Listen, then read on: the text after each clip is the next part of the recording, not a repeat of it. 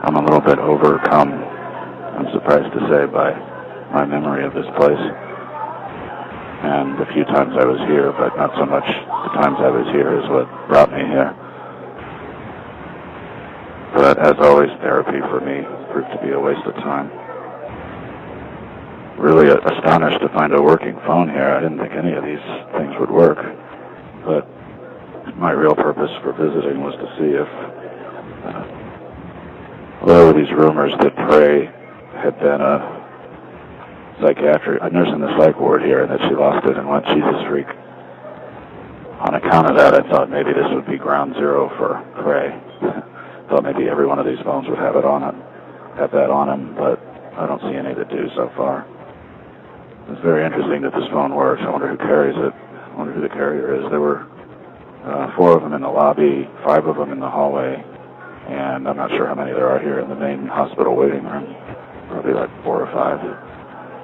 So, it's going to be a long day. Another one. I'm working hard. But I don't know who I would talk to. This Bellevue must have a historian of some sort. Either here or somewhere there must be one who might have heard these stories about the crazy nurse, but I shouldn't say crazy, but I mean, they used to use that word without it being derogatory.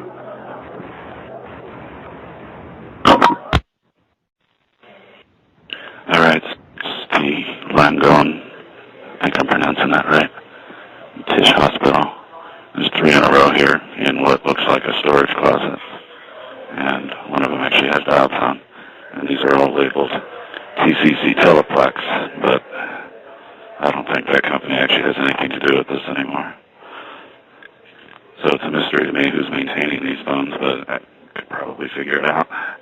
I want to be in touch with somebody at Bellevue anyway. Just thinking about it again, though, I was surprised how overcome I was with walking into Bellevue again. And it's not so much the experience I had there, because the doctors really made no impression on me. And I don't necessarily mean that in a negative way, but the one doctor I was supposed to do the most work with was just irresponsible, I guess. So it wasn't so much the being there as what got me there. So I mean, I hear sounds on the other. This doesn't have a volume switch on it. Well, it says to increase volume, press the pound key. And I feel like if I do that, I'm going to disconnect. But small miracles, it actually works. I pressed pound key and the volume actually increased, but I can't distinguish what noise I'm hearing. I think it's probably just feedback I'm hearing. All right, well, this feels like a payphone ghetto. Dude just came in here and mopped the floor a little bit and didn't seem to pay me any mind. There's a door to my right that says main lobby, north closet, and storage room. There is a straight edge razor on top of this payphone. Wow, I haven't seen that too often. Although that reminds me of the strange encounter I had with a straight edge on the one over by, yeah. All right, the dude is mopping the floor again. I'm going to get out of here.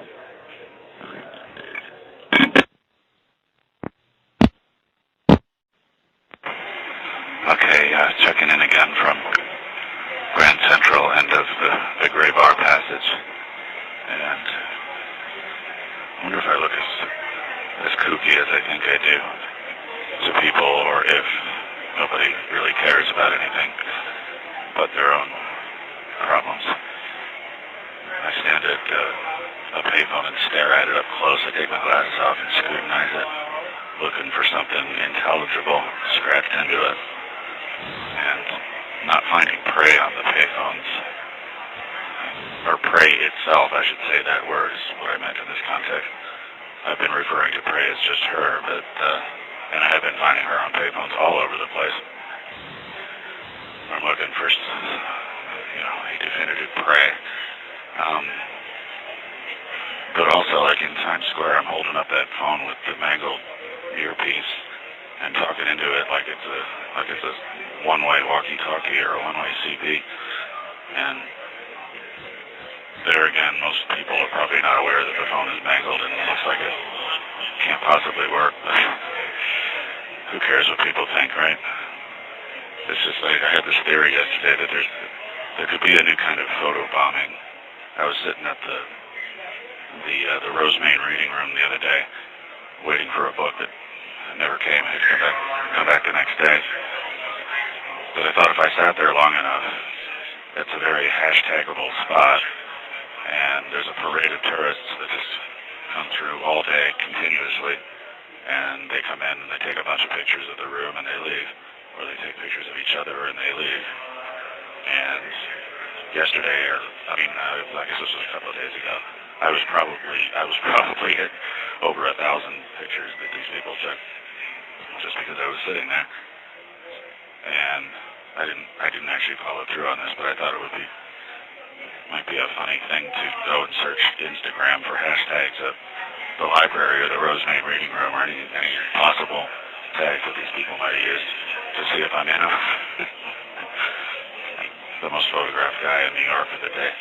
They just know where to sit on the proper hashtag, you know what I mean? Well.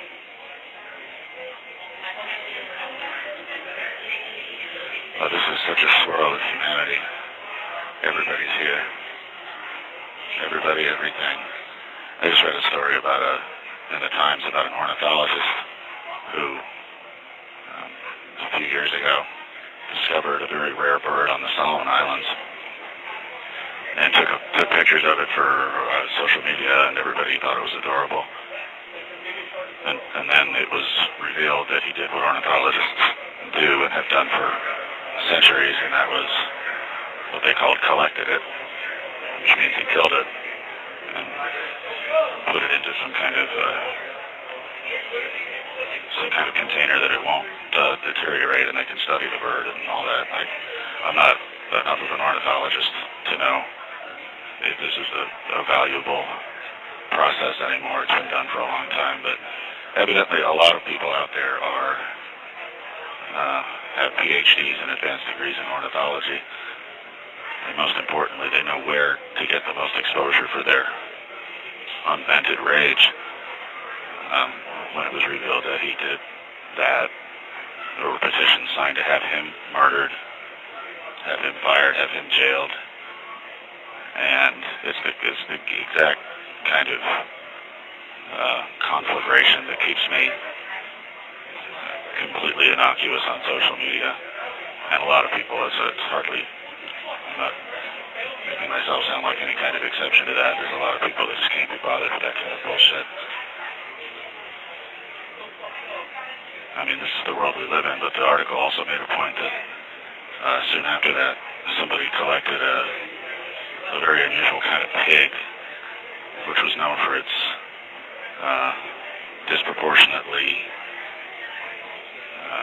numerous pubic hairs, and there was not a single glimmer of outrage over that. So you got to go where your rage is going to get the most bang for its buck. Nobody's going to bat for the ugly pigs, but they will go ape shit over a beautiful little bird.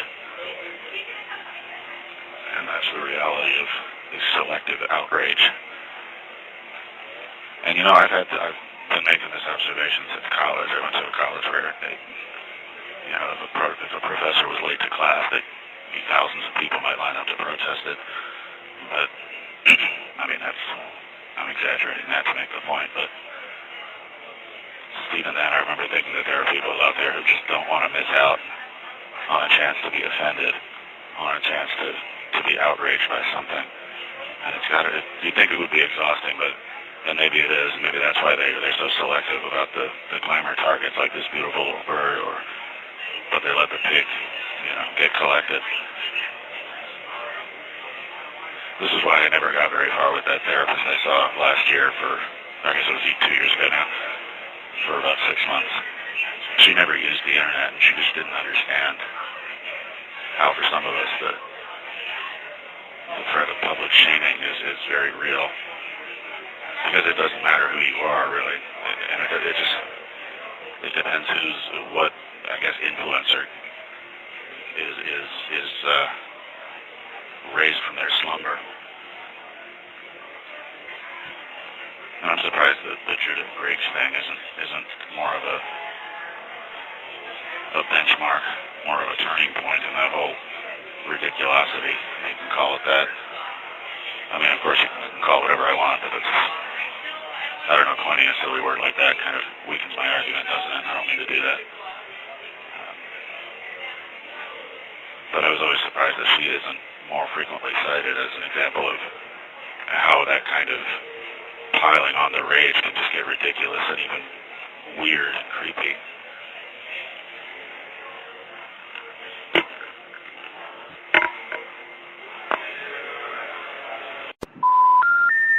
Either the number you've dialed is not a working number or must be dialed with the correct area code plus 7 digits.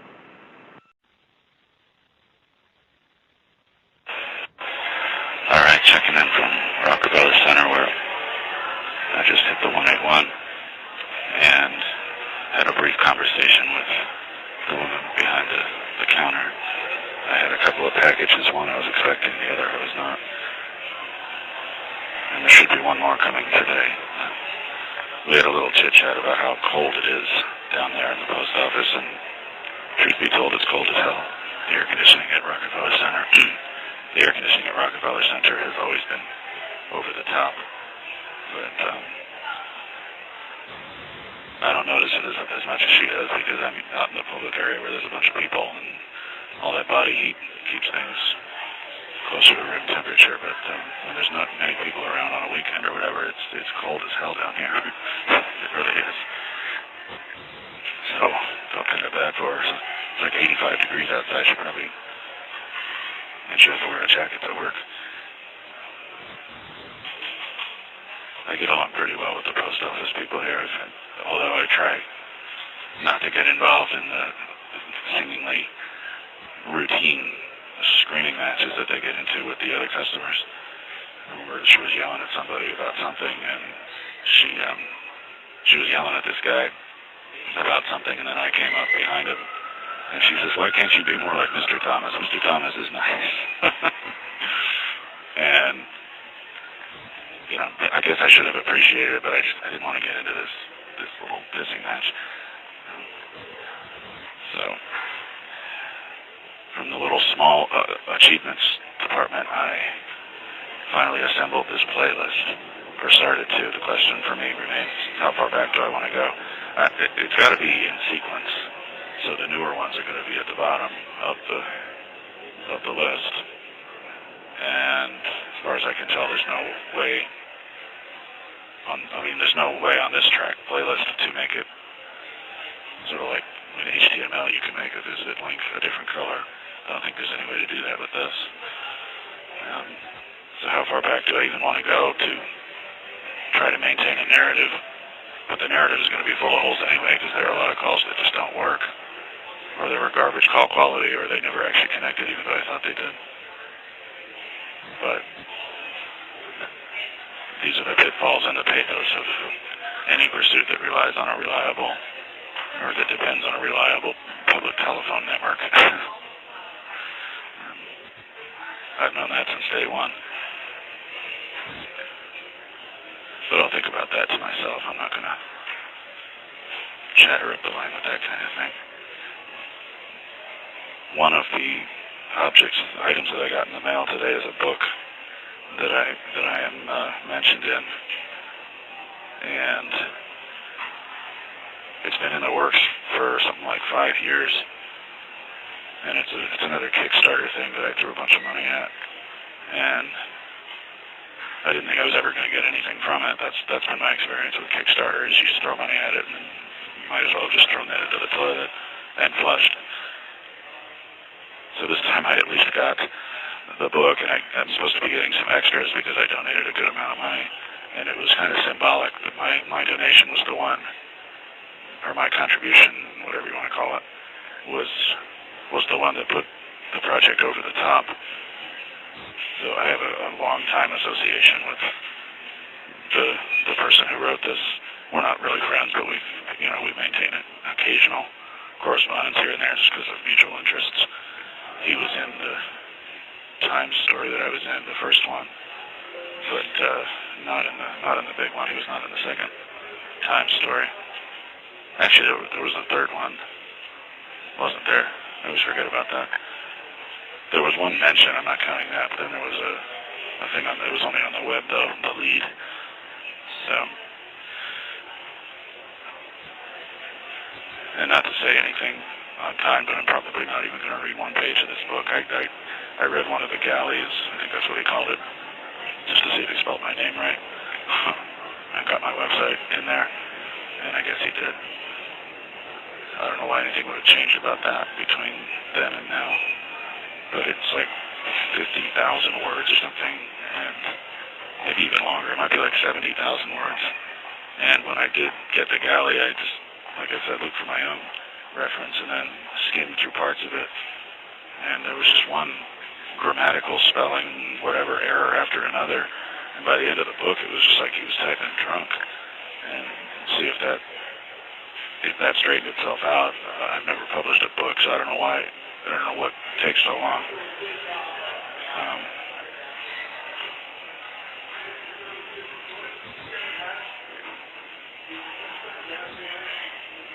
I guess I could somehow writing a book still seems like a rite of passage for anybody that has knowledge of a specific subject. And yesterday, like I said yesterday, I was just wandering around Newsbank, the newspaper database that I can only get to at the library, and just looking for references to phone booths and payphones just to see. I was evaluating Newsbank as much as anything. I wasn't really doing real research, but I did find an interesting bit about how the city was sued, or was the other way around. The city sued New York Telephone over its display advertising that it started putting on phone booths. Apparently they just went ahead and did it without getting the proper permits from the city. And I do kind of vaguely remember that, but I never read any deeper into it. It's just interesting because that decision to put display advertising on booths is why we have Link NYC today.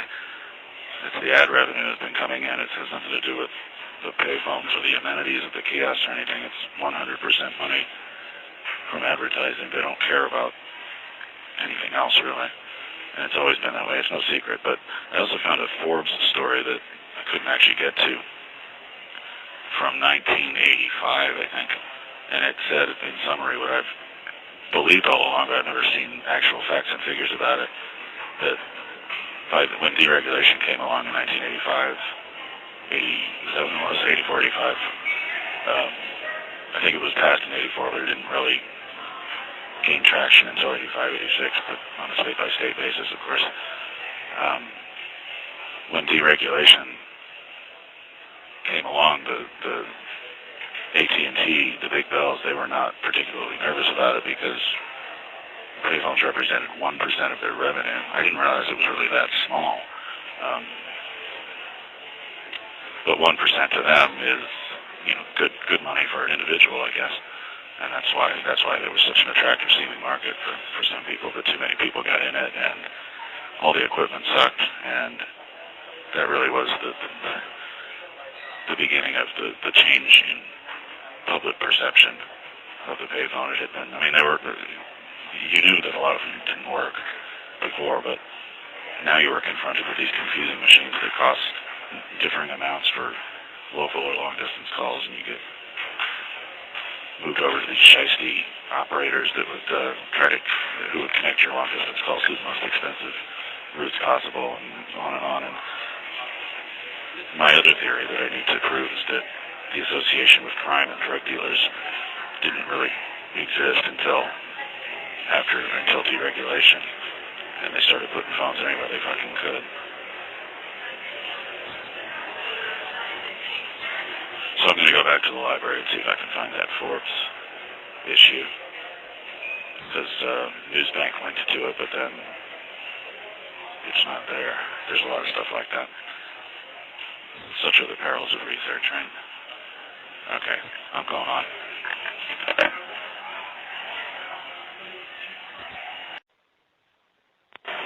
Okay, so I'm checking in from a phone that I had given up for dead a long time ago. This is Times Square, and I was intending to do what I've been doing and set up the seemingly massacred phone that actually still works to record the musician.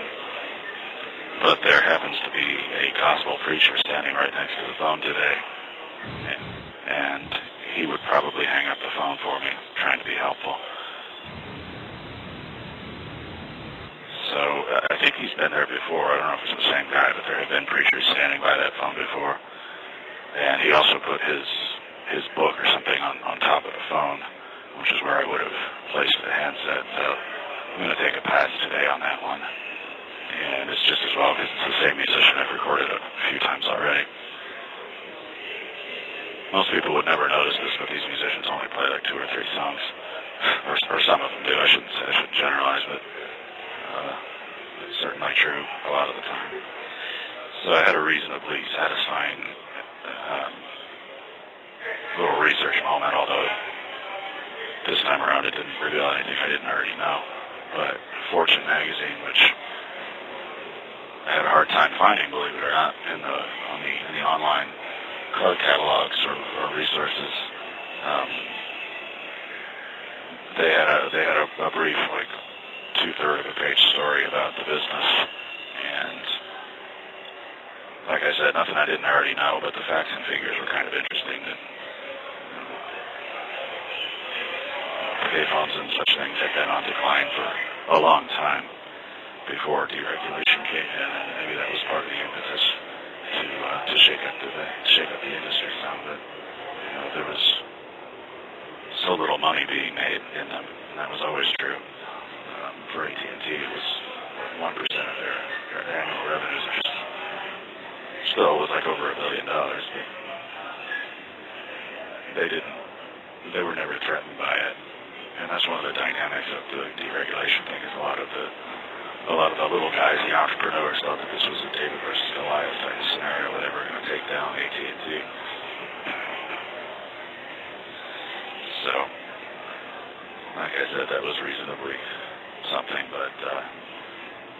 putting it all together.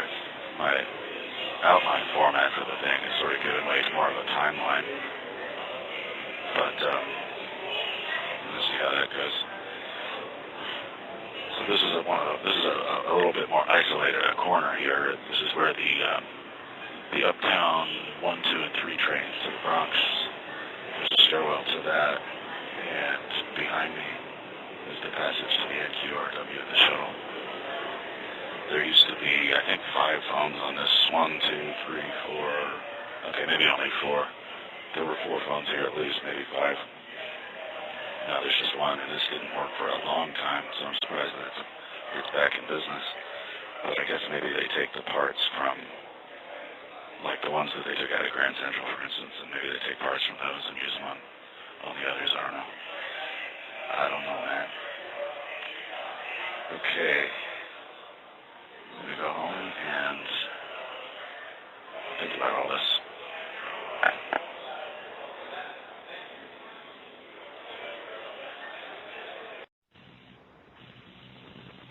Yesterday, I screwed something up in a way that only I could. I was at Times Square and I was getting ready to do my thing, and dial up from that central payphone to record the musician nearby, and there was a gospel preacher there at the phone. I think I described some of this already in a previous call, but in fact I know I did. So I'll skip the summary and say that after I made that other call, I went back past that phone again, and the gospel preacher was not standing right at the phone anymore. So I figured, what the hell, I'm dialing anyway.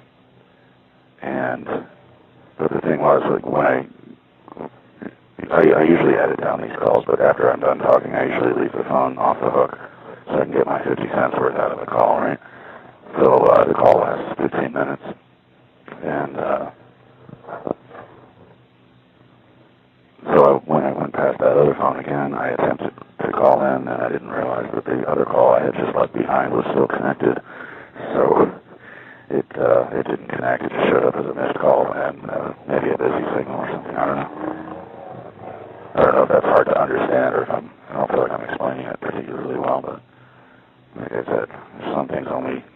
There's some little bits of humor that are so specific to individuals or circumstances that there's no point in explaining it, and maybe this is one such example of that. But I've had some similar things happen with, sometime I was playing at the piano, and I thought I was playing out of the Etude Music magazine. I scanned a bunch of the music from those, and you know, most everything in that magazine was pretty saccharine, pretty, you know,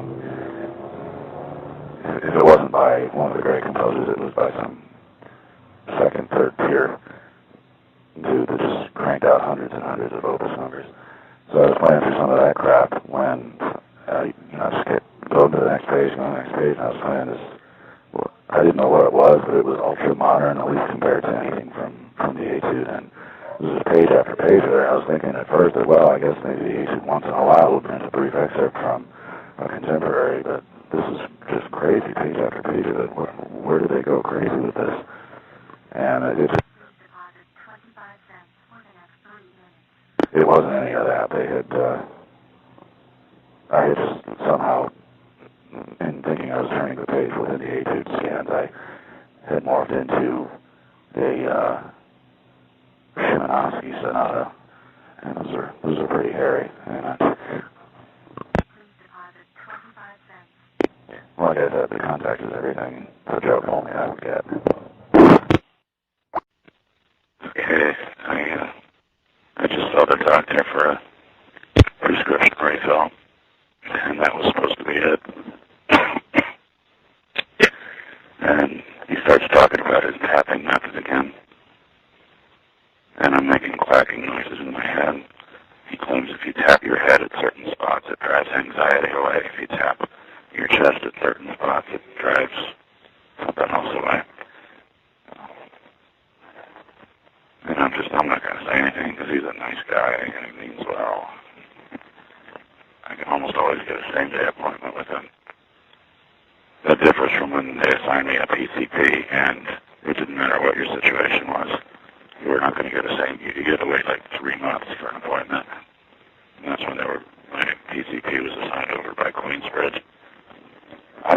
way it is. I mean, half a mile up the road, you can get an appointment the same day. Same insurance, same everything. But over by the project, they got to wait months. I mean, it's obviously a lot of people that live over there, but still. So I'm feeling mellow, but a little numb after I took a couple of the panic pills. This is the phone, by the way, that I started this little series with on the panic pills. And I thought I was on my way to not needing them, but it's wishful thinking, right? She just told me to deposit 25 cents for 2 minutes, and I don't think that's going to work. I shouldn't say thank you when I deposited it. And I don't think the 3 minutes is actually just passed, so it's playing hardball. That's survival mode for the payphone operators. If they're saying they give you 3 minutes, but they give you 2, and then they promise you 2, they give you 1. Yeah, it's a mixed up world, right? At least it's a beautiful day out here. I'm feeling very, very deflated. Tomorrow I'm planning some research at the library, although I might have to end up doing it on Saturday. And I'm just going to keep on doing what I'm doing, whatever the hell it is. He gave me an open reference to see a psychiatrist or a psychologist, and open referral, that is. And going back at Bellevue, being back at Bellevue just for that little bit, made me think maybe I should give that another try. They are supposed to be the best, right? We're sorry. You have reached a number that has been disconnected or is no longer in service. If you feel you have reached this recording in error, please check the number or try your call again. The following tones are for the hard of hearing.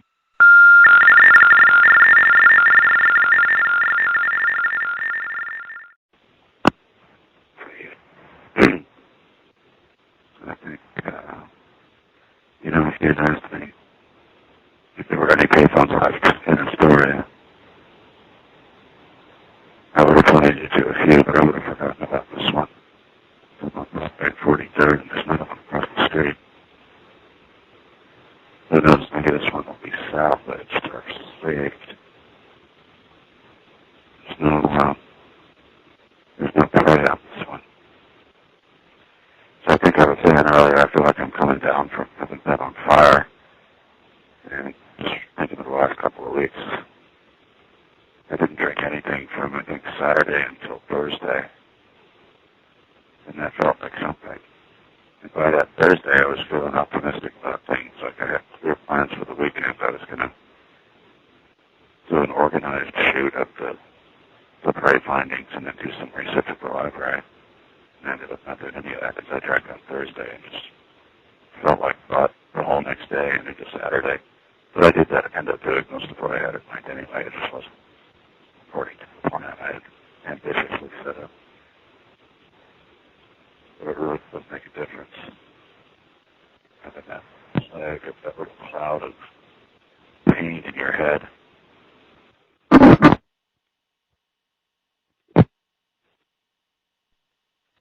Oh yeah, okay, there you go. And it feels like I fell asleep and woke up at Coney Island.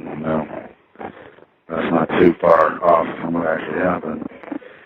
I was on the D train, and I remembered that I should look for prey as long as I'm here. And this was at Rockefeller Center where I started. And I spotted her, I think, 5 or 6 times. And I got so focused and so concentrated on the quest that I think I was 3 stops from Coney Island. And figured, hey, why not do it the same as I remember? I think I was last here a couple of years ago. So this is Surf Avenue. I'm outside of the Eldorado Auto Scooter place. Looks like it's open. It's off that stand, but it's open. And across the street from Grimaldi's, which is the pizza place. And looking down at Lunatics Ice Cream and Popeyes Chicken and all that. It's Coney Island, I used to spend a lot of time in Daytona Beach, and the only thing this place really has on that is that it's just a lot bigger. It's just the same thing, a lot bigger, a lot taller. And Daytona Beach is actually caught up in a lot of ways if amusement parks and this sort of this sort of area or you think. There are a lot of payphones here, but I don't think any of them work except this one. And like I said, I was looking for Prey, and I found her on the first payphone that I walked up to here, but that's been 9 months since. So whoever is doing the We Need More Payphones has made their way up here or out here. So that's good to see. And I'm just going to walk around a bit and see if I can find a decent cup of coffee, and then I'm going to head back. I'm going to make a day of it.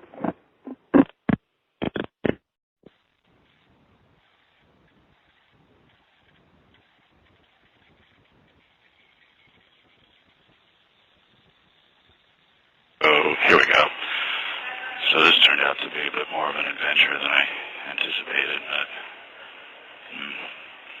not that it was ever out of control, but I got on the D train just for the hell of it, thinking, yeah, maybe I'll spot Prey, because that's where I saw her last time on a subway.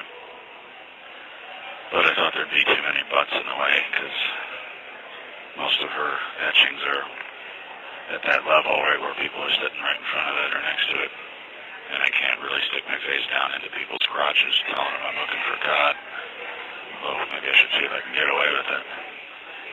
But the train cleared out pretty quickly, actually, and by the time we got to Broadway Lafayette, there were only a few people in the car. So I just went seat to seat. It's not so much the D train as it's got to be a line where the seats are the ones that face each other at a 45-degree angle, or some of the seats that is. So, and they're usually orange. As far as I can tell, they've always been orange, or maybe sort of off pink. I don't know. Maybe there's another color name for that.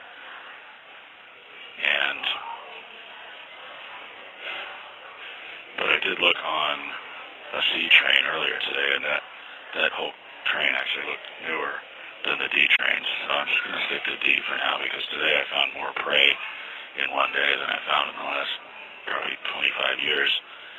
Not that I've been looking for her as aggressively, but this was like real thing, P-R-A-Y, the authentic lettering.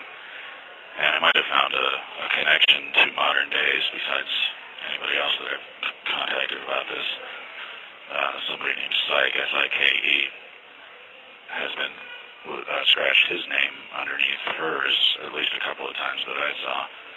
And I don't know if that's a shout out to her or a high five or what it is, but I'm going to maybe see if I can contact that individual and see if he's sort of in the same game as me as far as chasing Prey, but to see if he's in the same place as me as holding her place in the pantheon of the city, of the writers. So I was so ensconced, so concentrated on this task of finding Prey that next thing I knew, I was 2 stops from Coney Island.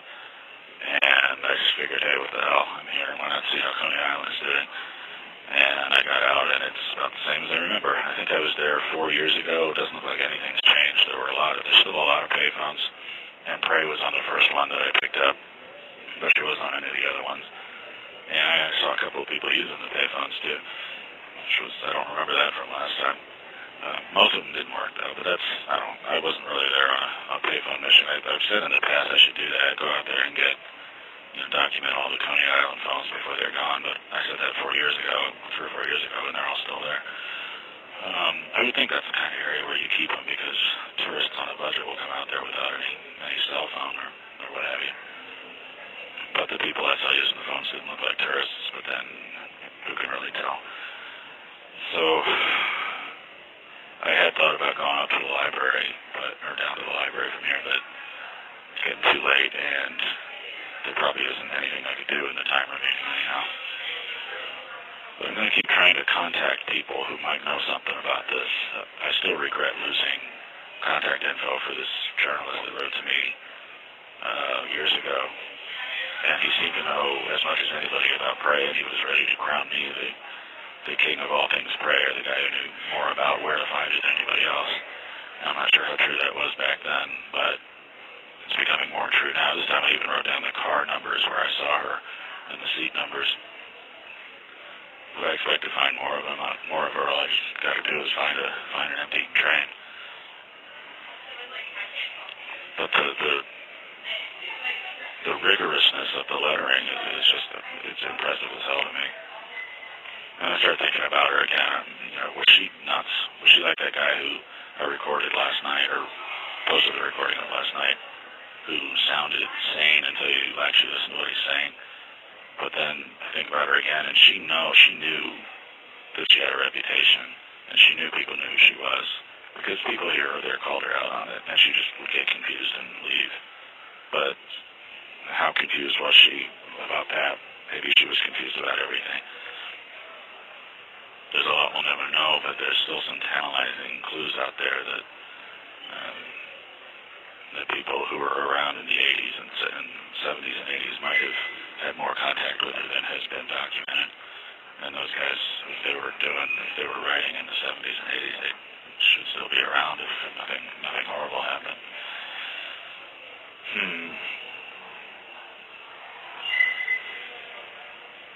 On a different subject, I've been reading this book about it's called The Hour of Our Death. It's a history of human concepts of death.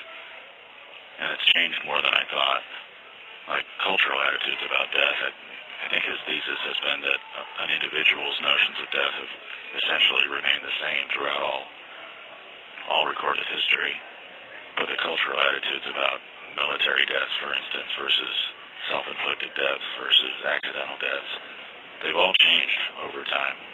And it wasn't until like the 13th or 14th century that murderers or convicted criminals who were sentenced to be hanged, they were not even given last rites until about the 13th or 14th century. And that only commenced when certain clerics or sort of mid-level religious friars, that's what it was. I said clerics, I meant friars, that they were allowed to accompany the executed to the scaffold.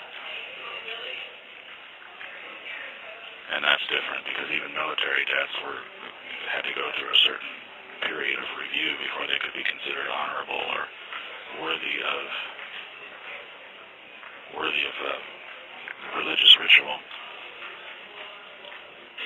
And that's entirely unrelated to anything else I just said. But I got back up here to Rockefeller Center just in time, because I ordered a cheap little wireless mouse for my new computer, and it was supposed to get here Tuesday, and here it is Friday. It got sent to the wrong center, and UPS sucks, and there's nothing you can do about it.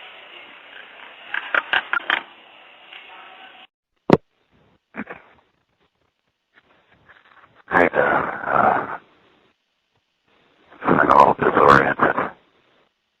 I'm in Great Point at India Street, Manhattan Avenue. And there's only 2 payphones left in the area. They're very short, by the way. My forehead is hitting the upper part of this enclosure. I'm feeling disoriented because, first of all, anytime I come here to Green Point, I start with the G train, or I get the G train at, I guess it's Port Square. And that itself always disorients me because the train goes the opposite direction that I expected to. It happens every single time. I think it's because I expect the train to go the direction I'm walking. But I get over that. I'm not feeling disoriented perpetually on account of that.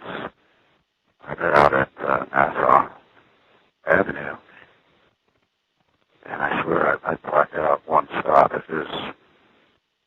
I do remember Greenpoint Avenue, but I swear there was something between Greenpoint Avenue and whatever the stop before it was.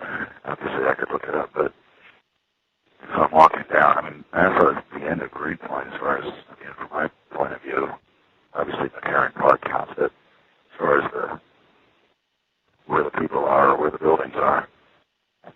Nassau at the end, I just don't remember getting there. And it's lucky I got out when I did, or I'd be very, well, not unfamiliar territory. I guess I'd be in Lake Lawn anyway. I can't remember what the next neighborhood over is. So I didn't want to do all this walking here today, but the last time I blacked out, I'm not sure this qualifies as blacking out. I probably just got over a little bit because I drank last night. Although I only drank as much as usual. Last night I blacked out once on Leeds Boulevard. Fixed deposit 25 cents for the next 3. And from there I got a brain MRI and a whole bunch of other stuff that I've already talked about. But I also used to black out once in a while in high school. I would be driving to school, and anything I did, I'd be 5 blocks away from my last blinking memory. If you would like to make a call, please hang up and try your call again. Hello. You know, if you were to ask me if there are any payphones around here in Queens Plaza, I'd probably say no. Because I always forget about these two that are over here on Queens Plaza South on Jackson Avenue. And they pretty reliably work. So I'm feeling a little better now than I was earlier. I didn't black out, I just spaced out. There's an important distinction. I thought Greenpoint Avenue was the second stop in Greenpoint. I guess to the first, or I'll look this up when I get home. I don't really care. But I'm not. I did freak out so badly the time I blacked out on Queens Boulevard that I went as far as getting a brain MRI, where they found I was always offended when they said that they found nothing remarkable in my brain. But looking at the brain again, I think about this a lot, but it's hard to articulate. It's so much of the fundamental currency of our communication and our existence depends on things we can't prove exist. I mean, you could go straight to human consciousness. You could say, well, there's no drop of fluid you can point at. There's no particle where you can just point at that and say, there it is. Let's follow that. But at the same time, they look through every slice of my brain. They look through every particle of fatty, whatever the hell was in there. And they still couldn't tell me what was going on inside. And I'm sure they're used to that by now. And I didn't think a whole lot of it at the time, to be honest with you. But there's that, and then there's the whole concept of seeing things or being seen. I've been over this too many times now. Somehow, on some plane, there's got to be a way to prove that we really exist. There's got to be a way to prove that all this is real. Or better yet, there should be a way to prove that none of it is real. But you can't prove either way, can you? There's no evidence. There's no evidence of any of this, of what we see, of what we hear, of what we think.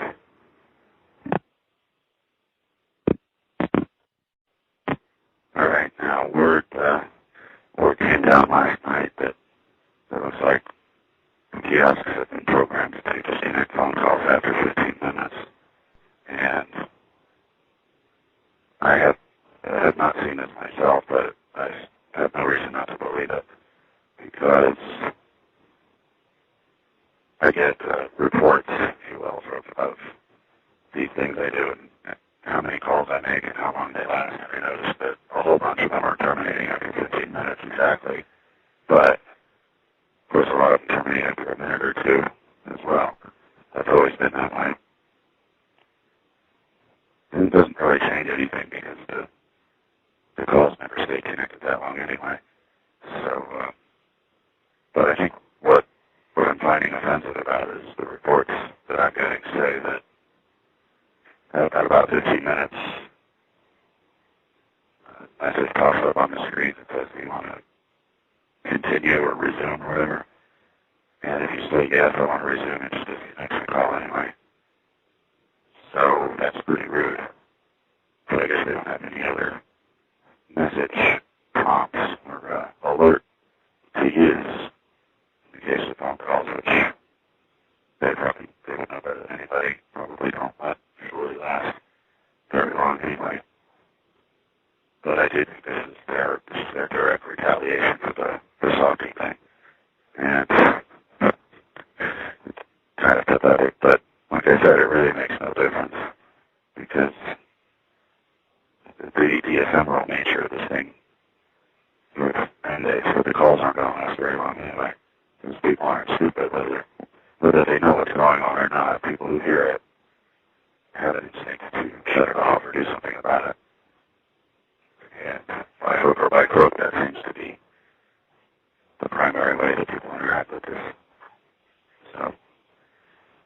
see how it floats. We'll see how this shit floats. In the meantime, I got up really early today, and I don't know why. I don't know why I got up early. It just gives me more time to waste.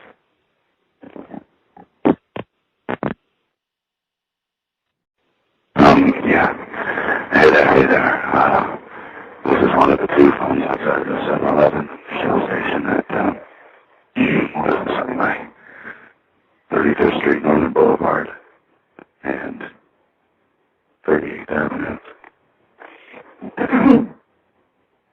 And I went out to confirm that that payphone is actually not the one that I called the Supercenter payphone or the suicide hotline payphone. I thought it might still have been lurking behind the trees because sometimes that phone was kind of hard to see. But it's gone, and it's been replaced with a kiosk that has no working tablet functions and only one working ad panel. So they took away a payphone with 3 ad panels and a working phone and replaced it with 1 ad panel, and that's it. That's essentially all they've replaced it with. So that's the smart city for you. And I predict that tablet will never work. It's the kind of location that nobody's going to complain. And whatever. It's a beautiful day out. I'm just getting some sun before hunkering down to do some work I've been needing to do for a long time. Or that I have gone off and on. I just undid, and I have to remember how to do it all over again.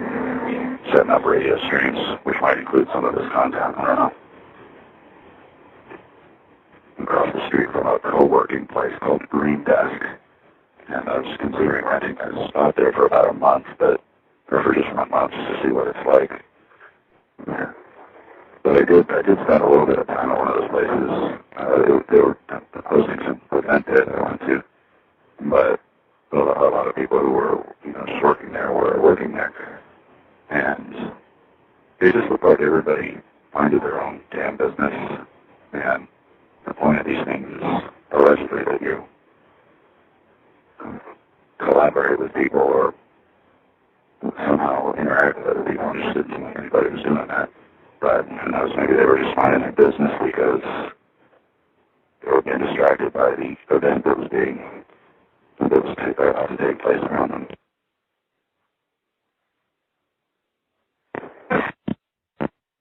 I think I'm going to end this playlist with a call from the phone that started it.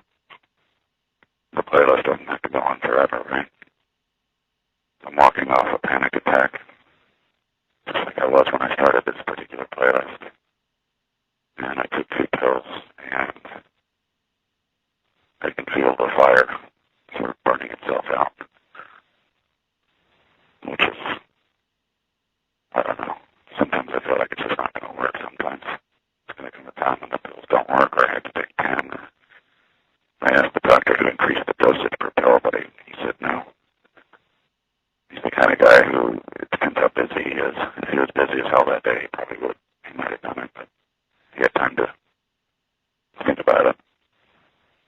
He's into Eastern forms of, I'm not going to say it, but because he's a nice guy. And he means well. But, I don't know. I'm going to go home and after I catch my breath and just get down to doing what I was trying to do yesterday. I can't even remember what that was.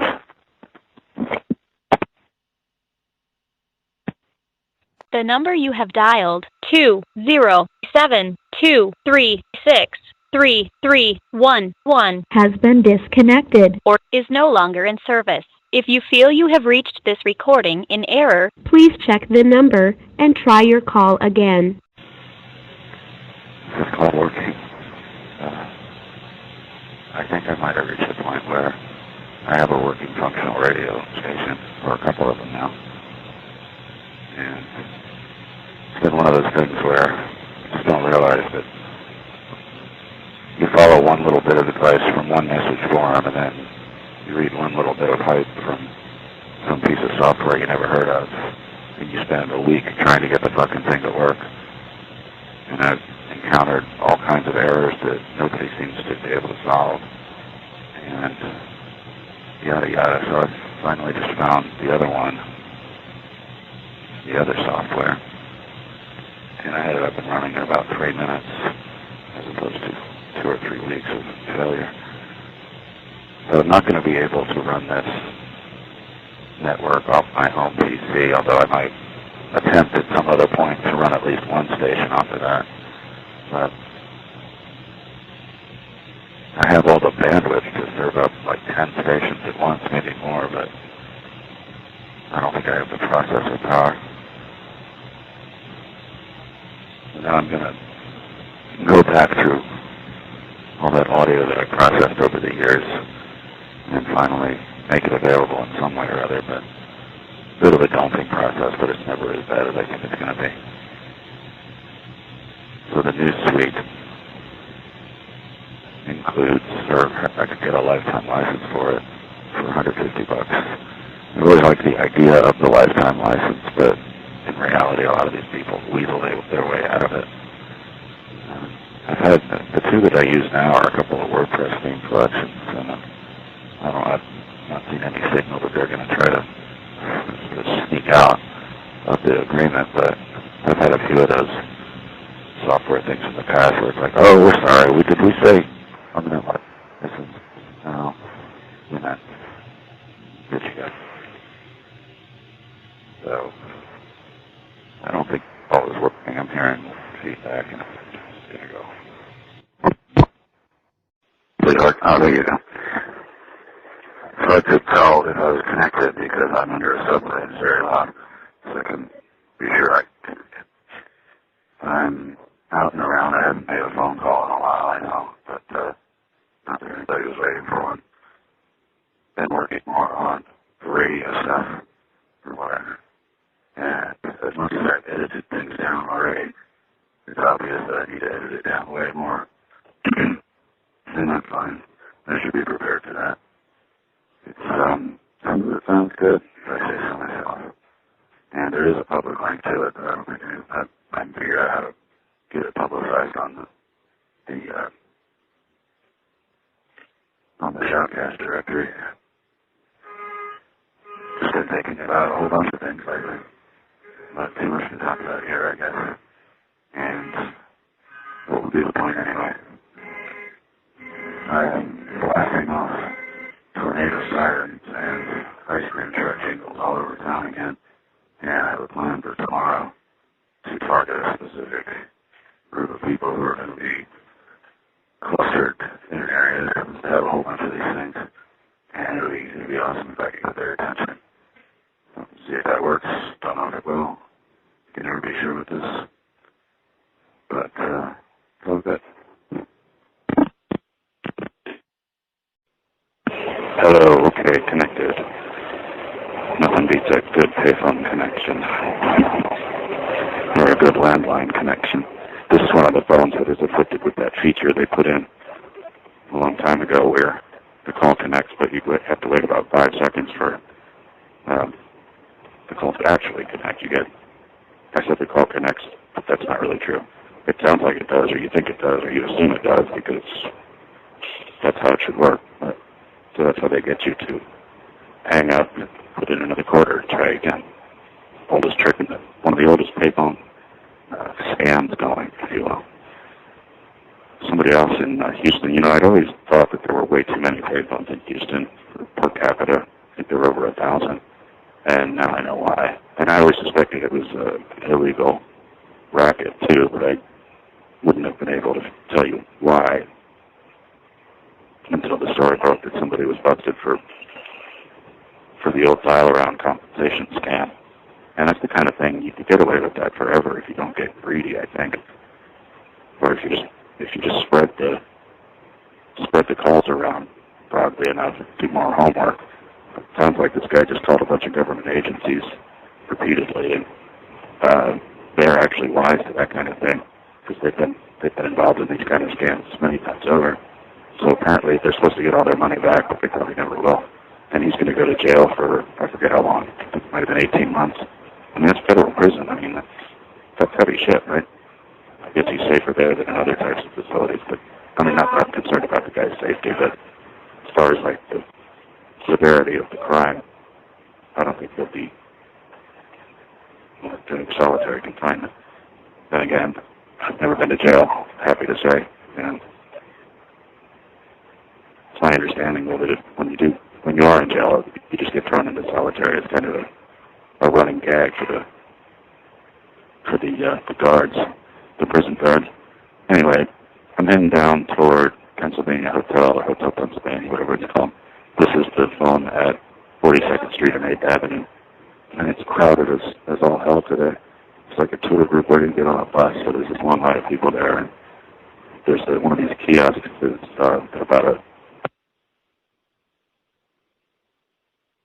is tilted over at about a 30-degree angle, and it's been like that for weeks. I would have thought somebody would have fixed that by now. It looks like a lawsuit waiting to happen. Hello, hello. Hello, hello. Well, I don't know if this is working. I should have got the acoustic coupler effect by now. I'm at the Pennsylvania Hotel, or Hotel Pennsylvania, whatever they call it. I found a row of 5 payphones down, as well as a public payphone and fax terminal, which looks like something from the 1990s, maybe late 1980s. You know what, I'm so sure this call isn't working, I'm going to try the other phone. We're sorry. You have reached a number that has been disconnected or is no longer in service. If you feel you have reached this recording in error, please check the number and try your call again. For directory assistance information, you may dial 411 or your directory assistance provider. Well, hello. The call connected, didn't it?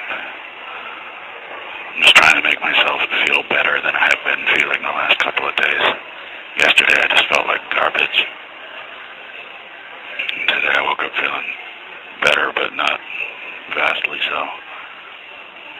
Never noticed this. I'm at Rockefeller Center. I never really noticed the hideous fucking light fixtures that are directly overhead above this payphone. They look like something from a sewer system. Like lighting that you just put on when you need it. I'll bet this has been here since, well, I don't know how long it's been here. The ceiling looks like it's not the original. The things you never pay attention to. I walked all the way here, and there's nothing at the 181. I wasn't expecting anything, but I just needed to get out. And tomorrow I'm going to attempt to learn to skateboard, which I got the skateboard a couple of weeks ago, but it was like 110 degrees outside, and I wasn't going to go out and exert myself in that kind of stuff, but a friend of mine offered to come hold my hand, basically, while I do this, and maybe she'll learn to ride a little herself. And I'm going to look at some videos to see make sure I know what I'm doing. Not a lot to report, really. Just, I need to eat. I keep forgetting to do that. I've always been negligent. My mother, I remember, was offended when I declared that I had an aversion to food, and it was true. I always have. I would go 2/3 of the day before eating anything, and I'm still the same way, but it's different if I quit drinking, then for a few days afterward, I just can't stop eating, but then it balances out. I do think about getting too confident with my little street theater thing. I've been going down 3rd Avenue and lighting up some of the ones that I didn't think actually worked, but because the screen is dark, but they actually do work. You just can't use the screen.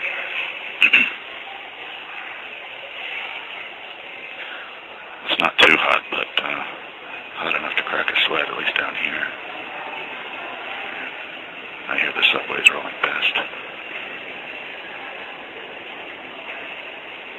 I don't have a real interest in this, except that I happened to be in the lobby of the hotel on Friday when that so-called hacker convention was getting going.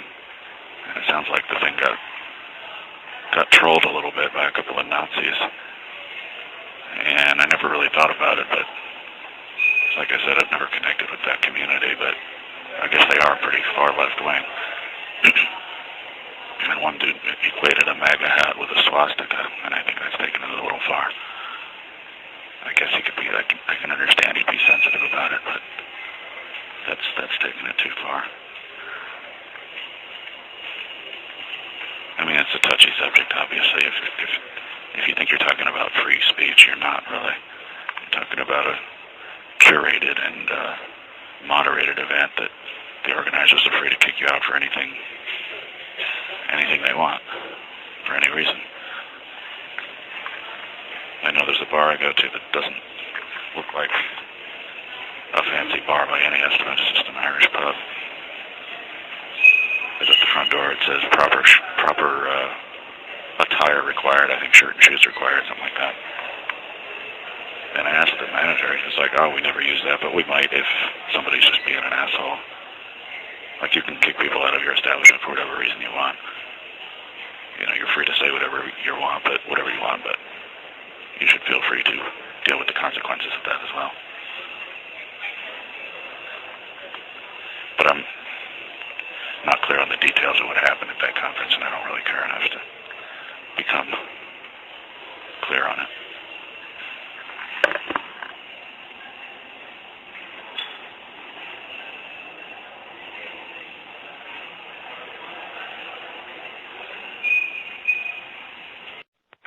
So I got a little bit of a reaction today. So far it's just been a couple of comments from an NBC4 reporter, and he being an NBC4 reporter, he naturally got prompt and courteous attention.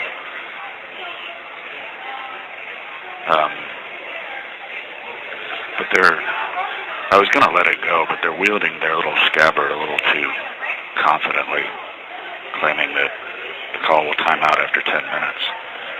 And I know for a fact that that's not 100% true, although it seems to be true most of the time. But it never made a difference to the project, because by its nature the calls were short, because people aren't stupid. Whether they know what's going on or not, instincts are to just start punching buttons to make the noise stop. I mean, if anything, cutting the call short like that conforms to the aesthetic of the thing, of the project.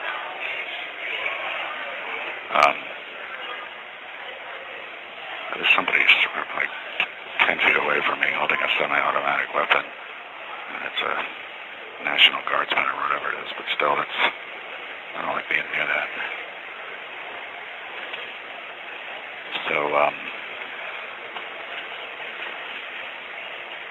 as a matter of fact, I think I'm just going to go.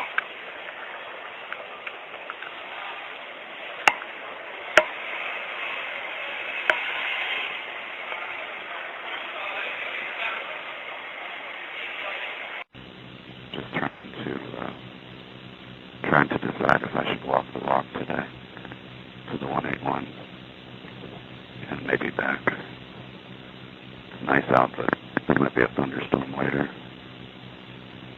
And just throwing things out, and it's making me feel kind of melancholy, as these things do, but everything makes me feel melancholy, so keep that in perspective. Throwing away all my old football and baseball cards, saving a few. If I can remember the player at all, if I remember anything about the card or the player, I'll keep it. And that's going to winnow my collection down considerably. So I'm saving the Robert Newhouse card first and foremost. That was going to be the only one I saved, but I'm not going to save more than a couple of dozen. I mean, I had like 700 or 800, I think. I mean, that sounds like a lot, but it's not like they take up a lot of space. But I'm saving Robert Newhouse because that's the only... Well, I went through a brief shoplifting phase in grade school. But aside from that, the Robert Newhouse card is the only thing I've ever stolen from another individual or entity. And I'm not discounting the shoplifting spree, which I think was like in the 4th and 5th grade for me. But it's the only thing I've stolen from an individual, and I lied about it. And this must have been 77 or 78, because that's when the card was the most coveted card around. And unfortunately, I have no idea who I stole it from. I don't remember anything about him. And he went to a different school. I don't even know what my connection to him was. It's a little strange because he lived outside of the neighborhood, and I didn't really have friends outside of the neighborhood. So, like I said, I don't remember how I was connected to this kid, but he called me out on having stolen his card, and I lied about it or didn't say anything or something. Please deposit 25 cents for the next 3 minutes. Thank you. So I'm going to save the Robert Newhouse card and maybe put a... There's not even any point in putting out a all-points bulletin to try and reunite this person with his card, because I'm sure he'd love to have it back, right? But it reminds me, I think it was the 7th or 8th grade, somebody stole one of my textbooks, and it was like a $25 textbook, which was a lot of money for us, and so my mother had to get another one. And then at the end of the school year, whoever stole that book returned it to me, as if it was any use to me now at that point. And we never knew who stole it, but maybe someday that'll all come out. It was a small class. There were only 25 kids in the class, but that was harsh. So what goes around comes around, right? Or maybe not. I can't decide if I should stay in and do some work at home or get this weekly round of exercise, but I'll figure it out. I'm going to go experiment a little bit more with the kiosks. I sort of took a couple of days off. See what comes of that. I don't know if I'm connected. I think I am. I'm on 3rd Avenue near 59th Street. And I was on 61st Street earlier, but I'll get back to that. I just wanted to continue my thought on why getting rid of so much stuff makes me feel melancholy. I mean, we've all seen this happen where somebody dies and everything they owned is thrown into a giant dumpster. And I feel like I'm doing that to myself, throwing myself away. But I think the reason I'm thinking that way is, I mean, I'm prone to that kind of morbidosity, but there's just a lot of stuff, and there's more stuff than I can realistically just throw away very efficiently or very quickly, but I don't want to throw everything away either. And I don't know. It just feels like that's really the best solution, is to just take a shelf full of books and throw every fucking one of them away. But there's a lot of stuff there that's unique to me, and a lot of my creative output, and maybe it's not all masterful or anything, but it's unique. It's just hard to do. And it's not as bad as I'm making it sound. I'm not like buried in junk. It's just enough to where it starts to feel like it's closing in on me. But I have gotten rid of mountains of junk over the last, I guess, this course of this year, since I closed that storage locker. But I'll figure it out. But 61st Street is a strange, sketchy road for me. I don't have any connection there as far as I know, but I might. I went a long time ago. I did a radio interview for Radio New Zealand, and I talked about a lot of crap, a lot of my depression and my suicidal past, which is way in the past, by the way. And I never heard it, but the interviewer offered to send me, or the producer rather, offered to send me a cassette, and he asked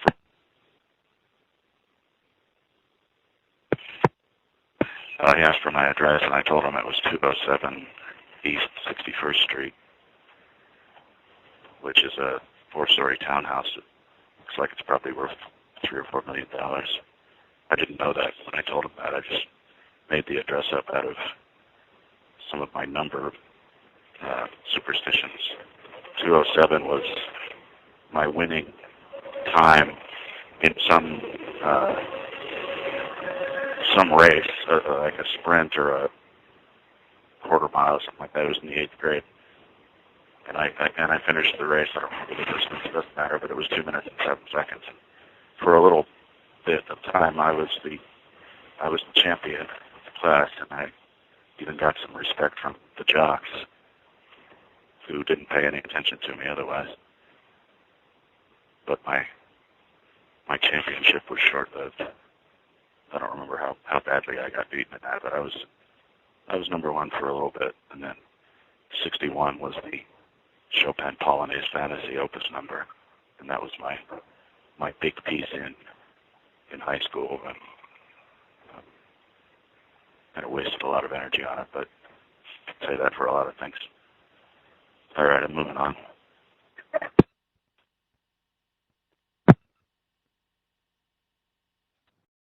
Welcome to Verizon Wireless. We're sorry, the number you have dialed has calling restrictions that have prevented the completion of your call. Announcement 19. Welcome to Verizon Wireless. We're sorry, the number you have dialed has calling restrictions that have prevented the completion of your call. Announcement 19.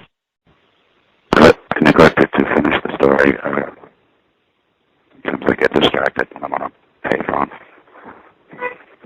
But the producer mailed the cassette to that address, 207 East 61st, and 2 or 3 weeks later, contacted me to say that it had been returned, and I was like, oh, well, I wonder when that happened.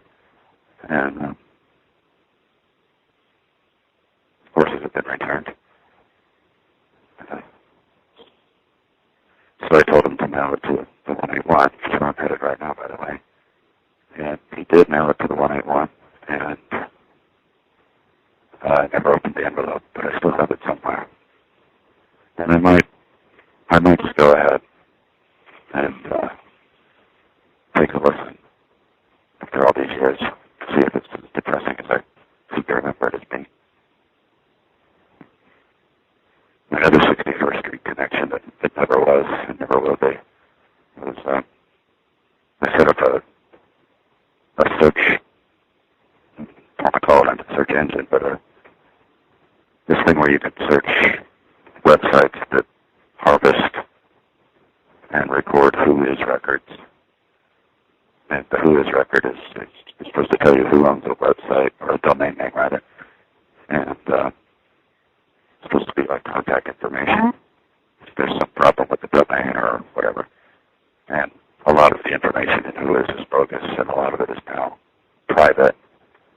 Which is something I don't think you should have to pay for, but that's why I'm not in business, because I'm not shrewd like that.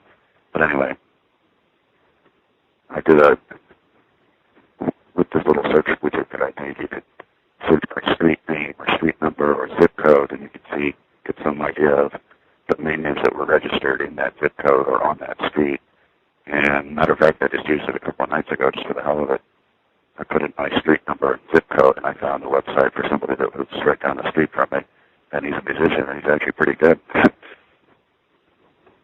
It's a weird little thing, and it kind of goes against the purpose of the Who Is database in a way, but nevertheless, I had made some interesting finds that way.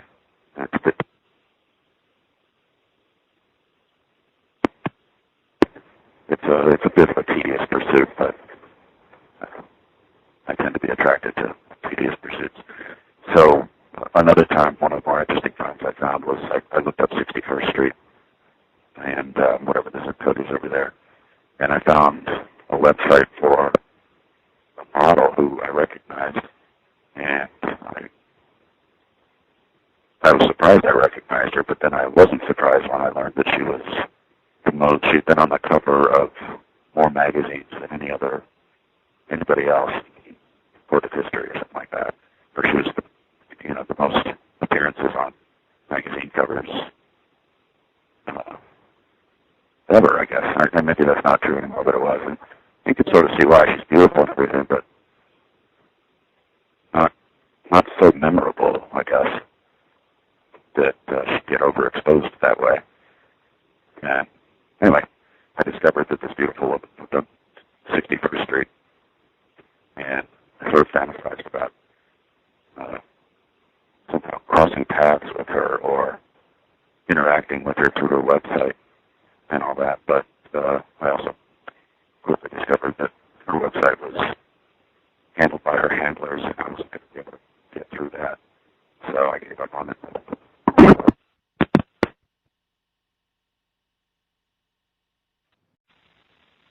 Well, then, made it over to the 181, and as I expected, there's nothing there. You never know what to expect, right? Looks like I picked up one mention on Twitter so far. It just happened a few minutes ago for the kiosks I've been turning on. So many of them don't work today. But made a somewhat interesting discovery. Not sure if I'm just imagining it, but those MTA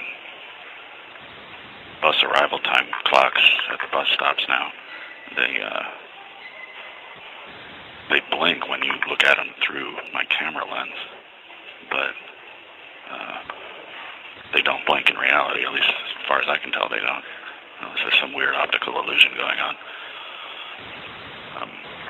I'm going to verify that again. I'm going to try to look at them through my regular camera too.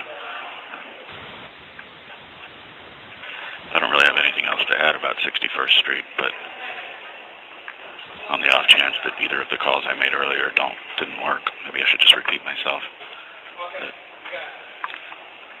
A long time ago, I did a radio interview for Radio New Zealand, and I talked a lot about being,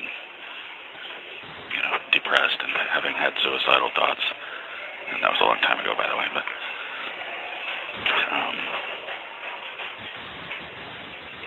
I never heard the interview because you couldn't easily get internet radio back then, but the producer said he would mail me a cassette of the interview.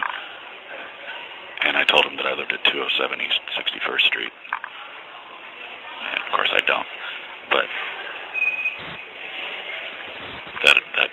that address had been in my mind ever since I moved to New York, as I'm going to live there, even though I didn't know if that address even existed. I did also consider 207 West 61st, but that address does not exist. The reason I chose the address was that it's a bit of my number superstition. 207 was the time that I finished a race in the 8th grade, 2 minutes and 7 seconds. I don't remember what the distance of the race was, but maybe at 200. I don't know what a 2 minute 8 second average distance would be. But anyway, I was, for a brief period, I was the champion of the class. I had the fastest speed in that race. And the jocks gave me some respect, high fives and fist claps and all that. Or fist pumps, or did we even do those back then? Whatever. So 207 was my magic number for a little while, and it also happened to be the cabin number at summer camp one year when I was in this cabin. It was just the bad one. We were just a bunch of cut-ups, and it was a strange episode of some, I guess, mob mentality or thinking, because none of us were bad kids, but somehow put us all together, and we were really a bunch of assholes. We wanted to burn the cabin down, and we did some bad shit, and we ridiculed other kids from other cabins, and it's been so long I don't even remember why or what we did exactly. I just remember we were bad, and that the president of the camp came to our cabin to lecture us and just ask us, what the hell? What is with you kids? What is so wrong? I think we hated the counselor was the problem. But at any rate, the number 207 came up in other contexts too. It's sort of like the 181 today, the proto 181, or one of them. 61 was another proto 181. Like I said, the address was 207 East 61st Street, and I got 61st from being Chopin's Polonaise Fantasy, the opus number for that. And that was a piece I played through high school and college and could hardly stand the sound of it anymore. It's really not one of his most finished pieces. So that's why I told the producer to send this depressing and probably embarrassing interview to 207 East 61st. This is just this address I had in mind for things like this, I guess. And he did that, and a couple weeks later he contacted me again to say that the envelope had been returned. And I feigned confusion, suggesting I had no idea why it would have been refused, but so I told him to send it to my 181, which he did. And I have not opened the envelope to this day, but I might want to do that to see, first of all, if that interview was as depressing as I seem to remember it. And I mean, the interview actually, or the producer, I forget if it was the producer or the interviewer, but actually sounded concerned about me. What are you going to do from New Zealand, right?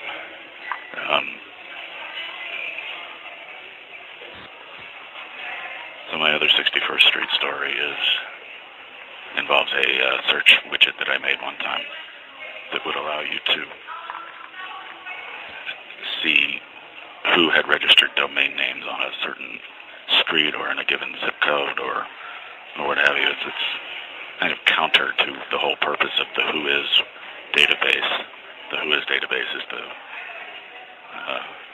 central registry of all domain names, and it's supposed to contain contact information for who owns the domain name and where they're located, but most of the time that information is either fake or registered as private, and you have to pay a fee to make it private, which I think is not ethical. But anyway, given my connection to 61st Street, I looked for domain names registered to anybody that lived on 61st Street in whatever zip code that's in. And I found the website for one of the most photographed models in the world. She lived on 61st Street. And I said, wow, that's a magical connection there. I'm going to figure out a way to make contact with her through her website or through her phone number or through whatever, because all that information seemed to be out there. And I quickly realized that all that contact information was for her handlers, and I didn't have a chance, and I never should have thought that I did. All right, I'm moving on. You know what, I'm moving on because somebody's actually waiting to use this payphone. I'm at Grand Central, and they got rid of one other payphone in the subway passage, or the subway passage, whatever it's called. And I'm going to go check around and see if any others are gone. They took away 5 about a month and a half ago. And I would think they don't just take away one at a time, but what do I know? There is a woman standing next to me using one of the other payphones, and she looks like a traveler, but maybe a little troubled too. And we've been making eye contact for a little bit. We'll see where that goes, right? It's going nowhere. Last time I called from here, I was on this same phone, and I left kind of mid-sentence because it hadn't bothered me before, but for some reason it did this time. That these National Guards people are standing 10 feet away from me with a machine gun. It just made me extremely uncomfortable. And I mean, they've been here a long time, the machine guns, and maybe even longer than I think.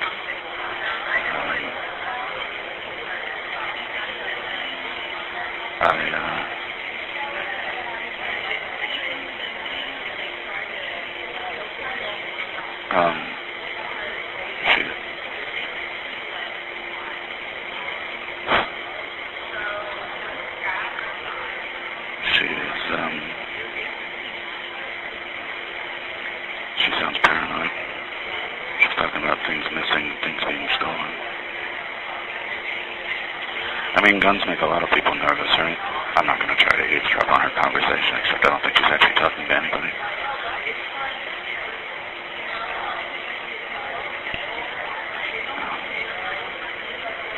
She says I'm connected to other people and they don't share my money. I don't know. Yeah, She sounds like trouble. She's beautiful, though. I mean, she's not a bombshell, but... Well, I guess the sight of guns makes a lot of people nervous, but machine guns in the hands of someone who looked like she was 15 years old is enough to just make you think, well, some bad shit could happen right now, couldn't it? So, I probably had other things to say. I went into the library thinking it was about to start raining, and the payphones there still do not work.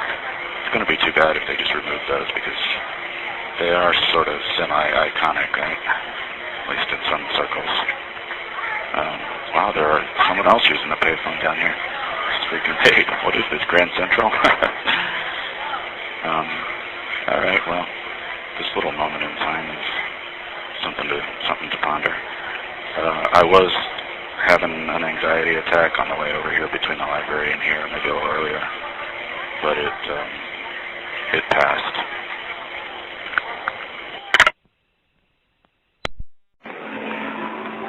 It really seems like there's a lot of disturbed people out here today. Maybe I'm one of them. Who am I to say? But that woman on the other phone next to me was... I don't know who she was talking to. Of course, who the hell am I talking to? But I don't know if she was really talking to anybody, because she didn't sound like she was stopping to listen. But before I saw her, I was having a little panic anxiety just because people, I don't know if I'm making too much eye contact with strangers, but people just keep walking up to me. And a reasonably beautiful young woman just came up to me, and I think she asked me, she said, "Can I ask you something?" And I smiled and said, "No, thank you." That's what I say to anybody that says anything to me, whether the response makes sense or not. That's just my pat answer. And she was like completely on her own as far as I could tell. And at best, she would have been a tourist asking me something, but I think she was some kind of scam. And I would have to hear it again, but I think she had a bit of an accent. So I don't know what she would have wanted. And as I finished an earlier payphone call, I saw that this dude wearing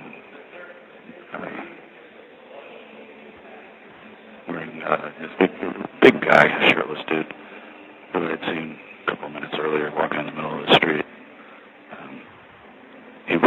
He actually waited for me to hang up my phone call, or waited for me to put the phone down, as it turned out. And he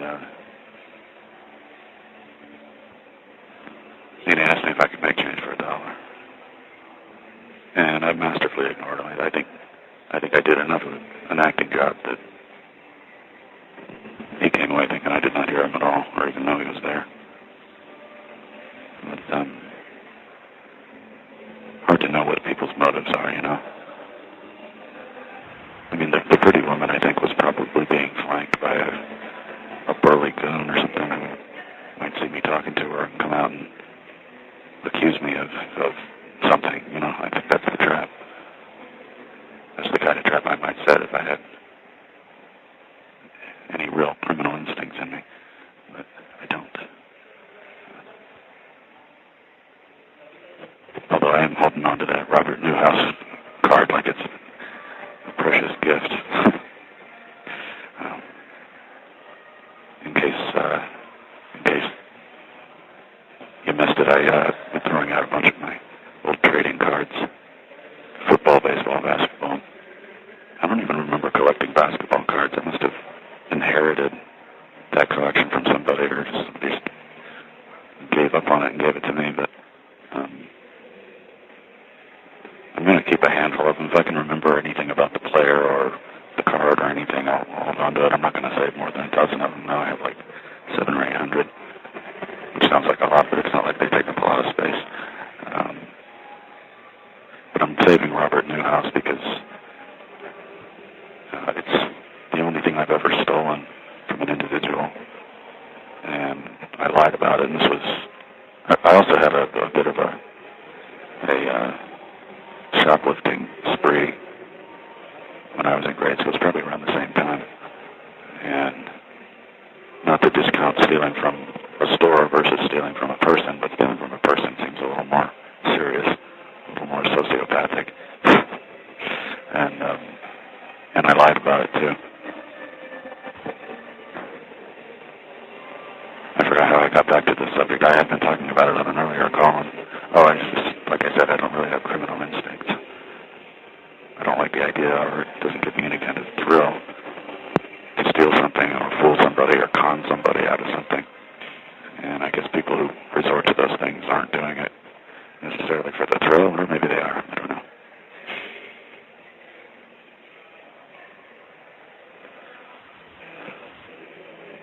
Well, if nothing else, this is a pretty fun all to myself. And no crazy woman flanking to the left. And the other one, the third one, or the third of us, I should say, came, and I think the phone didn't work, and she must have gone over to the other side. The other side. That's where I'm going to go right now.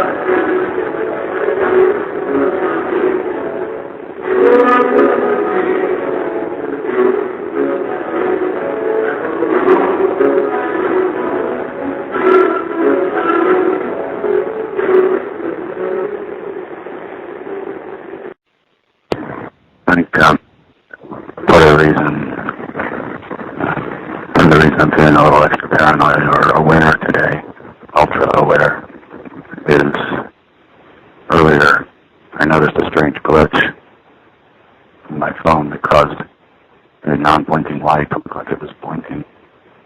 And I couldn't replicate that weirdness with my point-and-shoot camera.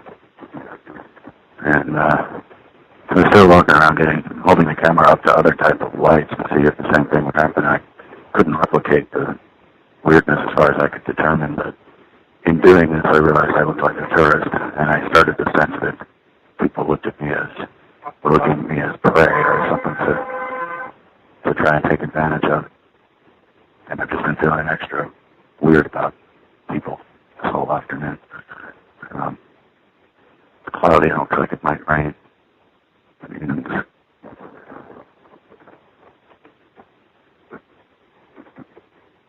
looking over at a dude who plugged into the kiosk like a minute after I turned it on. I think he turned it off, but I'm not sure. It's funny, there are 3 payphones around here, but this is the only one that works, and I'm making sure this one's working. But you know what I worry about with people asking me for shit or trying to sell me their CDs or whatever is I was worried that if I blow them off, if I say nothing, or if I just say no thank you, that I'm going to be like the last straw for them. They're going to be like, I can't take it anymore. One more person says no, just stop and then they do lose it. And I started that again because just before I called, someone hit me up to get some money. I don't know, she was calling out after anybody that walked by. It sounded like she was being persistent. Attempted to connect with me, but I don't know, I didn't look at her. Like I said, some days I'm not aware of this, most days I'm not aware of this, but maybe in buttoning up my act and making myself not look vulnerable most of the time, maybe I'm just blissfully unaware that the vultures are circling.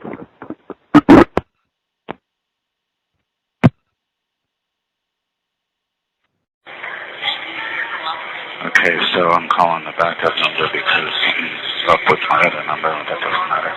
I'm at Grand Central, and they got rid of one other payphone in the subway passage, or the subway passage, whatever it's called. And I'm going to go check around and see if any others are gone. They took away 5 about a month and a half ago. I would think they don't just take away one at a time, but what do I know? There's a woman standing next to me using one of the other payphones, and she looks like a traveler, but maybe a little troubled too. And we've been making eye contact for a little bit. We'll see where that goes, right? It's going nowhere. Last time I called from here, I was on this same phone, and I left kind of mid-sentence because it hadn't bothered me before, but for some reason it did this time. That National Guards people are standing 10 feet away from me with a machine gun.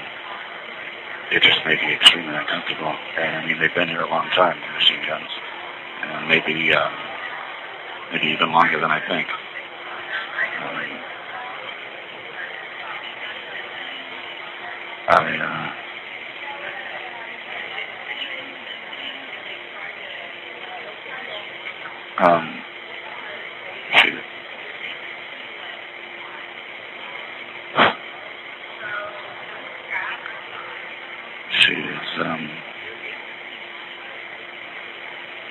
She sounds paranoid. She's talking about things missing, things being stolen. I mean, guns make a lot of people nervous, right? I'm not going to try to eavesdrop on her conversation, except I don't think she's actually talking to anybody.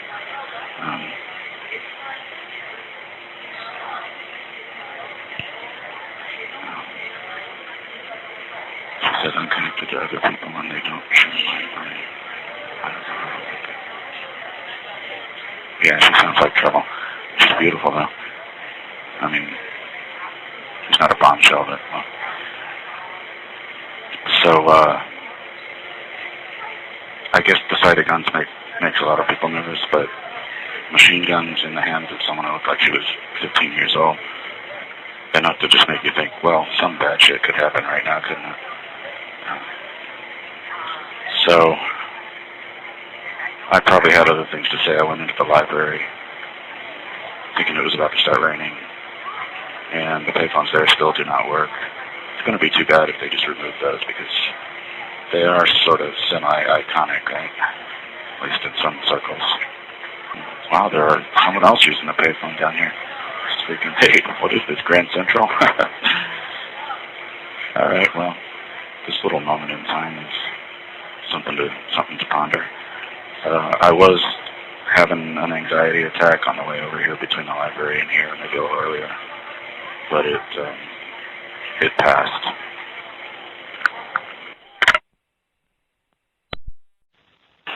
So I called from this phone yesterday, and I noticed a woman gave me a very direct and deliberate look, and I have to assume it's because she saw me using this payphone, sucking on the payphone.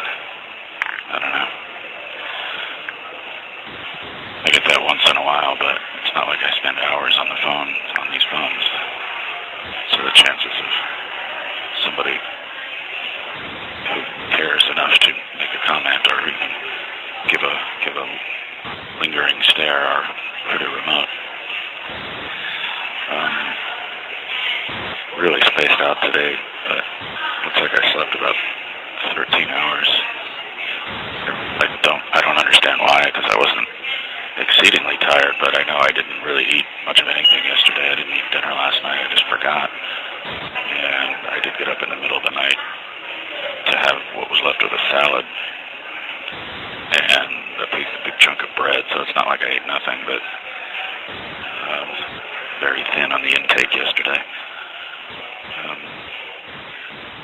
And I'm back here at Rockefeller Center just because I was restless and wanted to get some use of this Metro card that I found on the ground. It's a kind of Metro card I've never used. It's a auto reload, like whoever owned it pays for it automatically, I guess, and I assume they're going to cut that off as soon as they can, but they haven't done it yet.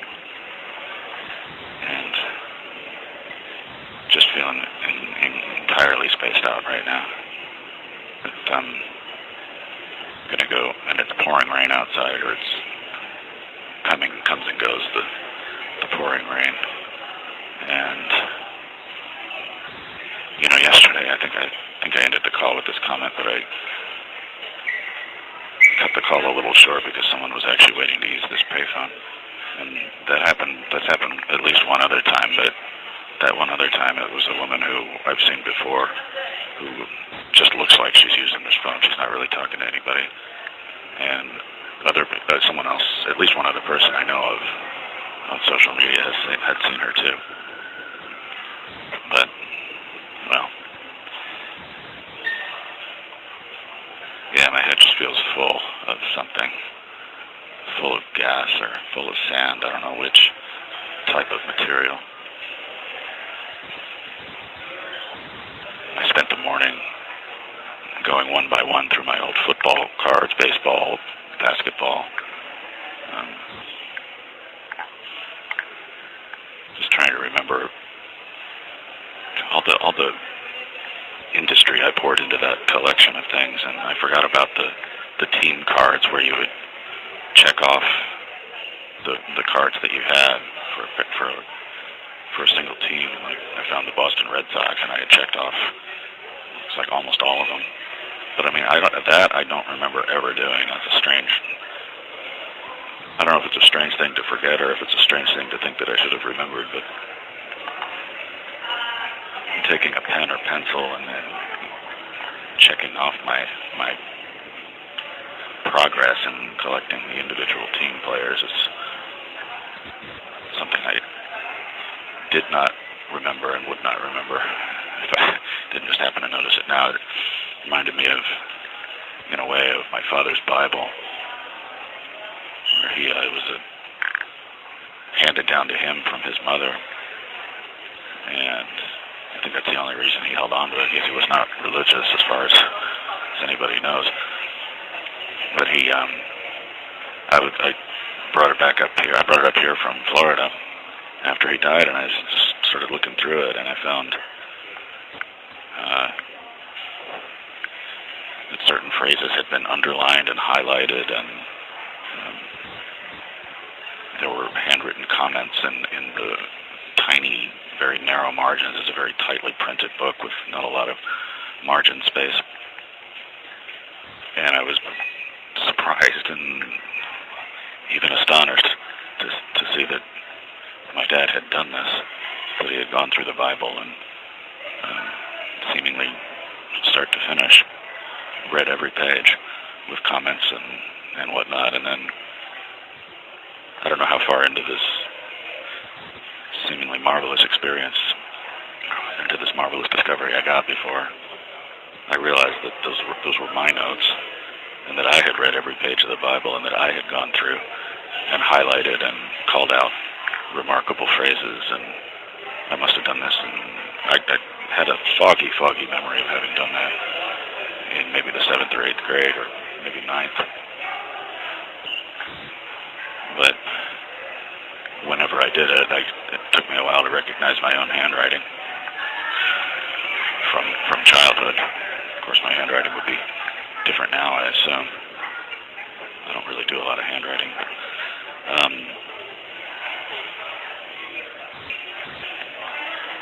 But that again was a strange feeling of like, this is me.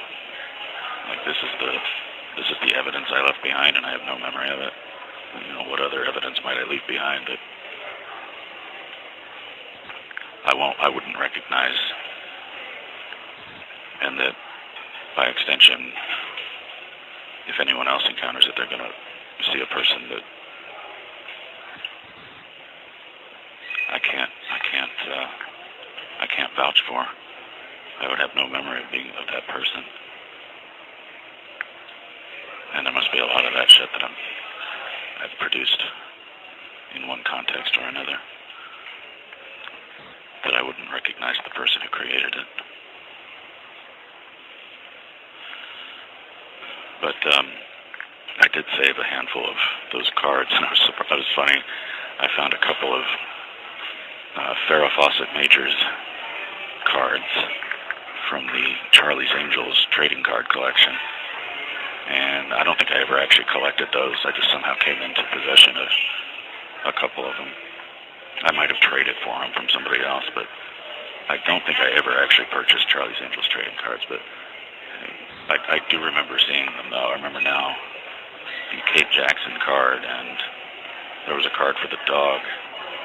Oh, no, I don't think there was a card for the dog, because that was another show, wasn't it? The Bionic Woman, and then there was the Bionic Dog. There was, I don't know. I think there was a card for the dog, but maybe I'm not sure about that. But yeah, I do remember those, and I remember a lot of the individual sports cards. And I put some aside. I said I was only going to save like a dozen. I ended up saving like probably 50 or 60. I'm going to wade through those and then probably just chuck them all one night. I'm too drunk to regret it, too drunk to care. And I also found a couple of Star Wars cards, and I remember those too, but those were outliers, or that collection was the outlier. All right, it's hot down here in this area, and I'm going to go find a seat at one of the tables if I can.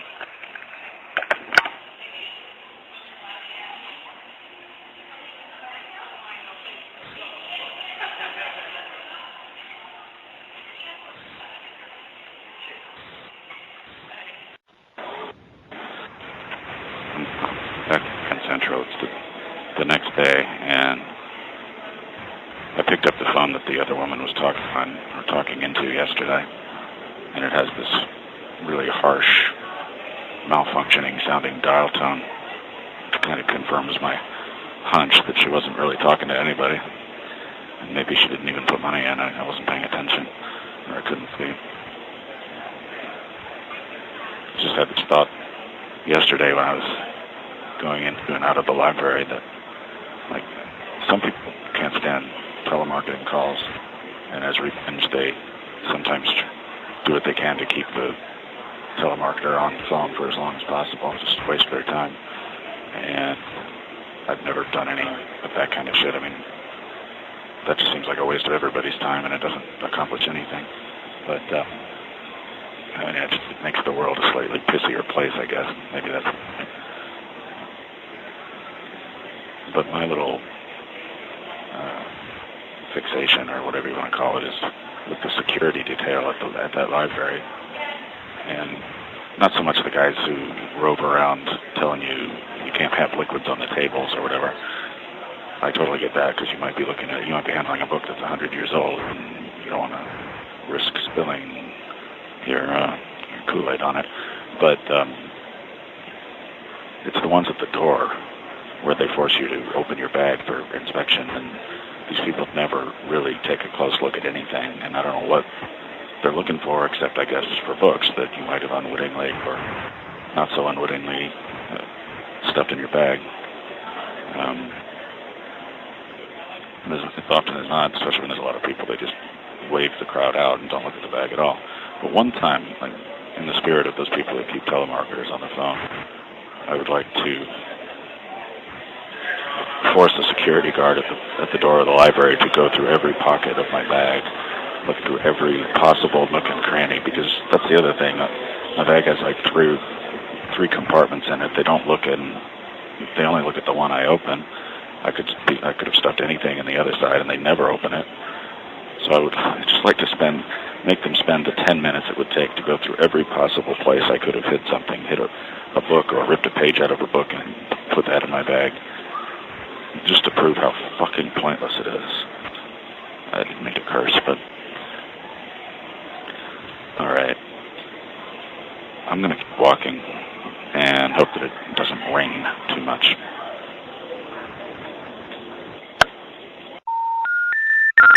We're sorry. You have reached a number that has been disconnected or is no longer in service. If you feel you have reached this recording in error, please check the number and try your call again. 406353. I swear that these Times Square payphones have been taken away and then put back or something. I don't know. There's no way to tell by looking at it, I don't think. But I swear there were none at some point a couple of years ago. But it's easy to do something this quagmire of humanity. I was on a bus and decided that I could get across town faster by walking. That's completely true. But the air conditioning is nice, right? So I'm also across the street from MTV. Well, not across the street from Viacom. And they own MTV. And I've told the story a million times. And I have verified this. But my memory of this must be accurate. When I was a kid, we got cable TV we were like one of the first cities in the country to get cable. And they were like, wow, 15 channels or something. And my sister and I were flipping through the channels, and there was one station that had been blank before that had some kind of pattern on it, test pattern or something. And we said, hey, what's this? And I don't remember precisely what happened, but I suppose the MTV logo appeared. And the video, Buggles singing Video Killed the Radio Star appeared. And that was it. We were there the moment MTV came on the air. Small little golden childhood memory, right? All right.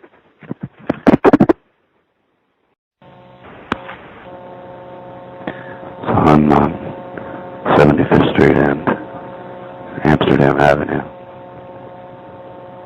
This is the phone right outside of the former Park Lincoln, which is now called the Amsterdam, like Amsterdam without some of the vowels. Needless to say, if you know anything about me, you know that I lived here for about a year. It was my first long-term place in New York. I was up in room 1422 for, I don't know, maybe a couple of months. And then I moved down to the cheaper room, 317. I was curious. I looked up Airbnb once to see if it was possible to get a room in that place, and at the time it was not, but I should try and maybe give it another look. I was just in the Pioneer supermarket over on Columbus, and I used to shop there. On the outside, at least, it looks exactly the same as it did 28 years ago. I can't remember what the inside might have looked like back then, but it's probably similar. For the most part, though, I don't recognize this neighborhood much anymore. It's across the street from the Beacon Theater. And did I see a show there? I guess I did, yeah, I did. I saw the Allman Brothers peeking at the Beacon thing. I was hesitating for a moment because I thought they might have done their show at another theater, because they were doing it at another theater for a while. I've been thinking about my dad lately. I just saw somebody at the Pioneer store that was wearing the exact same type of shirt and pants that my dad used to wear. It's strange to remember these things. And once in a while I'll see somebody with the same kind of facial features Dad had. But the other day I was at 38th Avenue and 30th Street, and I saw his car parked out on the curb. And I was like, what the hell's Dad doing here? I mean, that was just the instantaneous thought, but of course, he's not here. I sold his car to my friend Dave, and after I saw the car, I remembered, he happened to have mentioned that he took the car to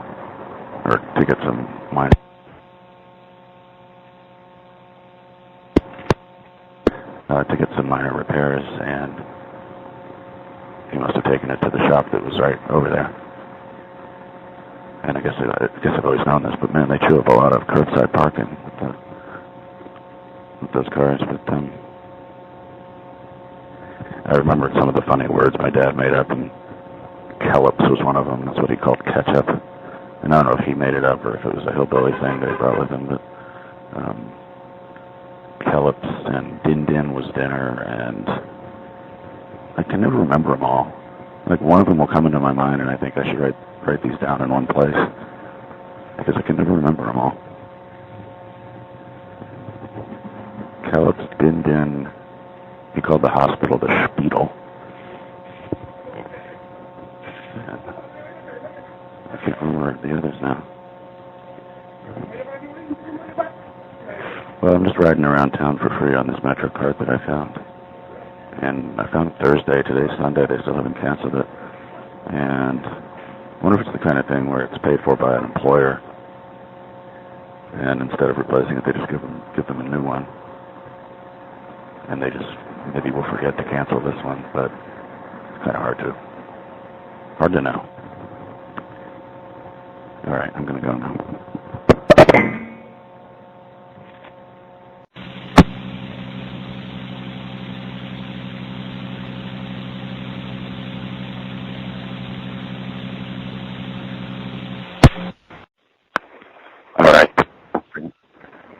That I don't recognize this neighborhood anymore, but it's not really true.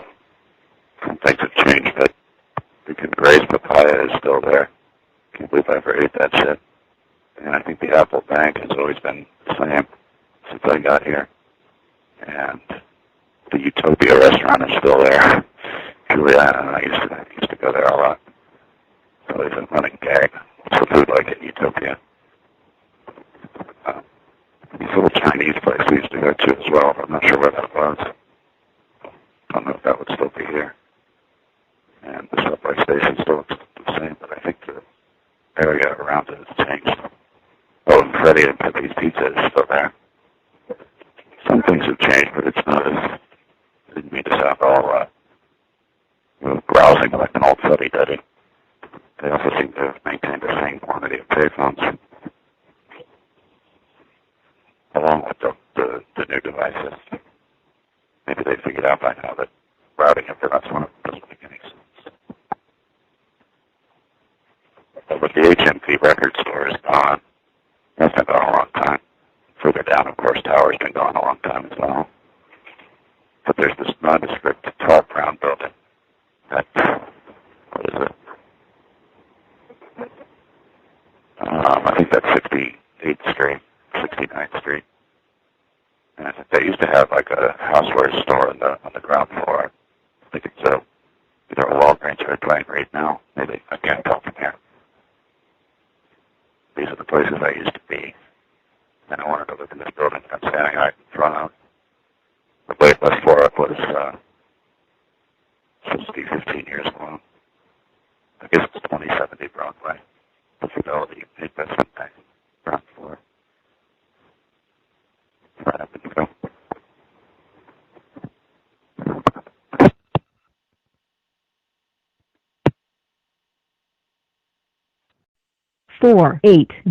Welcome to Verizon Wireless. Your call cannot be completed as dialed. Please check the number and dial again. Announcement 480. Welcome to Verizon Wireless. Your call cannot be completed as dialed. Please check the number and dial again. Announcement 4. I just discovered there's a public atrium here that I have no memory of. Something Rubinstein. And they had 4 public computer terminals, but I couldn't figure out what they were supposed to be doing. A whole bunch of seats and a gigantic screen. I don't know how I never noticed that existed before. This is around 62nd Street at Broadway.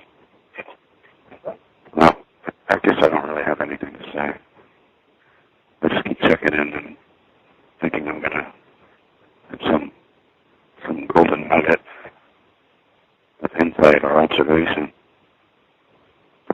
Lincoln Center is Lincoln Center. It's one of the least attractive compounds in town, I think.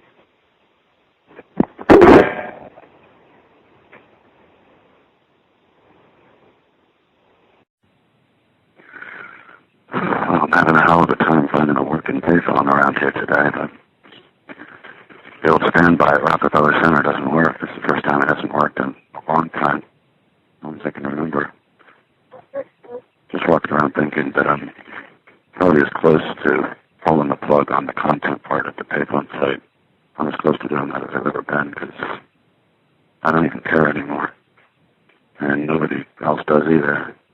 It's interesting that the people at Intersection actually seem to read and discuss these pieces that I write, but beyond that, who the fuck cares?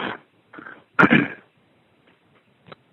mean, I could keep doing it on my semi-private site, which I've been talking about making public for a very long time.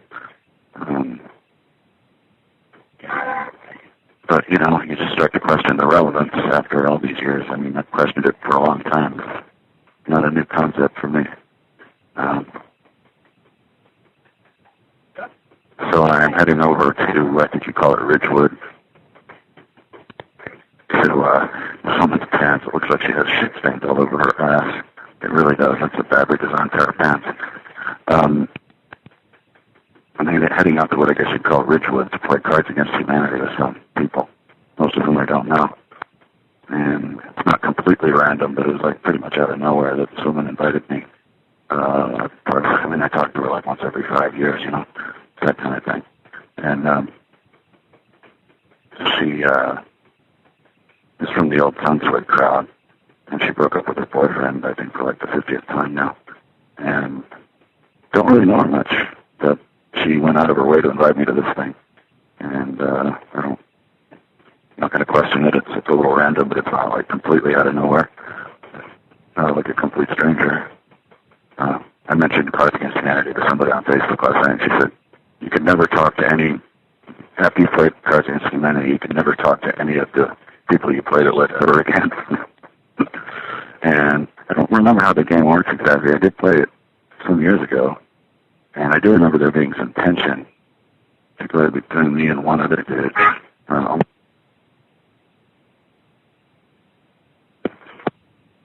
Almost everybody in the room was Asian, and I made some kind of racial comment. It wasn't racist, I don't think. And I don't remember what it was, but I remember this one dude just sort of giving me a look as if I had maybe possibly said something inappropriate, but I don't think I actually said anything inappropriate. I sort of hinted at an inappropriate concept or something like that.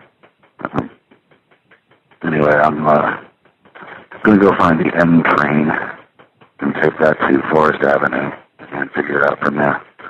And explore the area a little bit before the scheduled start of the game time, which is 6 p.m.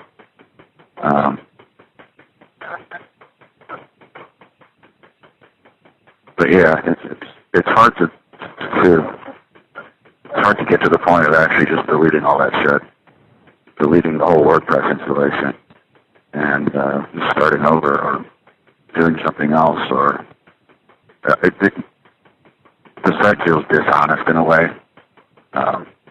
I mean, people look at it and they see what they want to see. Some people just take a look and assume it's a nostalgia or history site. And it's not a nostalgia site. It's a little bit of a history site, but I haven't put all that together yet. Anyway, it's never, like, the front-facing part of that site has never felt like me, and that's because it's too much a part of me for me to lay it all out there without making everybody who encounters it a little uncomfortable.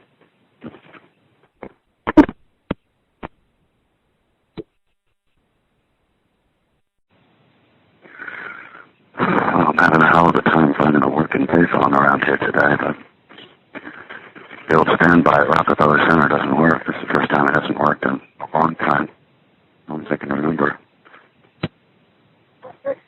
Just walked around thinking that I'm probably as close to pulling the plug on the content part of the Payphone site. I'm as close to doing that as I've ever been, because I don't even care anymore. And nobody else does either. It's interesting that the people at Intersection actually seem to read and discuss these pieces that I write, but beyond that, who the fuck cares? I mean, I could keep doing it on my semi-private site, which I've been talking about making public for a very long time. But, you know, you just start to question the relevance after all these years. I mean, I've questioned it for a long time. Not a new concept for me. So I'm heading over to, I think you call it Ridgewood, to a woman's pants. It looks like she has shit stains all over her ass. It really does. That's a badly designed pair of pants. I'm heading out to what I guess you'd call Ridgewood to play Cards Against Humanity with some people, most of whom I don't know. And it's not completely random, but it was like pretty much out of nowhere that this woman invited me.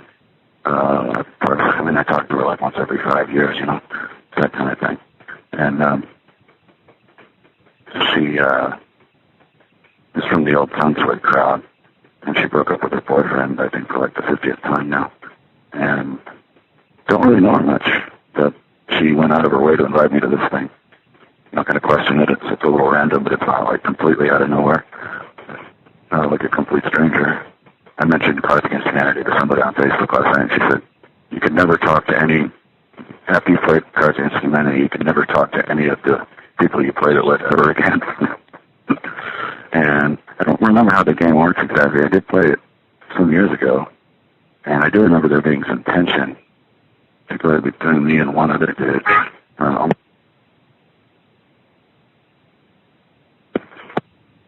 Almost everybody in the room was Asian, and I made some kind of racial comment. It wasn't racist, I don't think, and I don't remember what it was, but I remember this one dude just sort of giving me a look as if I had maybe possibly said something inappropriate, but I don't think I actually said anything inappropriate. I sort of hinted at an inappropriate concept or something like that. Anyway, I'm going to go find the M train and take that to Forest Avenue and figure it out from there. I'm going to explore the area a little bit before the scheduled start of the game time, which is 6 p.m. But yeah, it's hard to get to the point of actually just deleting all that shit, deleting the whole WordPress installation, and just starting over or doing something else. Or the site feels dishonest in a way. I mean, people look at it and they see what they want to see. Some people just take a look and assume it's a nostalgia or history site. And it's not a nostalgia site, it's a little bit of a history site, but I haven't put all that together yet. It's never, like, the front-facing part of that site has never felt like me. And that's because it's too much a part of me for me to lay it all out there without making everybody who encounters it a little uncomfortable.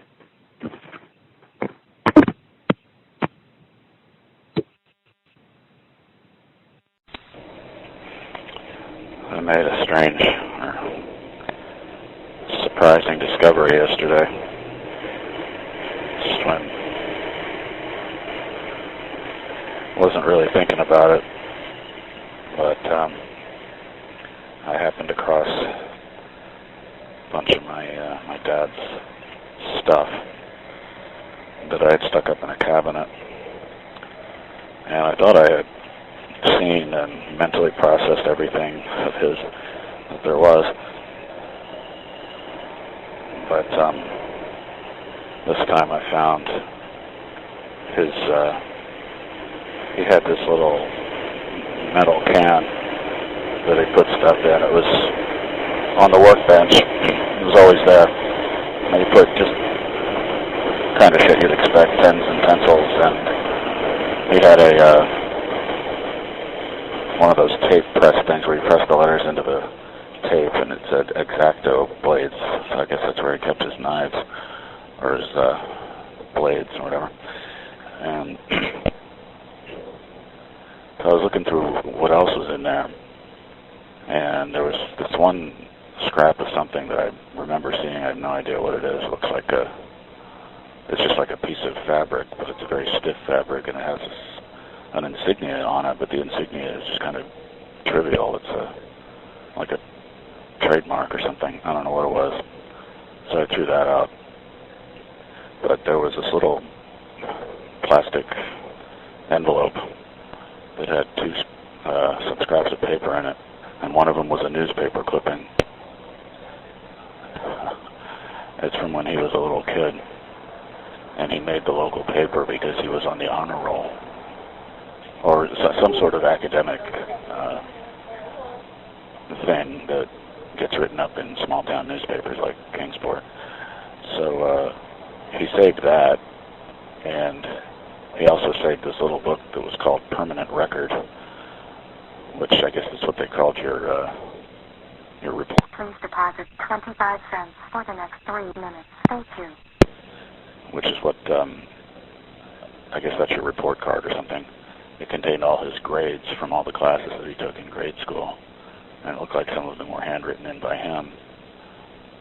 And if I was reading them correctly, his grades were kind of all over the place. It's just, I never would have thought that he would have kept something like that and kept it in a place that was so always within reach. But then I remember that my mother told me not full, she never gave me the full story, but basically she said that his mother called him a dumbass and said he was stupid. And he may not have ever been book smart, but he was no idiot. But it always bothered him. I mean, it would bother any kid if your mother said shit like that to you.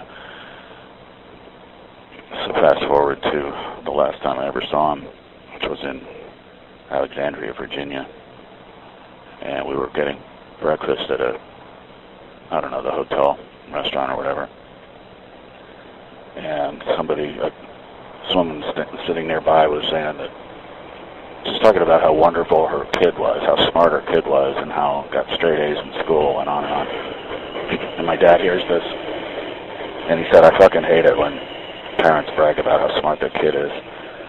And I said, well, it's better than saying my kid's a fucking idiot. And my dad laughed so fucking hard after I said that. I thought he was going to cough up a lung. And he started crying a little bit. His eyes were watering, and he just would not stop laughing. And I started working it a little bit. I was like riffing on the joke like a comedian, I was like, oh, my kid is so stupid. And I stopped doing it because we thought he was going to get sick from laughing. And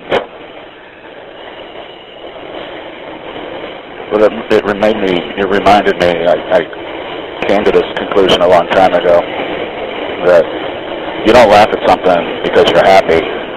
You know, laughter doesn't mean you're happy. You laugh at something because it makes you nervous, or because it touches a nerve, or because it stokes your anxiety or your repressed feelings about something. It's like an open wound. But I think laughter gets associated with happiness because it hijacks the gesture of the smile, which I think is and should be synonymous with happiness. But that's a smile. Laughter looks like a smile, but it's expressing something very guttural, very different.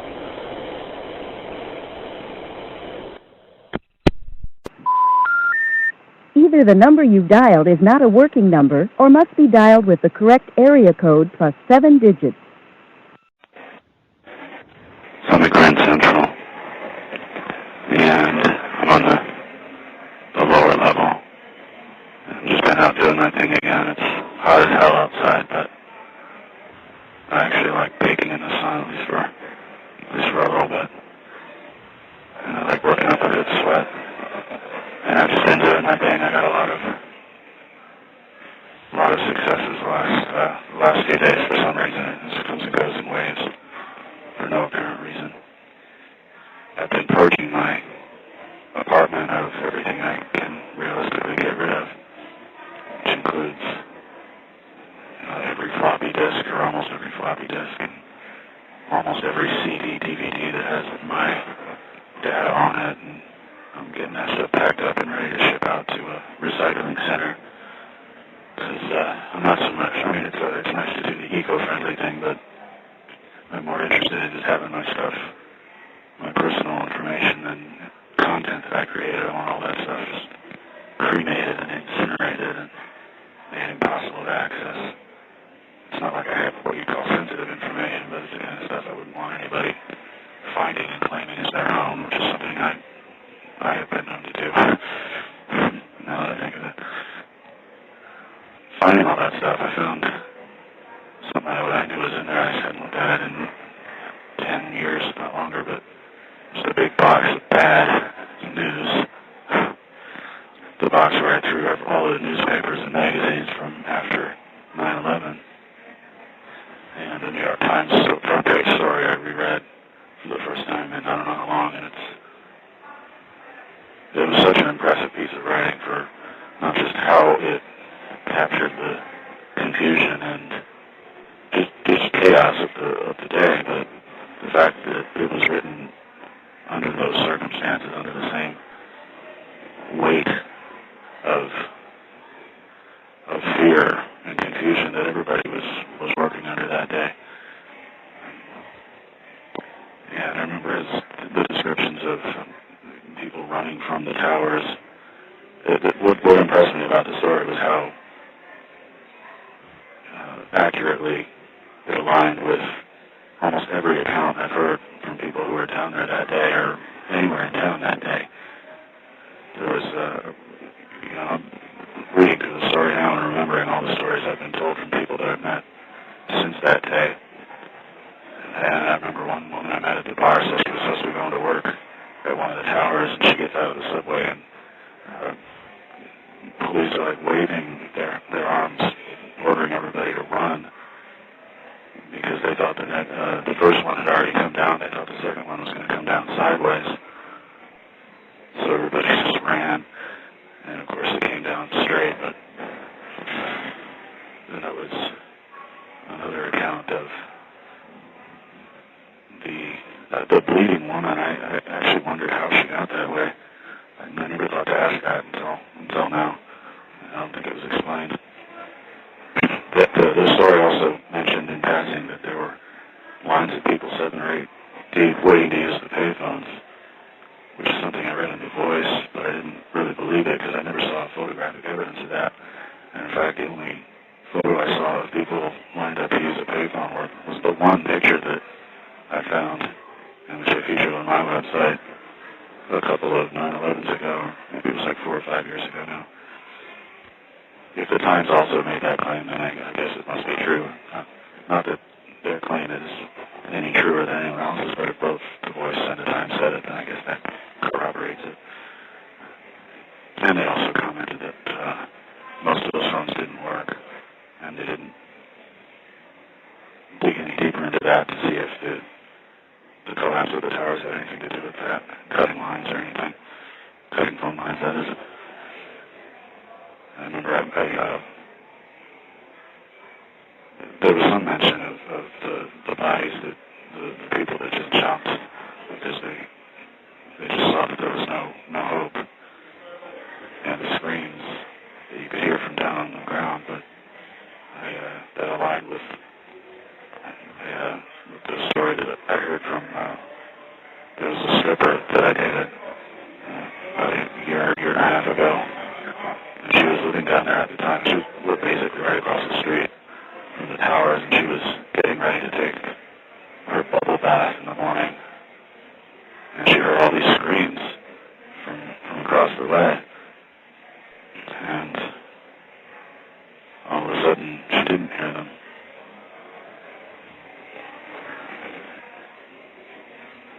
They talked about what a terrific boom the second plane in particular made. The first one probably did too, but most people weren't prepared for it. Or nobody was prepared for it, except maybe the people in the plane. And that aligned with a bartender friend of mine said he called his friend down in Battery Park to see if he knew what was going on, what was happening. And that person said his place was filling up with smoke, and he didn't know what was going on.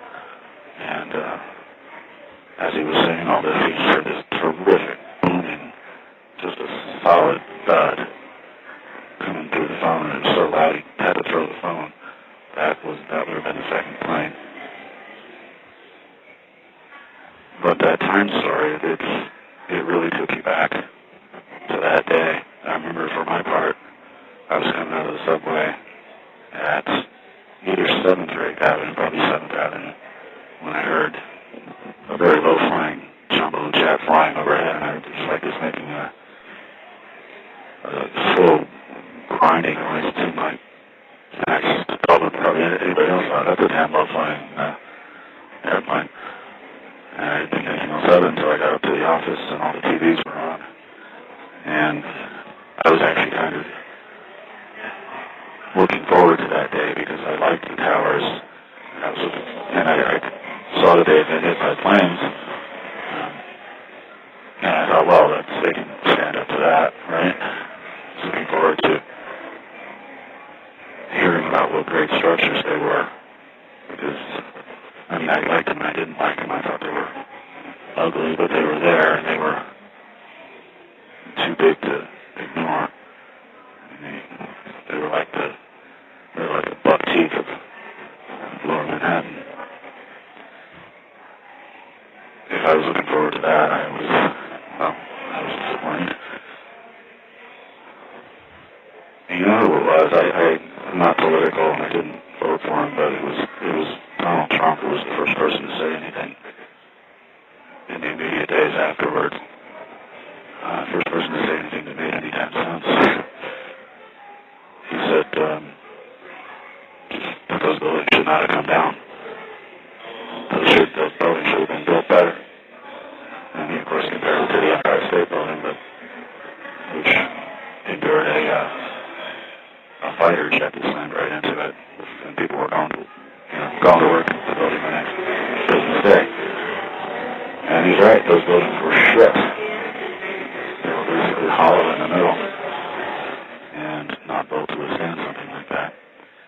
And they've also been a little eerie for me in a way, because the buildings at my conservatory, where I went to school, were built by the same architect, and the resemblance is uncanny, except for the fact that the building's only, I think it's 3 stories high, but the exterior is remarkably similar to that of the former Twin Towers.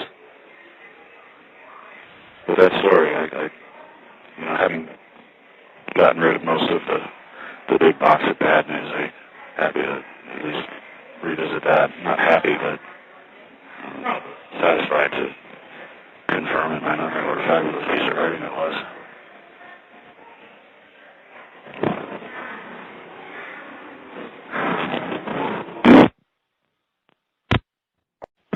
All right, here I am trying a new thing today. I started it a couple days ago, and it's working better than I thought.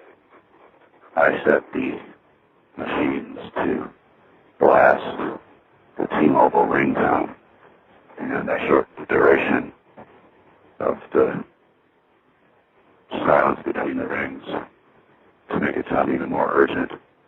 And very first time I did it, I saw 3 people checking their bags, looking for their phones to see if it was ringing. I expected that. That was kind of the desired effect.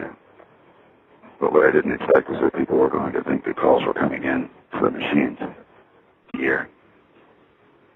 And he's like me. He walks around a lot. Maybe he doesn't have a lot to do. I don't know. I mean, I've got things to do, but I work the walking around a lot into that. But he'd be the perfect guy to get in on this if I trusted him, but I don't know if I can. And I don't worry about getting exposed. I will get exposed someday. I'm not worried about it, because by then, these stupid machines probably won't matter anymore. So, I'm doing my thing. It's about 2 o'clock. I slept way too late. Trying to decide if I want to walk over to the 181 or just hit the low road and take the train. But I have a free Metro card that I found that had $18 on it, so I might as well use it. You know what I've been doing is I've been putting these apology stickers up on the payphones. These stickers I made 25 years ago, I guess, back in 93, was it? 92, 93, I don't know. This says, Mom, Dad, I'm real sorry. I don't love you. I wish I could talk to you, but I can't, and I don't really think it's my fault. Because I tried, and I'm sorry. It hurts you so much that we can't talk, but I'm changing. And I have other people to go to who are there when you want. And now that you're back trying to reach me, I can't let you, because I changed too much while you weren't looking. While you weren't part of me. And now that you want me to come back and be like your daughter, I can't, because you don't want what I've become without you. And I'm sorry that you're so hurt by it, and I'm leaving. I'm going off on my own life, away from you. And when I get older, I can move out, and I'll be on my own, and I'll have other people. But I can live without you, and it might hurt a little bit. But I'll be able to live without you, and I don't know if you'll be able to live without me. But if you would put more time in, it wouldn't come down to this. I'm really sorry I'm going to hurt you. When I go. Yeah, I remember that statement. It was from a college. She was 13. You know, little kid. I played that for my mother. I played a lot of this stuff for my mother, but I remember that one. And she was offended by it. She said the kid sounded like a brat and was just going through a phase, that kind of thing. These are the stickers that I transcribed. These statements, these short statements. Small statements that were short enough to fit on these stickers. Because about 1.5 inches, maybe about 3 inches high. And, well, maybe more like 2 inches across by 4 inches. And I'm actually surprised these things still stick after all these years, but this one's actually coming loose, but most of them stick really well. And so I'm at Grand Central, and somewhat funny that a woman was using the very phone I had intended to use, and it's on a row of 6 of them, and I don't think the other 5 even work, although they used to. Now it's September 13th, and just totally by chance, nothing to do with the anniversary date a couple of days ago, but I happened to find my big box of bad news a couple of days ago. And that's a box where I stuff all the newspapers and magazines from the days and weeks after 9/11. And I threw out most of them. I had like duplicate copies. I guess I was being an asshole and thinking I could make money from them somehow, but I would never do something like that. But in the moment, you think stupid things. So, but the front page story of the Times, it still remains nothing captured the chaos and the confusion better than that, as far as I'm concerned. Nothing that I've read. And I read through it again, and every feeling I had that day, as well as every experience everybody I've ever talked to described, it all came back. It felt so alive, and that piece of writing, which was being done basically as events unfolded, because nobody knew what the hell was going to happen next, if anything, it was profound. I mean, you felt like you were on the street. You know, since then I filled in a lot of stories, and every other sentence in this story reminded me of something that someone else had told me about where they were that day. And like I remember Marina, someone I used to know, who had since moved back to Russia. She was saying she had a job downtown that day, and she came out of the subway, and there was smoke everywhere. And then these police officers emerged from the smoke, and they're waving their arms, telling everybody to run the other way, because the first building had already come down. They thought the second one was going to come down sideways. And everybody just ran like, I don't know what you compare it to, but they must have felt like they were being herded. And I was talking to one of the bartenders that I used to know, and he saw what was happening on TV and called a friend of his who lived down in Battery Park. And his friend didn't know what the hell was going on, but it sounded like there was smoke filling up his apartment or something. And he really didn't understand what had happened. And then as he was talking, he heard this terrific thud, boom! And that was the second plane. said he dropped the phone. It was so loud. That I didn't know that. I actually thought that the impact didn't make that much sound. Maybe it's the first one, but nobody really has that closely documented. The first impact. And then I remember I dated a stripper for a little bit about a year ago, and she was describing how she was getting ready to get into her bubble bath, and she heard all these people screaming, and she too wasn't really aware what the hell was going on, what had happened, and she's just getting ready to get into the bubble bath, and the screams all stopped.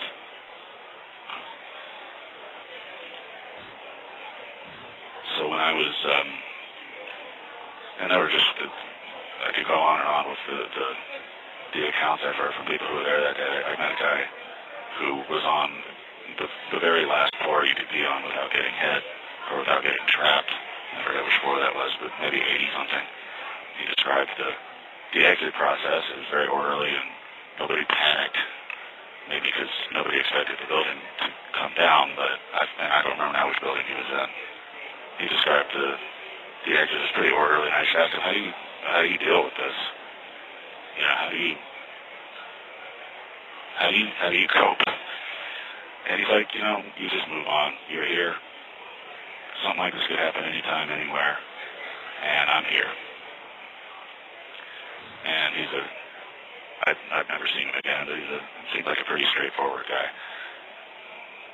When I was traveling in Nebraska and the Dakotas, anybody I told that I was from New York, the first thing they asked me is like, where were you? And he said, I told the story. I was coming out of the subway must have been 7th Avenue to go to work, and the first plane flew right over my head. And I looked up, and this is another piece of reportage in that times piece was all the people who heard this low-flying plane, this rumbling of the engine, and it sounded like it was slowing down. And everybody thought the same thing I did. Well, that's a low-flying plane, but hey, whatever. And so when by the time I got up to, that would have been 8:46. So by the time I got up to the office, it was already on TV. There were TVs everywhere. I was working at CNN at the time, so there's TVs all over the place. And it was already, the first impact was already being televised, or the aftermath of it. And I remember thinking, well, this is kind of cool, actually. I mean, obviously, people were probably killed, but on the upside, I was looking forward to the world turning its attention to the Twin Towers and giving them new respect for being able to withstand this kind of thing. And maybe it'll be like the Empire State Building when it opened for business the next working day after that jet plane or a fighter jet flew into it. And that was my positive thought, my positive hope for the situation. But then the second plane hit, and that's when people in the office really started freaking out. And I made direct eye contact with these people that I barely even knew, and we were all looking at each other like, what the hell is happening? And I called my mother and woke her up, or imagine wake her up, she had just got gotten up, and at this point I was freaking out a little bit. But I called her and I said, turn on your TV. And she's like, oh, why? And she probably thought I was going to be on or something. And I was like, just turn it on, and we're being attacked. And even as I said those words, I couldn't believe they just slipped out of my mouth. But so she turned on the TV, and she never really changed and wavered in this attitude about it. She's like, at first I was like, this is nothing compared to the bombings of England in World War II, or bombings of London. And, hey, maybe she's right, if we'd been bombed like that, at random, I think that would be pretty scary, but that doesn't really matter in this moment, does it? I never said anything like that, but she just was never impressed with 9/11, and she thought what it was she was never at peace with the fact that I had moved to New York, that I had moved away from home, lived in New York all these years, and first thing she said later that night was like, so I guess you'll be moving back home? And I said, no. I said, no. I love New York more than ever. And so we talked for a while, and I just let her know that I guess I'm okay and nothing's going to happen to me, I guess. Or who knows, but she was also unimpressed with the anthrax attack later, but anyway. Back at the office, I got off the phone, and 3 or 4 guys from the server center, I didn't realize that CNN had web servers at the Twin Towers or in any offices there. This is the first I knew of it. Not that I had any reason to know. This was the bar back end, the techie guys. But they ran into the office, and they just sat down, and they tried to calm down, and I think somebody came over and said, look, guys, if there's anything you need, just let me know. I forget who would have said that. Just somebody that recognized the gravity of the situation. What remained kind of eerie about all this, the web servers we had down there were for internal use only. It was intranet, I guess, and what became eerie about it was the screen that I accessed, like everybody's home screen, was for this intranet, and it remained locked on, I forget what time it was. No, it might have been 8:46, which is when the first impact was, or it might have been 9:02. I think there's a second one, 9:00 something. Whatever time it was locked on there for weeks. Not really sure why that would be, because if the server's knocked out, then why am I even able to access it? But somehow the connection to that intranet was severed, and content wasn't allowed to be updated to it for a long time. I mean, similarly, I remember how WNYC was just silent for months afterwards because their antenna was on top of one of the towers. I had been down to the towers just the week before. On Labor Day. It was the last time I got close to them. I do remember thinking, I didn't even take pictures of it because I took them for granted. One day I'm going to find the picture that I took from the top of the Twin Towers. I took at least a couple of them back in probably 91. Might have been New Year's Day 91. That's the day I went to the Statue of Liberty. I did all that touristy stuff all at once, or all that I ever wanted to do or intend to do. I guess where I started to lose, I mean, it felt like the world was united in revulsion, if you will.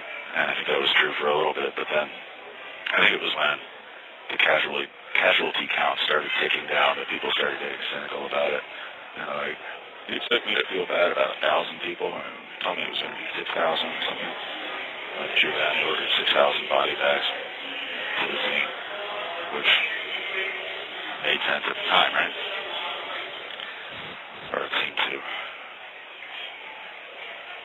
Yeah, I just remember the following weekend, I guess the 15th, I started playing some of the CDs that I'd been listening to the week before. It felt like I hadn't listened to this stuff in years. It felt like a long time reunion or a homecoming. And then I went down there 6 months later, and I came out of the subway and I just looked up, and it was like a couple of just giant holes in the sky. That's what I always think of. That's how I think of them now. Those are just a couple of giant holes in the sky.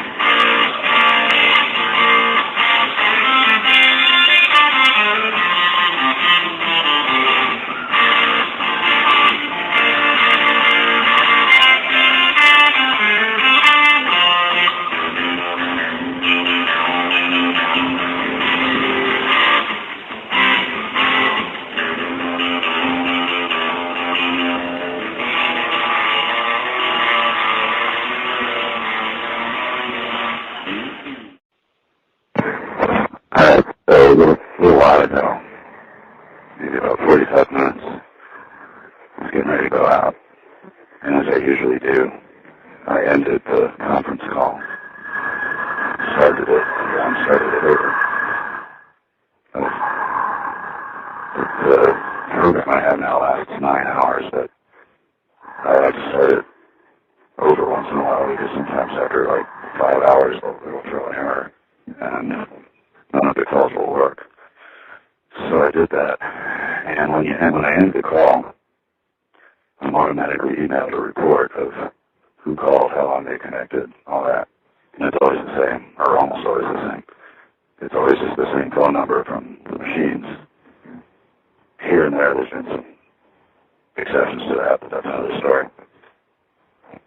So I did that. I hung up the call and started it again. And I didn't realize that I had just cut off the Gothamist reporter who wrote the first piece about this back in May. Somehow he got the number. And I don't know what to think of it, but I expected this to happen someday. This is the 11th tranche that I've been waiting for. I just don't know what's going to happen. I also don't know if whoever gave him the number identified me, but it didn't look like it because, well, I'll have to go check that again. So I think it might be that my partner gave it out to somebody who did this, or maybe he did it himself, because if he did it, then it's all good. Because he said, like last week, that he's been proud to be a part of this, been proud to be a part of something so exciting. And I actually really appreciated that. And maybe, but in outing me, he can get a little FaceTime himself. I actually think he could tell the story of this whole thing better than I can, just because he's just like a sponge of information. So it might be that the stuff, if it is he who did it, I don't know if I don't know him that. And I realize I don't really know this guy that well.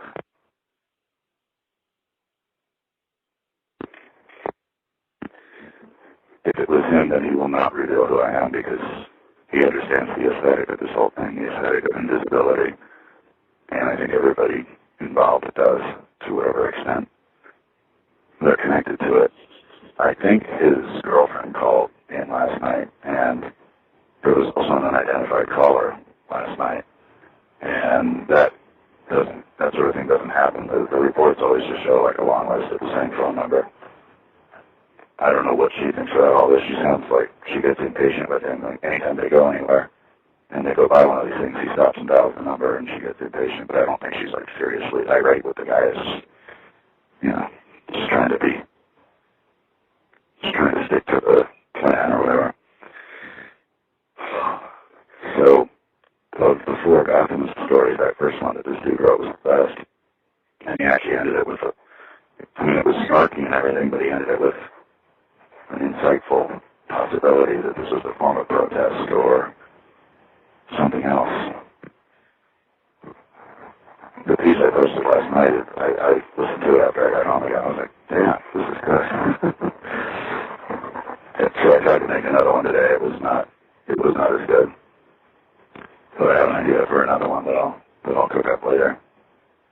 If this dude actually publishes the number, that's going to be excellent. That's going to be tremendous.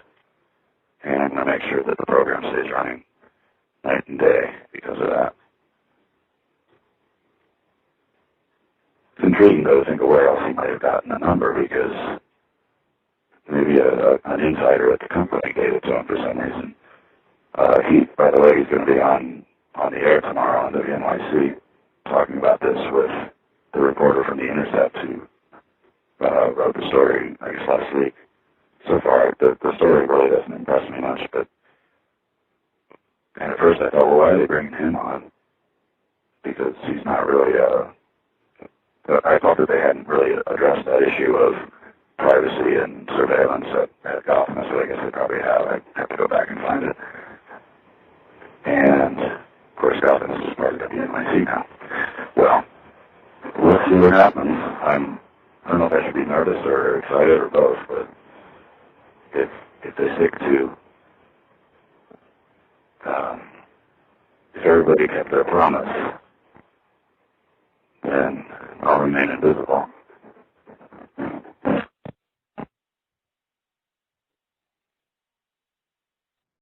Doing my rounds, and it just continues to pay off. But,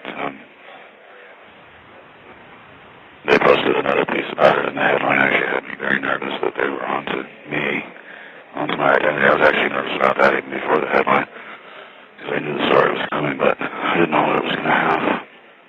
What happened was I saw that a call to my secret number came in from one of the reporters at Countenance, and I'm actually starting to really like this guy.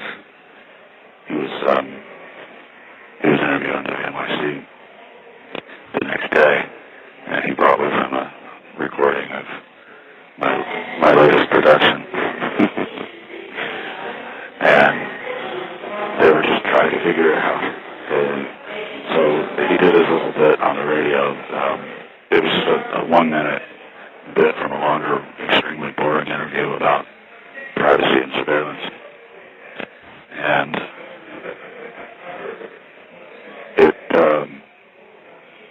so it's kind of cool to hear my voice on the radio again. And today it's been kind of fun hearing my voice booming around parts of Times Square.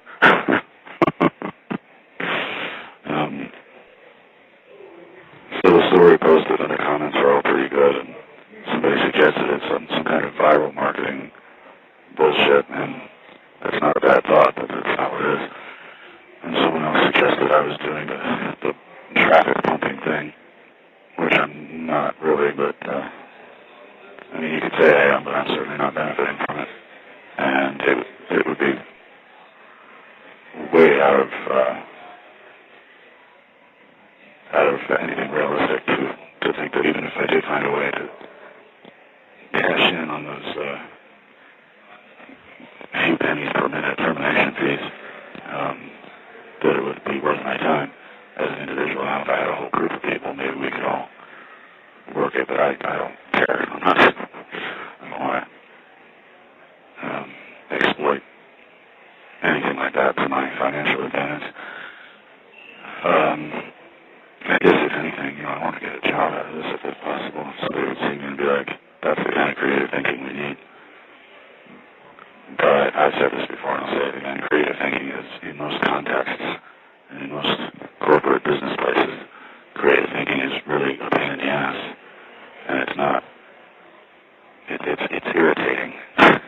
And that's because most creative thinking isn't particularly good, but that's the nature of creative thinking, is you roll through a whole bunch of bad ideas to get to the good one. And I guess the one example that I've always held up was John Poindexter? His last name was Poindexter. He was part of the Iran-Contra hearings, or a big part of those hearings. And years later, he was in some sort of, he's still in the military capacity in some realm, and as part of just a brainstorm, they came up with this idea of opening a casino where you could bet on where the next terrorist attack is going to be. And just by people's betting, they would determine, perhaps get their finger on the pulse point of where it really was going to happen. It's a ludicrous idea. Neither he nor anybody involved with that brainstorm session had any inkling of belief that it was going to happen, that they were actually going to open a terrorist casino. But that's the kind of ludicrous ideas that you come up with when you're trying to arrive at something realistic. So we'll see. Now, what else was I going to say? Somebody else commented that, but I showed it to my friend who is an artist, and she owns an art studio, and she's been too busy to even respond to my emails or anything, but I sent her the link anyway. And today I bumped into her and I made her look at it because it's just a thing, it's a 1-minute audio piece. And she was genuinely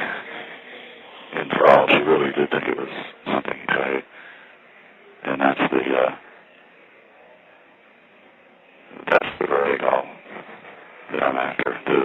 Part of the reason I'm starting to like the Optimist reporter is he called it art.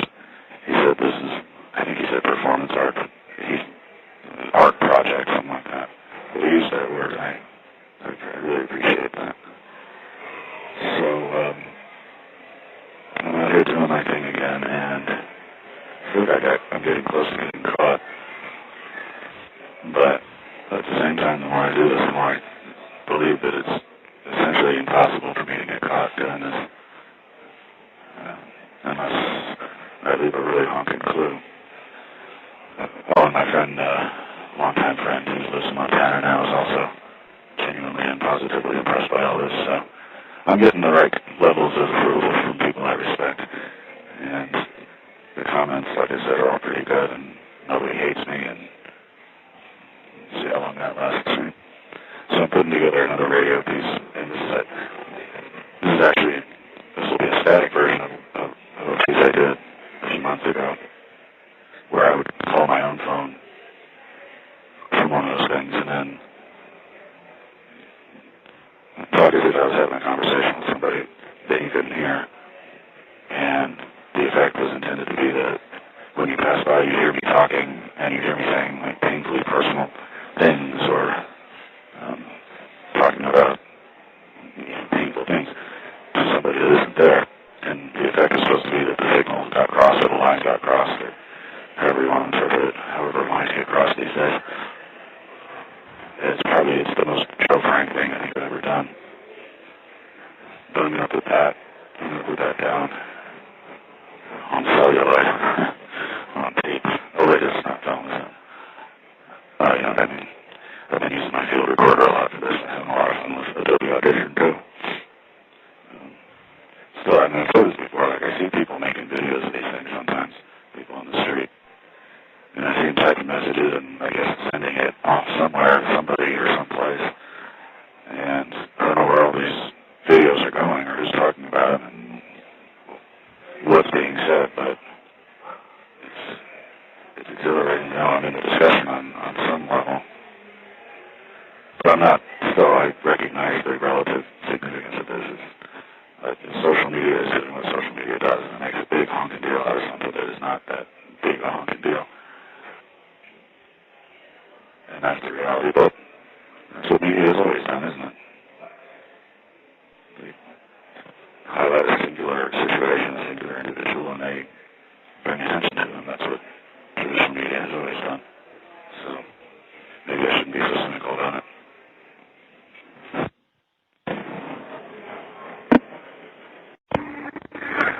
Funny thing today, I'm out here doing my thing. And I'm asking, why is every tablet screen that I see today turned off? And turns out they're not. I'm wearing sunglasses. The type of sunglasses that make certain type of LED screens look like they're not turned on. I encountered that a long time ago when I borrowed somebody's Canon G9 camera and couldn't see anything on the screen because I was wearing Ray-Ban sunglasses, or the brand is there, but I think it's the polarized. I think that's the trick. If only sunglasses could make the big advertising screens look dark. So the reason I'm wearing sunglasses is I woke up with a lot of things to explain, but I don't have an explanation for how this happened, but I have a black eye. And it looks like I was punched, but obviously I fell and smashed my face on something. I just don't know what it was. There were bloodstains on the wall, on two of the walls, and in the hallway.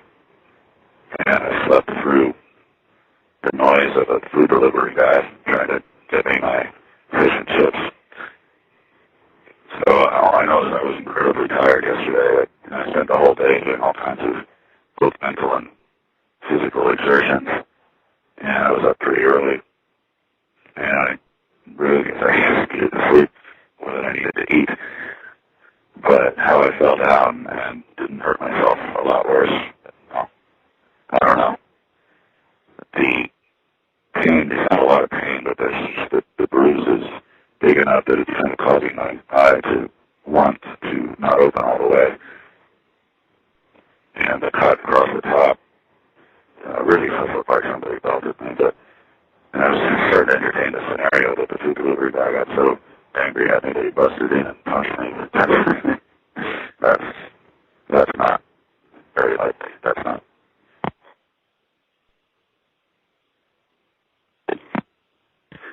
any kind of realistic scenario. So this happened one other time. I fell and hit my head, but I knew what was happening. I knew it wasn't that big a deal.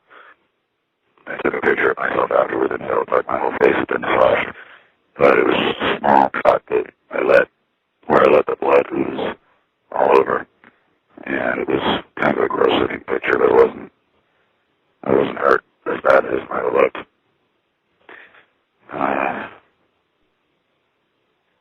And there wasn't really a lot of bleeding, and it was like it coagulated almost immediately. I say that because the blood on the wall looked dark, like darker than it would be if it was fresh. I just don't know what the fuck happened. That's the scary thing. But I'm fine, my vision is fine. The eyeball itself doesn't look like it was hit, but I am sort of seeing a flash here or there. But I haven't really eaten anything today except for coffee and tea and some pasta and some grapefruit juice, and that doesn't really count. I think once I start getting food in my system, everything will start healing itself. And I've always healed well, and I don't know why this would be any different. But meantime, I'm just going to go out and stay out here, keep doing my thing. I just took a quick ramble through Calvary.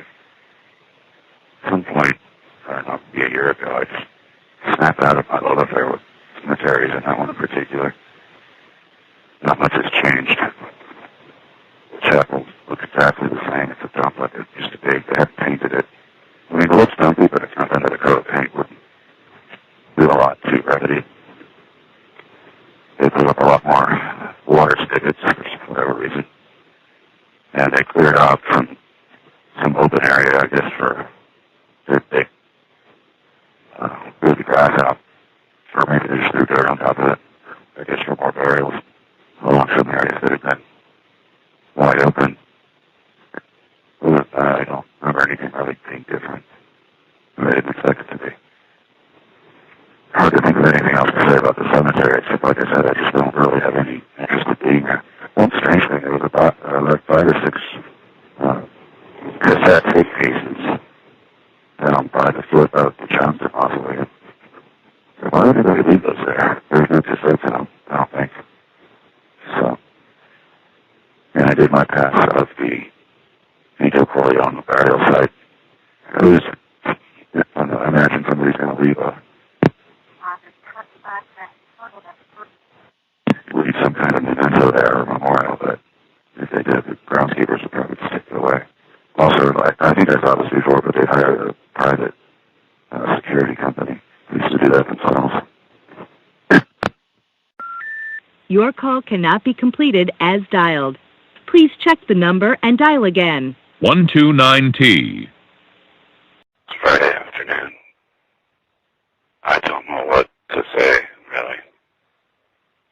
But whatever the hell happened, I don't want to talk about it. I'm feeling lucky I didn't wake up dead. I'm aware of conflict in that statement. Dead or worse. So, I'm doing my thing again, and this is a phone. I did an interview for a documentary standing at this phone once. And these kids were getting out of school. And they saw the camera, and it had a pretty fancy DSLR and a big bag full of gear. I mean, easily like 5 figures worth of gear. nervous about it. I wasn't nervous for her or for her getting robbed or me getting pummeled or anything. But then this one kid hurled his whole body at this payphone enclosure. And he hit it hard enough that he could have knocked it over. But it remained standing, and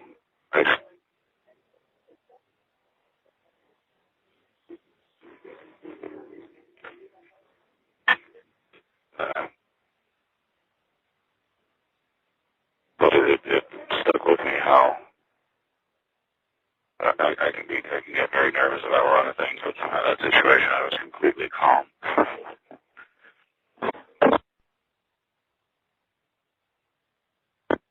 It's Friday afternoon. I don't know what to say, really.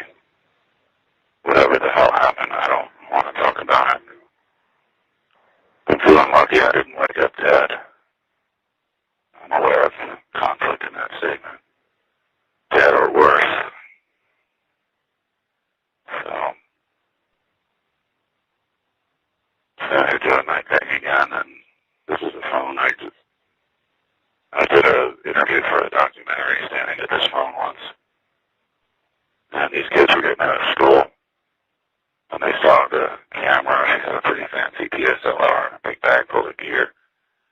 I mean, easily like 5 figures worth of gear. But somehow I wasn't nervous about it.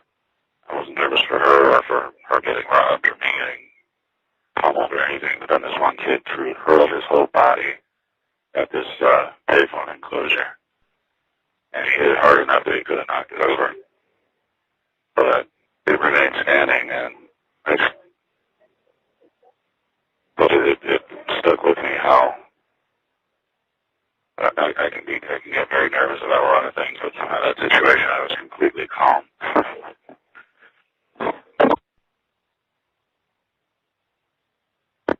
It's Friday afternoon. I don't know what to say, but whatever the hell happened, I don't want to talk about it. I'm feeling lucky I didn't wake up dead. I'm aware of conflict in that statement. Dead or worse. I do a night thing again, and this is a phone. I did an interview for a documentary standing at this phone once. And these kids were getting out of school. And they saw the camera, and they had a pretty fancy DSLR and a big bag full of gear. I mean, easily like 5 figures worth of gear. But somehow I wasn't nervous about it. I wasn't nervous for her or for her getting robbed or me getting pummeled or anything. But then this one kid hurled his whole body at this payphone enclosure. And he hit it hard enough that he could have knocked it over. But it remained standing, and but it stuck with me how I can get very nervous about a lot of things, but somehow that situation I was completely calm.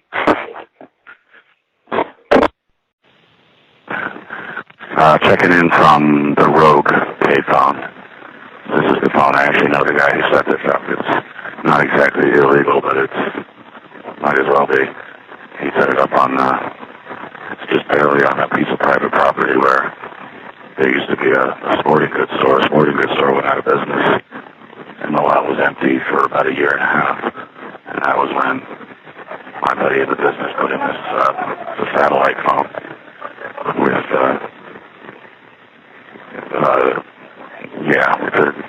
what was I going to say? Oh, it's solar powered and satellite, so you can put this thing anywhere.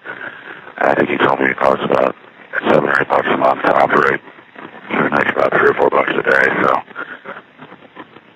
so there you go. That's the state of the payphone business for you. I was just checking in on some of the old standbys that have been lingering out here on Northern Boulevard and surrounding areas for years now. There's one outside the Taco Bell that somebody finally beat the shit out of. And I was looking for the New York telephone booth that used to be up on 62nd Street, but they replaced it with one of those fucking machines. And there was another payphone near where I'm standing, but they replaced that one with one of those super fast machines. So I checked in on some others. Oh yeah, there's the remains of a underdog payphone over on 31st Avenue at like 55th Street or so, 50-something Street. And there's still nothing but the enclosure left of another phone near where I'm standing over outside of a liquor store. Then after that, I think you're not going to find any until all the way down Queens Plaza. I always forget about those two. They're on the Queens Plaza north side. Queens Plaza south side. And they usually work, which is surprising. I thought they got rid of everything at Queens Plaza, but that's still there. Those two are still there, and sometimes the ones up in the subway station work. Most of the time they don't. I haven't done this in a while. It's a beautiful day, and I could really stand to sit at my desk and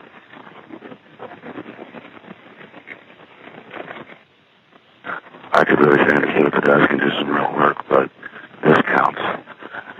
So I've been keeping an eye on those machines again. They do so many things wrong, and I'm coming to the conclusion that nobody cares. Nobody cares that the weather forecasts are completely inaccurate.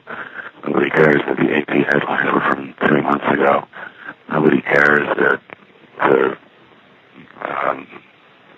phone calls get cut off after a minute. It's just nobody cares. It doesn't matter. But I did notice that they got rid of the bus arrival time feature, which was one of the most bewildering sources of useless information play. It was just a bunch of raw data. They just throw it in front of you and they say, here it is, you figure it out. If it's not automated, we can't deal with it. We can't handle the workload of actually determining which bus stops are closest to these machines and what information to present accordingly. And automation sounds like a beautiful thing, but when it's also spitting out such garbage content, what the hell's the value? Oh, look at this. There's a fist fight across the street. Holy crap, they're like in the road. This is Northern Boulevard, folks. That's like a highway. And they are really pounding the snot out of each other. And they look drunk as hell. This is a little triangle in the middle of a three-way intersection where people are always sitting around drunk and stoned or fucked up on whatever K2 they're taking these days.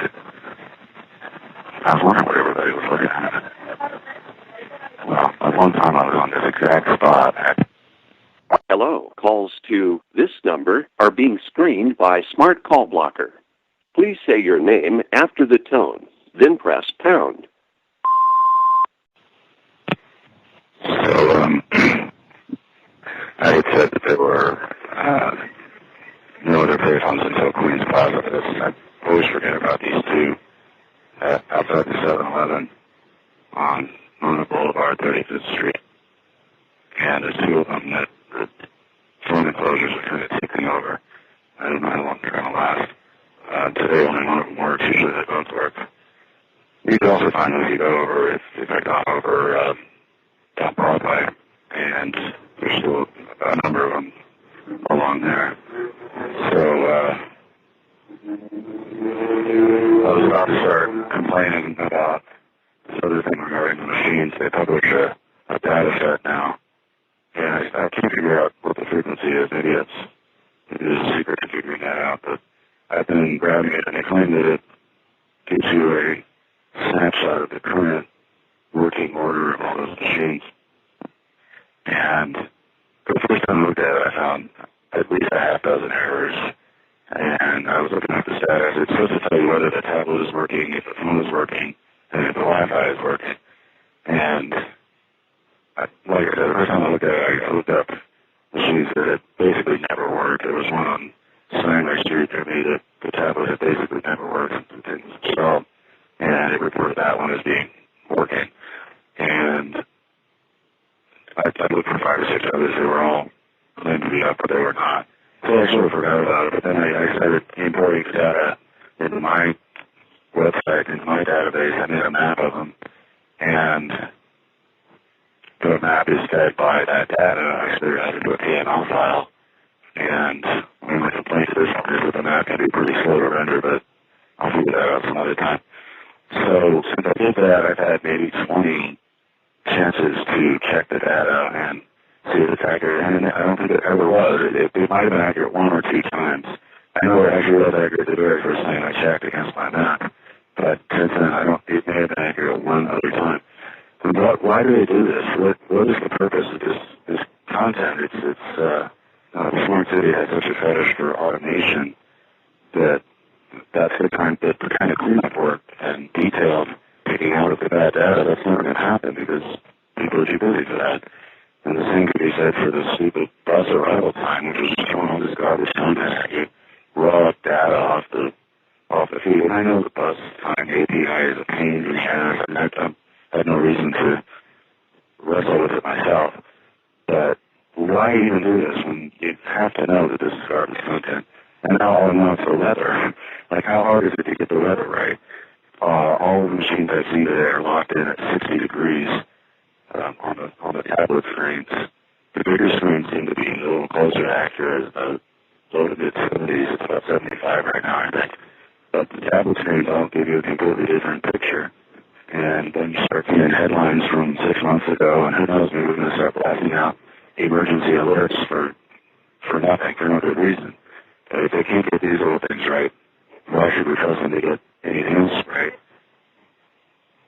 All right, I'm going to keep walking, and I'm going to probably head home to do some real work at the desk. Not that this isn't real work. I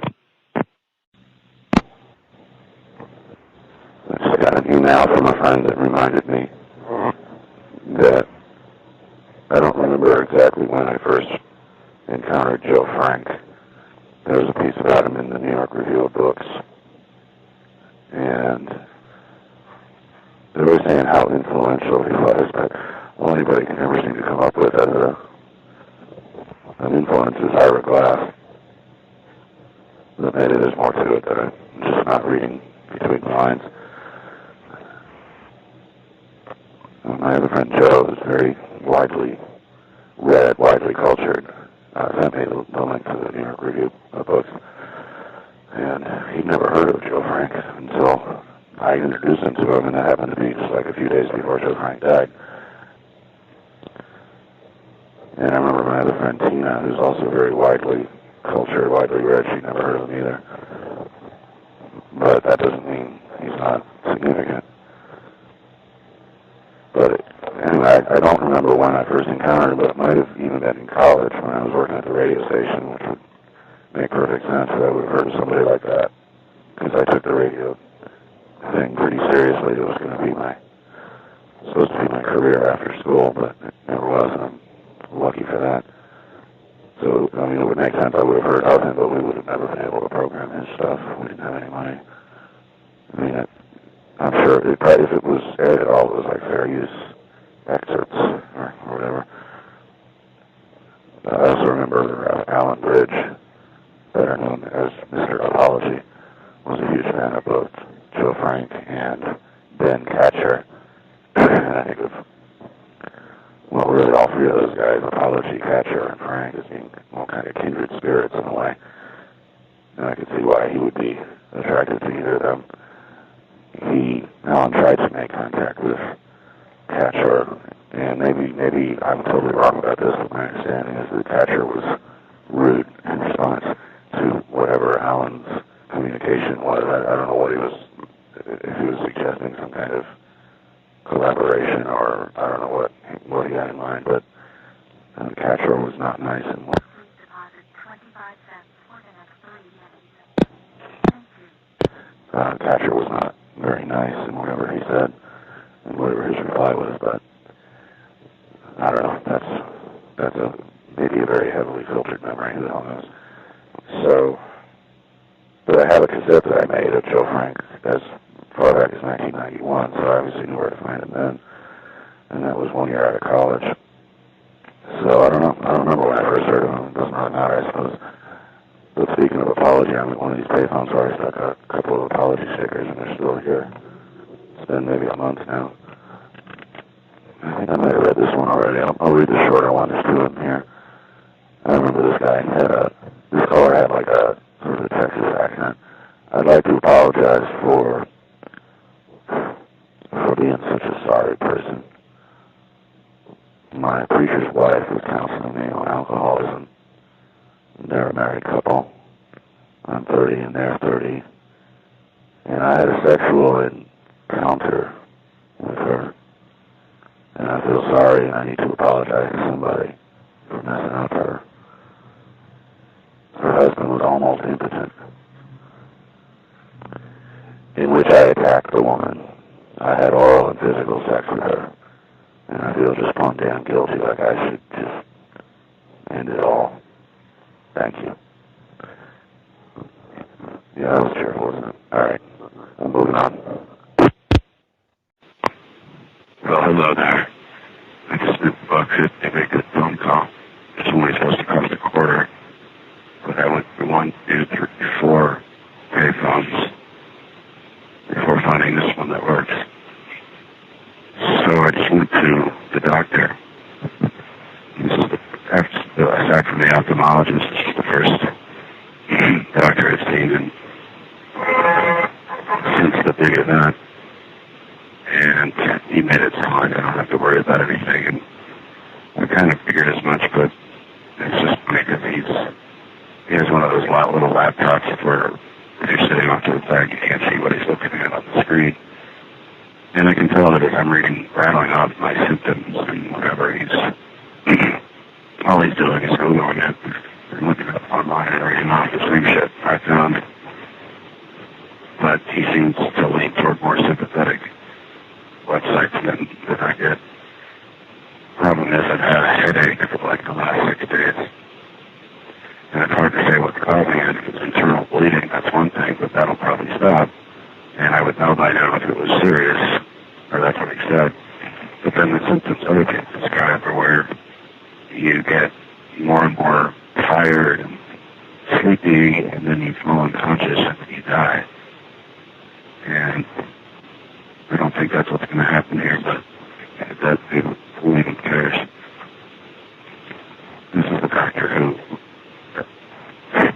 when I walked in, it was 3 p.m. and there was nobody else there. And you never know with this, like it's this true thing, doctor, but it was end of his day apparently. So there was nobody else there, and I thought, oh crap, I'm going to get his tapping method lecture. If it's busy, if he's got a lot of patients around, he's not going to go off on me about that. But I told him a couple of years ago that I get anxiety attacks and panic attacks and that kind of thing, and he starts talking about how if you tap your head at certain spots and in certain ways, and you tap your chest and you tap your back and anything you can reach, then you'll find that you'll be like, anxiety hangs out here, I'm going to tap that a little harder, and depression hangs out here, I'm going to tap it out a little harder. And it was 2 or 3 years ago, and I was,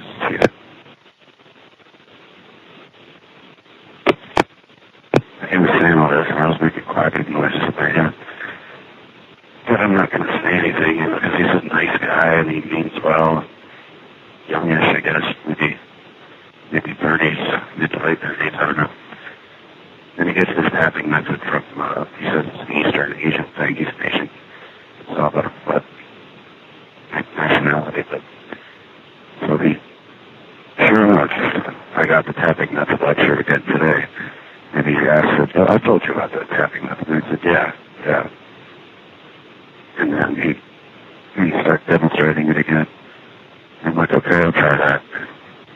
Like, my head hurts enough as it is without having to pound it. But he's like serious about it, and we go into the other room, and he draws my blood, and gives me a flu shot, and he's like, how often have you tried the tapping method? And I said, yeah, sure, a couple of times. And he's like, and then he waited a little while, and he said, you really haven't tried more than a couple of times. And I'm sorry, it's just, I gotta find somebody else, or else just deal with it, because after that, he gives me my meds, and doesn't ask a lot of questions. And like I said, he's a nice guy, he means well. That's it. So, as for everything else, I'm a big baby when it comes to drawing blood, but I didn't come close to passing out this time, sorry for me. And I was afraid that, I'm out of the loop on this, I thought that the prostate thing. That's the day he sticks a thing up your ass and holds your balls. And I mentioned that to him. I don't have to do a prostate thing since I turned 50. He's like, oh, no, we don't. I've been doing that since last year. And yeah, I remember that, yeah, there was something about the prostate TSEs or whatever it is on the blood test last time. And he said, I'm not comfortable doing it that way. Anyway, I'm not really trained at it, and it makes me uncomfortable. And this kind of reminded me that I think the dude is gay, which is fine, but it does make the idea of him sticking something up my ass and holding me by the balls a little more awkward, at least for me, and maybe for him too, or probably for him too. So I didn't have to get a thing up my ass, and I tried to make a joke about it because a few years ago I overheard something about, or saw on Facebook or something about a Yankee game where all men ticket holders were entitled to a free prostate exam. I just had this image of, thousands and thousands of dudes getting a thing stuck up their ass at the turnstile. But as I already knew, as I pretty much already knew, but today confirmed they don't do it that way anymore, or they don't necessarily recommend it unless you're really concerned. And if you're really concerned, you should get an ultrasound or something non-invasive such as that. All right, I'm going home.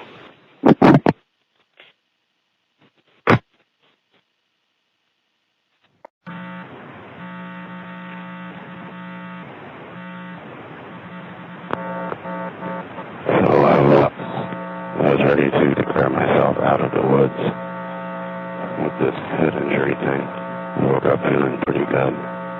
No headache. Woke up with a killer headache yesterday. It lasted pretty much all day until I started drinking. And just earlier today I had some kind of a dizziness. It only lasted for a few seconds, but it was definitely real. I was not imagining it.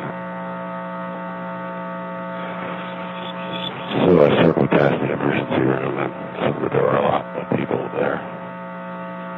Most times I go by, I don't really pay attention. I don't go by it often, but there's hardly anybody there. On the 30th Avenue, and I guess this is 45th Street. Yeah. And I just set off one of the kiosks across the street. I can kind of hear it from here. It's me playing Robert Helps's Valse Mirage. And I like it. God will be pleased. Anyway, I'm just trying to walk this off if that's the thing to do with a head injury. I don't know. I'm not falling down dizzy type of thing, but it was a little strange. So I didn't really eat much yesterday. And that can't help in the convalescence, right? Alright, I'm going to keep walking.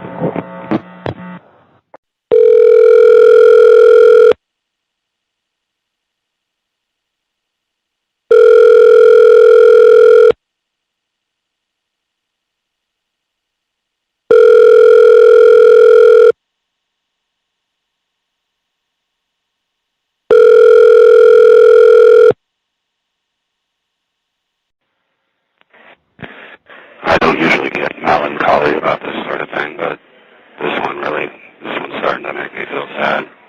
Looks like they got rid of 12 payphones, I think, since the last time I was here, 12 or maybe 13 at Grand Central. And this one in the lower level is still here. Obviously, I wouldn't be talking, but the others upstairs are kind of all over the place. They got rid of the row of 6, and they got rid of the row of 4.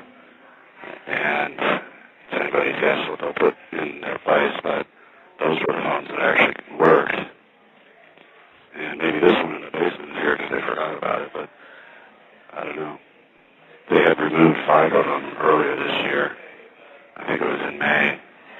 And then that was it until, and I haven't been by here in a couple of weeks, so I don't know when this happened, but it is something. A little slice of history is evaporating. And like I said, I know the reality of things. I don't usually get melancholy about it, but for some reason, maybe it's just my mood. But I've got a lot on my mind. So maybe I need this distraction. I am nursing an eye injury that has lasted a lot longer than I would have wanted it to. I hate this word floater, but I have to use it because it seems to be the only word for it. It's like nothing I've ever had, and it's causing me headaches, and it could fuck with my mind if I let it. And it doesn't really appear to be anything that can be done about it. There is surgery, but that's risky, and I don't know. It's not, I actually consider surgery an option at this point after 2.5 weeks of dealing with this fucking thing. But I wanted the term for flashes of light that you see in your eyes, that's called phosphines. And that's what I wanted this to be. And I wanted to impress the eye doctor with my knowledge of that word, but flashes of light are different from what I'm saying. This is just a thing of blood. There seem to be two schools of thought about these things. One is that they go away, the other is that they don't. But it has caused me major headaches, though. And I'm not speaking figuratively. It's like my head hurt like hell yesterday and the day before. I woke up feeling fine, no headache whatsoever. And I got an eye patch, but I can't use it because it has a protruding cover that I can't wear underneath my glasses, which is stupid design. I mean, I can see why they designed it that way so that it doesn't touch your eyeball, but I thought eye patches were just flat pieces of fabric. I've been doing my thing on the machines, but it's autopilot for me now. I don't even remember doing it much of the time. And I want to get others on board, but I don't really have the personality type to enlist a band of phone freaks. So I might move on to other things or just keep this as an ongoing thing, which it has been since the beginning of 2016.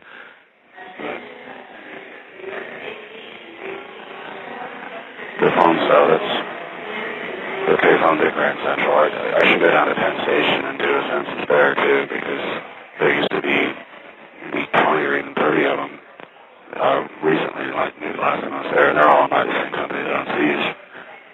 So I think right now there are 1, 2, 3, 4 working phones at Grand Central, down from, I'd say 14 or maybe 16. Oh no, there were 5. There's one in the customer service room or the waiting area, whatever it's called, the ticketed passenger area. So there's your Payphone news for the month of October. I would think maybe by the new year they'll just get rid of all of them, but it seems like a place like this really should have some kind of working telephone for people to use, but they don't even put them on their map anymore. Or do they? Well, I don't know. Not a lot else to report. I've been putting my radios together, and they sound good. The Dream Radio surprised me how good it sounded after I set it up and then forgot about it, and then played it back over an actual radio. And I thought, wow, I sound good. There was an interesting piece about Joe Frank in the New York Review of Books, and it made, among other points, it made the point that he, even maybe now he would have a place, but for just in the reality of things, he would have no place in the podcast scene today, which has become so homogenized that I don't want to be a part of it, and I wouldn't think he would have wanted to be a part of it either, even if there was money to be made. But his wife should consider syndicating some of his stuff onto that platform, or widow, I should say. I don't know what she's doing. She hasn't done anything with the website. But if Joe Frank's wouldn't be welcome to the podcast world, there's no way I would. I would sound like a fucking creep in that context. So I'm just going to host it myself and be my own radio star. It was up about 4 or something. I don't know. It was still completely dark. So it was probably like 4 or 5 o'clock. But I didn't do what I sometimes do. You know, I didn't do a bunch of vodka shots to get back to sleep. And that was smart. I've been over and over in my head what must have happened that night. And as crazy as it sounds, I think I got punched in the face by the delivery guy. It's not, that sounds crazy, so does anything else. It doesn't sound as crazy as any other possibility. For that much impact, for that much force, I would have to have been flying through the air whenever I hit something. And it's such a targeted thing. And what I think happened was I fell asleep and then actually woke up in response to the doorbell ringing. And that's why I didn't have my glasses on. I was already asleep, because that was one little piece of the puzzle I didn't understand was, why didn't my glasses get smashed? Because whatever happened, things like that would have been collateral damage. So, but it didn't. And they were by my bed, and that would make sense, because I take them off when I go to sleep. So why did he punch me in the face? Well, maybe I said something stupid, maybe I said something to provoke him. I was probably naked when I answered the door, because that's how I sleep. I don't know. Like I said, I've been over and over, but I'm not. I'll never know for certain, but the nature of the injury just makes almost anything else seem possible.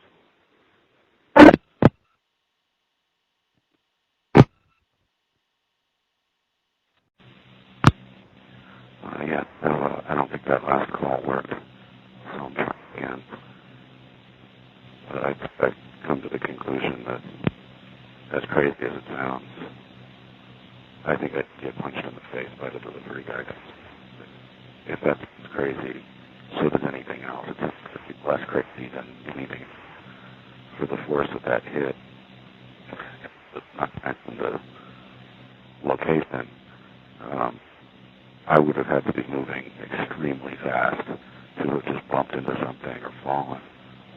And the idea that there's just really no object that's perfectly formed to have busted up my eye the way that it was. There's no object in my place. And there's no stain anywhere. There's just not any evidence of anything. And I'm not going to worry about it, but I guess what things that happened is one question I had was, why weren't my glasses not smashed up? Because if I fell or something like that, they would have been smashed. But explain that by saying that I had already gone to bed. The problem was I was unbelievably tired that day, which is why I ordered in. I don't usually order just for the hell of it, but I was so completely tired that I couldn't stay up long enough for the guy to even get there. So I went to bed, took my glasses off, and then I guess what happened was he was ringing the doorbell long enough that I finally woke up and went to the door, at which point I was probably naked, because that's how I sleep. And I don't know if I said something stupid to provoke him. I have no memory of anything that happened at the door. But seriously, if you looked at the injury and just looked at where I was, there's no other possibility. There's just no other possibility. So that's all I have to say about it. I just was coming out from an eye doctor appointment, and the doctor I saw 3 weeks ago was not in today, so that was something else that she seemed equally competent as the first guy. They just read off each other's notes, and he seemed to have written down everything that mattered. That was a smooth out transition. When she died, I did one of my eyes, but not the other, so I'm feeling kind of imbalanced. Like that when I play piano, I would lose my mind, and if my right arm got chopped off or something, if I couldn't play with my right hand anymore. Because I played left-hand piano music, it just takes a few seconds, and I go, that's absolutely insane, using only one side of my brain, one side of my body, whatever it is. Anyway, she said everything looks about the same as it did 3 weeks ago, but she did see another floater, and I was worried about that. They say if you start seeing more, you should go to the doctor immediately, so that's what I did. That was why I rescheduled the appointment. This appointment was supposed to be next week, but I moved it to today, 3 weeks instead of 4. And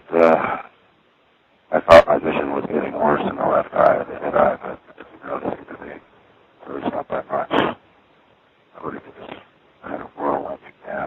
I was sort of disoriented this time around because nobody was speaking English and everybody seemed to be upset about something. Somebody was complaining about something. I don't know what the fuck language they were talking in. One really beautiful woman, though. Well, whatever, I don't know, maybe this was unnecessary to be all dramatic about it and reschedule like this, but I was getting nervous, and I don't think it's over the line to be nervous about something like this. By the way, this is Queens Boulevard, 4202 Queens Boulevard at the Summit.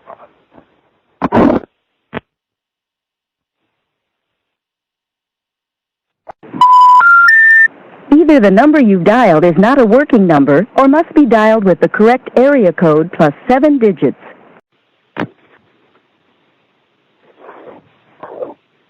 Hello?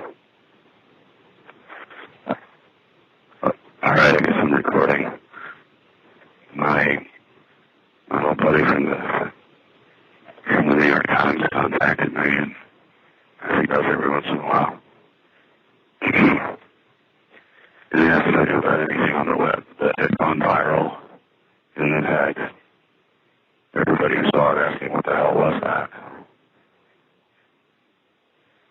And you can guess what I suggested, perhaps, if you've been following my adventures with those smart city machines. But I haven't yet told him that I'm the one who's been doing it. I just suggested to see what he thinks. And we'll see, based on his reaction, I don't know, maybe I'll tell him, maybe I won't. If he knows me like I think he does, he might automatically suspect that it's me. But I wasn't sure I wanted to suggest this because it seems a little self-serving, but on the other hand, how much stuff goes viral that has people asking, you know, what the hell was that? And also, I'm not, I told him up front, I don't know what you mean by viral necessarily. I would think millions of people have had some exposure to my little shenanigan at some point. But, you know, viral is like, I made another suggestion regarding something from 1987. There was the Max Headroom takeover of a television station in Chicago. And that remains unsolved as far as I know, as far as any research I've done into it. Nobody knows who did it or why. For that matter, nobody even knows what the hell the dude was talking about. But it's in that same vintage. And then there's the matter of the dude who's doing the traffic pumping things. I don't know. Maybe I should have him on enough of FCC loopholes. He's making all these bizarre and mysterious phone calls to people. I consider that an art project, even if he's probably making millions out of it. But I think it's perfectly fair to assert my little shenanigan into that discussion if he's serious about it. 25 cents. So I have my speech ready. I mean, at some point I wanted to contact Jake, who I don't know, but I refer to a press person anyway, if I do know. And if it comes to it, I'll tell my friend at the Times to contact him, see what he thinks, and maybe I can learn a little more about what Jake really knows, if he's figured it out already. But I just want Jake to get some comfort from this, because I think I like the guy. He's cool. I appreciate so much the fact that he referred to it as an art project, and not as just a prank. I mean, it is a prank, I guess. It's got all the fingerprints of that, but as I think I said before, it's become a kind of a street theater for me. And I cannot have invented that term, but I've not encountered it until I coined it myself. A form of street theater, it's an ephemeral kind of performance art where the main currency is confusion and bewilderment. Who did this and why? But by the time any noise starts rising out of those things, I'm long gone. And that's all thanks to the magic minute. All right.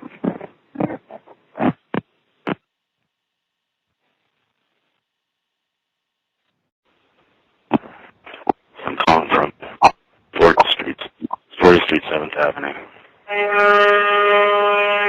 As it's also known, Fashion Avenue. And I'm in Midtown because unexpectedly a friend of mine from high school was in town. He's a guitar player and he tours with bands a lot. Hadn't been through New York in a number of years though, so it's good to see him. I gave him a little bit of a tour, I guess. I showed him Empire State Building, Chrysler Building, Grand Central Terminal, Macy's, which wasn't really much of a sight to see on the inside, and some other stuff. And we talked all the while. We're the sort that we can always pick up where we left off and riff on the same gag that we came up with 25, 30 years ago. But we don't really communicate much at any other time. He almost always ignores my emails or messages or whatnot. And I pretty much gave up trying to maintain any kind of long-term correspondence. But been lucky enough I had time today to just up and go out and hang out with him. So we milled around. Oh, we went to B&H. He said he heard that was a cool place to see. And he's more into cameras than I realized, which is cool. So he's been traveling a lot and playing with a whole bunch of different bands. He played for Olivia Newton-John and at this place called Red Rocks, which I'd never heard of before. So apparently it's a big deal. And I always thought he was a good guitar player.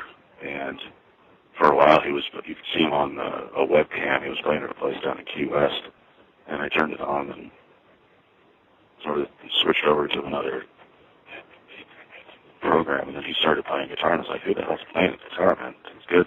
And of course, it was him. And so he's had some ups and downs in his ability to find gigs, but he's doing all right now. So it's all good.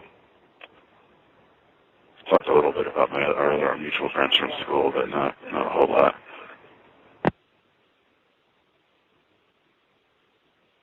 But I'm going to figure out how to get home now. Should I walk or should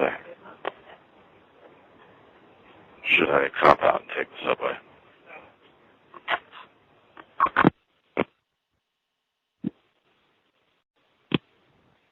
Calling in again from a 7-Eleven phone. Two of them next to each other, but I think this other one stopped working. And one started out something. I just wrapped up something I sort of re-wrapped it up. I'm changing the format of how I air these payphone calls to be streaming radio as opposed to a playlist where you can skip through the boring tracks. Maybe I'll change my mind about that. I think I'm creating something that is undoubtedly unique. I was listening to this batch and it's more or less chronological. And I'm talking a lot about what I do with those stupid smart city machines. But I'm not sure if anybody who hears this is going to know what the hell I'm talking about. So, not worried. You can hide in plain sight like that. There was a guy, Nick Deef, that got away with it. It's not so much that he was hiding in plain sight. He just didn't have link rank, so what he had to say didn't matter. So, the mystery of Nick Deef was the answer had been sitting out there for as long as the internet. But nobody knew about it because it wouldn't turn up on search results. Even though it was like clear as the most articulate explanation that could be. That's my takeaway from the Nick Deef thing. So I'm not exactly trying to model myself after that guy, but hey, why not, right? So I'm going to go back home and wrap up, then go into Midtown. See what's going on. And that's all I got.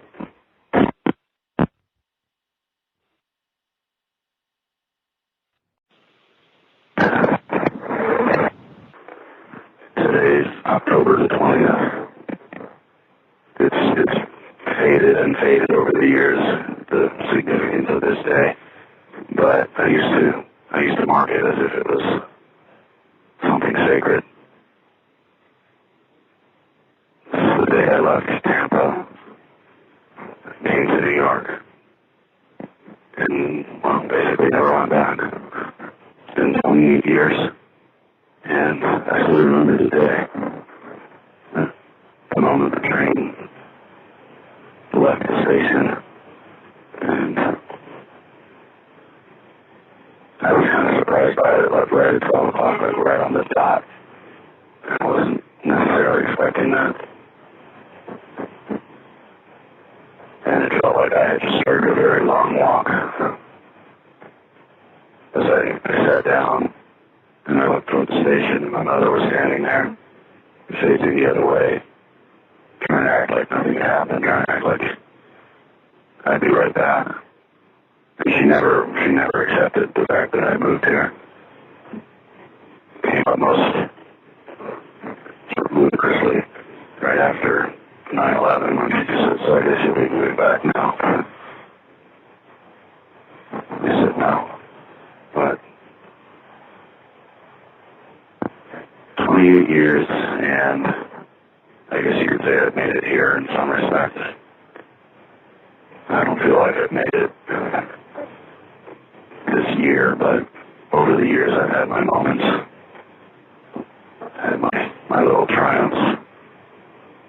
One thing I can't seem to find is an enduring love, an enduring woman in my life. And I don't know if that's a New York thing, or if it's just a modern age thing. More people are staying single, and that's fine. And a lot of people I know from school are still single.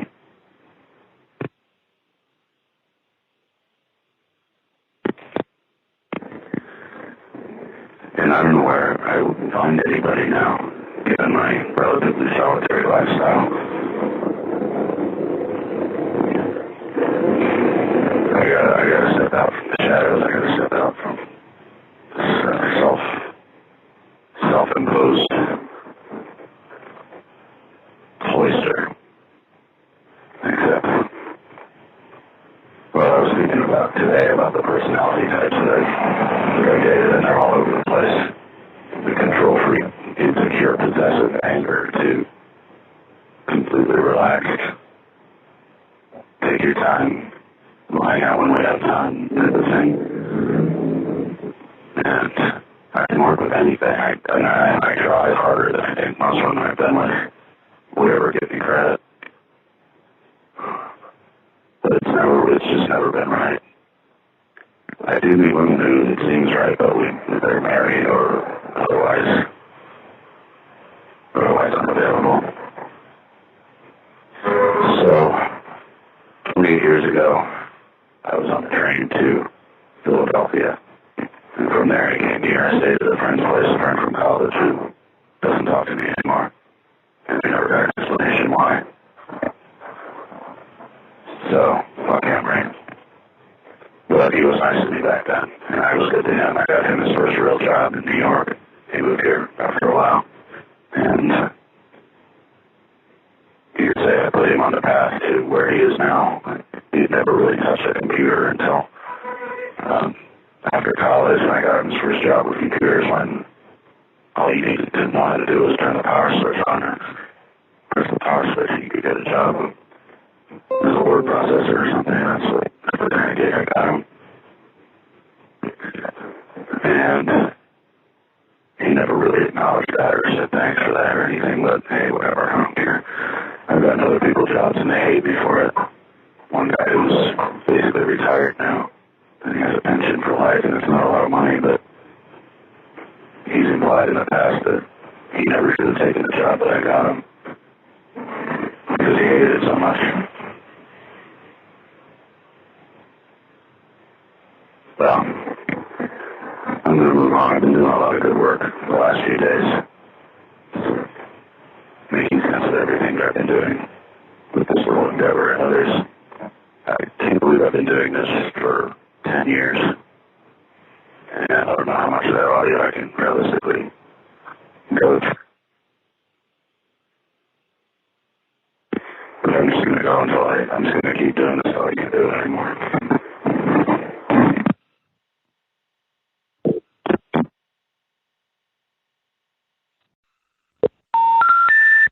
The number 402-376-9904 has been disconnected. The number 402-376-9904 has been disconnected. No further information is available about this number.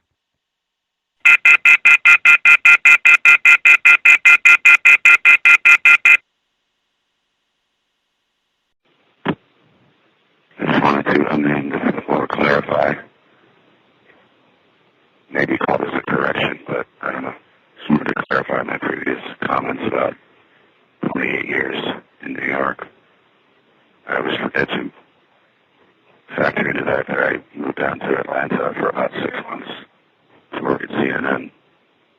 But it never felt like a full, genuine relocation. It just felt like an extended road trip or an extended working away from the office. I never changed my permanent address for one thing.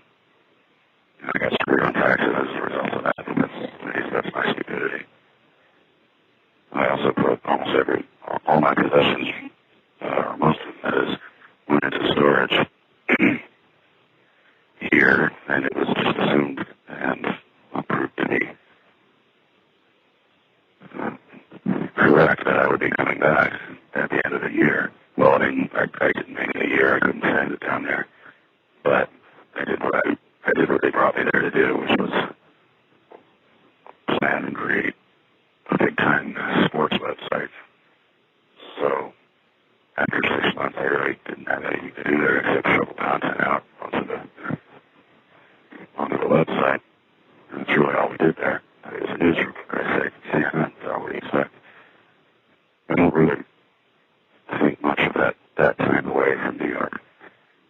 But I made audio of myself on the way back. Just here and there, I would record some audio of where I was and what was happening. And when I got back to New York, I don't think I've ever sounded so excited, so happy to be here.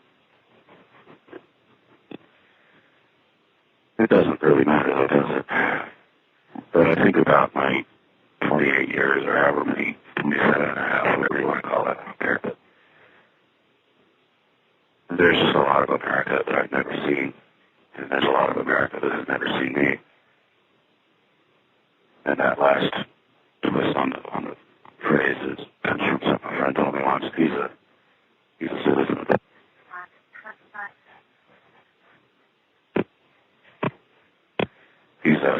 the world. Will travel anywhere and feel like he's at home.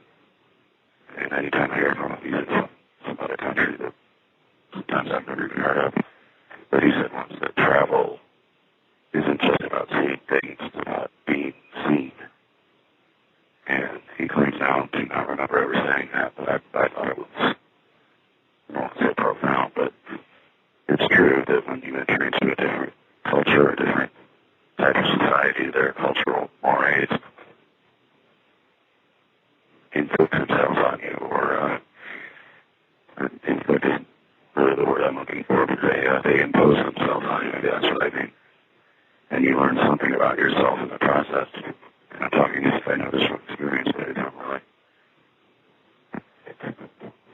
This Payphone has an apology sticker on it that I put on here. It's been here a while. I'm surprised it lasted this long. I remember this one. It says, I'm a 22-year-old man whose life is in a complete uproar. My part is not to the people as it is to myself, wife, and child. I am a child abuser which has been brought to the attention of my wife and doctor, and the baby is consequently in a temporary foster home until I get well. What's well? I'm very lonely, confused, and I've done everything to hurt myself and everyone in my family. I myself was abused for 14 years by my mother. I'm currently in counseling, but don't know where I am going. There is much more to the story, but my mind is so boggled I can't say what I'm thinking. I know there are many people in my situation, but it is eating me alive. Well, I don't remember that apology at all. It's not the worst one. It's pretty awful, but as far, I mean, when I say worse, it's not. There are a few worse crimes than what he's describing here, but some of the other callers who have been doing anything much far more detailed and sickening accounts. This guy could just be lying.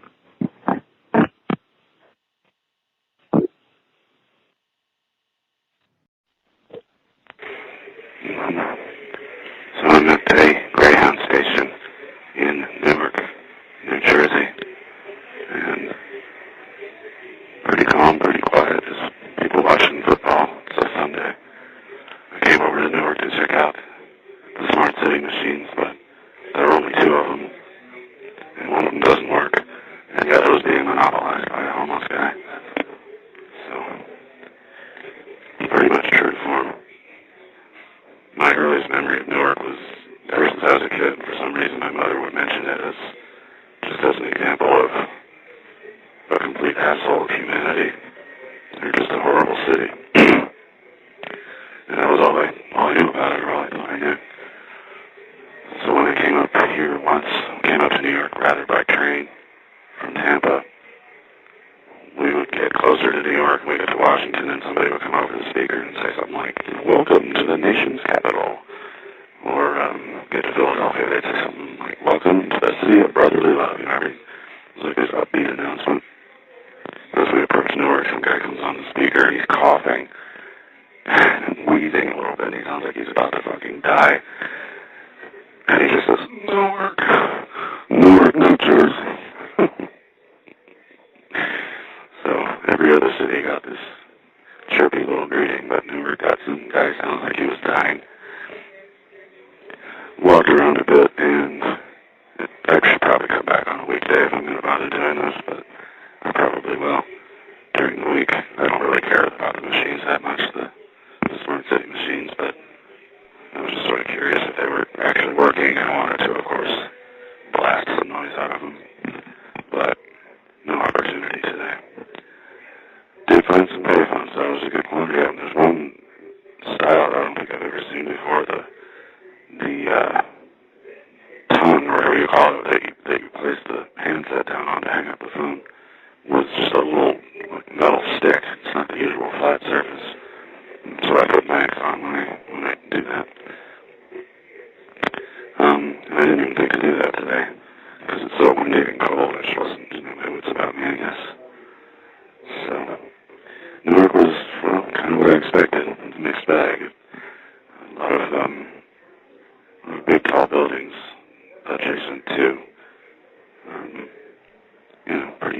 pretty sketchy looking areas. I saw about as much Market Street as I needed, and I'm just going to hit the train back. It's amazing how you're out of New York just for within a couple of minutes, and comes out of the tunnel. The train comes out of the tunnel, and there's just nothing anywhere. You're in the middle of a pasture. It seems like, of course, there's plenty out there. It seems that way. So I'll head back and just keep it on with my little radio project, which I think is going quite well, if I say so myself. I managed to get my playlist stacked up as far back as April, but there's a lot further to go. And I had to throw away a number of tracks because they were inaudible or just whatever. I mean, any pursuits of the fifth that depends on a functioning public telephone network is sure to have its share of inconsistencies and gaps and miscommunications or non-communications. But let me try and find some of it back. I forgot a lot of it already, especially the stuff from as far back as April, but the stuff goes back years. And it remains to be seen how organized I can be and how many efficiencies I can come up with. I was having a bit of a dilemma with the playlist format, but I'm not going to worry about it. And I have to find, it looks like, I used to call into Google Voice, but it looks like they purged everything from farther back than maybe a year ago. Since I don't think that last call connected, or if it did, it connected sporadically. I'm trying this again. I happen to know the guy who owns that phone I just used, and that phone is always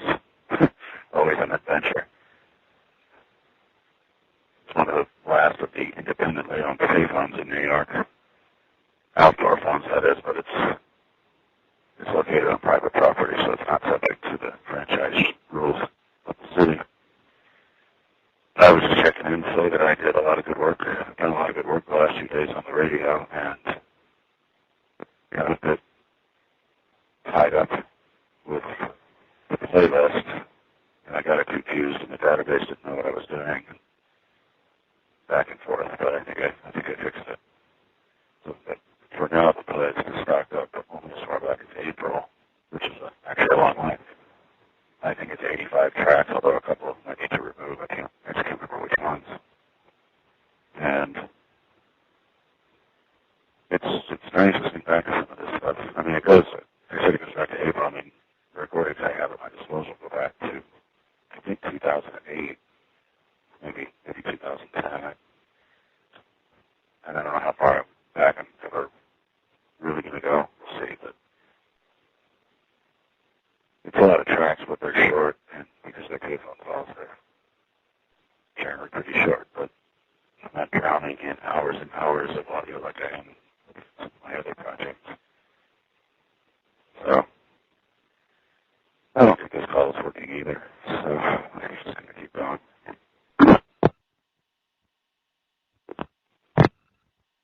Hello. Calls to this number are being screened by Smart Call Blocker. Please say your name after the tone, then press pound. So I've been listening to the sound of my own voice quite a bit the last week or so. I'm getting kind of depressed on account of it, but I guess that'll happen. I was calling in a lot back in 2011 and 2012, early 2012. And I've been processing all those files again. Some of these I feel like I've already done, but whatever. I'll just do them again if that's in the big picture. It's not that much repeated work, really. But it sounds okay. It sounds interesting. It sounds unique, so away we go. Found this other apology that I stuck up on this phone booth for this phone enclosure. Years ago, this friend of mine said that he knew someone who worked at Burger King, and he was the person who flipped the burgers, and he was right near the drive-thru window. And a lot of times the local police would come through to get food there, and the woman that worked the drive-thru would let him know which orders were for the cops and stuff. Because every time he had a hamburger for a cop, he would blow his nose on the bun. And it's like so perfect because what a great mental image of a cop biting into a Whopper instead of a pickle, a nice big green pickle. It's a nice green booger. Yeah. Well, I have no idea who left that statement, but I don't remember that one either. I transcribe these things, but I don't remember that particular one. There was one call from some dude who said he worked at a McDonald's and would spit on the burgers. But of course, that's the theme of apologies. You don't know who said what. Or you never knew. So I'm afraid they're going to come take this phone away someday. I mean, they will. It seems inevitable, but installation of those new Smart City kiosks has kind of stalled. In fact, they haven't put up a new one in at least a couple of months, maybe longer. And they only activated a few in... It might have been last month, but it's been a while. I mean, they've been putting those things up like at a pace of like 100 a month, and eventually they're going to take this phone away and replace it with that piece of shit. But a lot of the calls I've been listening to came from phones that no longer exist, but it's actually kind of surprising how many of them are still around from 7 years ago.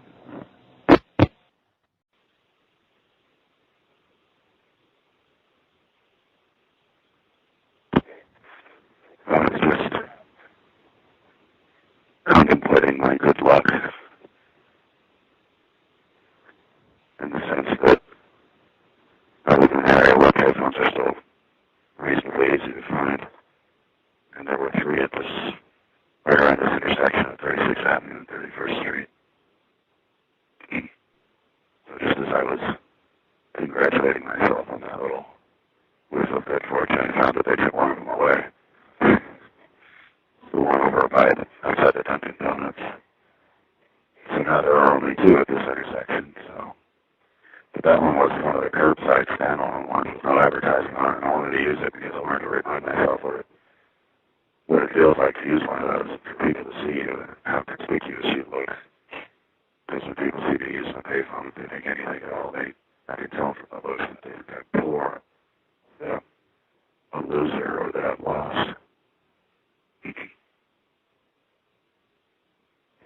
I wanted to experience that as best I could using one of the more conspicuous phones, but it's no longer there, and my bet is it will never come back. But every time I reach I cross a little bit of a milestone, or every time I accomplish anything with this ongoing radio project, I feel like I have to come out and check in, report on my progress. And sometimes I do, sometimes I don't. But today I had to reactivate the regular expressions portion of my brain and get all the different voicemail systems I've been using reconciled in terms of the naming conventions of the files, all the MP3 files, because I'm doing it at the stupidest way possible, the stupidest, most foolproof way possible. I'll probably find mistakes or ways to make mistakes, but I think I did a pretty good job today. I renamed about 1,000 files, and it was a little bit of heavy lifting, but I got to admit, doing code, the older I get, the more it feels like heavy lifting. But some days are better than others. It really is a language now. I made this observation a long time ago,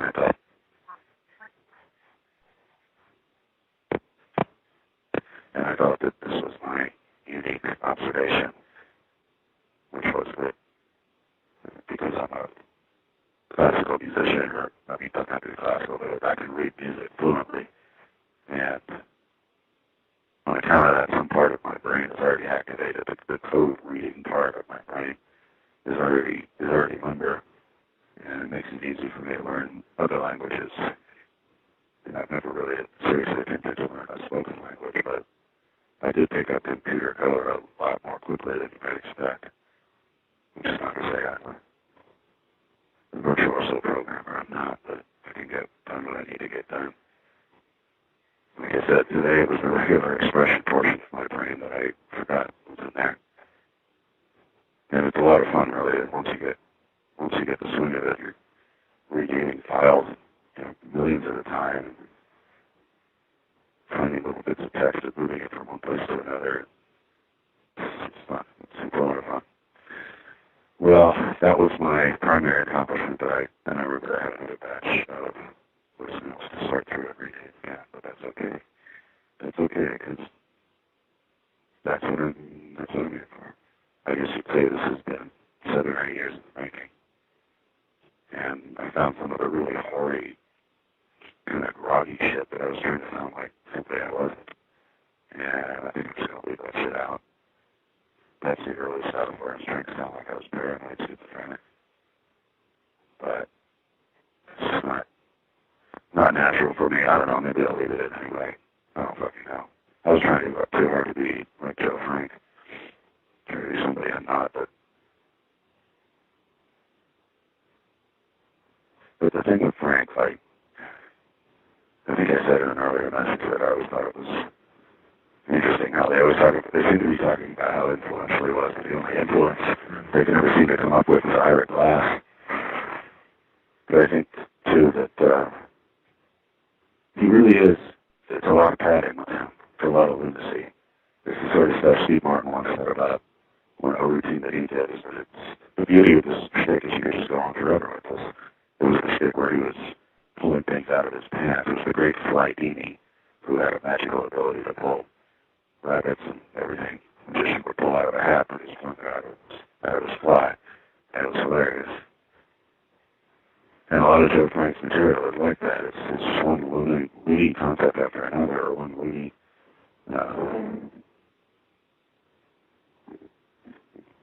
scenario after another. I remember the Eye in the Sky, I think it was called, where he was pretending to be covering the traffic in LA. I mean, it was just one, he could have just gone on forever with it. He could have just gone on forever.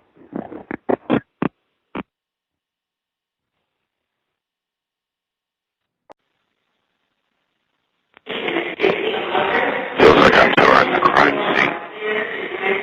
I think they got rid of a few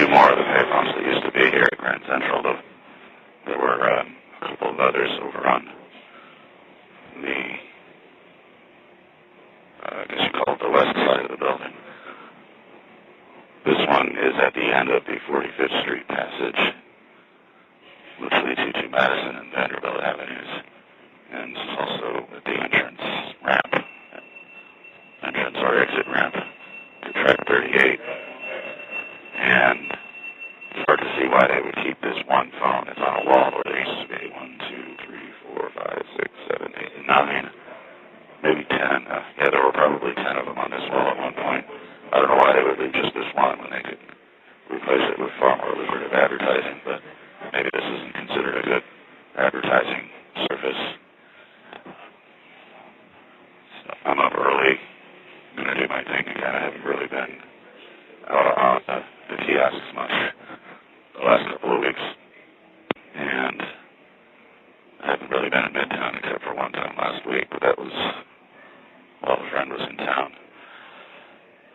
I'm going to go up to the 181, and this may seem like a bit of a pathetic connection, but when I hear that bombs are being sent to the Clintons, that does actually register with me, because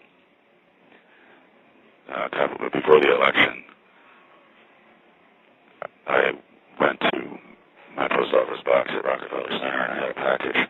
So I went to get the package, and he had to ring the doorbell, and the guy opens the door, and he opened the door, and there was this huge container full of mail, and it had a piece of paper on it that just said Hillary. And I said, oh, that must be for Hillary Clinton. I was kind of joking. Although I don't know. Well, I shouldn't have been joking, because that really was all for her. And she ran her foundation out of an office in Rockefeller Center, and they got all their mail in the same set of post office boxes that I use. So, and also this mailroom was where the anthrax mailing for Tom Brokaw was handled. And I remember after that happened, the next time I went to get my mail there, everybody was wearing surgical masks and plastic latex headwear and gloves and everything. And maybe they did that before, and I just never paid attention, but it seemed new at the time. And I don't know. I don't know if they still do that, but they should, I suppose. Now it sounds like the bombs that were sent out might not even have been real, and that's going to give... the politics of this make no sense to me. If somebody does something like this, they're not together. They're unhinged. Their politics don't matter, because they're not sane. And even if these were real bombs and they all blew up and all these people were killed or maimed, what would that accomplish politically? Not a whole lot. Nothing to their advantage, assuming he was a Republican nationalist. At any rate,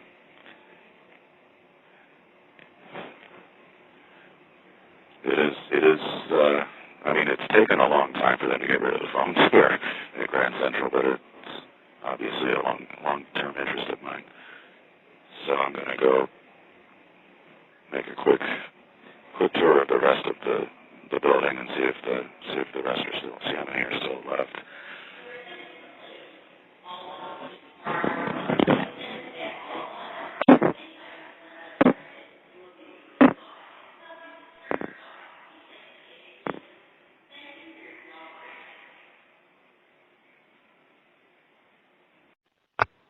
Yeah. So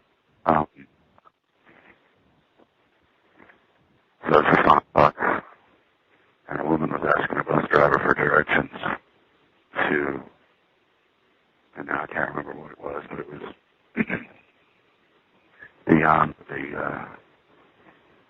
beyond the range of his route, which was the Q32, that goes up Queens Boulevard, and he was trying to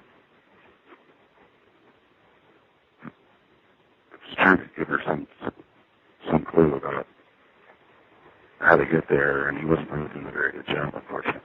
And she didn't have one of the smartphone things that give you exact directions. So, I swear anytime I've used one of those things for directions, it sends me.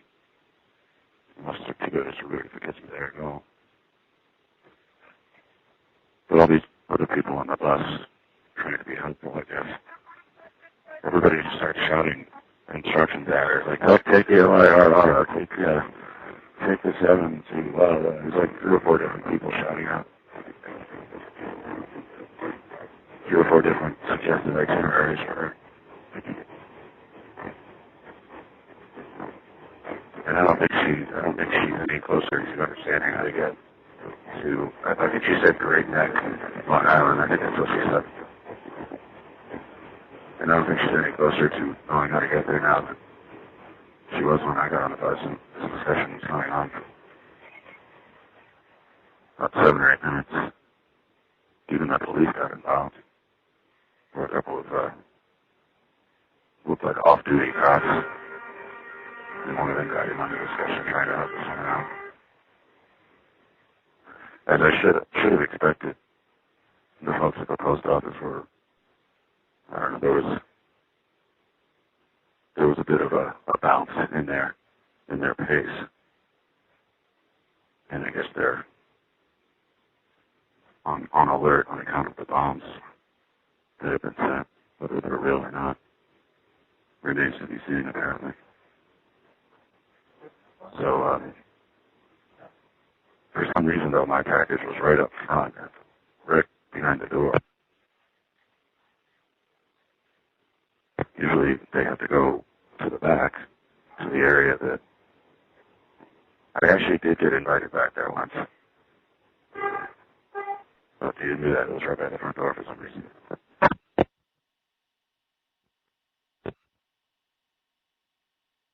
Hello. Calls to this number are being screened by Smart Call Blocker. Please say your name after the tone, then press pound.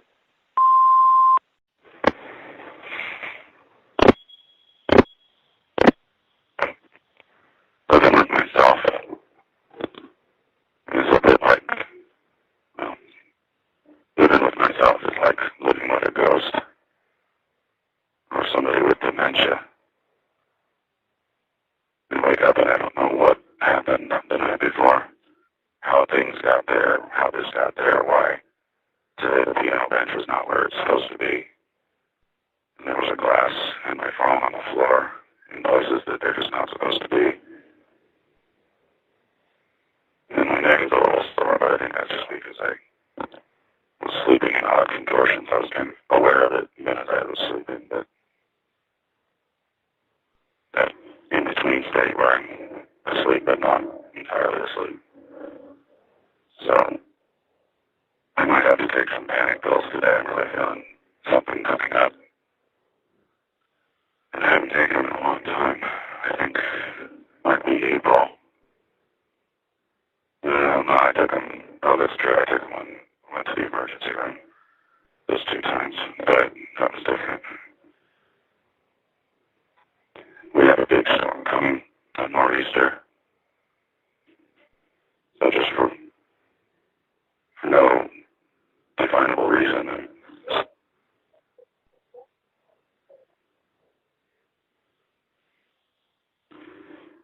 this is probably kind of pointless, but I'm going out and stocking up as if I'm going to be inside for 6 days.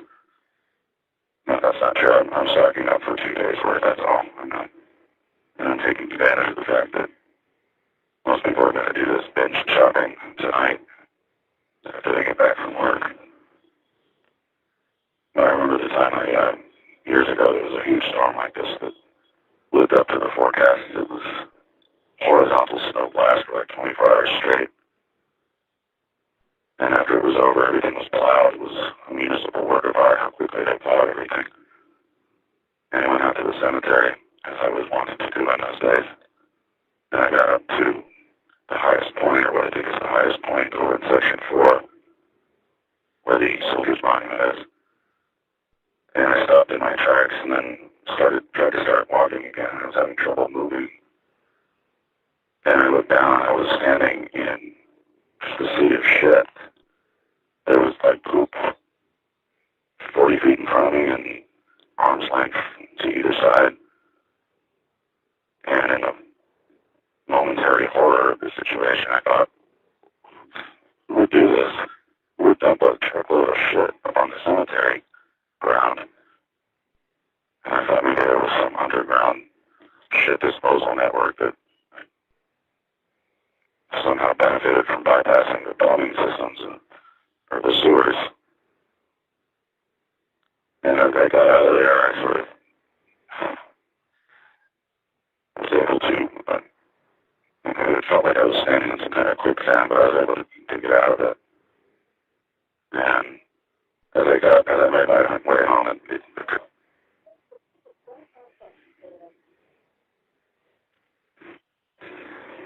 I made my way home, it came to me, it dawned on me that it had to be the geese. There's hundreds of geese out there, and they poop all over the place. And some of that poop looks like it could be big enough to have come out of a human.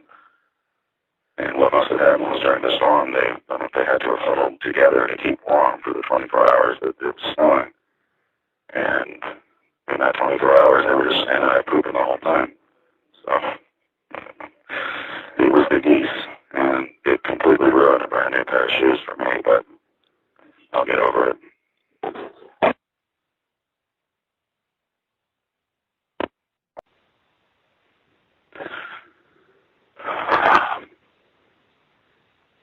I'm trying this one last time, but I don't think this is going to work.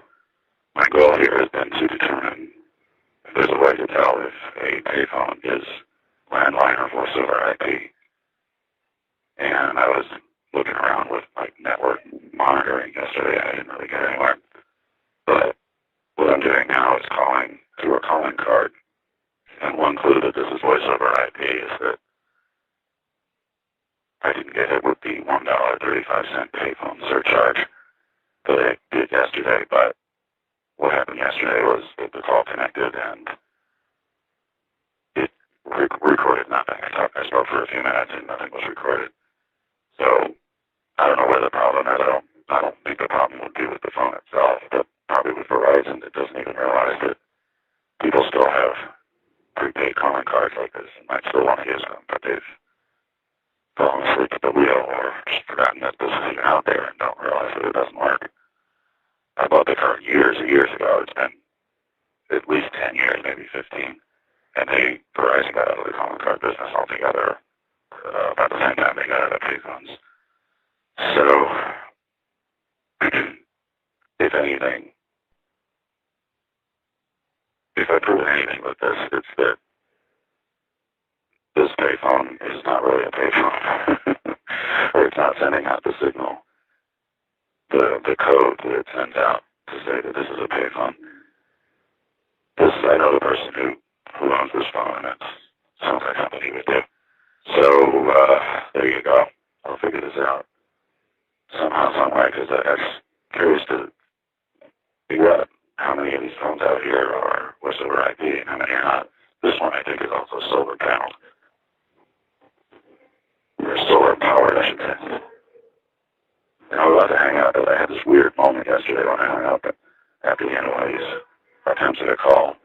I hung up and there was no ingestion of the coins into the phone, and there was just nothing but a hung up by hanging up the phone. And I haven't experienced that at a payphone in a long time.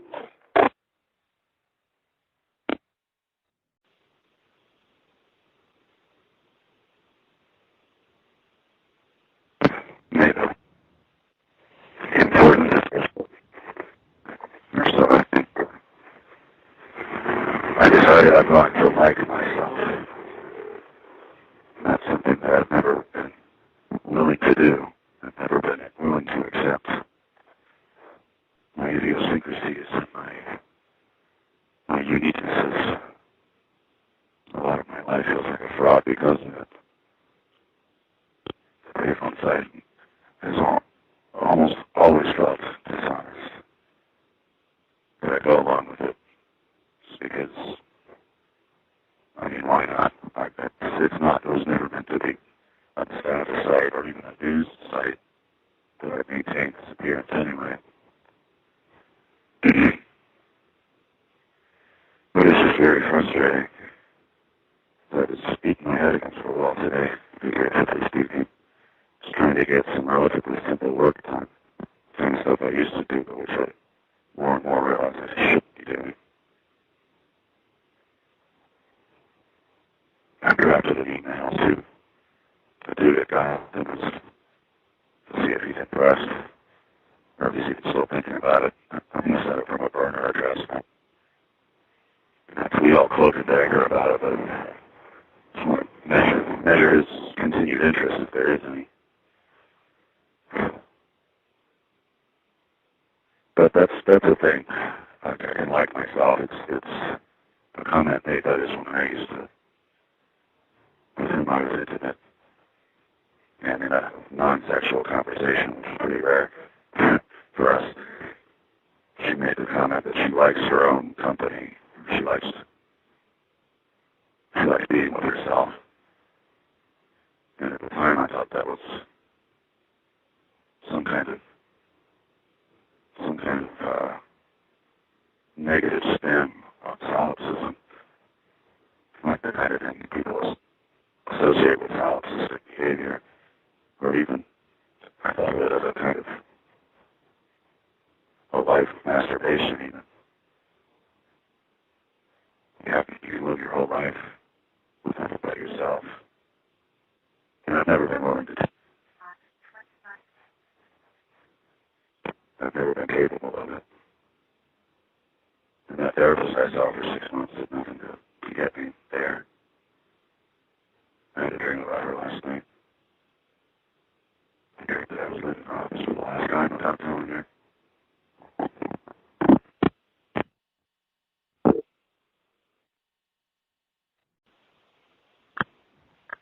I went ahead and did something I've been considering for months now.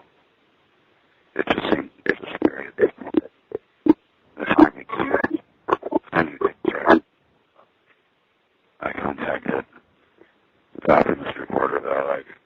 He's written, I think he's written 4 of the 5 stories. And he responded pretty quickly. He said, whoa, that's stopping me in my tracks. And I sent him a far too lengthy description, which actually started drafting after the first story posted back in, I guess it was May. And it's just, like I said, it seems necessary. Being a total secret, or totally secretive in terms of explanation or accounting for why I'm doing this. I'm missing an opportunity there to explain this in a way that will resonate, but also without identifying myself. And his first thing was, yeah, my editors are going to probably say unidentified, which I would expect. But I'm still on the fence about it because if I say too much, it's going to be too hard for people to figure out who I am. And I feel like if I talk too much about payphones, there's going to be a little thunderclap of recognition out there that, oh my God, it's that guy again. I'm saying it's going to be a universal moment of eureka, but it will be something. It just depends how carefully I talk about it, but I have to explain that the payphone thing is my connection to these stupid machines. And I have to explain why I had such a hormone for them. Because I wanted them to be something else, but they're not, and I've really come to loathe these things. Well, I shouldn't take my hate or talk too far, because I don't really have a lot of hate in me, but, I mean, I still hate Twitter, despite the fact that that's where a lot of this really caught on. But I don't hate.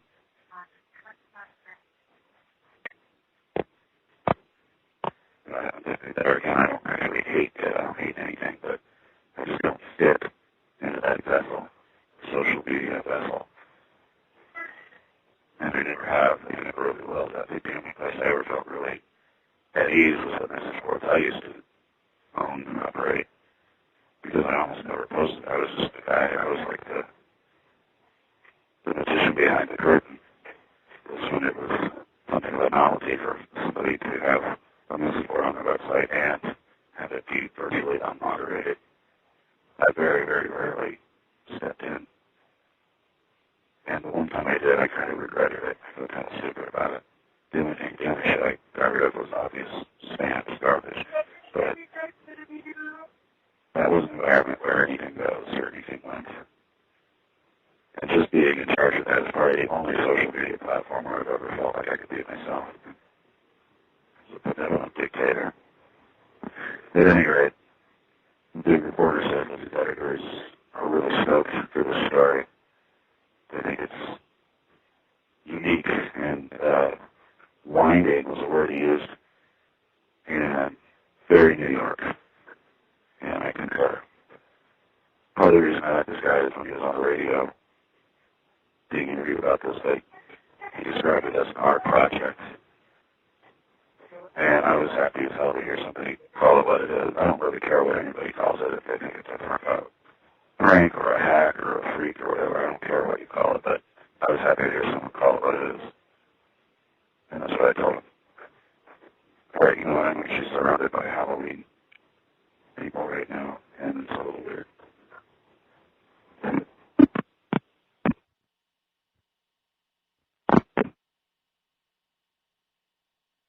We're sorry, your call could not be completed as dialed.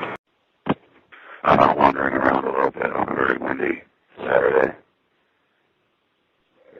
And it's making me realize how habit-forming it's been for me to make calling into those machines, or calling in from those machines, to be part of my daily routine. Feels like I have nothing to do out here. But I put the project on pause until I actually talk to the reporter, and maybe that'll be next week. He said that the midterm's coming up there. He's on constant deadline. And not that he hasn't forgotten about it by any estimate. And I told him, I didn't expect you to drop everything. That's about all I said. I sent two pretty lengthy emails and didn't hear from him for a couple of days. But at no point did I think he had forgotten about this. I mean, it's not the story of the century. And I have a perspective on this, but I think it's reasonably awful. But it's going to be interesting. So the reason I'm not calling in is because the more we do that, the more risk there is that somebody will report it to the company, and the company will do all that they're capable of doing to prevent this problem, just block the number. And if they do that, it takes 20 seconds for me to get a new one. But I didn't want to, what I want to do is demonstrate in person for the reporter how this works. Because I think that's really the best way to do it is, sure, forget about explaining it, I don't think I can do that, but, man, my partner on this is going to have to, not going to have to be happy to talk to the reporter, but I think on the basis of describing the experience of doing this, I think he might be able to tell that story better than I, because I've gotten so fucking used to it that it's almost become routine, but it never loses its magic, but it has become something like a routine for me. And there's not much else you can do with those machines. I mean, I can say that to porn. I have no idea why. That seems like such an obvious thing that should not be able to happen.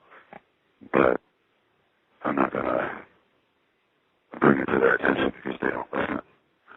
That's part of my motivation tonight. Because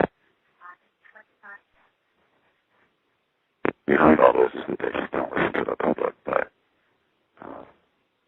and they don't listen to me, but they can hear me now, right?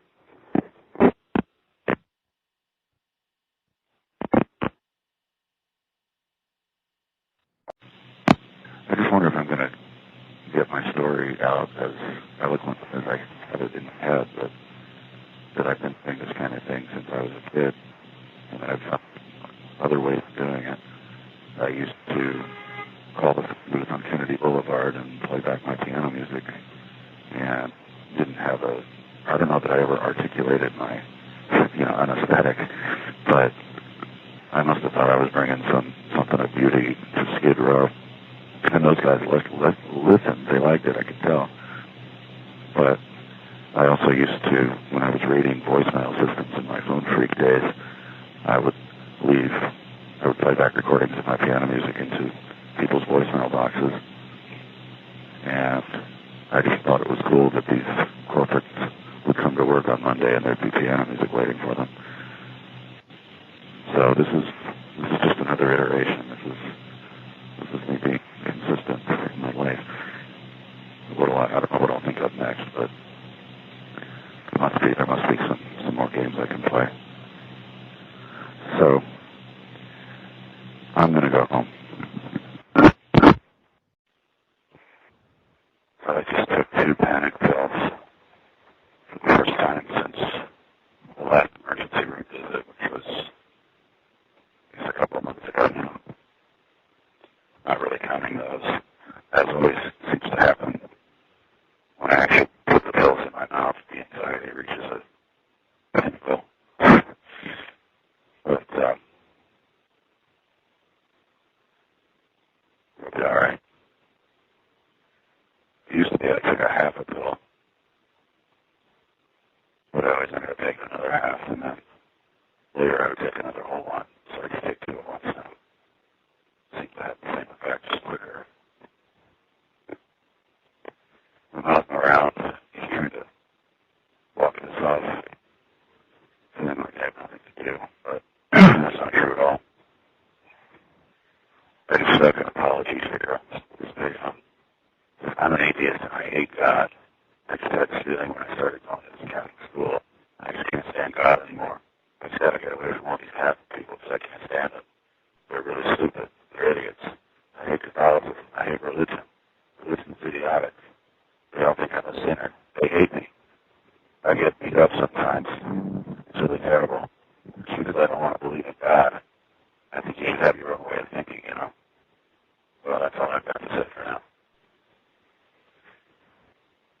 That's a statement I transcribed from the apology line back in 1983 or so, 1994. I forget how long I worked on that. It was like not quite a year, but it was a very long year. Involved with it seemed a lot longer than it really was. All right. Well, I just wanted to report the panic call intake and move on to the afternoon.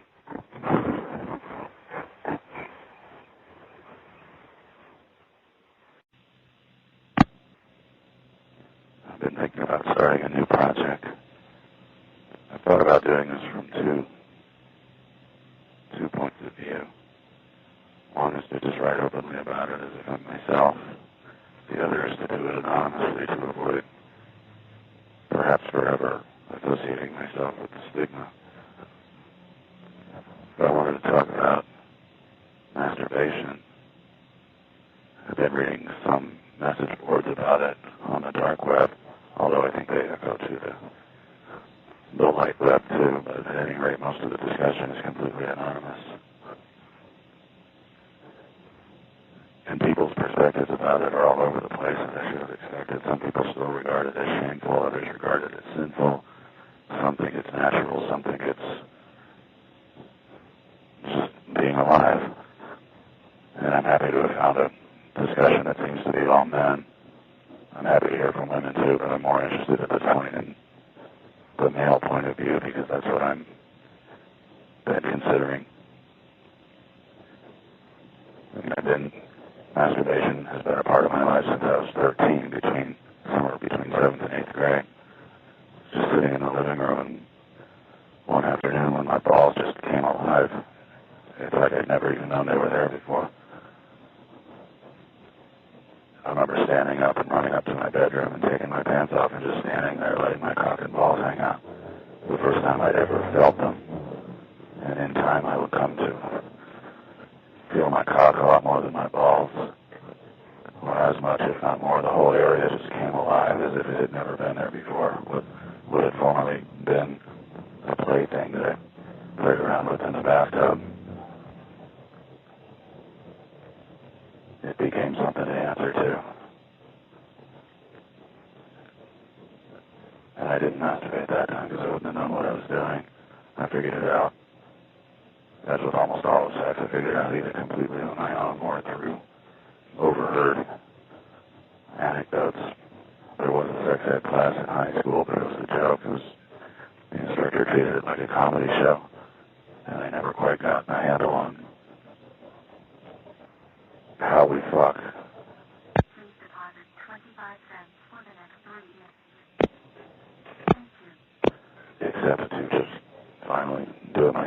figure it out from what pieces of information I had cobbled together over those adolescent years. There's a lot more than masturbation to talk about, though. It's like the first time I saw Kant was in the 6th grade. I'll bet this is an experience shared by a lot of kids from then, or 4 kids then. Somebody in the school bus had a Hustler magazine, and he was showing it off in the back seats of the bus where all the older cool kids sat. And there were girls on the bus, too, who were treating themselves like custodians or chaperones. They were guarding access to the magazine so that not too many people piled in all at once to see it. And I heard people whispering the word, cunt, cunt. The boys were saying it in an almost reverential tone of voice. And maybe it was reverential. The way they whispered it, it's like, we have to be careful around it. We have to be respectful. And this is before I'd even seen it. And I finally got my turn. I pushed my way up ahead because I was one of the younger kids. And I saw it, and it was big, fat, hairy, hair going all the way up to her stomach. She had this smug, frowning look on her face, and she was pointing at it with one finger, as if she's saying, "You want this, don't you?" And I looked, and the kid who had the magazine kept turning the pages and showing more and more of this same woman. And I took my turn. I stood and watched for about a minute. I don't know how long. And I went back to my seat, kind of confused about what the hell I had just seen. I thought it was disgusting, but even then, I knew I wanted it. And I wanted to see more of it. I just didn't want to see it in Hustler. So I sat down in my seat, and sitting next to the window seat, I was looking down at the cars, which were down much closer to the ground than the school bus was. And this woman with very short shorts, it was the first time I'd ever noticed her. She was driving in a Camaro, and you could practically see pubic hairs coming out of her shorts if only I'd known. But that's what I could be looking for. And every day I would see her, and every day as the days went on, I imagined what it might be like to take those shorts off and see what was underneath. And that's how I became attracted to Kant. I've wanted it ever since. And in my 20s and 30s, or college.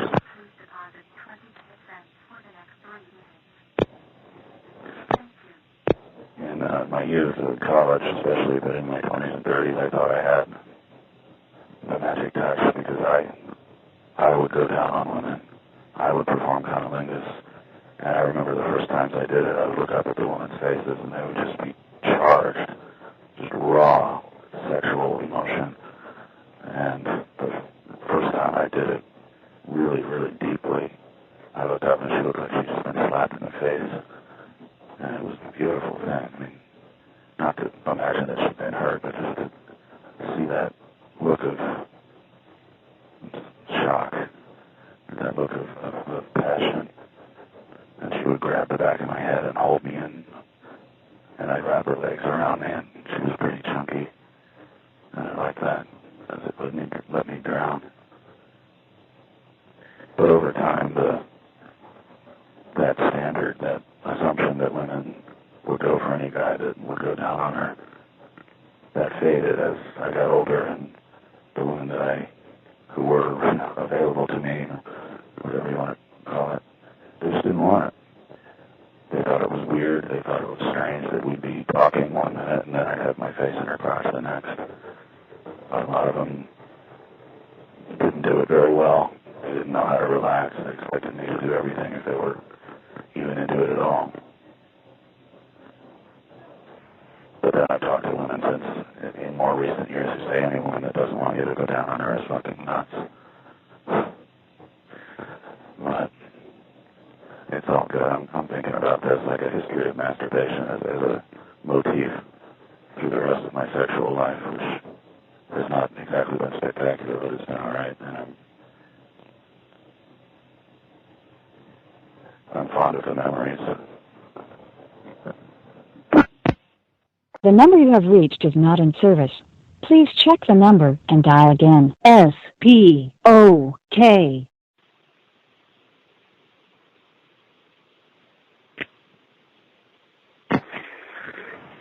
I'm heading to the eye doctor for what should, I think, is probably going to be the last visit in follow-up to the mysterious accident that I had. And I think I might have finally figured it out. I wasn't blind to it. I just maybe didn't want to acknowledge. I've given up on that ludicrous theory that it was the delivery guy that punched me. I always knew that didn't make any sense, but the nature of the circumstances made it seem more possible than the alternative. Because it didn't make sense that I could have hit any surface just the right way to make the injury look the way it did. I spotted what looked like some blood on the stove, on the door to the oven. And I'm going to try to find some old pictures to see if there's things there before. I would remember necessarily if it was some other kind of stain, if it was ketchup or something of that color. I've been there for years. And I just became blind to it. But anyway, I found some healthy discussion about what to me is becoming less and less of a taboo subject, at least in my own mind.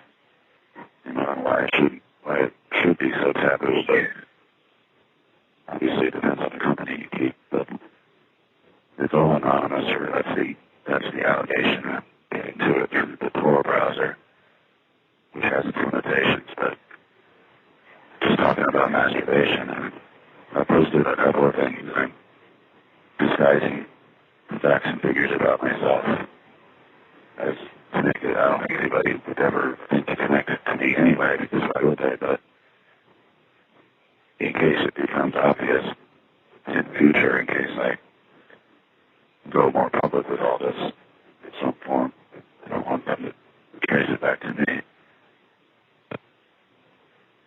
So I described how somebody asked if working out, exerting yourself somehow, caused you to want to masturbate more than if you hadn't worked out. And I don't really work out, but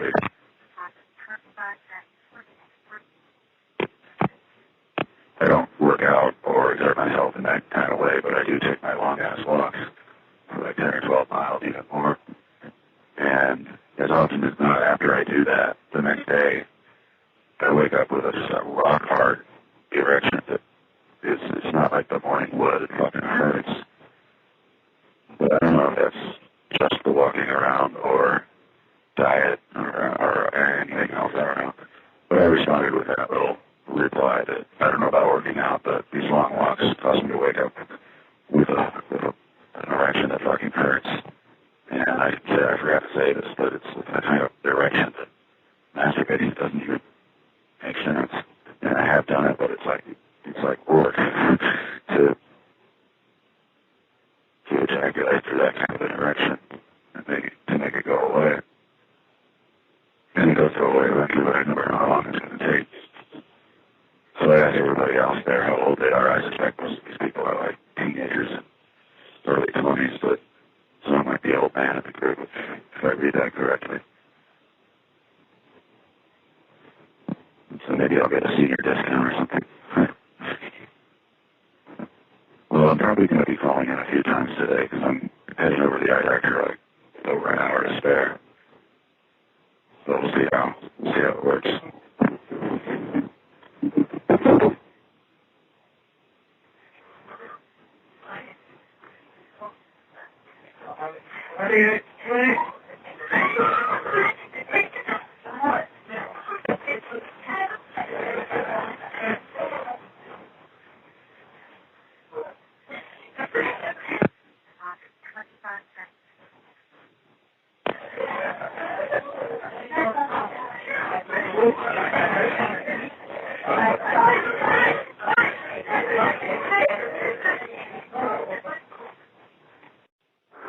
I've never owned any kind of a sex toy. I think I'm going to bottle on if I have enough cash on me. every woman I've ever been with had a vibrator or a dildo or something like that, but I've never had any kind of substitute.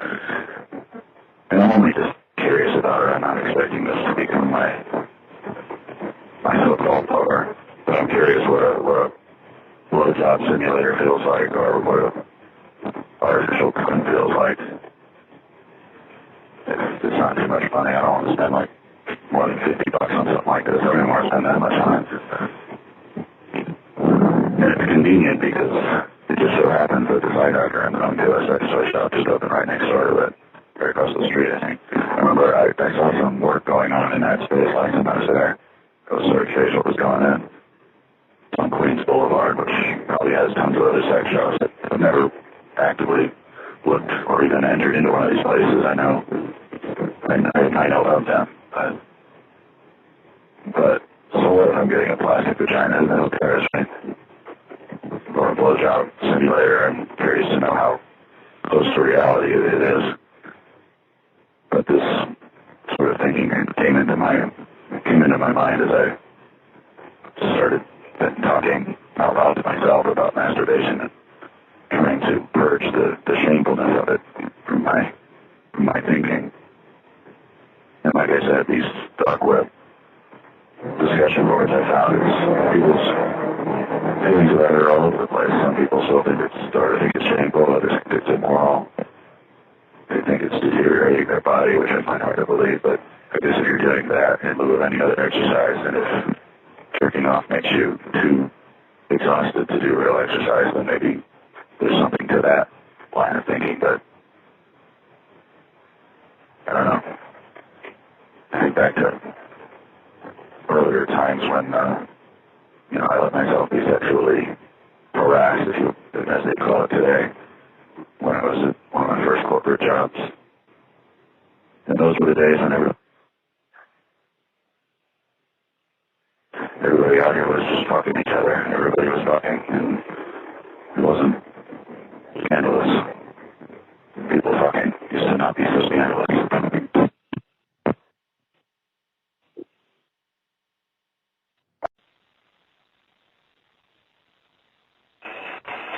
Put my money in thinking I had a few minutes till the next train, and right as I drop the money in, the train arrives. Well, there'll be another one in a few minutes.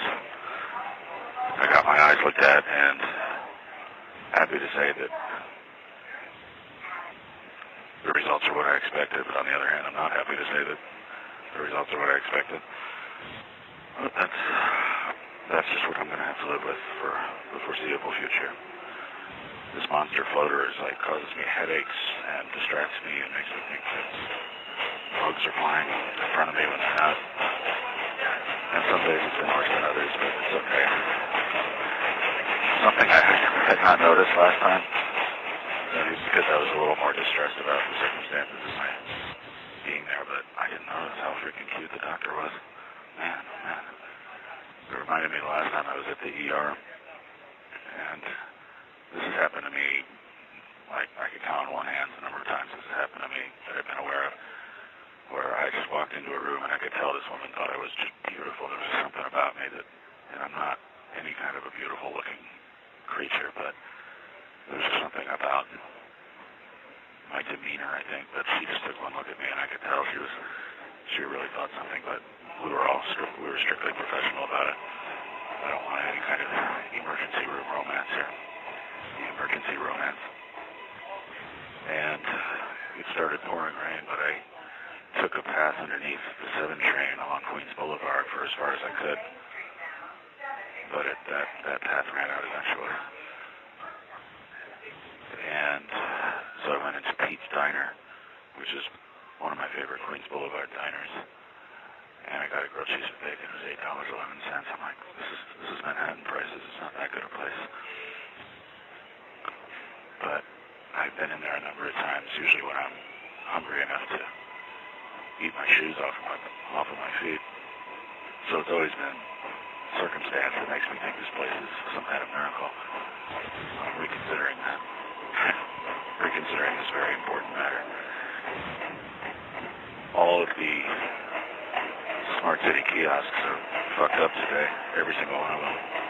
they're showing NFL schedules from yesterday, and none of them has been able to make a phone call for, well, at least 2 days. I'm not sure about the third day. I took a break from all this in advance of whatever the Gothamist reporter wants to say and wants to ask me about, because I don't want the number to get blocked ahead of that. But we'll see what happens. He says that he and the newsroom are in constant deadline mode between now and the election tomorrow. I'm happy to have a chance to vote on the matter of daylight savings time. It's not that the issue isn't up for referendum, but there's a certain assembly person, I think, or some politician, I forget her name now, but I'll find it. And she's a strong advocate against doing away with the custom of changing the time every twice a year. And it just happened yesterday. Yesterday. It's Monday now. And I handled it better than I usually do, but today I'm kind of a mess again. But if we could just get rid of it and have this be the way, have this not be the way we do it, if we could have it stay daylight longer. But I had heard or read somewhere that one business that really is affected by how early the sun comes up or how early business hours start, those certain type of terrestrial radio stations where their signal relies on atmospheric conditions or it relies on the sun being out or something. I don't know. I read that a long time ago and don't know if those type of stations are still in existence. But whatever the case, I'd like to see this whole daylight savings time ritual go away, as they say. Oh, so I looked for the sex toy store, and I saw these people passing it by. They were laughing, and I'm like, wow, man, where did this come from? And I forgot that they moved into a store that had been a Radio Shack, and they haven't taken the Radio Shack signage off. So it looks pretty sketchy. It looks pretty fly-by-night. But there was something kind of beautiful about it, too. Something beautiful about all these mannequins, these sex mannequins. I don't know, but purportedly they're selling lingerie and plus-size stuff, but in the back there's a little sex toy department, and I found a piece about it in one of the local newspapers, and it doesn't look like they would have what I had in mind. And I don't know that I would really want to make that purchase anyway, but I went over there, the door was locked, and I didn't really feel like dealing with it. So, no sex toy for me, not today at least. Okay, I'm going to let this go.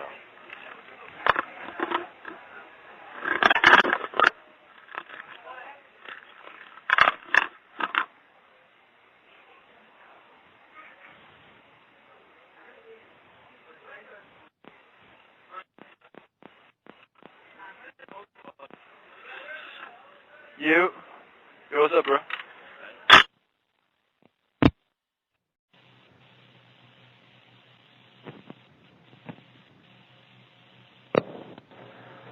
I just voted. Normally, voting gives me a bit of a rush, kind of a high, but today it felt a little bit like more of a chore than usual. I've always said that if you don't vote, then your politics don't matter. But I've also come to concede that that's a little righteous, a little high and mighty. It's just I know people whose politics are all they talk about, all they think about, all you ever hear them going on and on about, but they don't vote. So how does it even matter what your politics are? And I know some people can't vote, and some people have some articulate explanation for why they don't vote, although it's lost on me if I've ever heard that sort of anti-voting philosophy that made any sense to me. But I guess it's commonplace to think your vote doesn't matter just because so many people vote. But at any rate, I vote at the same school that I voted at for I don't know how many years now. And I've been thinking about school the last several days as I'm writing a new kind of story about school days.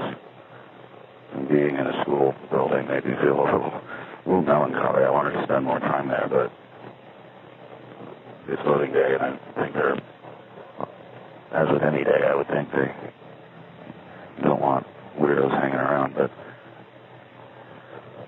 so it's a formidable old building.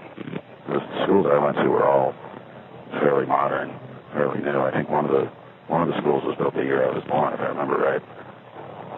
A grade school, and then the high school was, I don't know how new it was, but all the buildings that I went to classes in are gone now. Everything's gone. They've been replaced with new buildings, new structures.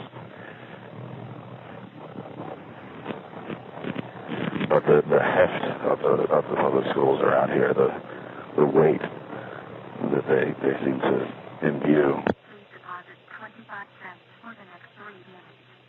they seem to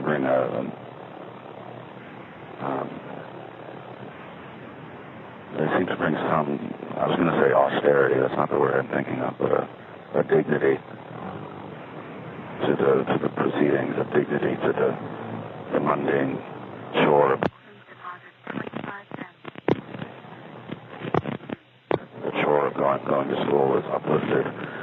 And I've read that the British approach to public facilities, to public bathrooms, and of course their phone boxes, they overdo it. They overreach on the architectural ambition, specifically with the intent of making these everyday mundane tasks that everybody must perform, make them seem more majestic, more dignified. So there's a lot to be said for the architecture of things. I was a little confused about voting because voting has been in the same room every year as far as I can remember. I think they might have moved it one room over last year, but it's always been on the first floor. And I didn't think to ask anybody, well, where's the fucking voting room? So I walked all the way to the end of this long hallway, and there was an elevator, so I took the elevator to the second floor. It didn't look like there was any voting there, so I went up to the third floor and saw some signs for voting. So finally found it. I had to walk all the way to the end of the hall and then all the way back to the other end of the third floor hall. So I saw a little more of the school building than I usually do, but I wasn't complaining, but I mentioned to the first woman that I talked to in there that I was like, where the hell is it? Where the hell am I supposed to vote? But, so, look at that. I was looking for my I voted sticker, and it looks like it already fell off. It's raining out here, and I guess the rain must have knocked it off as I stepped out of the school building. And when I got there, when I stepped into the school building, it just started pouring right as I arrived. Oh, look, there's my sticker. It's on the floor. It's on the ground. I will get it back. All right, then. I voted. Hope you did, too.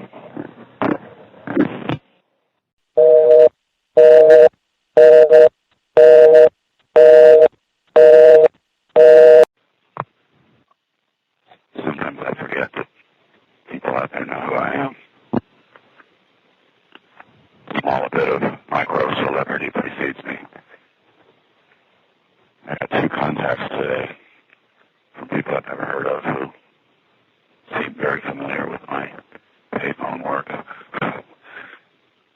I'm not very familiar, but, familiar enough. And it's causing me some real anxiety now. I'm feeling an anxiety trip like no other. What do they think they know about me? I'm trying to be invisible, for Christ's sake. This will probably pass, it always does, but I don't want to have to take pills again. But I probably will. Somebody emailed looking for information about payphone locations in Philadelphia. So I gave the best answers I could. I was in Philadelphia a few years ago, and what this meant was that I got to revisit photos that I took there. And it was the last trip my ex-girlfriend and I ever went on. It was the worst trip we ever went on. And we made the best of it. She just got so fucking angry at me over something that didn't fucking matter. And it would have been the last straw for a less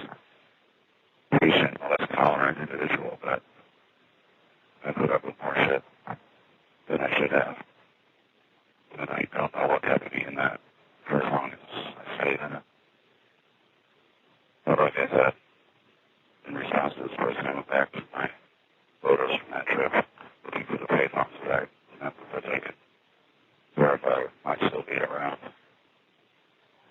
Of course, there were plenty of pictures of her, and she was so cute. She really was.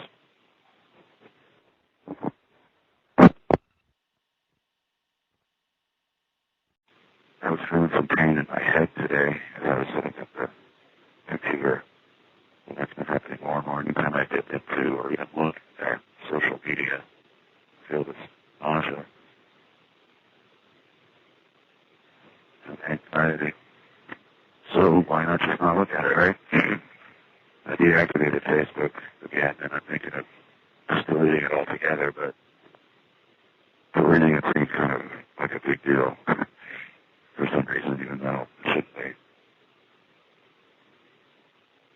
I mean, hell, I can't just delete 5,000 friends, can I? Well, those personal friends of mine. And there's stuff in there that, I don't know, stuff I posted that was interesting and salvageable, I suppose. I mean, I downloaded the whole thing a couple of months ago and haven't done anything since. Well, I'm going to do a lot of walking today because it's a beautiful day, and we're not going to have a lot of these beautiful days going forward, it seems.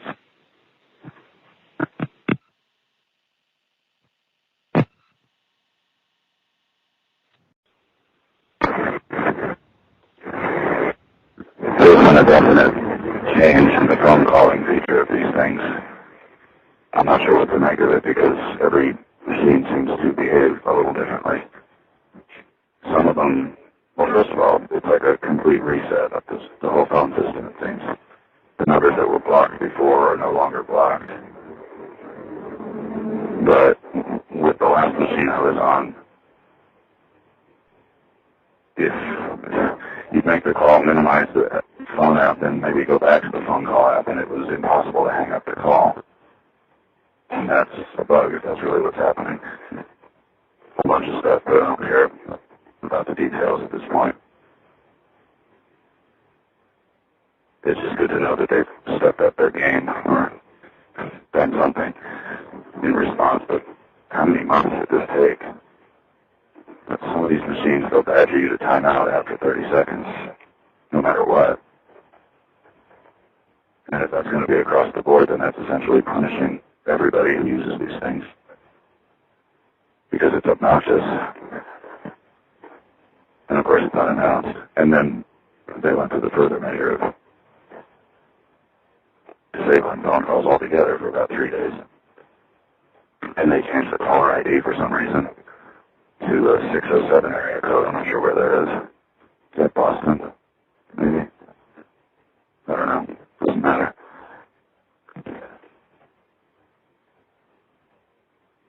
So it's too early to know what to make of it all, but it's good fun.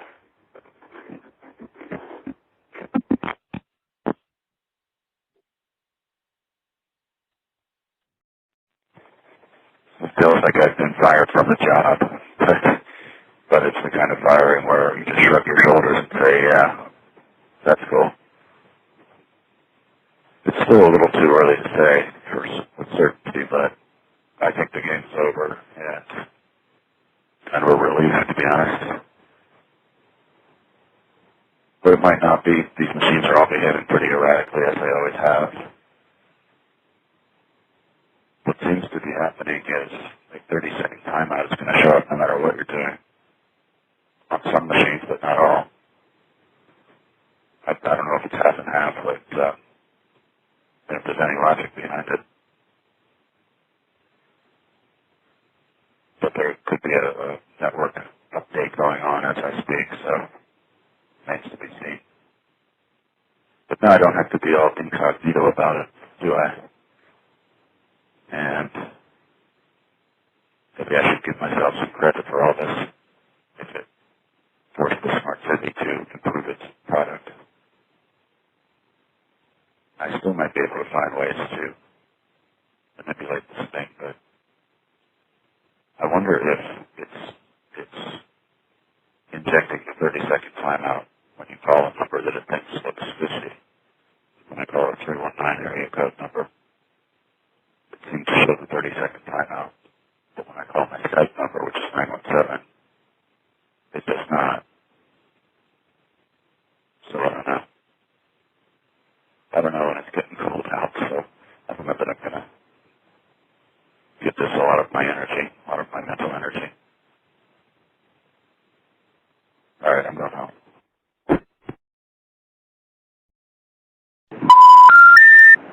Either the number you've dialed is not a working number or must be dialed with the correct area code plus 7 digits.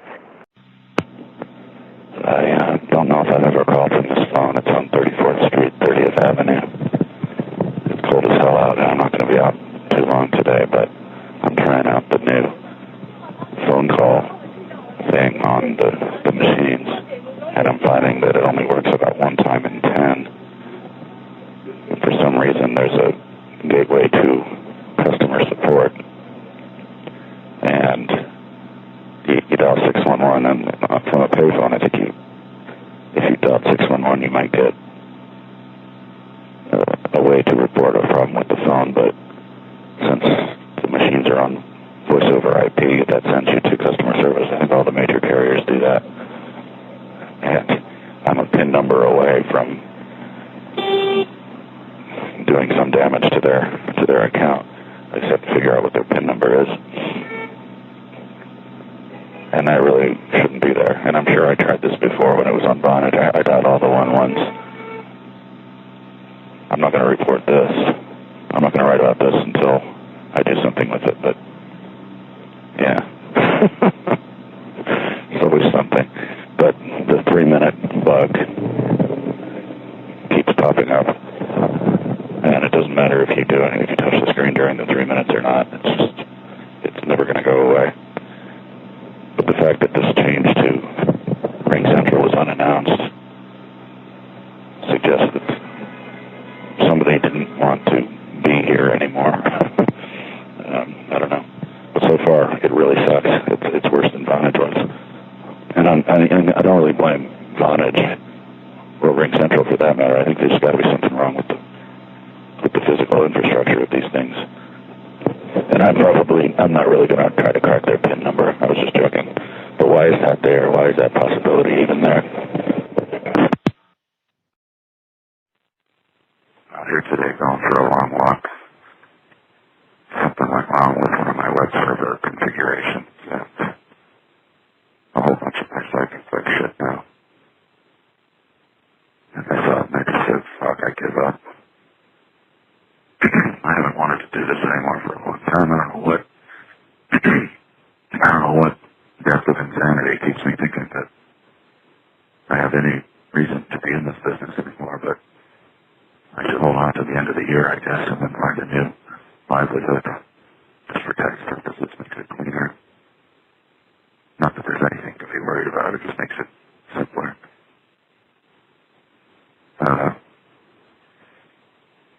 I'm going to walk over to Midtown and pick up my sex toy. I've never had one before, and I already it's going to be stupid. I know it's going to be idiotic. There's really nothing about sex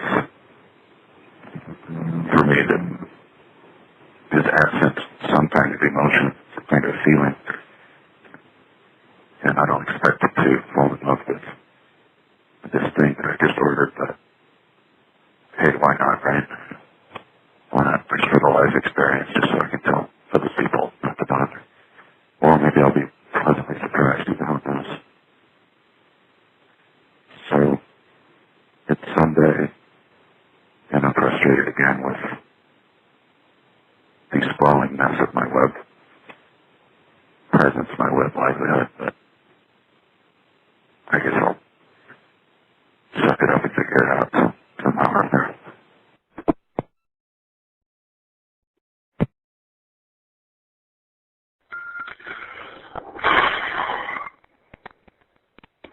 So I'm not walking this off. I was just sitting at the desk and I couldn't take it anymore. Anxiety just drowning me, filled my brain with white. And I just couldn't be there. So it'll be okay in a little while. I can calm down and get back to work. I have a lot of sound I need to process. And the radio sounds good. Nobody knows it's there, as far as I can tell, but I haven't looked at traffic if there's been any. But I mean, there's no link to it, so why would anybody know it's there? I have to go see a dentist.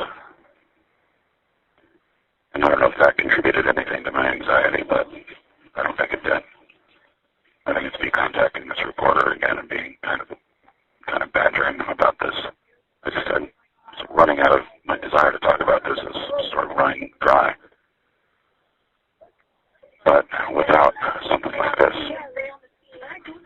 wouldn't say it was all a big waste of time, but it doesn't complete the story. I mean,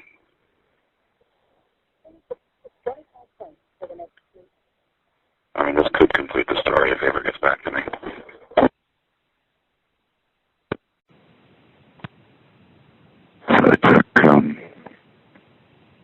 I took a pill and a half at about 220, and now it's about 340. And I feel close to normal. And I felt close to normal for, I don't know, a while now. It's going to be a restless night, although it never ends up being as big a deal as I think it's going to be. Laying off for a while. It's just never as big a deal as I think it's going to be. But maybe this will get me to sit at the desk and actually stay there for a while, even though I've been doing plenty of that anyway. But just today I started panicking over the enormity of that I have so much to do, but nothing to do. I gotta say, I'm feeling all right, though. Sometimes I worry that these pills aren't going to do what they usually do, but so far I've been lucky.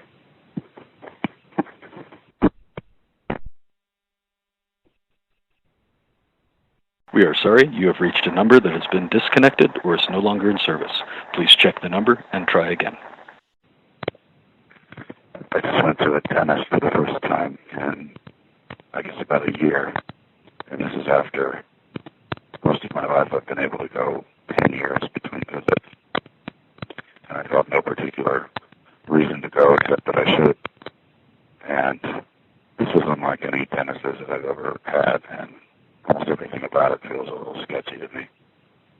For starters, the doctor's office is new. It's only been there 5 or 6 months. Nothing wrong with that. These things come and go just like anything else. But they rescheduled the appointment like 4 times since I made it last week, and they didn't do it very politely. They were just like, yesterday she called and said, you know, your appointment is at 2. And I said, yeah. She said, no, you're coming in at 4:30.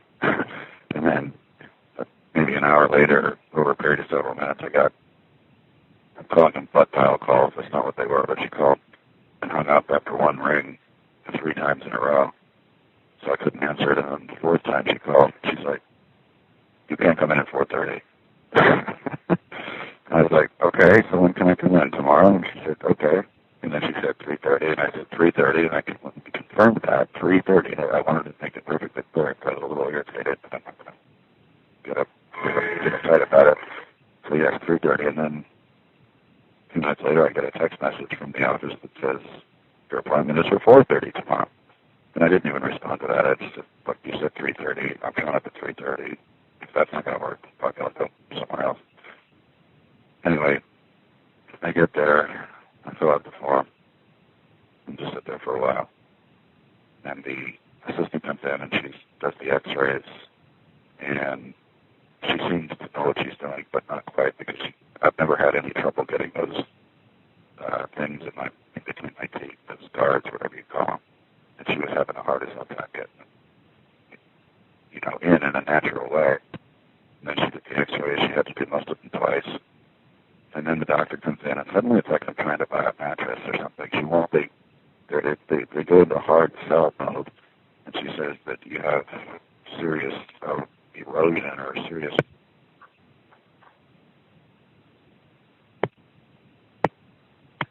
wear and tear on your teeth, and I'm going to recommend a root canal and 4 crowns.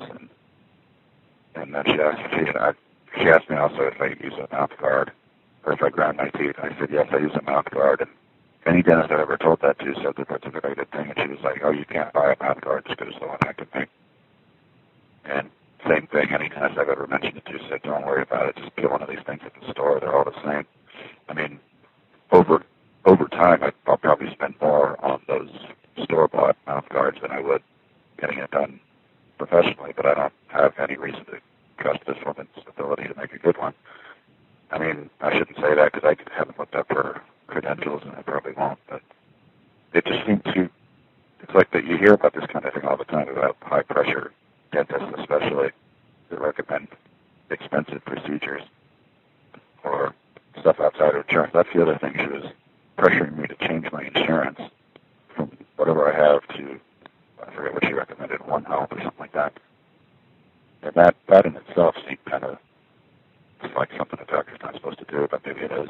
Like I said, it's unlike any doctor visit I ever had. I've never felt pressured to do anything that didn't make sense to me. I did have a cap put on my front tooth a long time ago. It's been there for 31 years or something. And it doesn't look perfect. It never really did, but it's still there. Nobody's ever suggested that it's a problem. But for all this, I will add that I think the drinking I do, I sometimes have wondered if that doesn't wear away at my teeth more than if I didn't drink as much as I do. But I don't drink wine. That's really supposed to be the shit that gets at your teeth. I don't know. So she's going to submit to my insurance and they get a professional mouth guard built. I don't know. I'll make up my mind later if I want to do it.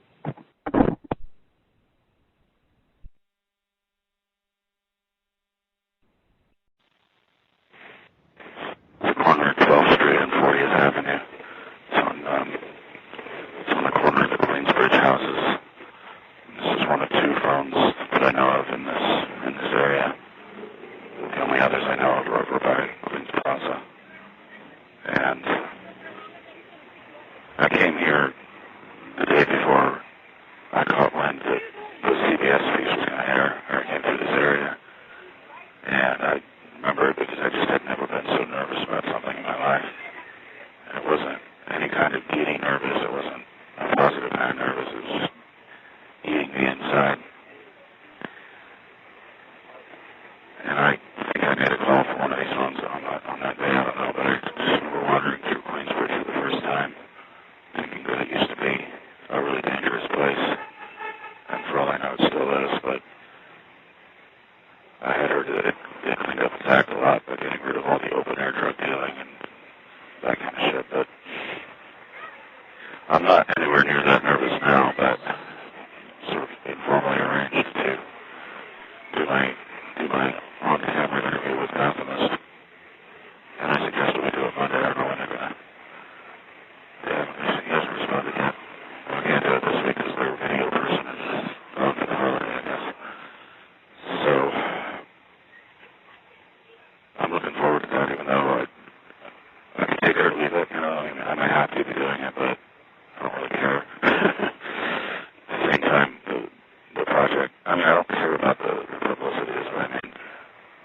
I do care about closing the loop on this project and explaining what it all means and completing the story. Because you can't really understand it without knowing where I'm coming from or knowing who I am. I'm looking down 40th Avenue, or is this looking west toward the Big Alice smokestacks, and they're not pumping out any, well, they're not smokestacks, they're steam, I guess, but they're not pumping out anything at the moment. And there's a hotel going up. Of course, that's all that goes on around, that's all that's going up around here is hotels. And I'm going to explore the area a little bit. But I don't know. This is one of those phones that has a plaque that says free calls, and you can get a daily prayer by pressing *10. And I've done that a couple of times. It's actually pretty enchanting. Not religious, but they're very sincere about it. And this phone has a bunch of "We Need More Payphones" stickers on it. And somebody has been doing this all over town. Handwritten stickers that they put on payphones, and it says "We need more payphones." I don't know if we need more, but we definitely need some. I'm not sure what I'm going to say or what I'm going to do, and I'm not sure I want my face on the video, but because there are a lot of angry people out there, and I wouldn't want to get punched by someone who recognizes me. On the other hand, I'm not really going to be doing this much for the next few months, so by the time anybody might possibly encounter me in the act of doing this, I'll have forgotten what I look like. But it would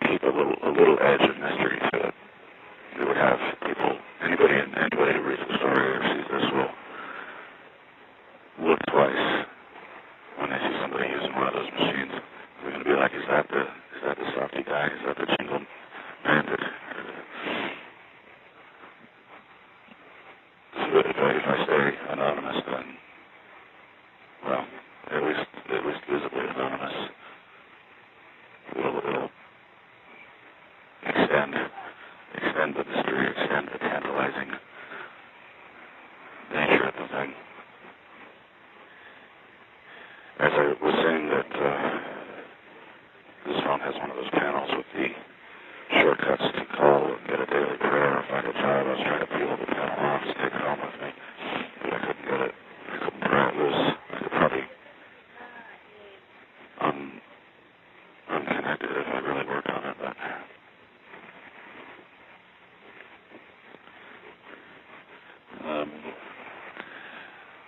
I'm going to keep working and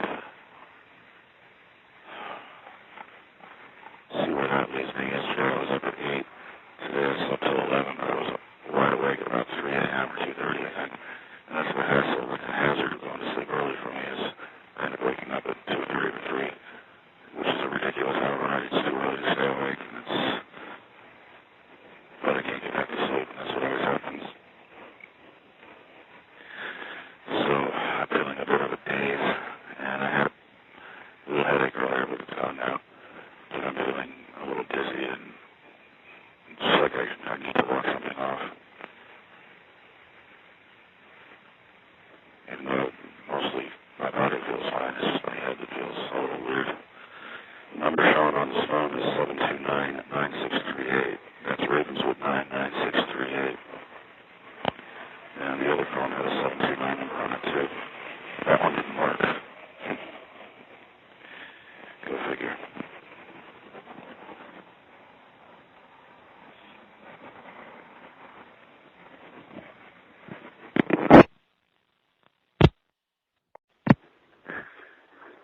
I'm feeling alright today. Yesterday was a whole different story. And I'm sure I'm not the only one to say this, but dreary, dismal weather has a very strong influence over my mood. It always has. But since I got sick with what I strongly suspect was E. coli, and I didn't get it as bad as what you hear about in the news, but it was enough. And I had to cancel Thanksgiving, and then that night I think I slept like 13 or 14 hours. I woke up in a daze, absolute daze, and then next night I was up at 8:30. I slept till noon, and next day I was up at 8:30. And today I was up at 8:30. But yesterday was just a mess. I couldn't sit still. I kept getting up and going outside just to walk around the block. I know there's nothing out there. I was trying to beat the rain. If I was going to get any walking in, I wanted to get in before the rain started.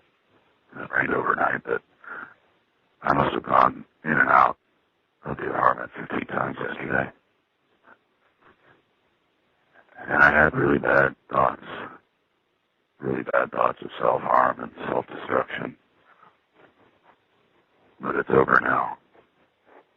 I don't know what was going on. Didn't drink any more than usual. But the kind of drastic sleep extremes, those kind of extremes when it comes to sleep are not good for anybody, I guess. But if I slept 14 hours like that, I guess my body needed it, or my body was trying to tell me something. I don't know. So I'm out and around, and I'm getting myself psychologically prepared for Tuesday when I'm going to show the reporter how my little trick is done. And I'm thinking now that I'm just not going to do it anymore after this. Assuming they don't distort my face and that I'm identified, I'll probably just give it up, at least for the winter. And I'm not nervous. I'm not nervous about it. If you want to make a good impression on aircraft, I don't know if I will be.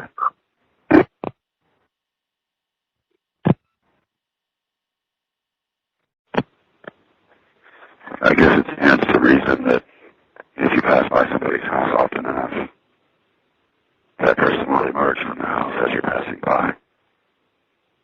And that's what just happened. This woman that I dated for, I'm not sure how long, 3 or 4, maybe 5 months, last year and the year before. She lives, we don't exactly live across the street from each other, so but I go past her place a lot more often than you might expect for somebody that wouldn't appear to have any business there. It's because of my street theater thing that she happens to be right on the way. And so is almost everybody I know in the neighborhood. But she ghosted me twice. And I didn't care either time. I really didn't. If it's not mutual, it doesn't matter, right? But I saw her today. She's come out of her house with what I assume to be her sister's 2 little girls, and her sister's husband. I didn't get close enough with it. I don't know who else it would be. And as beautiful as the woman I dated was, her sister was flipping bombshell. Beautiful. Everybody said so. And they were far enough away that I couldn't see if she still is, but I don't care. Anyway. And so, just a few months ago, I thought that this woman was the only stripper I'd ever dated. And part of the reason I was so easy to let it go was not that she had been a stripper in the past. I didn't care about that. It was that she figured out a whole bunch of clues that she did a lot more in the business, the sex business, and with that, and that she might even still be doing it. And with her natural beauty, that I guess would be a shocker. But I mentioned it to a friend that I had dated a former stripper, and she's like, you're going to have to start asking girls first if they used to be a stripper, because a mutual friend of ours who died a few years ago, it was revealed that she too had been a stripper, and she was also just naturally beautiful, and it made sense enough, and it doesn't, the stripper thing doesn't bother me. I've probably known more strippers than I realized, but in the case of this woman who I just crossed notice, she was doing a lot more than that, and lying about it.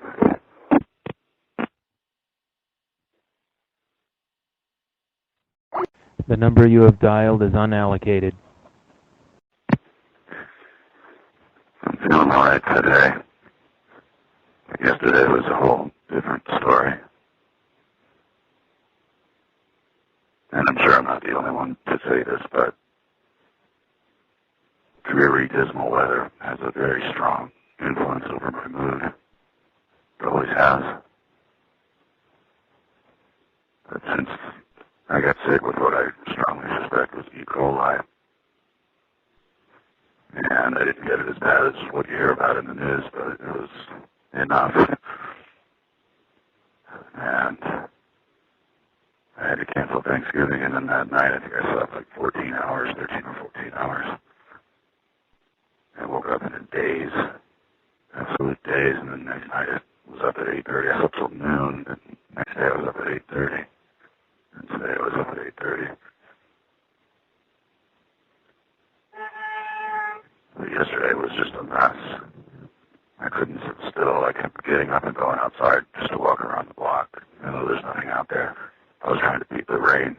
I was going to get any walking in. I wanted to get in before the rain started. And it rained overnight, but I must have gone in and out of the apartment 15 times yesterday. And I had really bad thoughts of self-harm and self-destruction. But it's over now. I don't know what was going on. Didn't drink any more than usual. But the kind of drastic sleep extremes, those kind of extremes when it comes to sleep are not good for anybody, I guess. But if I slept 14 hours like that, I guess my body needed it, or my body was trying to tell me something.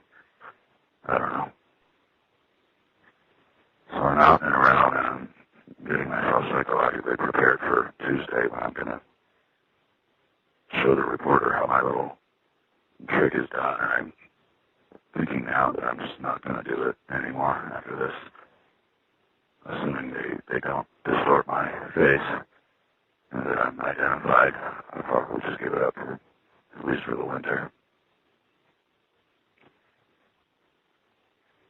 And I'm not nervous. I'm not nervous about it. If you want to make a good impression on aircraft, I don't know if I will be.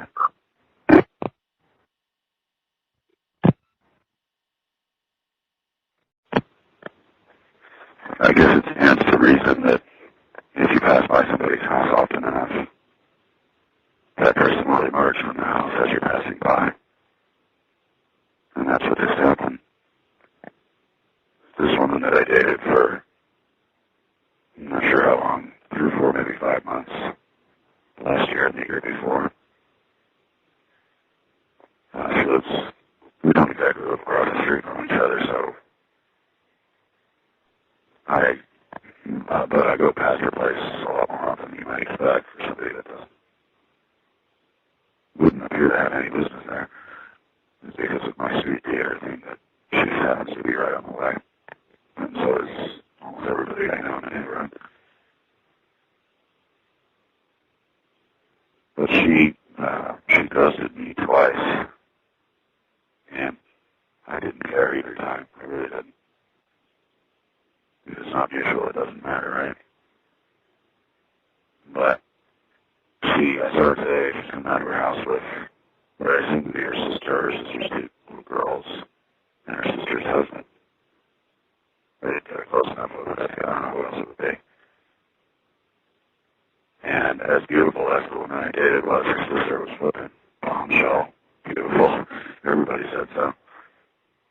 And they were far enough away that I couldn't see if she still is, but I don't care. Anyway. Until just a few months ago, I thought that this woman was the only stripper I'd ever dated.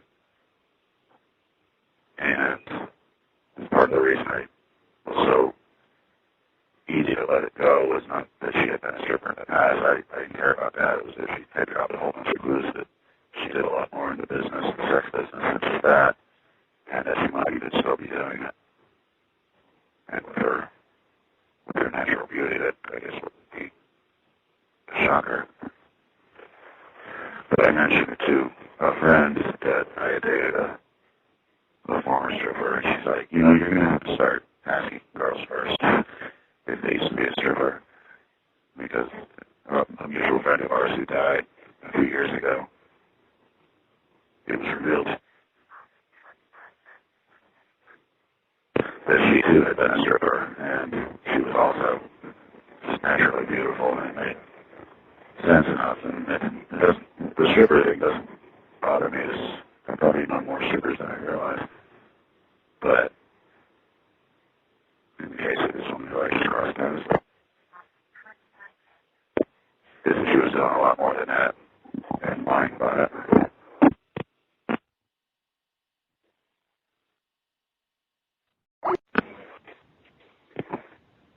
So I was with these guys for over 3 hours, and I was walking up 7th Avenue. I don't know how far I'm going to walk, but maybe to Times Square. And a lot of good content ideas, a lot of raw content for them to work with.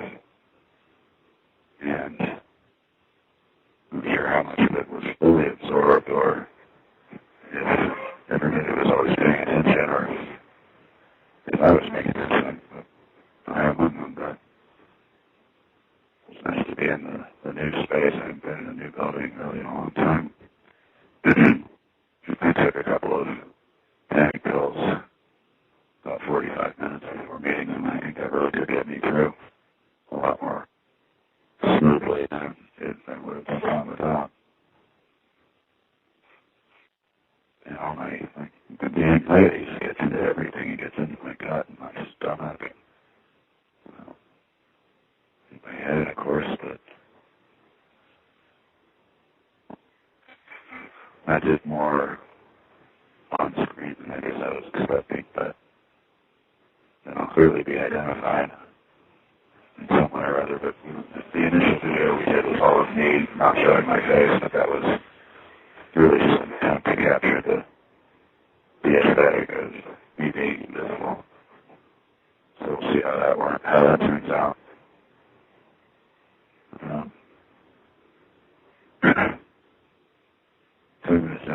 Some other stuff that I already sent them, but I'll send it again. And I'm just going to keep walking.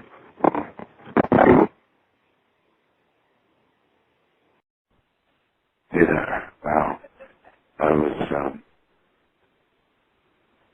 was feeling a little skeptical about this, but it looks like I actually got this done. If you can take any pride in something like this. I filed a 311 complaint that this payphone wasn't working. It hadn't worked for quite a while. I didn't mention that, but they have 30 days to fix it, and they did. So what do you know? If I was skeptical, it was because I'm skeptical of City Bridge, the company that owns these things. They're the same company that owns the kiosks that are replacing these very phones, but it's the only phone around for great facility.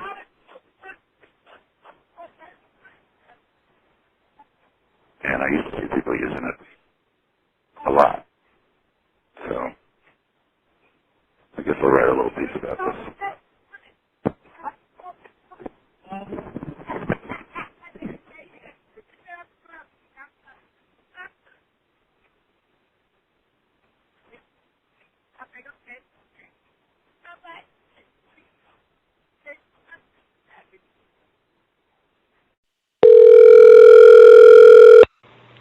The number you have dialed is not in service.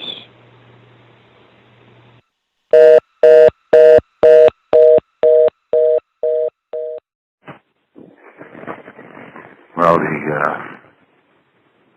the end of something just happened, or something just ended. That being they removed the payphone that I've used probably more than any other for the radio project. It's outside of the Brazilian place. I don't know if that means they're going to get rid of this one next. The one they got rid of was on 29th Street at 38th Avenue. This one is at 38th Avenue and 31st Street. This is the sushi place. I did some of my first attempts at the Payphone Radio, the Payphone podcast, whatever you want to call it. Across the street from this one is one of those stupid kiosks. Right now it's blasting Christmas music because that's what I'm out here to do. I just wish they would ask. I wish they would have hearings on whether these things should be taken away. But that's not how the smart city works.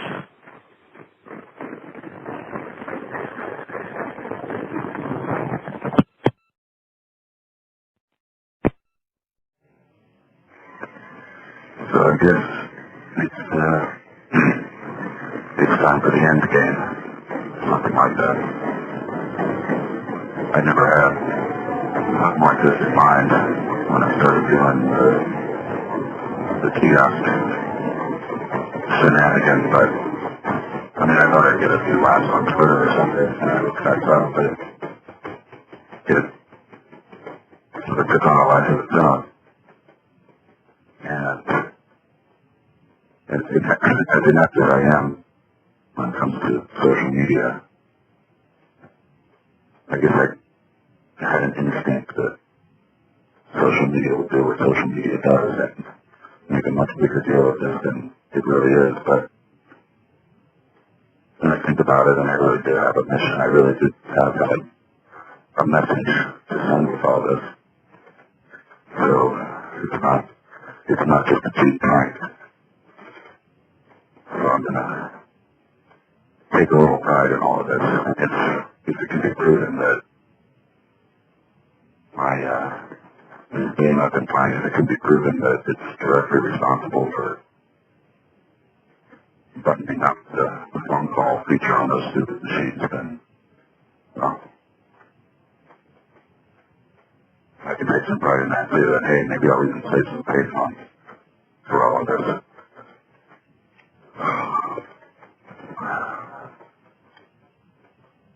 So I'm told that the article is about 2,000 words. And if it's half of them, I'll probably mine. It's direct quoting from email. And that's probably about the upper limit on the length of stories that they do at that website. So, that's probably like a 4-page New Yorker spread. That's what I'm after here. I want to get my New Yorker spread someday. So it's raining, and I should get home to tend to any emails that might come in.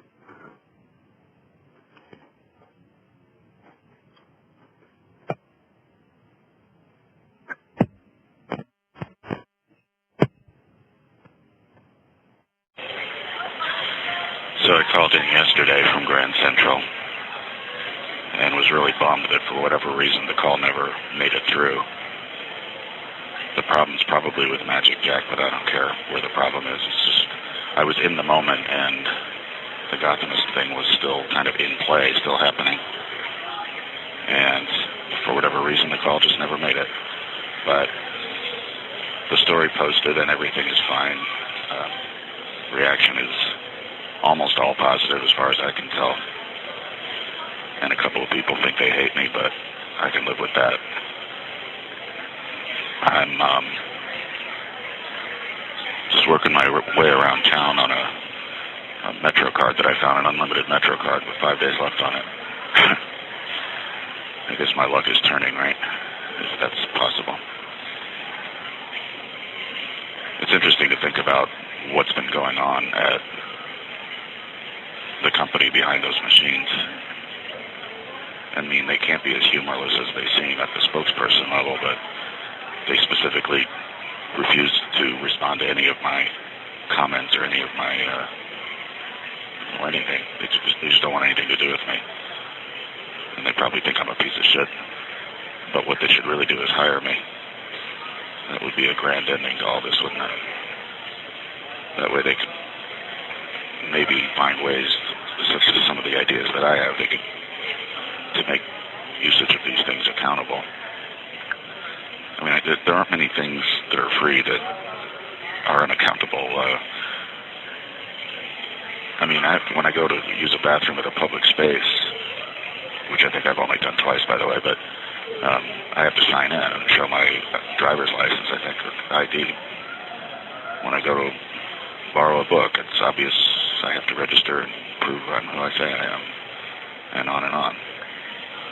It's just total unaccountability with the usage of these things, and it's not like a danger to society, but you can make all kinds of crazy phone calls and nobody will have any way to know who did it. And maybe they could retrofit the machines with some kind of handset. They could use one of the 2 USB jacks to plug some kind of contraption into it, but that'll never happen, at least not anytime soon. I do question how they could dispute my statement that it makes no the fundamental premise of the rollout was that every last payphone had to go, and these were going to replace every last one of them, and they disputed that claim. I don't know. It's not really their claim to dispute, because it was announced by the city that that's how it was going to be. That was the nature of the contest that they had, was that here's a map of the payphones in New York, and we're going to replace every single one of them. There's no question that that was the fundamental premise. But of course they utilized that map in a sort of political way, because the quantity of the phones on that map is way more than is really out there. But enough of that.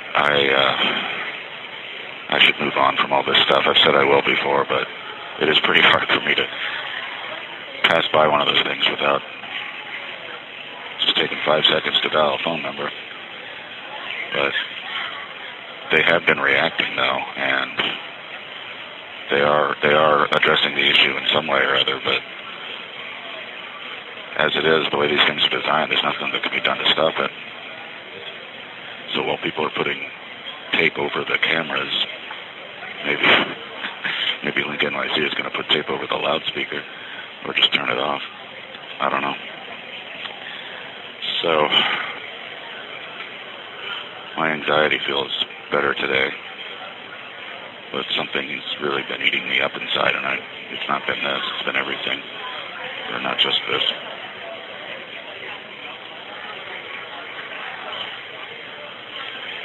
But I did post about this to Facebook, and a lot of people from all over my life chimed in, saying it's awesome and all that.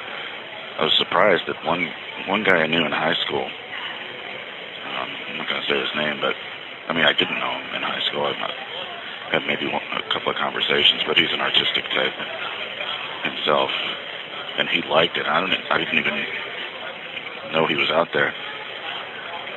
So all these people are watching me. All these people I know or don't know. And it's weird to be seen like that, but I can handle it. At least I think I can. As long as I'm not being seen for anything. I was thinking this is something I could make a meme of, or a habit, is to stand at track 38, there's one payphone left at track 38 by the 45th Street Passage. And if I stand here every day talking on this payphone, people are bound to remember, people are bound to take note of it and think, well, who's that poor person? Who's that indigent? I mean, he's well-dressed and well-kempt, but he's using a payphone, so he must be poor or he must be lost. He doesn't look like a tourist. But how long would I have to stand here for something like that to happen? There used to be, I think, 10 payphones on this wall. Maybe more. And I think there were at one point over 100 of them in Grand Central. This is a lot of people coming off of this train, and I think I missed the first half of it. And I guess everybody's just piling on to be here for the holiday. And I could take it or leave it myself. I had this other notion about this kind of thing sitting in one place. Like, it seems like every day people post to Instagram pictures of the Rose main reading room at the library. And if I just sat there in one of those front benches all day, every day, I would probably appear in some of them. But people are looking at me. I mean, not everybody is. Most people are looking at their own phones, but people are making a passing glance at me and obviously taking note of the fact that I'm talking on a payphone. But yeah, if you sit in one popularly photographed place long enough, a pattern will emerge that there's this one dude sitting there, a lot of them, and that's something I would do. And in fact, I started doing it almost inadvertently, really, because I was waiting for a book at the library, and that can take a very long time, and I ended up just leaving and coming back the next day. But I did go to the trouble of checking Instagram to see if anybody had happened to catch me in one of the infinite number of photos of that place that go up there, but nobody did. So this train is done unloading, and just by being here, I suspect oh look, another train. I'm just going to keep standing here then. Oh, maybe that wasn't a train, that was a tour group.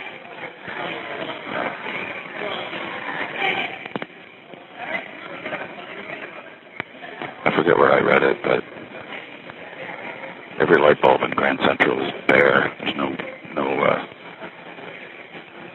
I was going to call them lampshades, but that's not really the proper term. Well, I'll let this one go. The number you have reached is not in service. Please check the number and dial again. S-P-O-K. Well, the deed is done, or the story ran, and it's good. It didn't tell the complete full story, but that would take too long. I think it was 1,600 words, which is probably about as long as that website goes on word count.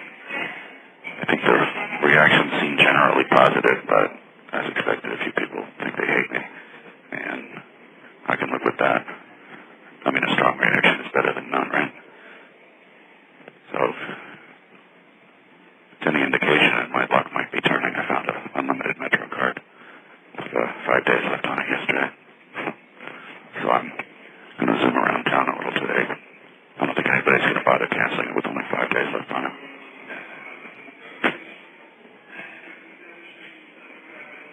So I have to dust off my post-mortem that I started writing as soon as I started talking to the reporter there and tell more or less the whole story, but it's kind of boring. But as usual, there's this debate about whether it's a hack or a freak or whatever the hell it is. I don't even care what you call it. But I won't be doing that kind of shit anymore. I mean, I might do it today just for... We'll see if I can get one more reaction, one more social media play. But I'm not going to work on it too hard. I got other stuff to do. This is Lexington Avenue and 53rd Street, where this TTY payphone is in great working order, perfect working order. So... didn't really have anything else to say. Oh, there they go. Somebody, you know, I tried to call yesterday. I did call yesterday, but for some reason, the voicemail just never arrived. Maybe because I left the phone dangling and it meant it never hung up or something. But that happens a lot with this little project. A lot of calls get disconnected or never record anything on the voicemail or look like they went through and never did. That's the ephemeral nature of this shit.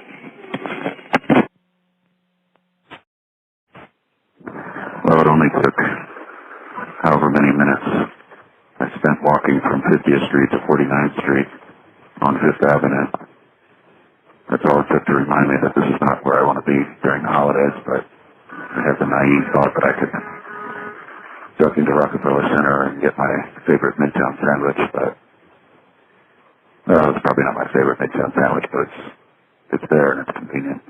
My favorite Midtown sandwich was Manja, the smoked ham and 3 on 5 bread. But anyway, it's an ocean of humanity here, and I had to wait a couple of minutes just to get out of one particular pedestrian quagmire, and then I just ended up stepping into another. But so this comes from the Small Miracles Department. The payphone at Rockefeller Center works again after, I don't know, maybe 3 or 4 months, during which time I pretty well assumed it was never going to be restored. But, so I'm checking in from there, and I'm going to check in again later from Grand Central, where I'm going to test my theory about standing downstream from a mass of people exiting a train or entering a train and seeing how many of them stop and stare, or if I wash up on social media because of it. More importantly, though, last night I learned that there are a couple of people at Do It who are alumni of the same college I went to, and somebody posted someone I knew from college posted the link to the Gothamist piece, and I didn't ask what their reaction was, but he said he alerted me. And he posted it to this Facebook group that I'm not in, and I don't really feel like joining, but he didn't tell me what their reaction was, but these are the people that they went to my college, and they were the people that were instrumental in getting those Link NYCTS on the street. So they were class of 78.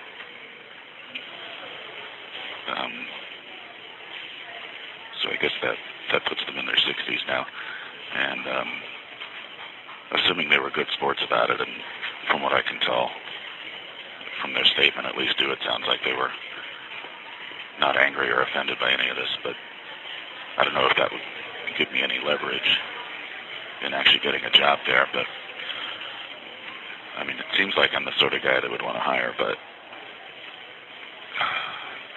that might be too much of a happy ending to all this, right? I would really like to unload my websites, just get rid of them and move on to something better, something more useful. I don't know how useful I could be in city government, but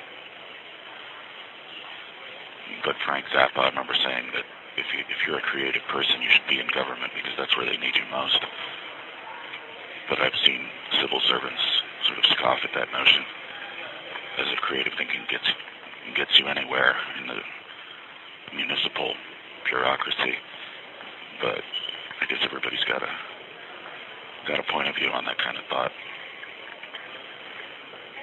I mean, they have threat analysts and risk assessments and that kind of thing, and that seems like exactly the kind of thing I'd be good at.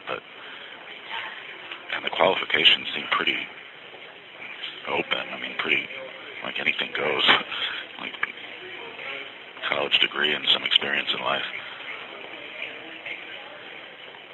So I might give it a try. It's really not my character to try to parlay this kind of publicity into anything, but I mean, they have indicated in the past that they don't hate me. I'd do it, but I mean, they have me to thank, really, for highlighting an obvious design flaw of these stupid things. But, well, I'll think about it. I've been in contact with my ex-girlfriend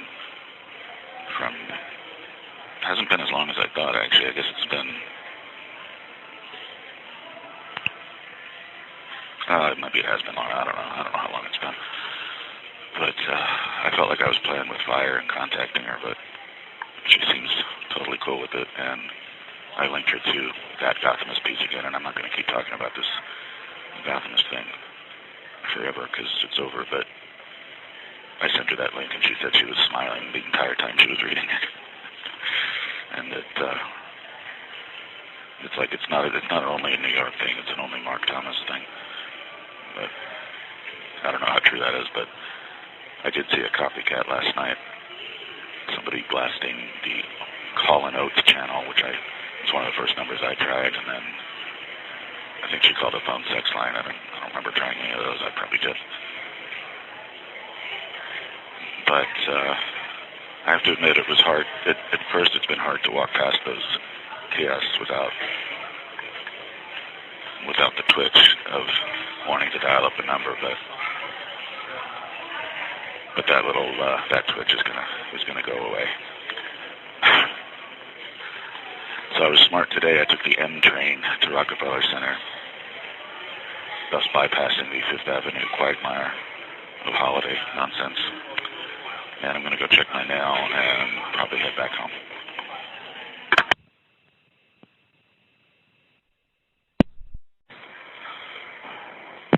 So I don't know how long I would have to stand here to prove my theory, or to disprove it, or to prove my hypothesis. But I would think if I stand here long enough, that 1 in 50 people who pay attention to this kind of thing. That's funny, just as I was about to say that 1 in 50 people pay attention to something as trivial as a person talking on a payphone. This group of people walking past, one of them says, "You don't see that too often," and he pointed right at me, and the other person said, "I was just going to say."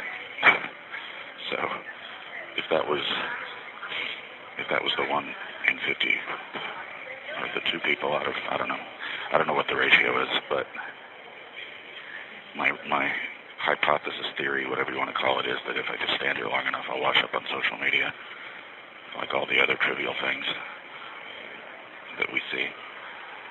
And it's Grand Central, where people are always taking pictures anyway. So, but this isn't a particularly picturesque corner. So I'm thinking again about the conversation I've been having with my ex-girlfriend, and I told her I'd need to get a job next year or whenever, and she said that the Link NYC people should hire me, and I said, well, yeah, they should, but I mean, I'm practically doing their job for them. I'm like their product manager, pro bono product manager. But they seem kind of uptight and young. Nothing wrong with being young, but they just seem kind of inexperienced in the reality of things. But I think I'd be a better fit in government. I never would have thought I'd say that, but I'd be a better fit in a position where I have some oversight and not necessarily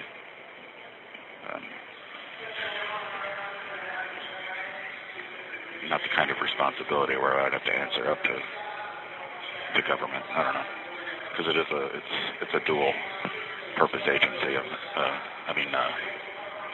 A dual agency program, government and private. And I might even have one other advantage. I mean, besides just having the right mindset for this kind of stuff. You know, they probably could have avoided all this trouble to begin with if I had been in some kind of position either at Do It or Link NYC, but that doesn't matter now. What they really need to do, I think, is retrofit some kind of handset for those stupid things. And I don't know if they can disable the loudspeaker altogether, because that might be an ADA thing. But if they could retrofit that thing with a handset, just a very thin, doesn't have to be like a traditional device like I'm holding in my hand right now. Something a little more streamlined, then all their worries will be over.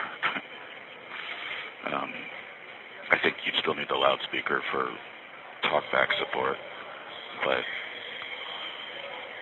that usage would be pretty limited. I mean, that wouldn't be disruptive. What will it happen? I don't know, because there's a lot that I don't know, because they don't tell you. But I don't know why the number of active machines has actually decreased over the last few months, and I don't know why new installations have halted. Last one was in August. Wow, it's been almost 4 months now. I didn't realize it had been that long. I think it was August 23, but the two data sets are conflicting, but that doesn't matter. So, but she said, my ex said that I should, and another woman said I should not worry about any obnoxious shit that I might have said about all this stuff in the past. That, as far as like, you know, we're all grown-ups here, right? But that's why I don't want to work at Link NYC, because they don't seem like, I don't know. They just seem uptight, is all. And even, well, I've said this in the past, it's just very condescending. So I'm not going to go that way, I don't think. But I would have to interact with them if I was going to be. But if I get a job to do it, maybe I'll work on something entirely unrelated. But here I'm talking like I'm calling the shots. I just have to get rid of my websites. And for now, I just got to keep them out there because that's my livelihood. And that's, you know, for tax purposes and everything. But I just want them gone. I mean, I would leave the old payphone listings up for historical merit or whatever, but none of my sites really need to be out there anymore. And I'm maintaining an expensive web server that is way more than I need. And it's just, I mean, I don't care about the expense, but I just have to move on from this. And I've been saying this for years, but maybe the time is now. So I'm going to keep walking. I want to get some mileage out of this Metro card I found, and see what's going on around town. Okay.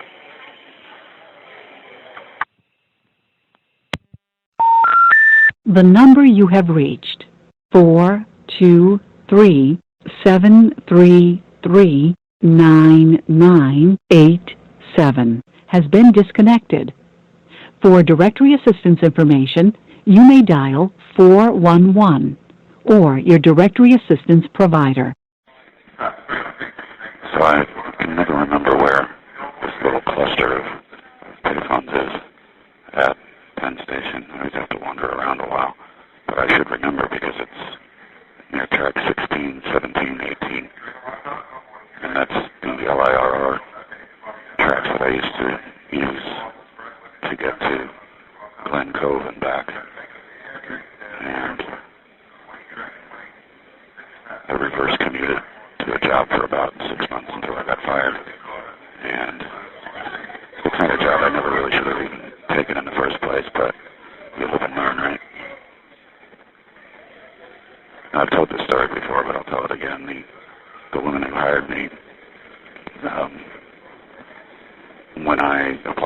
job at Avon. I started there as a temp, and when they hired me full-time, I'm getting ahead of myself. They hired me full-time, and then I stayed there for about 3 years. And then I got a job on the internet doing internet shit when nobody was really ready to take a chance on that kind of thing yet. And I called her thinking I might use her as a reference or something, but she didn't want to talk to me. She didn't seem to share my joy and my success. I mean, we were not friends by any estimate, but we had a professional relationship. So years later, after I'd sort of leapfrogged up the corporate ladder, I was working with a new employee. This is a Time Warner, by the way. And I was training him on some stuff, on some HTML stuff, I don't know, but after we finished our work, we were just talking about our employment history, and I mentioned to him that I had worked at this little company, and I said the woman's name. The company was her name, and when I said her name, his face lit up, and he was just beaming, and he said she was my best friend in New York, and this little uprising of mental bile came up,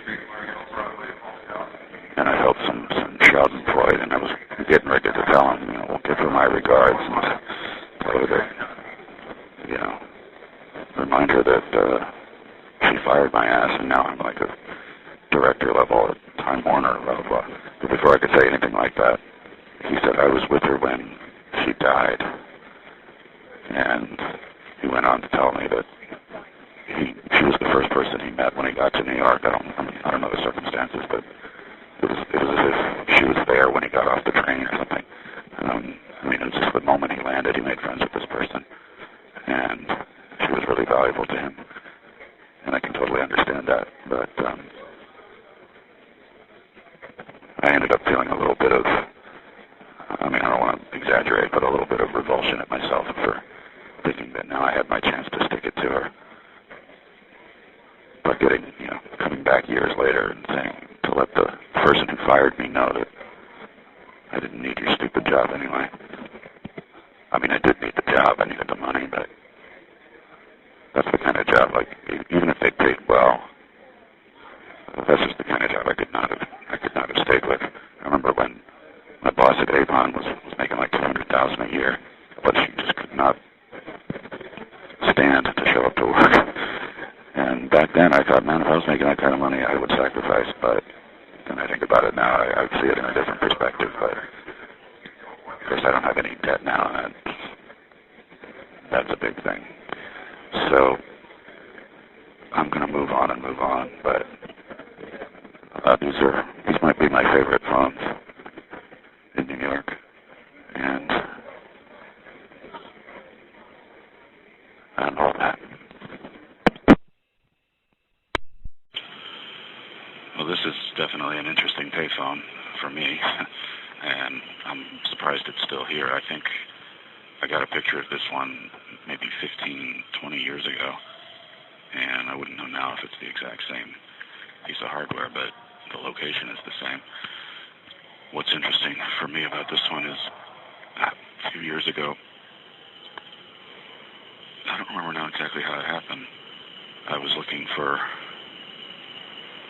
probably doing some kind of vanity search to see what mentions of my websites existed in the Google Book Archive, and I found a whole series of Brazilian publications with, I forget now if they were full-length novels or short stories or both, but there's a series of, I don't know how many books, but 6 or 7 of them that I could find had all used my photos, my pictures from my websites, and one of them happened to be a picture of this payphone, which is at the 4th Street station. The 4th Street ACE-BD FM lines go through here, and I saw that photo, I knew instantly it was mine, and then just out of curiosity, I dug around deeper in the other books by that publisher and found, like I said, like maybe 6 or 7 other books that had other photos of mine, not payphone photos necessarily. And these books had been published like maybe 10 years before I found them. And as far as I know, nobody ever asked me. I mean, it's possible that somebody did, and I just don't remember, but I think I'd remember. And I could have been offended or I could have been irritated by it, but I was actually enchanted. This was a small, tiny publisher. They didn't have money to pay anything for this sort of thing. That's just my guess, just from a glance at them. And it was nicely done. It was tastefully done. The books looked okay, and the covers looked good. And I forget if I actually ordered physical copies. I think I might have. So I see this phone here, and it's in the middle of this really long, cavernous. Well, it's not cavernous. The ceiling's pretty low, but it's just standing alone on its own in the middle of this very long and at the moment mostly empty passageway, and it cuts quite a profile out here. It also has a working TTY, and I'll have to check my photo at home to see if that appears to be the same piece of machinery that was here whenever I got my picture before. So I'm surprised to see this still here, but not shocked, but surprised. So that's all. I never did get a story on who chose those pictures or why, and some of the translations didn't make any sense. They were entirely in Spanish, but it was cool.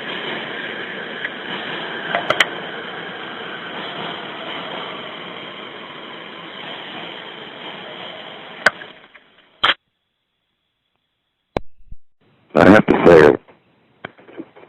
it feels different walking around New York today.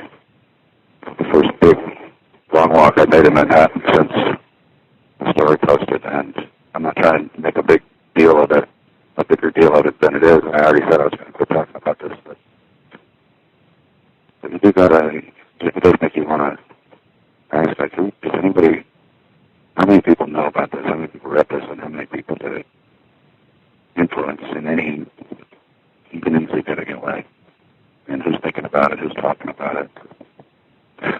And I want to know if those people on 3rd Avenue who started it, all the office workers, if they're all getting together and calling it a rap. This is Times Square, Broadway, and I'm not sure where this is. I can't see any signs. 46th Street, I think, or 47th, maybe. And I'm looking at the Walter Kerr Theater where the Springsteen show is playing. And the Longacre Theater is playing Tom.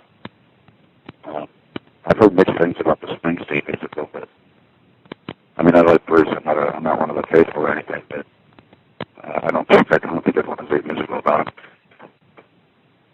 But it reminds me of the time I found a Springsteen album I'd never heard of, which surprised me because I thought I at least knew it by name. And it was called Before the Fame. And it had this really cheesy American flag artwork on the cover. And I listened to it, and I get to about the 3rd song, and I'm like, this stuff is horrible. And he sounded sick, and the songs didn't make any sense, and I started to question if it was really even him. So I looked it up and found that, as I should have guessed from the name of the album, Before the Fame, these were just demo tracks from when he was like 18, 19 years old, and he was writing like 40 songs a week. And this was just his creative effluvia. And so when I realized what I was listening to, I stopped listening to it. You should be listening to that crap. This is the personal.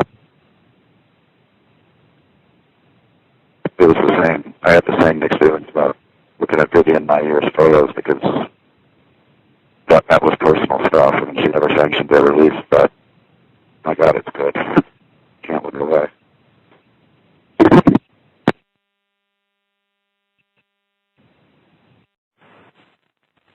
Feels like I'm floating today.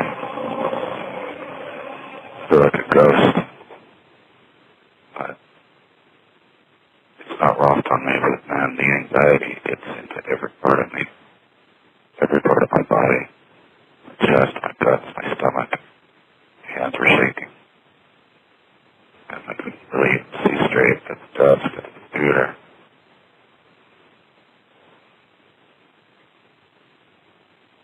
Feeling okay now, but I'm going to have to eat something. That's one thing that comes back after I take the panic pills is the appetite. That's been gone. And I have to have a few beers in me before I can eat anything. It's just something about the mix of anxiety with acid reflux.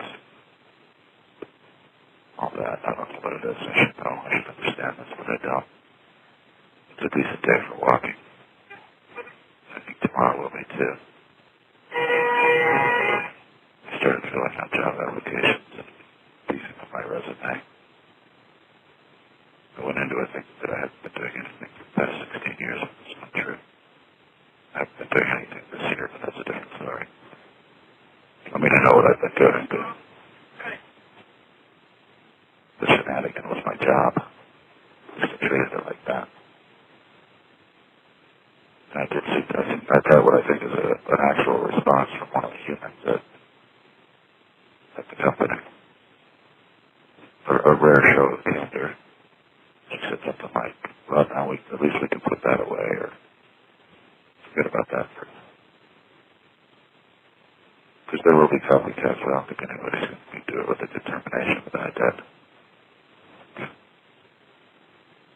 It was lost on me until now that when I first started doing this, I was thinking as much as I hate Twitter, that's probably what's going to make this look like a far bigger deal than it really is. And that's exactly what happened. That's what social media does. That's what new media does. But, you know,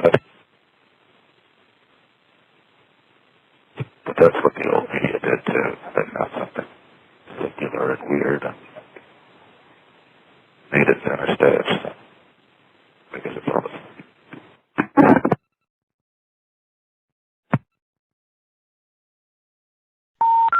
The number you have reached, 402-873-9910, is not in service.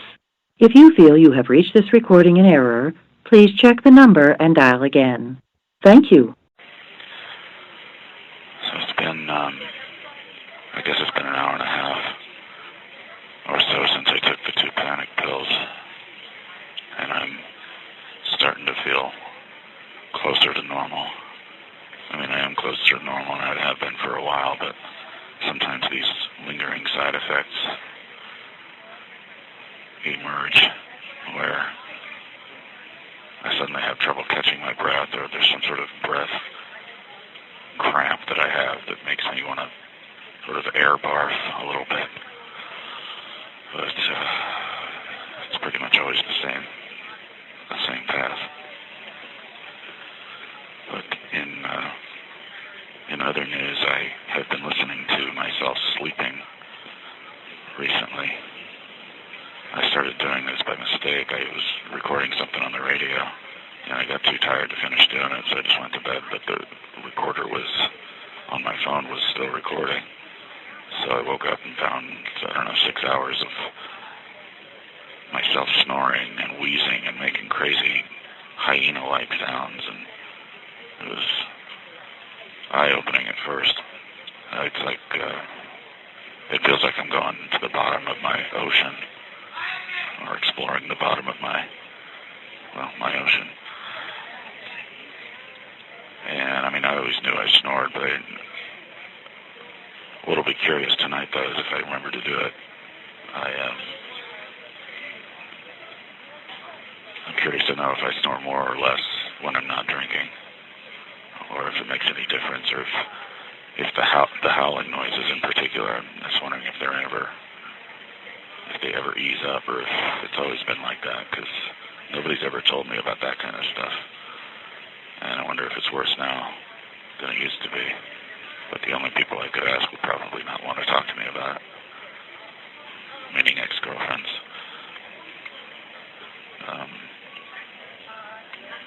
I was on a bus, and I saw a beautiful woman sitting in the back, and naturally I gravitated toward her, even though I'm never going to be the type of person that can make something happen in that kind of just everyday mundane environment. But I was listening to her talk, and I think it was French. It was hard to hear her voice, but I think she was talking in French.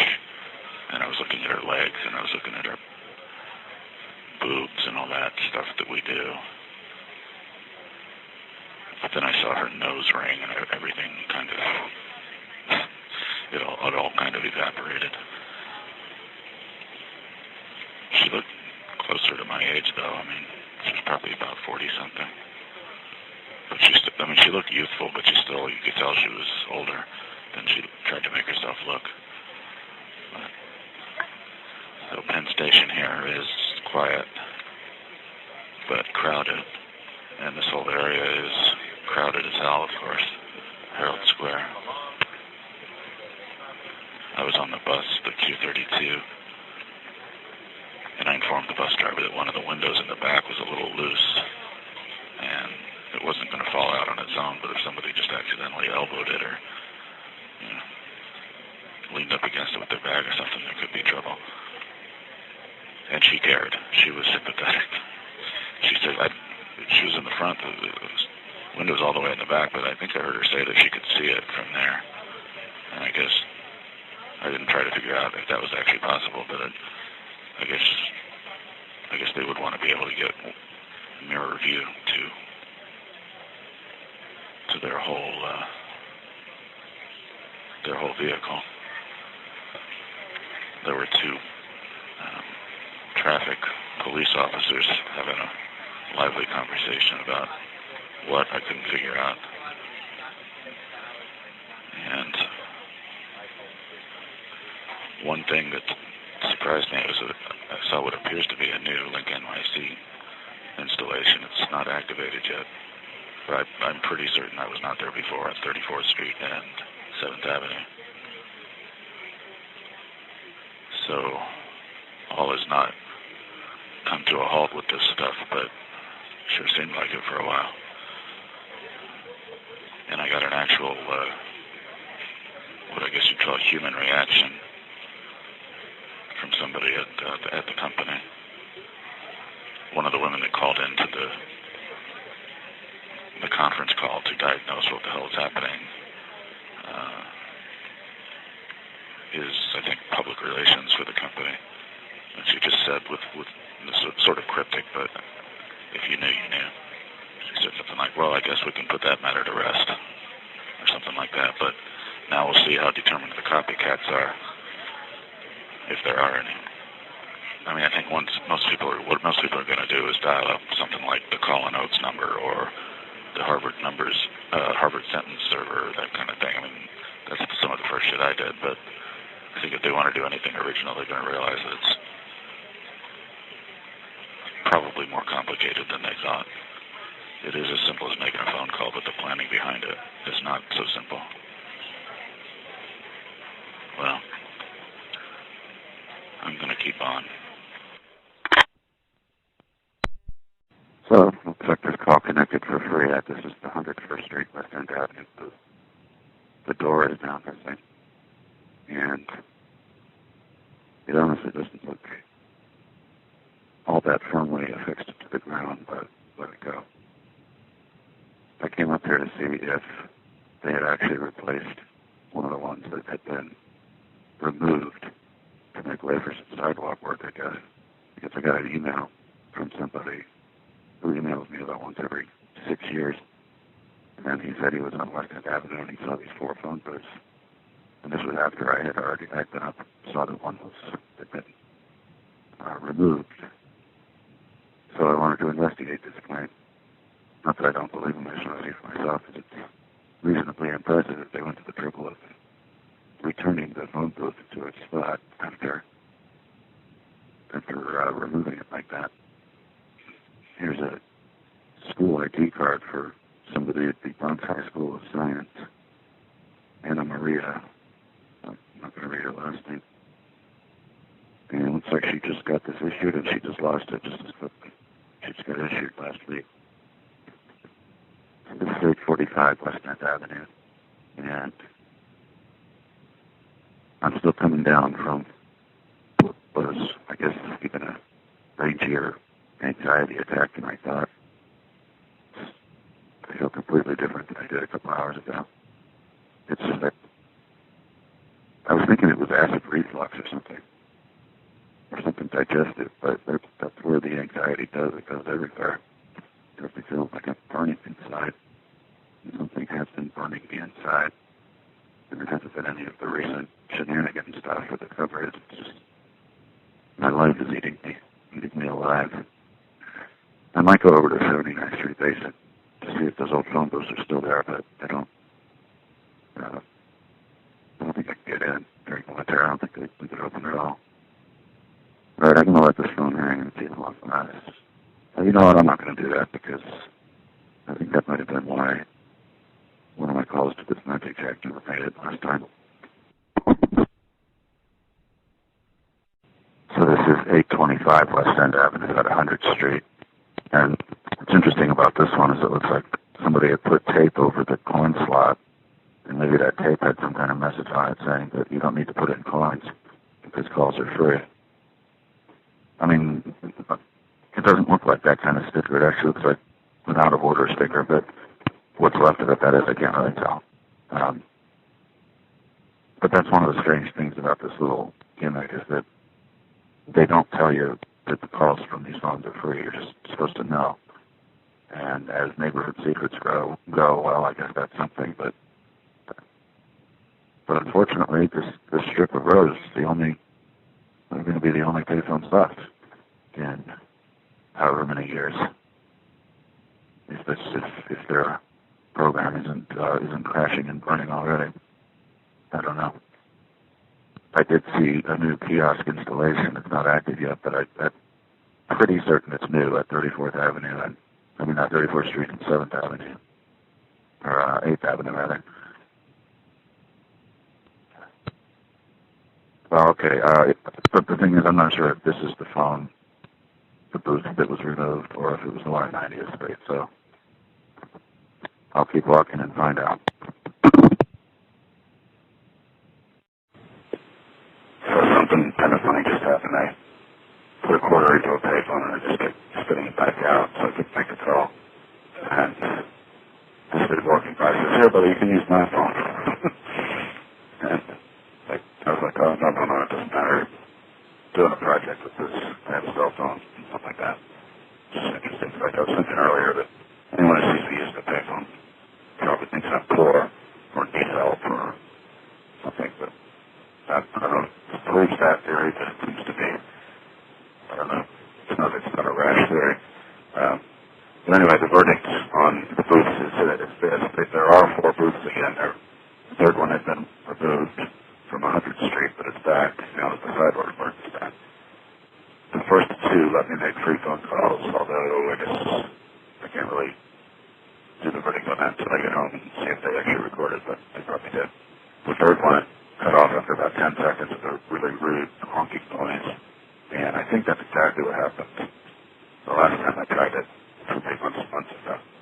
And then the one on 66th Street, the first one, asked for 25 cents to make a call, so that's not a free phone, as it is supposed to be. Oh, but the other funny thing was, I noticed they have a toll-free number on the phone to call to report problems or refunds or whatever. So and I dialed it and I got the link NYC help desk. So I told them, I gave them the PPT ID and the number. Now I got to wonder if they're going to recognize my voice or somehow key into the possibility that I'm the one bugging them again.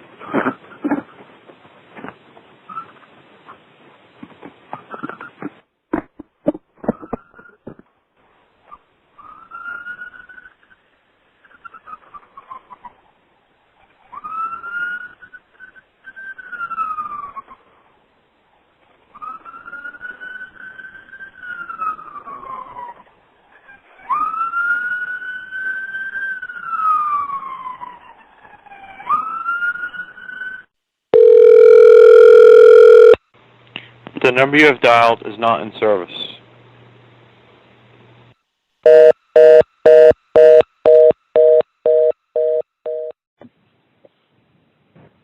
I've been doing something that I should have done a long time ago.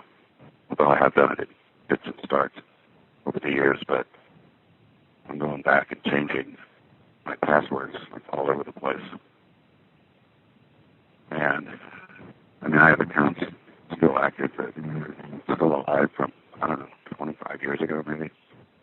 The oldest one I found reference to was 22 years. That's because I went back to change my AOL password, which has been the same for as long as I've had an AOL account. And they listed as one of my backup addresses, the Sorachi@paranoia.com, which, and then underneath it said, last used 22 years ago or something like that, or added to this account 22 years ago. But I hate to give any credit to whoever's behind this nonsense, but I decided to go ahead and do this when I started getting emails with some of these old passwords in the subject line. It's a little disconcerting to see your password in an email subject line. And it was one of these stupid, wanky things where somebody is threatening to release video of me masturbating if I don't send them like $700 it's worth of Bitcoin. And first of all, I wouldn't even care if somebody released video of me masturbating, but there's no real threat here, but it's just common sense.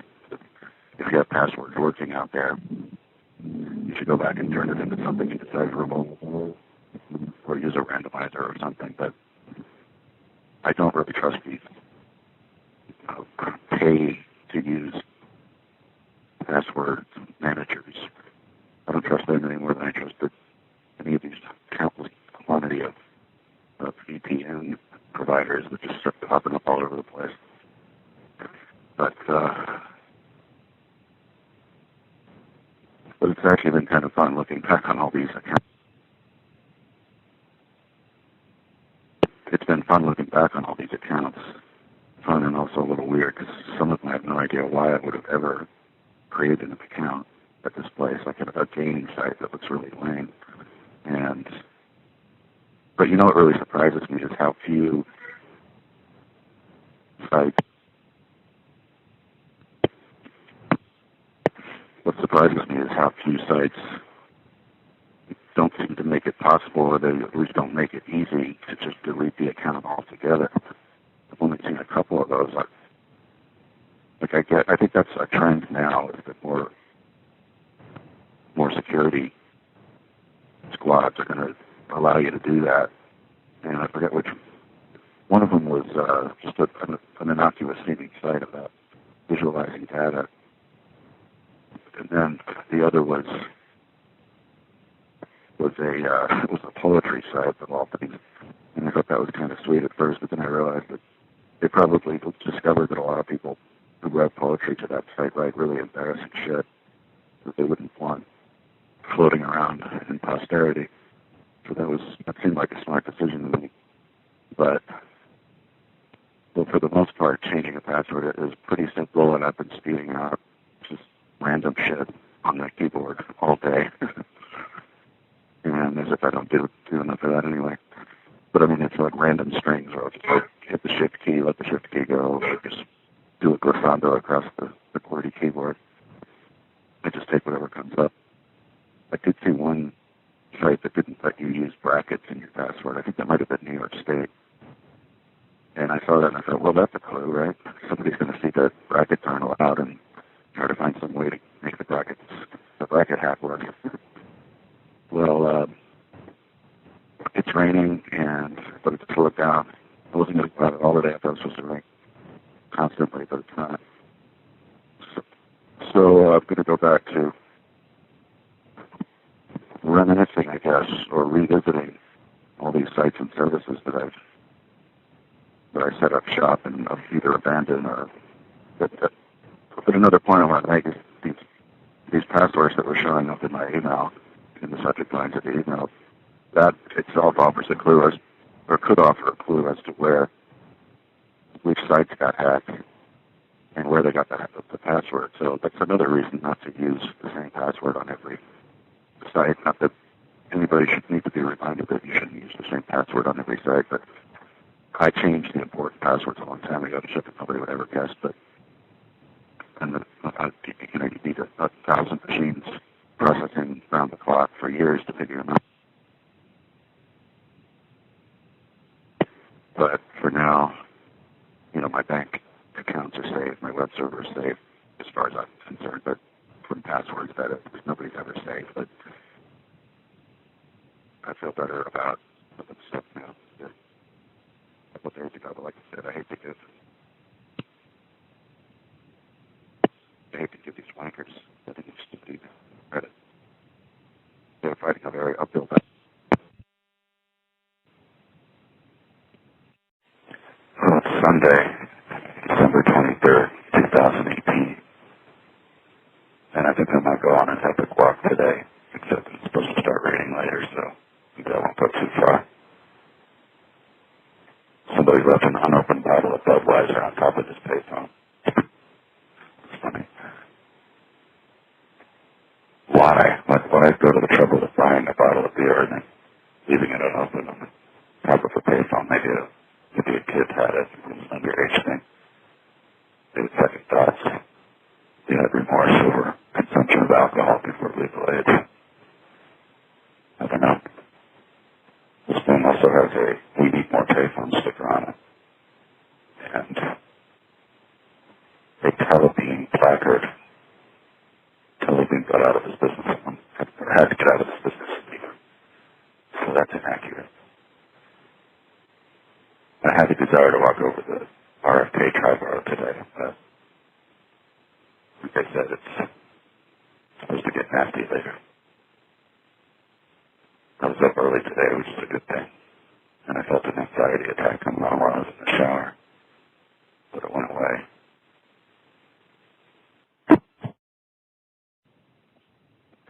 Well, I'm calling this in again because the previous call looks like it failed to go through. I don't understand how that happens, but sometimes these calls just disappear. I'm on Hoyt Avenue, outside of a pet club and a vacated Subway sandwich shop where I consumed many a Subway sandwich. I'm also outside of Sandra's place.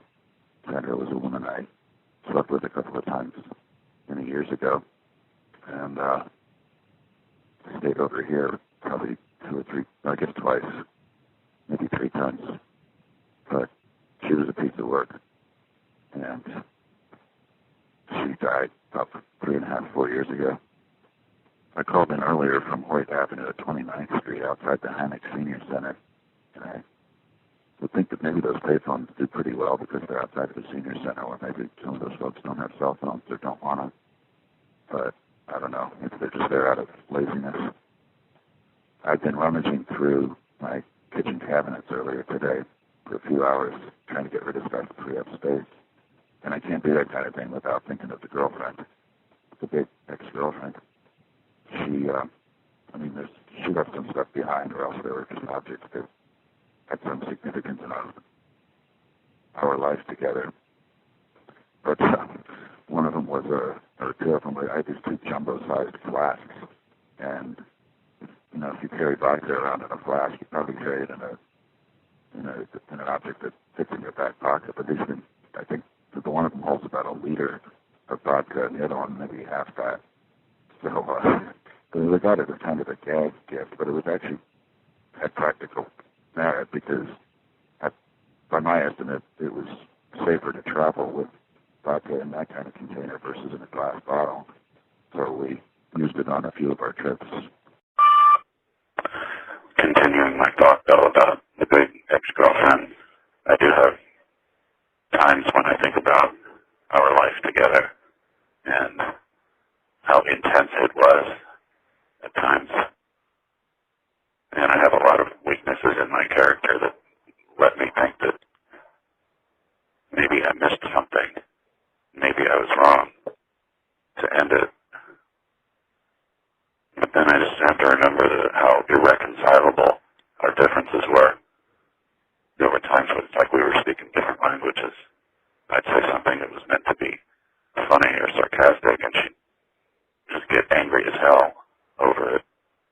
And I'm not saying I was perfect. I was not perfect in any, I wasn't bad, but I wasn't perfect either. But then I just, like I said, I got to remember how irreconcilable things were. But man, there were times when things would just seem fine. We're just hanging out, sitting on the couch, and then next thing you know, we're both screaming and crying and angry, and the alcohol didn't help with these situations, but there were enough of them that I remember just thinking, this is weird. This is strange. What's going on here? What just happened?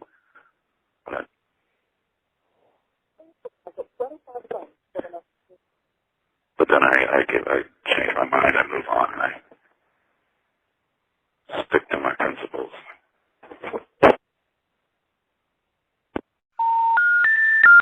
We're sorry. You have reached a number that has been disconnected or is no longer in service. If you feel you have reached this recording in error, Please check the number and try your call again. we're sorry. You have reached a number that has been disconnected or is no longer in service. If you feel you have reached this recording in error, Please check the number and try your call again.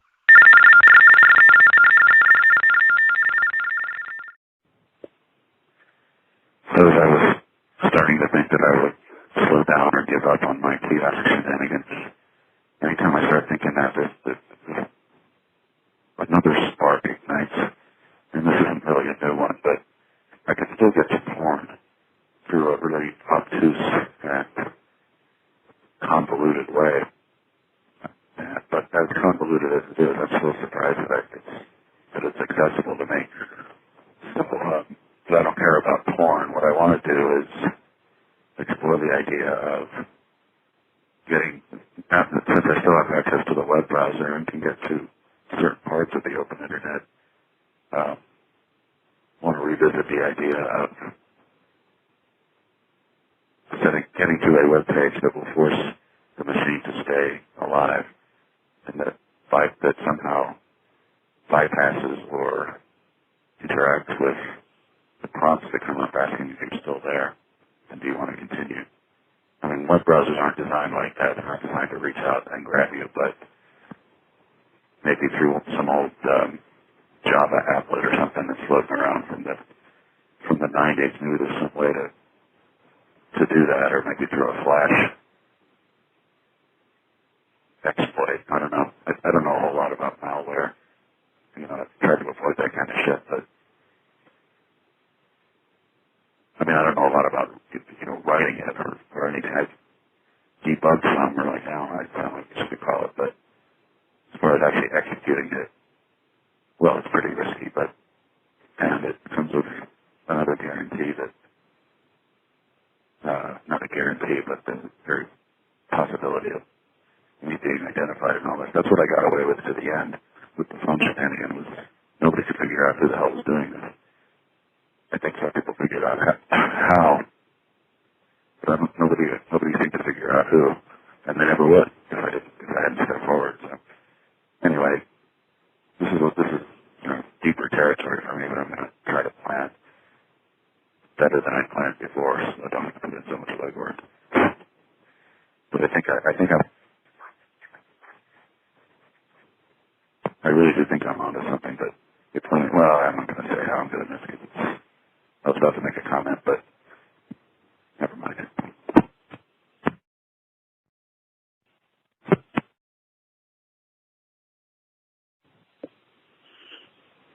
It might be taking it a little too far to call this incredible, but my instinct proved to be right again. This time I found a way to get to the open internet, and including Twitter, and I didn't try anything else because it's too fucking cold out right now, but it is entirely possible to get to these things. It looks like they blocked just the Twitter.com homepage and maybe the Facebook homepage. Try Facebook. But if you you know how to dig around and you know how to get to it, you can get to any of the internal pages. So, I don't know.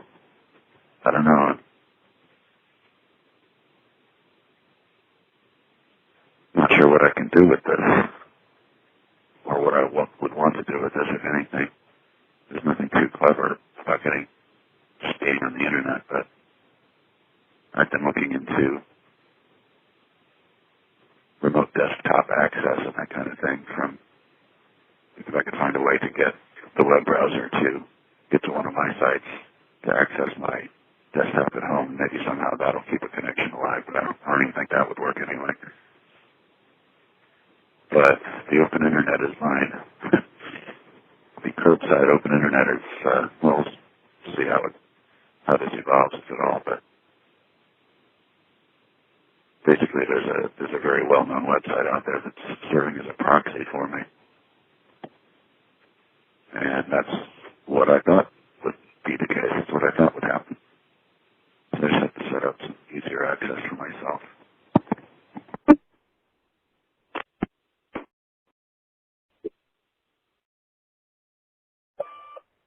It's Christmas Day, and I woke up with another urge to purge.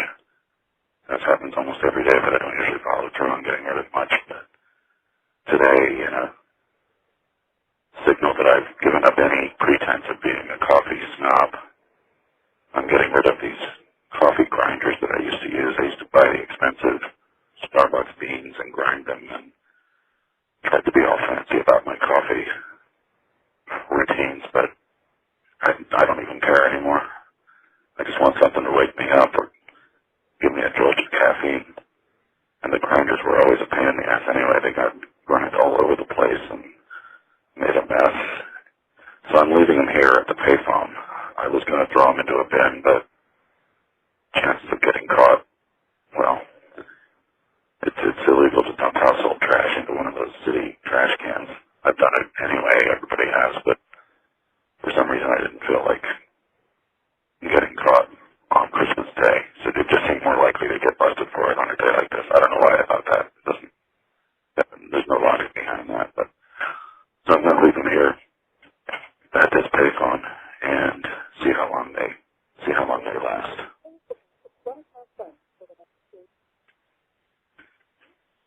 Just see how long they last, and maybe someone will pick them up. I think one of them doesn't work. I think I already said that. But there's a lot of stuff about coffee that there's all this fancy, sophisticated seeming equipment, and I've had all of them, I think, or a lot of them. And I just end up coming back to the French press and the cheapest swill coffee I can get at the supermarket. And that's fine with me. That's just fine indeed.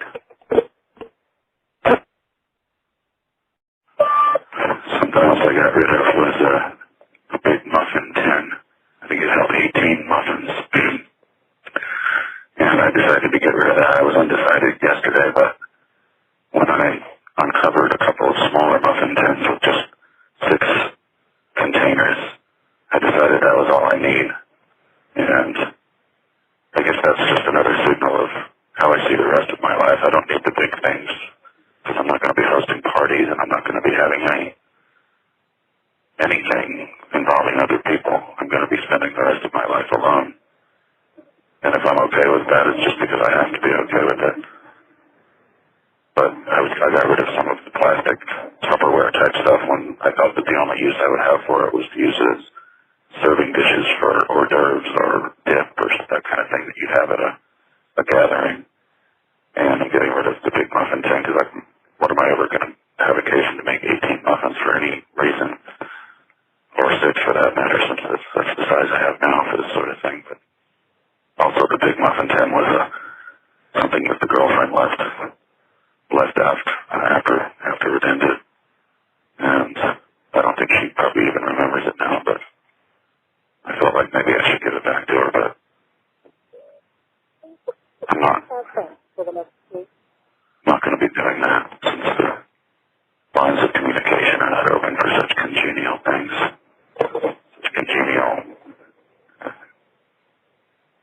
inquiries. We're sorry, your call could not be completed as dialed. I'm getting rid of, once and for all, is the mountain of CDs and DVDs that, so they used to be my primary media for storing thousands and thousands of photos and other stuff. And most of that's backed up, or all of it I think is backed up to the cloud now, not that I'm under any delusion that that's a fail-safe or bulletproof solution, but it beats the hell out of having a shelf full of these stupid things, but these stupid discs that I bought a CD DVD shredder earlier this year and shredded all of them, or most of them. And I did this not because there's anything particularly sensitive in there. I just didn't want anybody stealing my photos. If these CDs somehow wash up in a thrift shop or a secondhand store or I don't know where, just some dumpster somewhere. I didn't want anybody potentially profiting off of stuff that I profited from, albeit very little. So, but you're supposed to note these things. You're supposed to recycle them. This is news to me when I decided to get rid of all these things. I didn't know. I thought I had thrown away CDs, DVDs over the years without any realization that those things are not recyclable. So I was trying to do the right thing, but it just became too complicated and expensive. So I'm going to do the evil thing and dump these in some trash can somewhere. And this is just one batch. I have another batch. Maybe some other batch to unload. Yeah, I'm a bad man.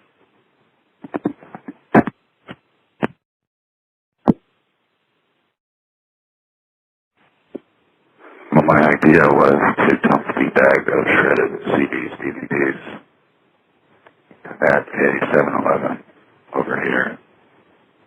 And I was also going to get myself a hot dog, but as I was going over there, I saw that somebody had left a file cabinet outside of an apartment building. The file cabinet, one of the doors was open and it had a bunch of files in it, or file holders at least. And I just thought it seemed like a natural enough looking thing to leave in that particular container. But, for all this, I'm letting it go that there are pictures I took that I don't know what ever happened to them, or how I could have lost them, because I don't really accidentally delete stuff. Maybe I do, but I haven't, there are pictures that I remember taking from various places that are just gone, and I'll never find them. I mean, I have just an ocean of photos that I took over the years, and I don't even know how to wade through them. I never organized them very meaningfully, at least not in the early days. And even when I tried to, there would always be uncategorized photos under a certain heading. Or, if I went out to the cemetery and took 400 pictures, I would have taken some interesting photos outside of the cemetery too, but I don't chronicle those, or I don't enter those into any kind of searchable form. One day I'm going to find the film photo I took back in 1991. I took several photos from the top of the World Trade Center. I remember looking at it years later, and there again, like, how do things get lost? Well, that's why the word exists, lost. So, but for this, I don't feel like by shredding all this stuff and throwing it out, I don't feel like I'm necessarily throwing away the possibility of ever finding that stuff again.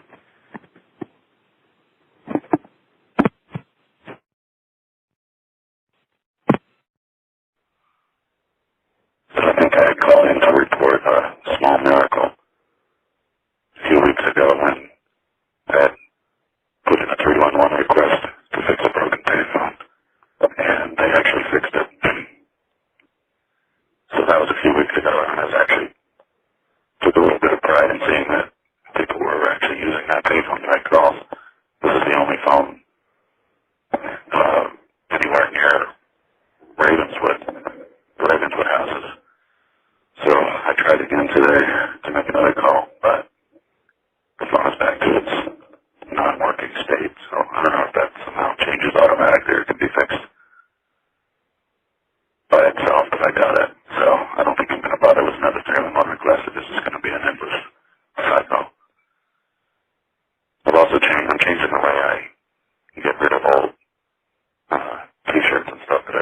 anymore.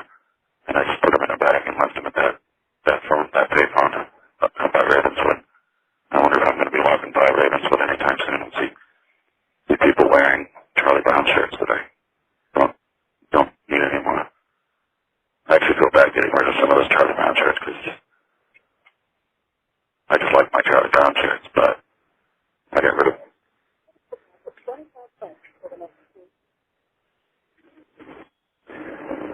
But one of them just never doesn't fit right, and it never did, and it's this one where it has like very early Charlie Brown drawing of him sitting at a turntable playing a record, and over top of that has the word player, and it's cute and everything, but it's a little, I don't know, it's feeling a little more childish than I am these days.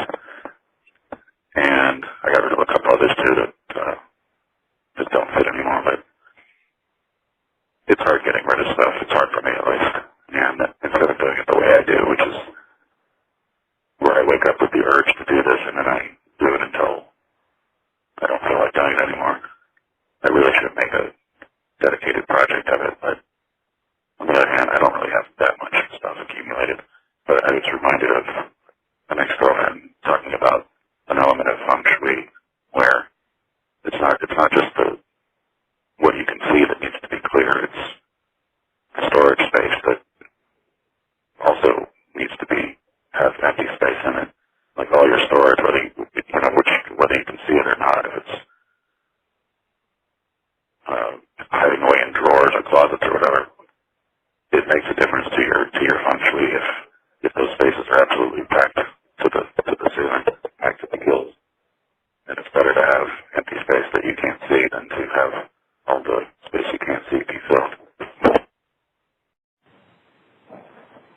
I'm at Astoria Boulevard between 44th and 45th. I just noticed something strange about the street signs here. The 44th Street becomes 43rd Street when you cross over Astoria Boulevard. And I guess that's just a mistake, but it could be confusing as hell. Somebody doesn't know where they are. I think I'm going to head out to the cemetery most of the way there. I really don't like cemeteries anymore, but I feel like walking today to get some good exercise.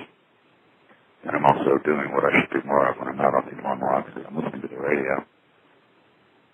So most of my walk is spent basically in silence.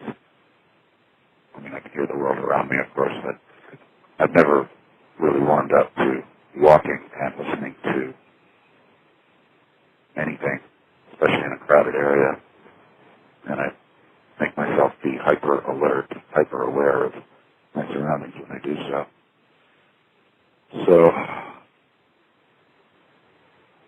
some sort of comment that I just made that would interest absolutely nobody in the universe except myself. But there are times when I wish I had somebody inside of my head that heard everything that I was thinking and understood my behavior. Not that my behavior is erratic or, I mean, it is kind of unpredictable at times, but so is everybody. But I wish there was something inside my head that was taking notes on all this and taking unbiased, subjective notes and observations and drawing whatever conclusion there is to be made about this human, this piece of earth.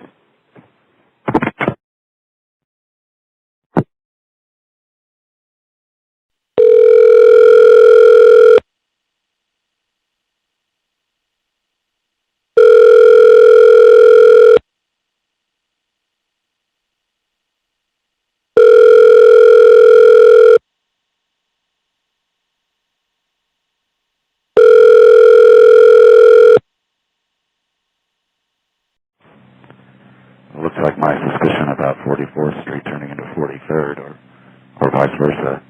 It looks like that suspicion is confirmed. I don't understand why that would be. I mean, the roads come in at an angle and everything, but it seems like they should stay the same. Just, I mean, they cross over the BQE, and that's where 44th becomes 43rd.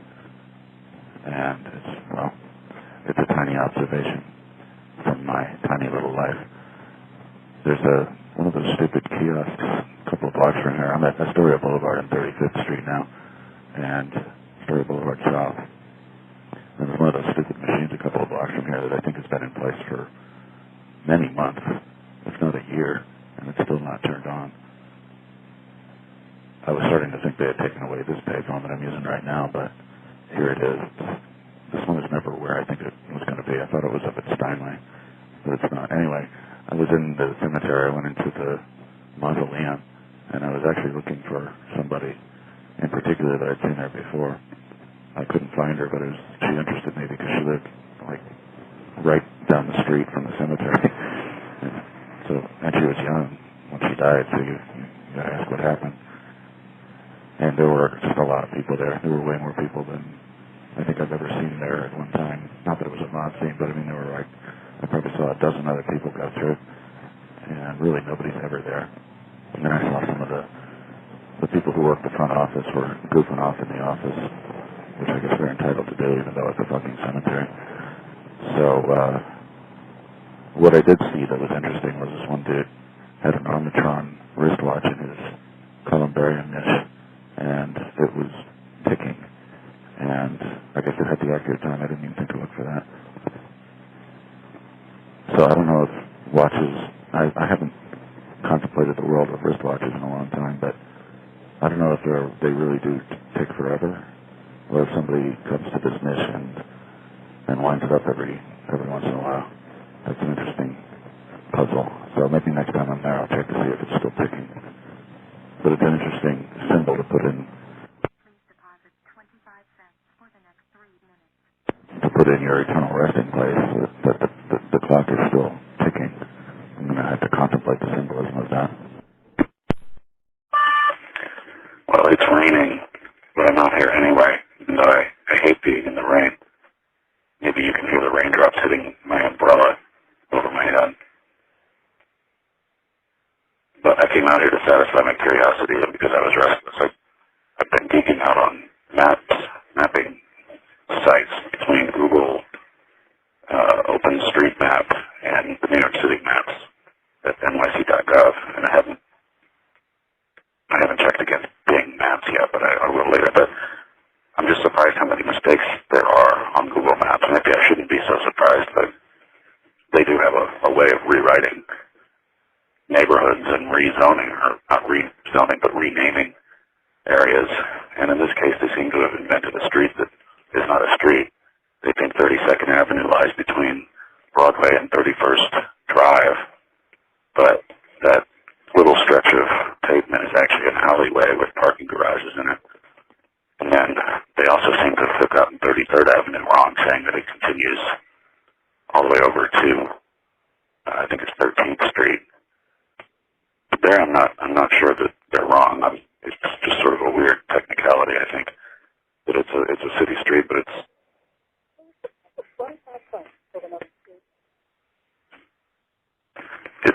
a city. It appears to be a city street, or at least at one time it was a city street, but now it's labeled a private drive.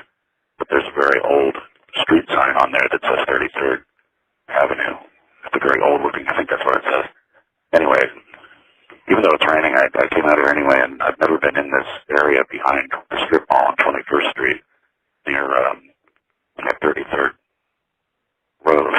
I'm getting roads and avenues confused again, but it's this, I call it from the stone a lot, but I've never wandered all the way back behind the strip mall, and it's kind of interesting to see that, well, there's people there, right?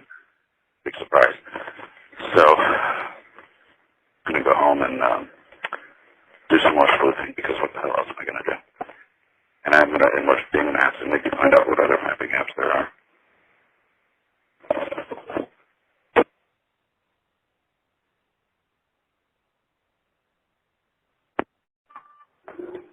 I just made a discovery of sorts.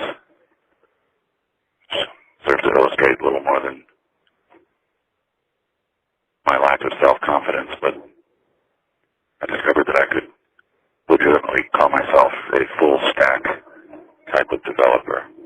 And I'd seen that term before, but I never looked it up because I didn't need to know what it meant, but it sounded like one of those grandiose master of everything, I can do anything type of designations that techies give themselves.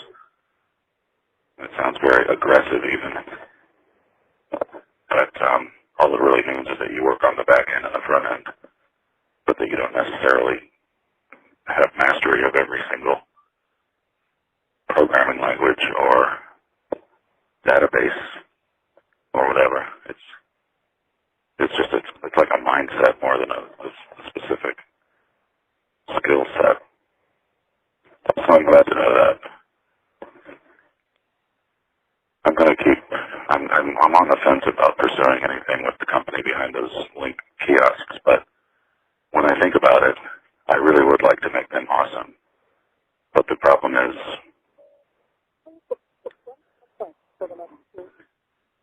where I get skeptical is whether they have that desire. I don't know if they do.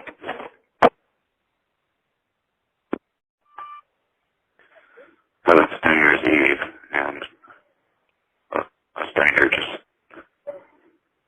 smiled, looked at me and said, "Happy New Year, pal," or "Happy New Year, my friend."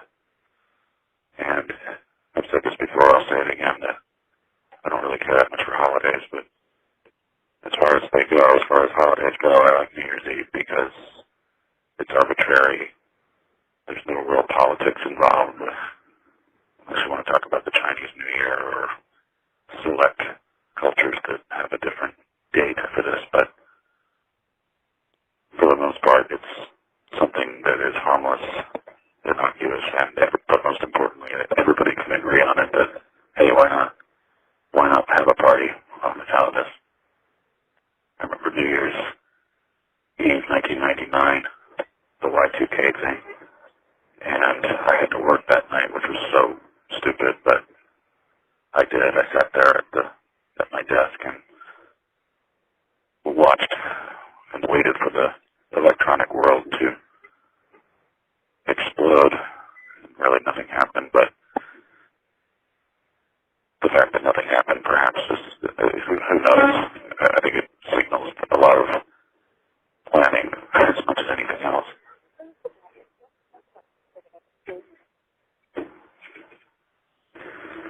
A lot of planning as much as anything else. But anyway, anxiety had me up kicking and squirming most of the night, and I'm feeling kind of lightheaded right now because I slept till about 11:30, and I've been getting up about 7:30 or 8 for the last couple of weeks. Ever since I got the weighted blanket, actually, I've been sleeping more or less normal.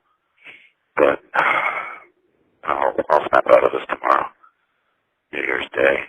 It's one of the things I like most about being single is I get the holidays all to myself, and I get the streets of New York all to myself. I can go wherever I want, and there's nobody there. So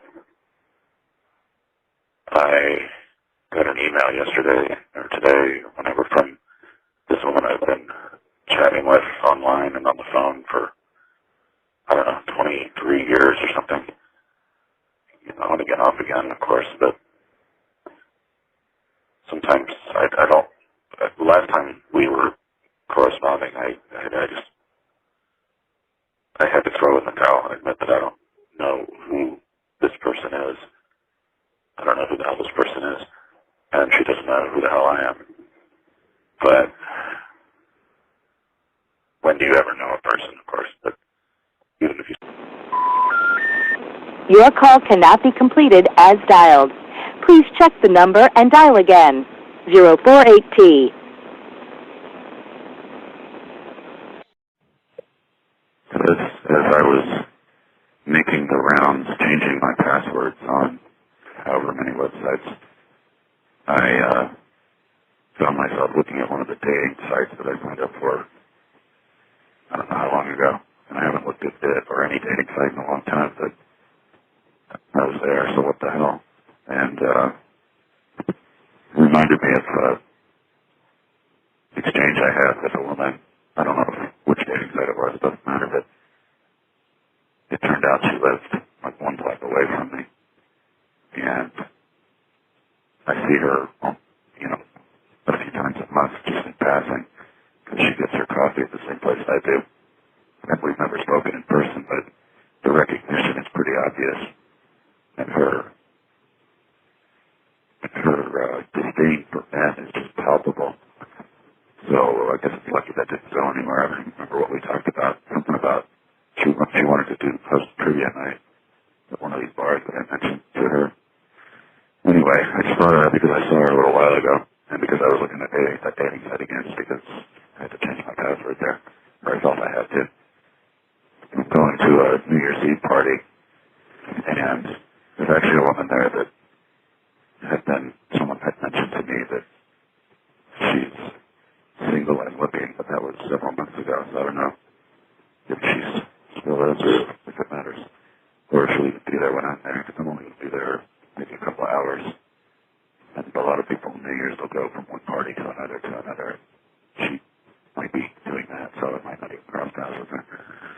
Not that I have anything at stake in that, but just something to think about.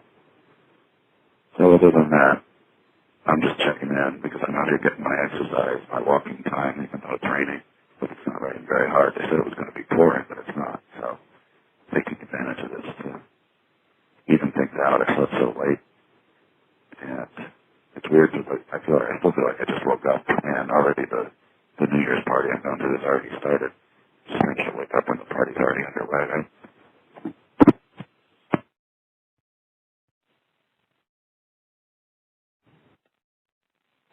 To continue my thought on, you never really know a person, even if you spend your whole life with them. I never knew my mother all the way to the stuff of her existence.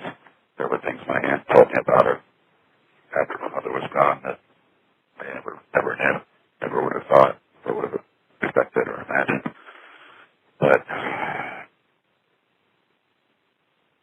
this person made a couple of comments this time that were a little strange. Not strange, but it's just like, not only do I not know people, but I don't think they know me. She saw I sent her a link to the Gothamist story, and she was suitably impressed in whatever way, I don't know. But she said that for years she thought that I was hacking her phone or freaking her phone or something like that.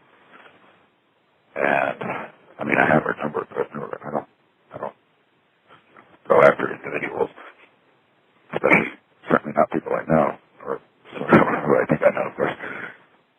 But it reminds me that years and years ago, someone else accused me of reading her email, and I don't think there was any possible way I could have done that. I forget how that came up, but I used to host message boards, and I think I might have had an email gateway where you could sign into whatever your email account was through my website, and that was hardly unique, but there's all kinds of freeware ways to do that. Sign into whatever your email address is with your password, and you can get that through any number of arbitrary websites. But I told her that there's no way I could have read your email, and that's true as far as I can recall. And I certainly wasn't reading her or anybody's email, but it never passed muster. It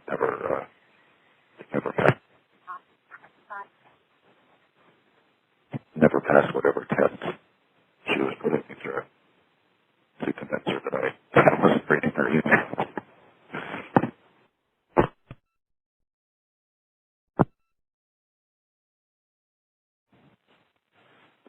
So, but speaking of Gothamist, I don't know if this is going to be such a smart movement. I don't know, but they're having an end of January get together for anybody that donates $50 to support the NYC site and everything. And I wasn't sure I wanted to do it, but I also didn't want. I couldn't decide if I should book a free pass to this get together or just look like an upstanding supporter of the site. The reality is I've never really cared much for the site except when they do more or less real journalism.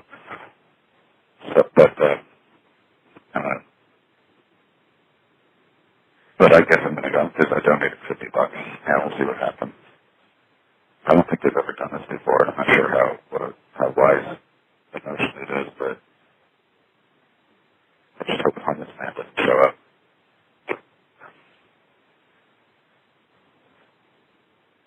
I mean, I was ready to just completely separate myself from that whole little incident, that whole affair. Not to mention separate myself from the substance of the story, the shit that I was doing, the stupid machines, but we'll see what happens. It's a Monday now, right? I'm thinking everybody's on vacation.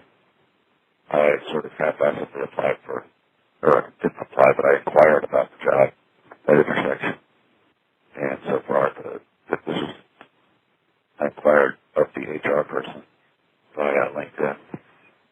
And my suspicion, my assumption is that they're going to ignore me, because that's what smart cities do.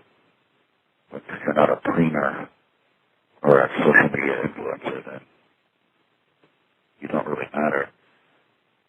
But then, of course, when you're me, you really don't matter emphatically. Their apathy is emphatic. You know what I mean? You know what? It's starting to rain, and I thought it wasn't supposed to start till a couple hours from now, so I'm going to head home.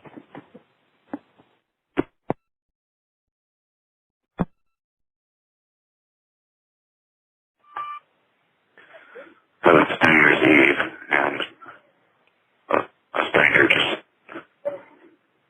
smiled, looked at me and said, "Happy New Year, pal," or "Happy New Year, my friend."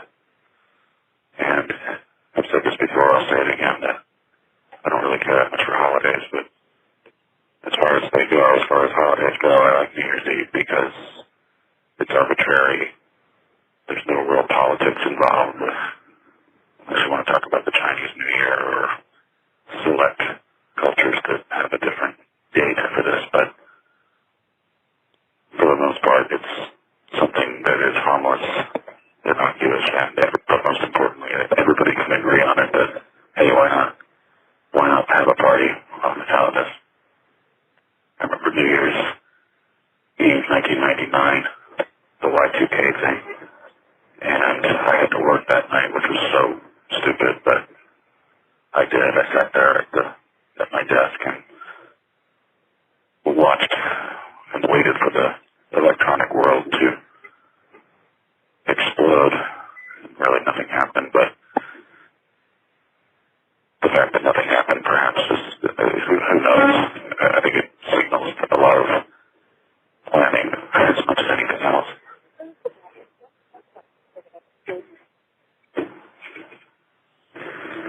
A lot of planning as much as anything else. But anyway, my anxiety had me up kicking and squirming most of the night, and I'm feeling kind of lightheaded right now because I slept till about 11:30, and I've been getting up about 7:30 or 8 for the last couple of weeks. Ever since I got the weighted blanket, actually, I've been sleeping more or less normal. But I'll snap out of this tomorrow. New Year's Day. It's one of the things I like most about being single is I get the holidays all to myself. And I get the streets of New York all to myself. I can go wherever I want. And there's nobody there. So I got an email yesterday or today, whenever, from this woman I've been chatting with online and on the phone for, I don't know, 23 years or something. You know, on again, off again, of course, but sometimes I don't, the last time we were corresponding, I had to throw in the towel and admit that I don't know who this person is. I don't know who the hell this person is, and she doesn't know who the hell I am. But when do you ever know a person, of course, but even if you... Your access to this long-distance provider's network is not authorized. Please call 1-800-645-0005.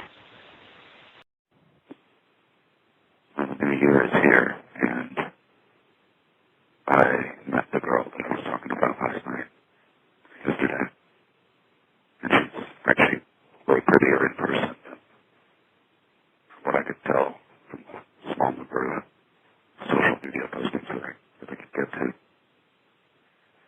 But I was sort of not backing off, but getting too chatty because she was a good dude, and I wasn't sure what to make of that at first. But she seemed, but the more I would hear them talking, and I wasn't really paying attention to this at first, but the more I would hear them talking, the more it seemed like they didn't really know each other very well.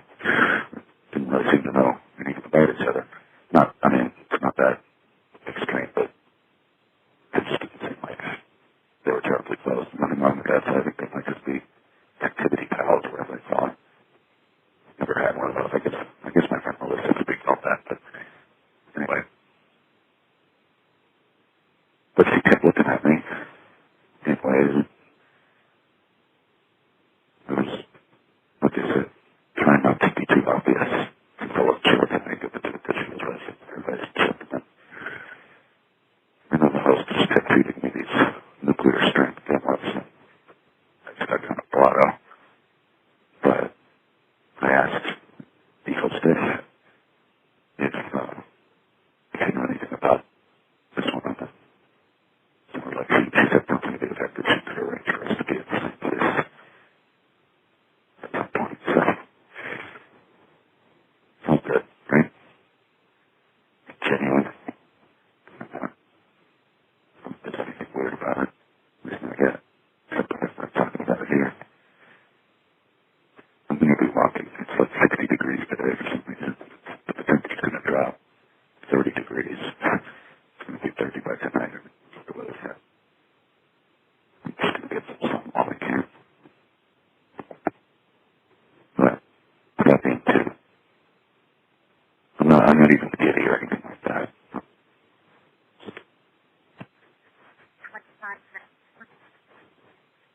I'm just going to take whatever happens. I'm just going to take it as it comes. With the girl, that is.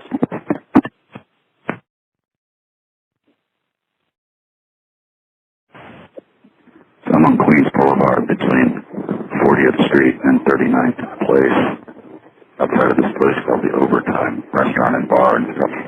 It's got to be one of the ugliest signs I think I've ever seen. The O and T in the words overtime are huge compared to the other letters, but it's just a hideous sign. I thought I'd comment on that. But I have been walking probably 5 or 6 miles. They took away the payphone outside of the Chase Bank near, I forget what the main street is, but it's over at that West Mastiff area where there are parallel 54th Avenues. And I was actually anticipating making a call from that one, but it's gone. And there's that orange pylon which signals that there's going to be a Lincoln NYC kiosk one of these days.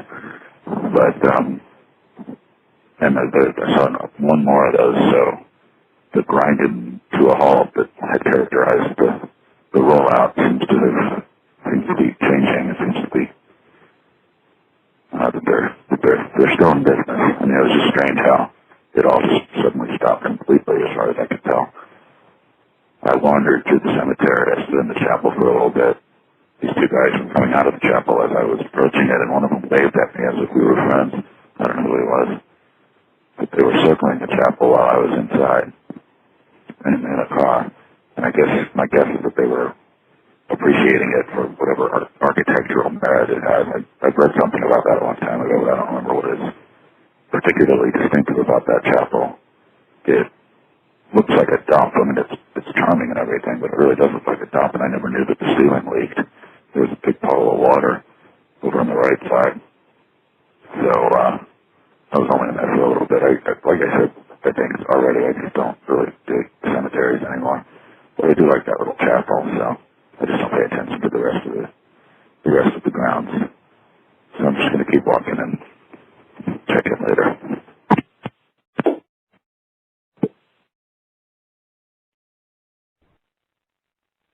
So I said I wasn't going to go down this rabbit hole, but I do find myself thinking about the possibilities of this girl. And maybe making it clear right from the start what we want out of this. And I'm thinking that I don't really have a laundry list of requirements from somebody, but I guess what I want is a best friend and somebody that I'm comfortable with and that is comfortable with me and is nice. I mean, we can disagree and maybe even argue, but no meanness is allowed. That's a rule. I don't know. It's not. I don't want to think of it as a rule, but it's just a sanity check. So I'll see what happens with the friend who said she would find a way to arrange for her and me to be at the same place at the same time. I don't know what she has in mind, but probably just meet up at the bar, as would be more or less normal for us. So maybe that'll happen this weekend. It's pretty quiet out here, and this is one of the things I like about being single and having nothing else to do is I'm free to just wander around the city when it's empty like this. But I'm also thinking this is probably the last time I'm going to do this for a while. Or this year isn't going to be like last year in that regard.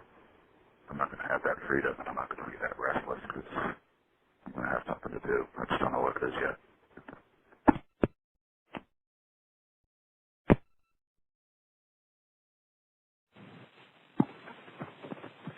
So it just sort of came clear to me how much walking I've done today. It's more than I've done in a while, I think.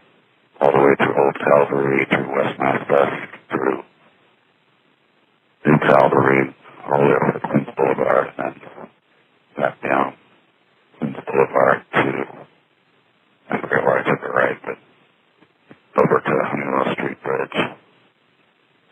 Now I'm out walking around again, just because I am. I'm very restless, and maybe a little more hungover than I thought after New Year's Eve last night. I got a slightly different interpretation on the girl I met from the host of the party last night. The husband and wife hosted a different good friends of mine. And she seemed a little more optimistic that I had a chance here, but he's not so sure, and I don't know what to think of it, except that she really was sending signals my way. I don't think I was making that up. But when I was listening to them talking, I wasn't really paying attention at first, but the more I listened to them talking, I was like, staring at it. It sounded like they barely knew each other. And evidently it's on again, off again thing with them, whatever that means. And it's been on again, off again for years. I don't know what to make of that either, if anything. So, anyway, he's a very different looking guy than me, even if that's your type, and I'm definitely not a type, but I don't really have a type. Seems like most women I've known date guys that are, a similar physique or a similar general look. But what's the point of thinking about it, right? I'm just going to walk around a little more and get ready to start the year with something hopeful, some kind of hopeful job opportunity.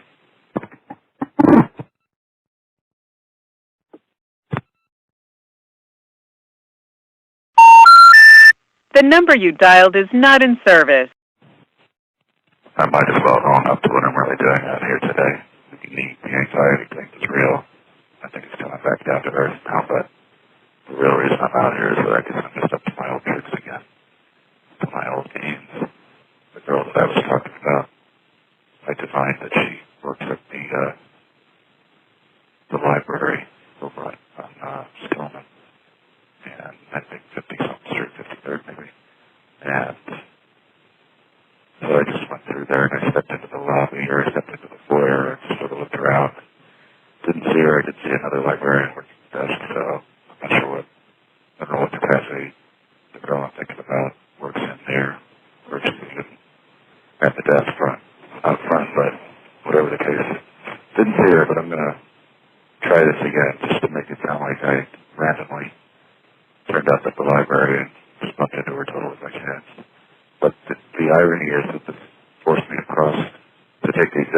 route that I walked countless times when I was after the Woodside bombshell, as they called her.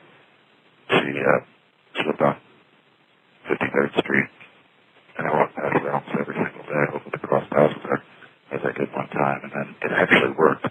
One day, I was passing by right as she stepped up, made her way to the subway, and I thought this is a miracle. But I mean, it's a reason, I guess, if you walk past somebody's house often enough, you will eventually encounter them somewhere in the area. But this one worked so perfectly, and I was going to follow her. I was going to get on the subway and follow her wherever she was going, but my MetroCard didn't have any money on it, or didn't have enough, and there was no machine to buy one, and it was really frustrating. And she got the train she needed, got pulled in right as she got up the stairs, so I lost her.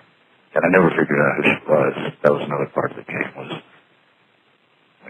with nothing more than a street address, could I figure out who she is. But long story short, I figured out later that I did think I knew who she was, but I was wrong. The person who I thought it was had just moved out. So this person, having just moved in, wasn't going to be very likely to be on record as having looked at that street address. So eventually I just gave up on it. And I have to assume by now that she's moved on. It's been like 5 years since I did this. I was really on edge about all that because I had a girlfriend at the time, but nothing ever came of it.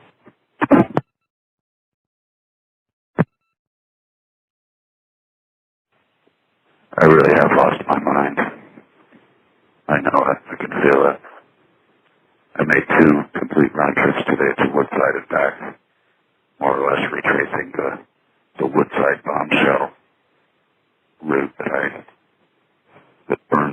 paved holes in it, that I paved half in the ground. I made it so often. This time it's in the interest of another bombshell. I'm going to keep calling it the bombshell, even though this is the original bombshell. But on my way over today, second time I passed the stripper that I dated for a little while. It's about 1.5 years, maybe 2 years ago now. And I see her around once in a while. I mean, it's not surprising to see her around or anything. She was talking on her phone. I don't know if she saw me. I don't care if she did, but I didn't say anything. She didn't act like she saw me. And it's funny, though, I never really thought this when we were together. But, I mean, I was attracted to her, of course. And anybody that ever saw her still was like, dude, she is beautiful. It was only while we were together, I didn't think of that. In fact, I started thinking she looked kind of, I don't know, like a ghost. Anyway. But today, my God, she really is beautiful, at least for those few seconds I saw her. In fact, I wasn't even sure it was her, but it had to be. I took that her. So she had a serious look on her face. That was my favorite way of her looking, was when she was focused, working, or talking shop with somebody from her work. I just liked that she was doing stuff, and that she liked her work and never complained about it, at least not much. But that's what I got to do. I got to work. I got to find something to do, and quick. I mean, I have time, but I've been saying that for years. Would like to make something happen with this woman now. I think she's mid-40s, maybe even older. Yeah, well, neither of us get any younger, right?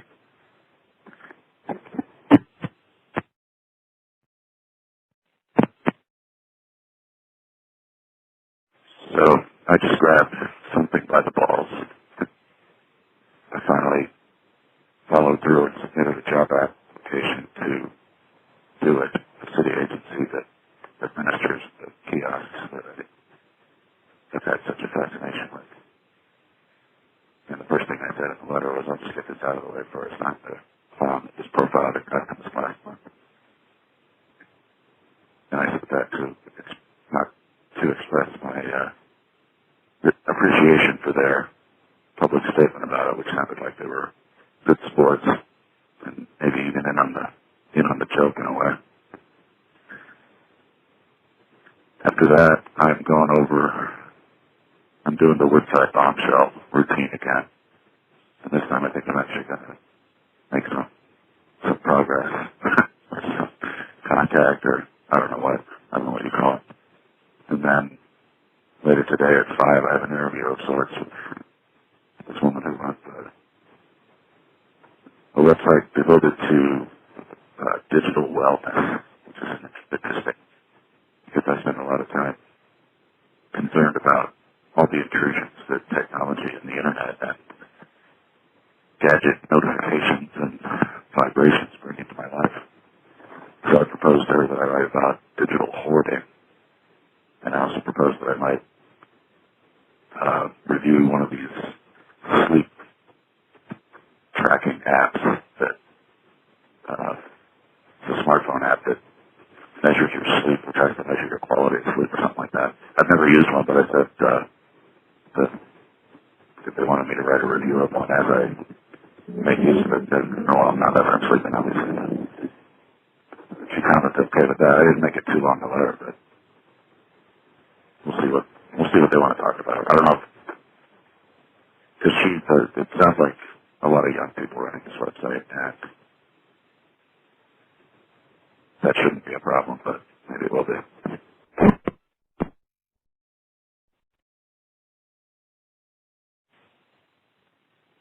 This is a funny thing. I just heard two people were jogging, and they were going the opposite direction of me, a man and a woman, and as they passed me by, I heard the woman say in a perfectly clear voice, she said, I mean, I like fucking my husband and shit, but, and I don't know where that conversation was going.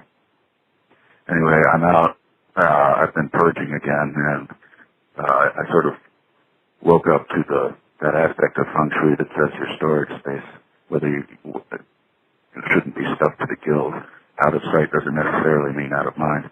And so I purged all the shit from the closet by the front door, and I just didn't realize how many fucking bags I had amassed. There was a point in time where I thought it would be a good idea to have nice, sturdy bags around for whatever spontaneous or unexpected carrying requirement arose, but so I saved all kinds of bags from stores and ex-girlfriend used to bring home bags with brands on them because she worked with the marathon, the races that they do, and they would get free tchotchkes from the sponsors. So I had like Garmin bags and Humana bags and all this shit that I just don't need. But it was nice of her to bring that stuff back. Anyway,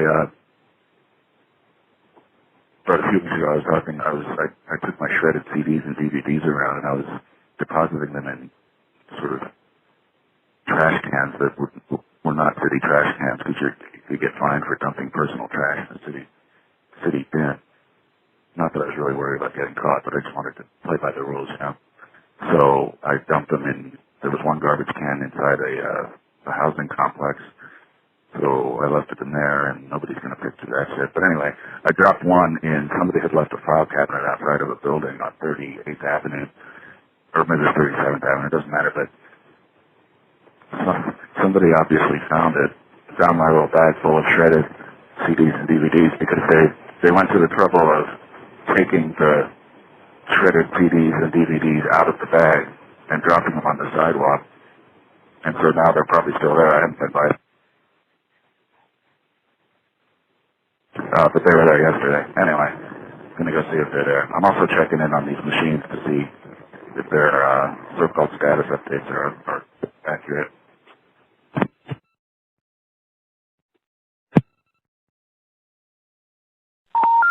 We're sorry, you have reached a number that has been disconnected or is no longer in service. If you feel you have reached this recording in error, please check the number and try your call again. Code 9H. We're sorry, you have reached a number that has been disconnected or is no longer in service. If you feel you have reached this recording in error, please check the number and try your call again. Code 9H.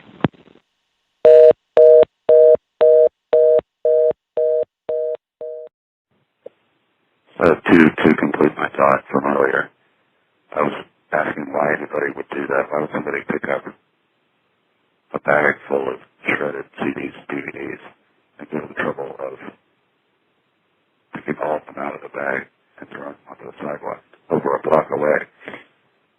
And my first thought was maybe they needed the bag, but it was just a regular old plastic grocery bag. But I guess what must have happened is somebody saw these shiny things glistening in the sun, and might have thought it was something valuable or something interesting, but chances are there's nothing they could do with shredded media like that. It is possible to recover data from shredded disks, but I don't think anybody that just happened to be walking down the street had either the wherewithal or the means or the remotest desire to do anything like that. I mean, I would, but that's just me. So I'm going to go back to purging. My little, when I was taking out the trash and making the last call, I made it part of my little jaunt to check up on the data that's being provided by City Bridge about the status of their network. And they said that the phone was down at this one up on 38th Avenue. And it's not down. What happened yesterday is that a couple of phones on Broadway were not working. So I went out and tried them and they were working. So I don't know if this is just some randomly generated shit that they can point to and say, look, we're providing up to the minute or up to the hour status reports on this stuff. Because nobody's going to be able to question it. But they're going to be able to stand in front of some committee and say that we're doing this, even though they know it's just not true. The data being provided is not true. But that's the smart city for you. I mean, like I seriously think that they're just randomly saying that X number of phones are out of service, and then they come back and they're into service. I don't know what they're doing, but I'm going to keep an eye on it.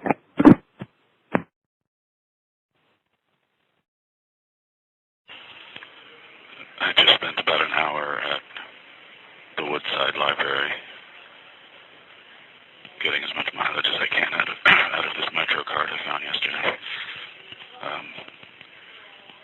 It was a confusing Metro card. It said 7-day unlimited, but then it said it had $4 cash on it. And I don't know why people do that, put cash on a unlimited, but whatever, it's not my problem. Anyway, I start to think that she doesn't work there anymore. The clue that I got that she worked at a library at all was just an offhand comment that she was a librarian in the city. And then when I looked her up, well, I found that she was a librarian at the Woodside branch. At least she was about 6 months ago. So maybe she's moved on since then. Anyway, not a big deal. It's good to have been there, even if I felt like a zombie half the time I was there. I'm going to pick up a pair of thermal socks that I ordered. There's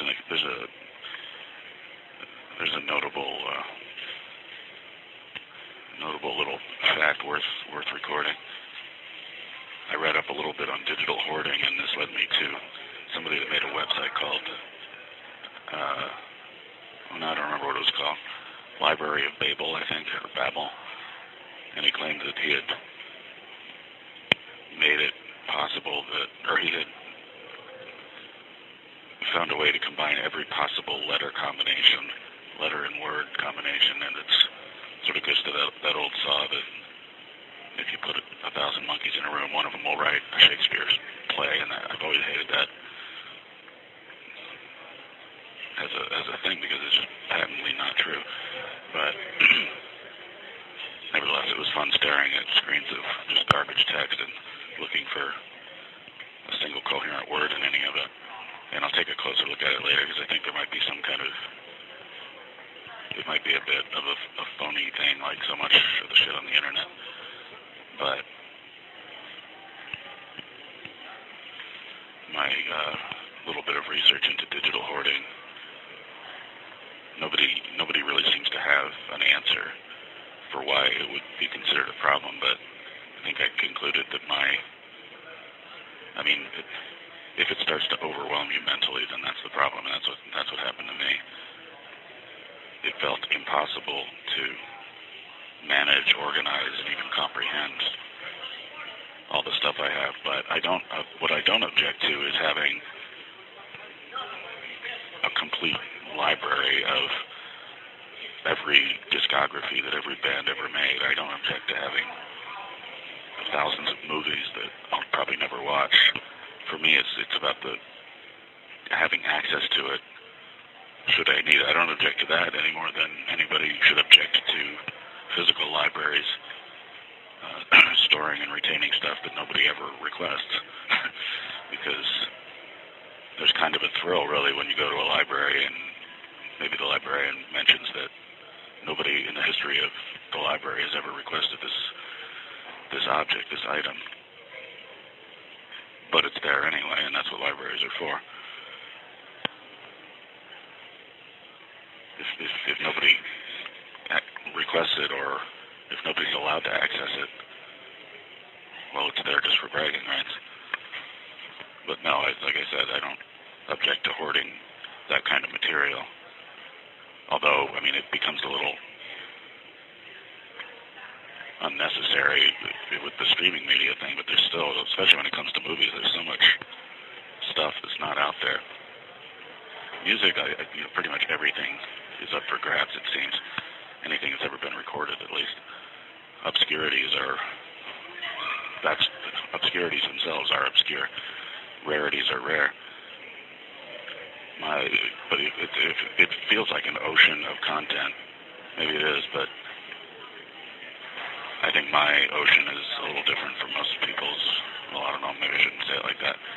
My ocean is a little different than that. It's a lot of my own raw material, hours after hour of me talking into a field recorder or me making piano recordings, and however many, I've probably written 1 million words over the years, and a lot of it is garbage, as it should be, I suppose, but that's the ocean I'm drowning in. Everybody has an ocean. When I started doing the sleep recordings, I felt like I was going to the bottom of my ocean. Most days but getting back to the hoarding thing, I feel like that ocean is just inches over my head, just over the ceiling, and that ceiling is just a paper thin separation that's about to burst.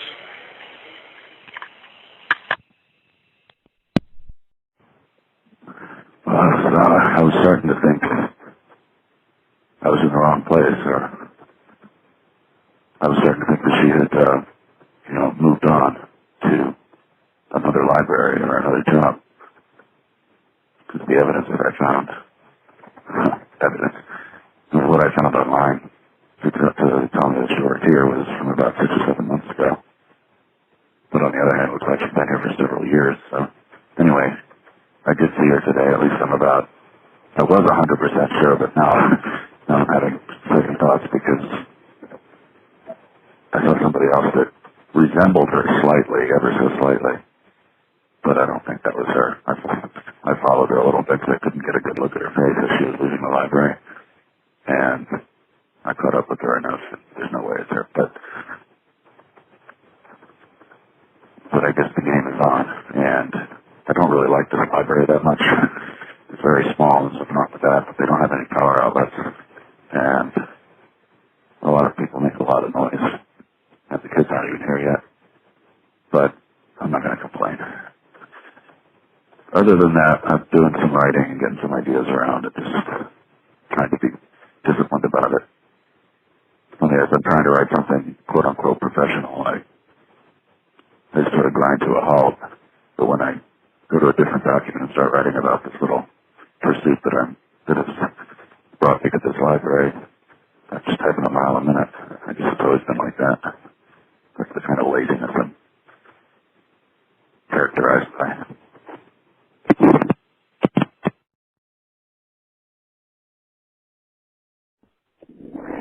Well, this is kind of amazing, but maybe I'm just not remembering it right.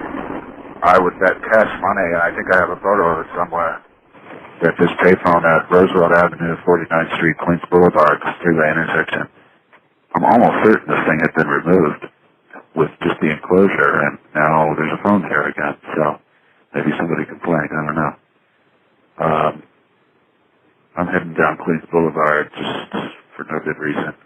Was at the Woodside Library, I'm working hard for this $15 if I can finish this story about digital hoarding. I don't want to make it too long. I'm not sure how to end it, so I start off with, what is digital hoarding? Should you be ashamed of it or anything? Because the term hoarding just seems to carry a stigma that you're some kind of glutton. And I conclude that even though I have all this content and all these hard drives and all this shit, that I'm not really a hoarder. What I'm not worried about is, I'm not worried about the thousands of albums I have and all that other shit in the movies. It's my own personal stuff that overwhelms me, and the amount of words I've written. And I'm trying to articulate my theory that you just write a lot more words because it's so much easier to do on a computer. Whereas if you're sitting at a typewriter, it causes your brain to not hyperventilate so much. So maybe I should look around to see if anybody else has this theory. So, okay, bye. We're sorry. You have reached a number that has been disconnected or is no longer in service. If you feel you have reached this recording in error, please check the number and try your call again. 406 Glendive E. So I think my work for today is done, at least. I called it yesterday with an update on my always awkward attempt at trying to get in the good graces of a woman I'm interested in. And it's become doubly strange for me, even more awkward that is, because it's a friend of a friend, and, if this goes anywhere, everybody's going to be watching, rooting for us, or maybe not, but I think the weirdness is that they might learn things about me through her that they never would have guessed or never would have expected, particularly as regards my awkwardness with women sometimes. But maybe all that will fade, become natural. So after about a week of trying to make it look like we randomly crossed paths, I just took the low road and friend requested her on Facebook, and she accepted at 1:10 a.m. I don't know why I'm going to remember that. And today I sent her a message saying, thanks for getting me my jacket. Because by the end of New Year's Eve party, I was so blotto I couldn't find my fucking jacket. She responded saying, that's cool, we drinkers got to look out for each other. So then I sent a message to a friend and then she said that a mutual friend of ours had said all kinds of good things about me to her. So I sent that mutual friend sort of a thank you message, I guess, along with some other stuff. So who knows, right? I'm going up Bitmar's way because somebody messaged me that they happened to find an old-style phone booth at a funeral home up there. I'm going to guess that like everything else up there, the phone in the booth is dead. I'm at Bitmar's on 33rd. I don't know if I've ever used this payphone before, but I found the booth, and it's a beauty. It really is. It's immaculate. Museum ready. The phone itself is almost untouched. But of course, like almost everything else there, the phone was dead, so I couldn't call in from it. But it was a nice thing to see. I gotta thank that dude Rob for pointing it out to me, and I didn't have to deal with anybody going in. It was basically right inside the door, at the garage, behind the parking lot. So there's my little bit of joy for the day. And there's a burgerology place here. And they've got pi, the number pi, 3.1415, out to, I don't know, maybe over 100 numbers. But it's a burger place. I think they put something like that over a cake and pie store, right? So, anyway, now I have a new payphone to show to romance the girls with. That's it. Now I'm going to go check in on the rotary dial up on Bitmars, and then I'm going to go home. I mean, not on Bitmars, up on There's a rotary dial at the King Penny store. I never there used to be.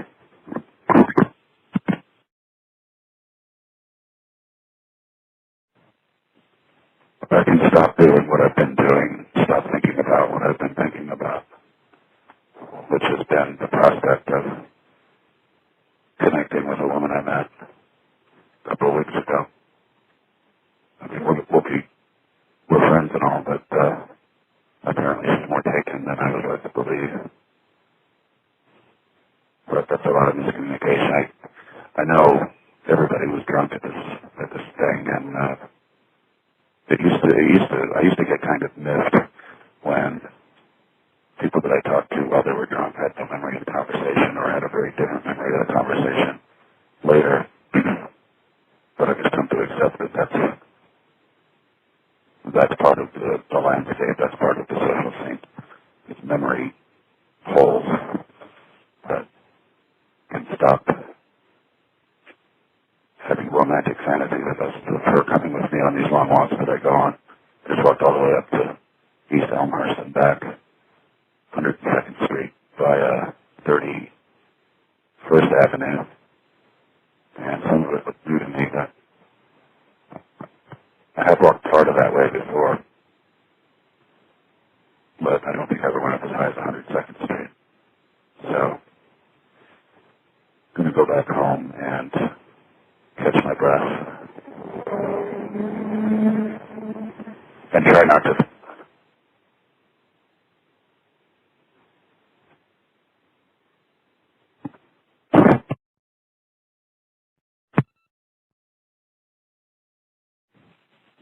I think my last call got cut off, and since the payphone returned my quarter for some reason, I thought I'd call in and complete my thought that I'm not going to think about it anymore.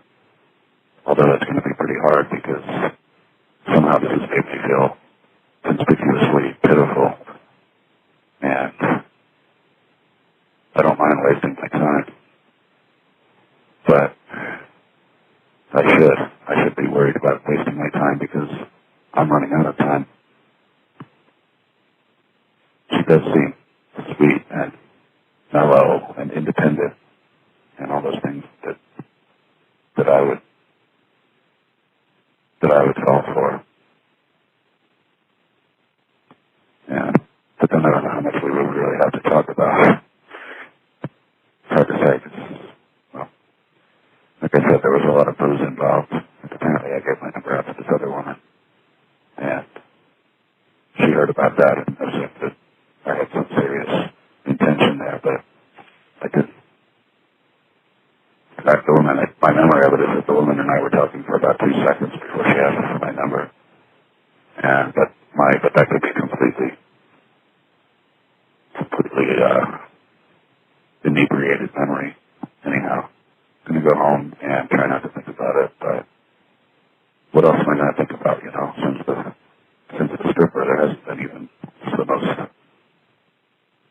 even been the most remote prospect for any kind of romance for me, but that's just the life I live.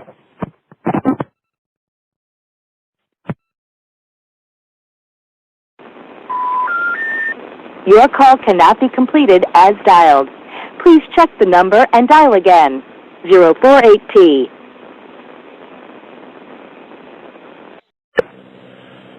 You know what it is, though, is if I feel conspicuously pitiful, like I said in a previous message, I know why.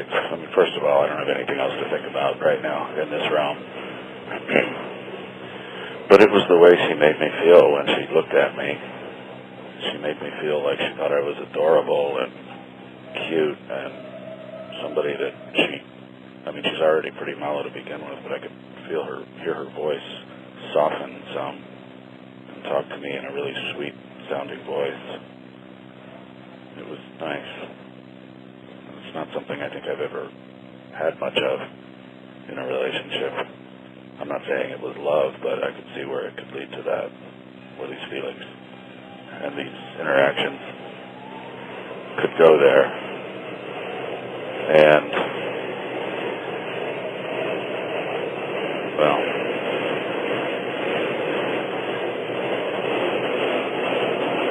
I shouldn't have to stop talking, but I am because of the loud subway noise overhead.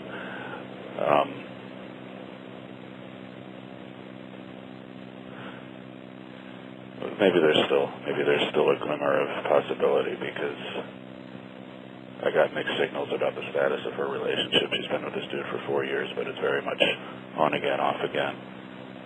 And as with anybody of any age, you have to ask why somebody who's perfectly good looking and stable and by all appearances something of a catch, why is she still single?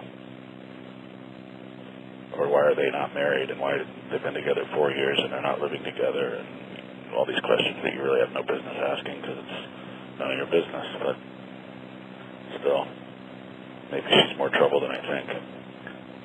Then maybe I'm more trouble than I think. I tried to call in a little earlier from a couple of phones on 46th Street, I think, and neither call went through, but I wanted it to because the first phone I picked up, the handset smelled like a mix of tobacco and cologne. Like, who was using this and pressing it up to their face so tight that they left that kind of trail behind? Every phone a story, right? So I was just thinking that it's 2019, the year that is, and I'm still expected to show up in person with proof of identification and a Con Edison utility bill just to renew my library card. I mean, I shouldn't complain, I guess, but, and I'll reread the email again because it didn't sound like there was any other option. Like I had to show up in person.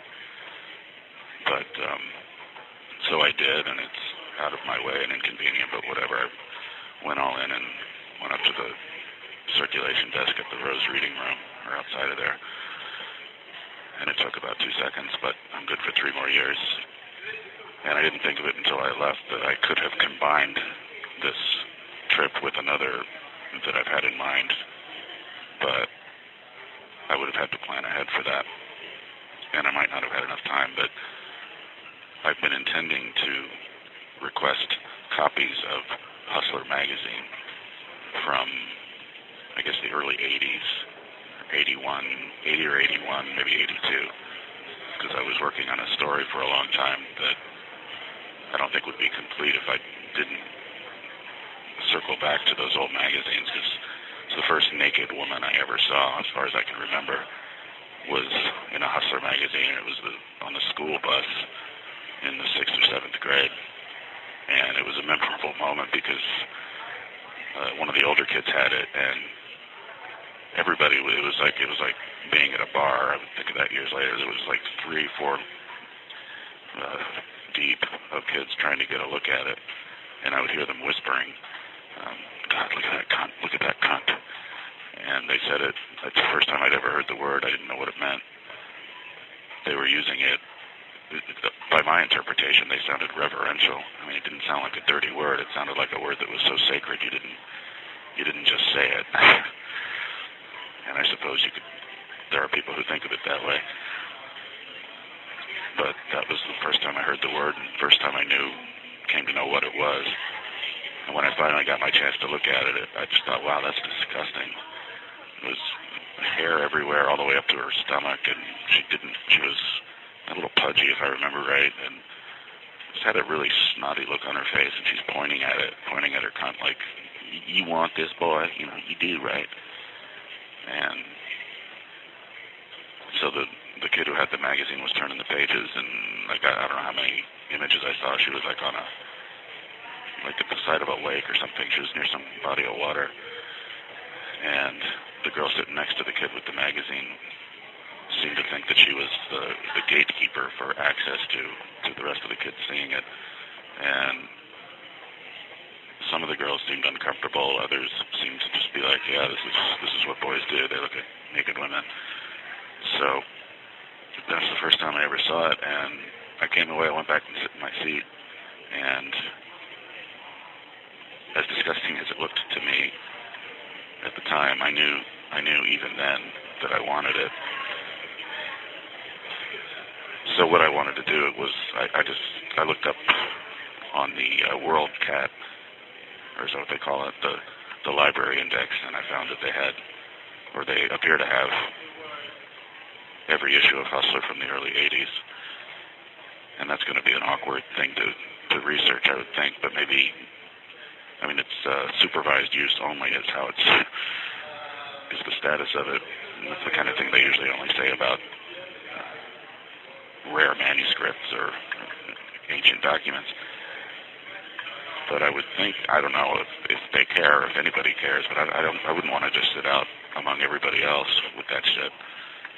I'd want to have some kind of cover, or maybe they have a special room for this sort of thing. They have the Hustler room.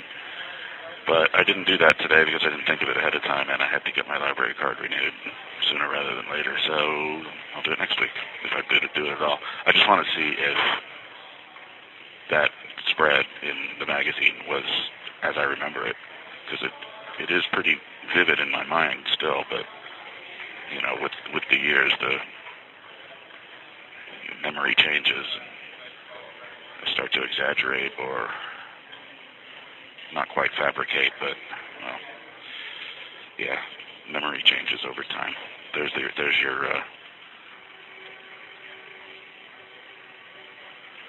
your profound insight for the day.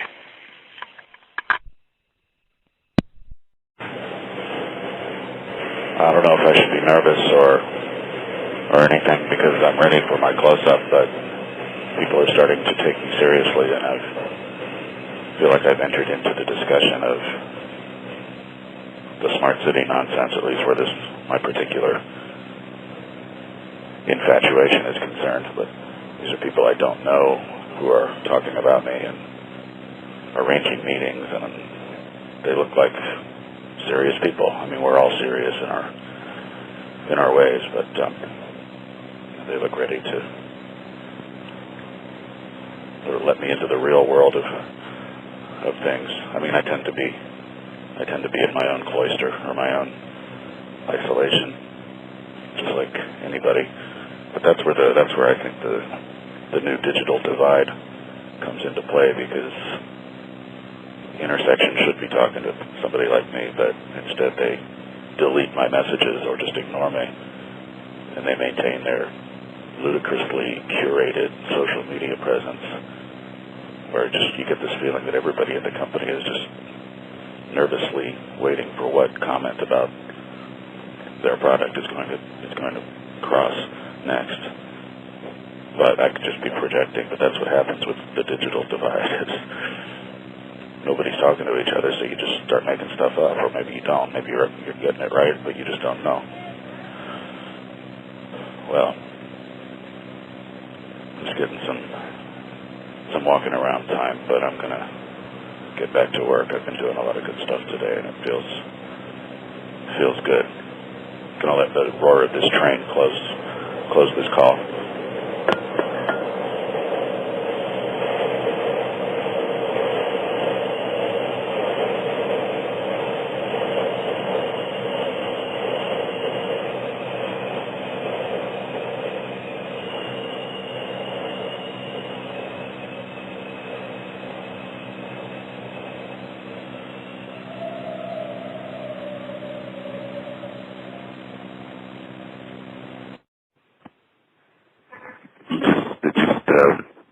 Dawned on me today, not that it was ever lost on me really, but I was reminded that I've been doing this Payphone Radio, as I call it now. I've been doing this since 2010. Although I think I started in late December, so maybe rounded up to 2011, but it's on varying levels of determination or enthusiasm. But I wonder what it's all cost. If I look at all the calls I've made and bump it up a little to reflect the number of calls that never went through, even though it sounded like they did, it's probably in the hundreds by now.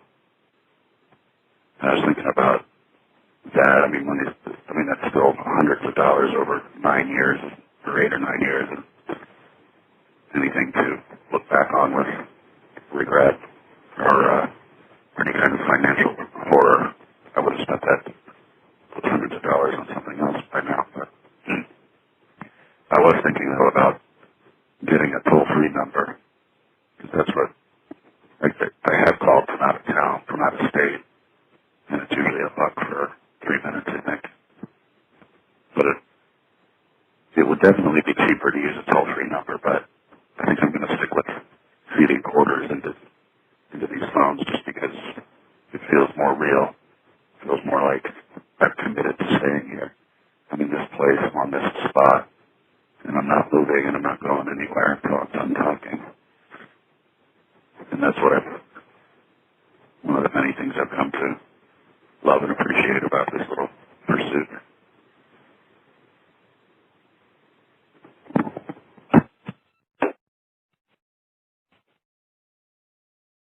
We're sorry, your call could not be completed as dialed. So it doesn't surprise me, but it does disappoint to conclude that my inquiry to Intersection, the company that owns those stupid kiosks, my inquiry was just ignored. And it's disappointing not because I'm so important that I deserve to reply, but it would seem to suggest that those folks were pretty thin-skinned, and maybe somebody's feelings got hurt, which is hard to believe, but when they leave it up for grabs like that, I can come to any conclusion I want. They don't address riffraff like me directly.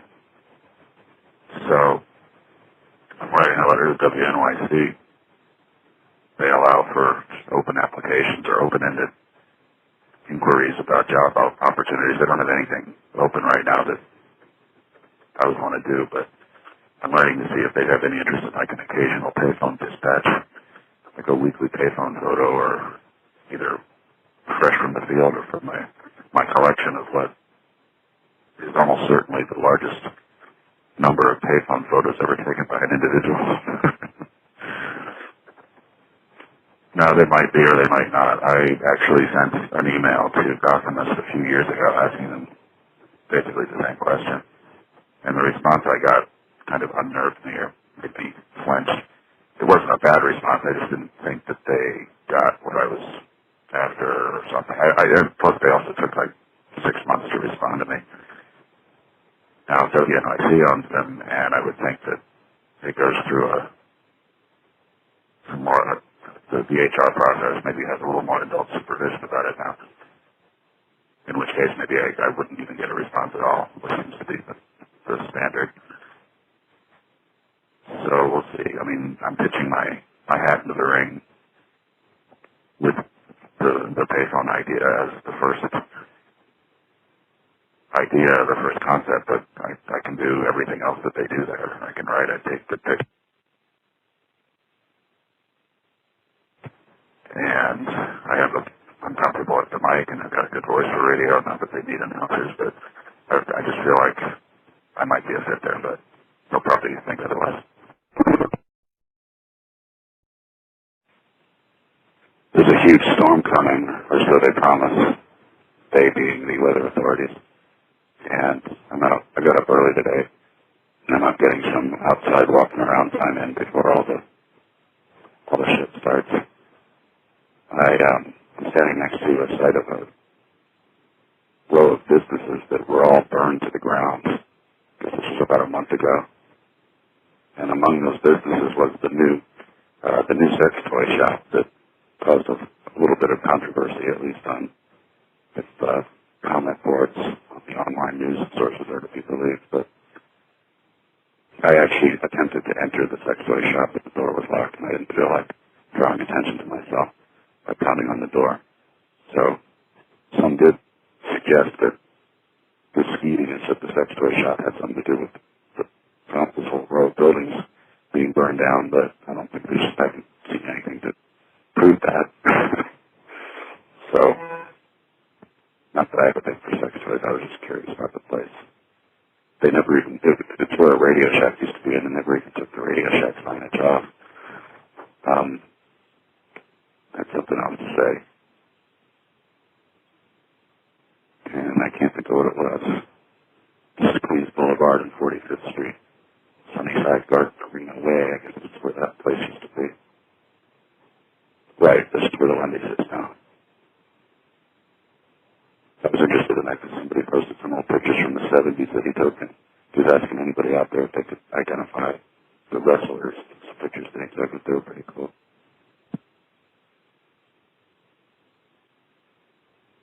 Sure wish I could remember what I had to say. I got distracted by describing where I am. I'm discovering that laundromats, I guess I always knew this, I just never had the nerve to walk into them. But laundromats are a pretty good places to find old rotted payphones that are no longer in use, but I just spotted one, and I spotted a couple the other day. And laundromats are like easy places to just walk in and out of. Nobody's going to question you. It's not like you walk into a bar and there's some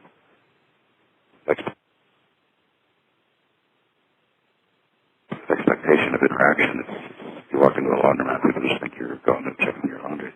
So there, I'm in and out like a ghost.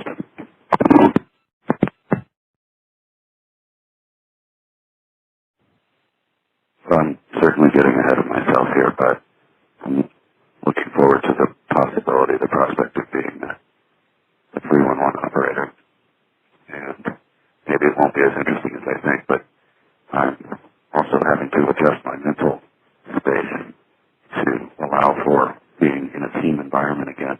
And I've always liked being in that kind of environment, but I haven't been in it for a long time. And maybe I'll hate the coworkers, but I doubt, but you never know. Or maybe they'll hate me. I started looking at Open 311 a little bit. This is the thing I saw some months ago when I first started thinking about 311. I found reference to it. It's supposed to be some techie open source, techie overlord open source way of solving all the problems inherent in 311. As far as I can tell, it was implemented in a few instances, but it's stagnated for about 5 years. I haven't looked too deeply into it, though. I think about the efficiencies. I have a knack for finding efficiencies, and I'll bet if I'm in an environment long enough, I'll think of some, but I'm not going to be an asshole about it and badger the manager about it. I don't think efficiencies are, I don't know that this is the most suitable avenue or environment for efficiency, so I think everybody understands that the calls have to be handled as quickly and efficiently as possible, but expecting the public to find the right chute down which to send their inquiry is just asking for trouble. But it's easy for me to say, right? Anyway, the storm is starting later in the day than I expected, so I'm doing some more walking today before I have to be holed up for it's like 2 or 3 days. All right.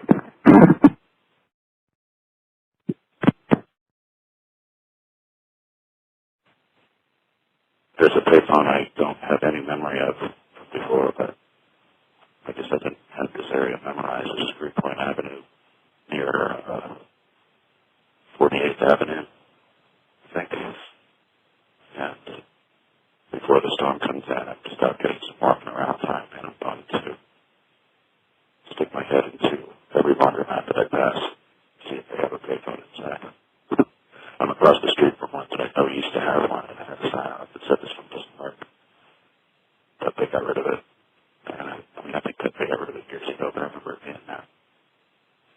And I know never used to have the nerve to walk into places like this when I had no legitimate business doing so.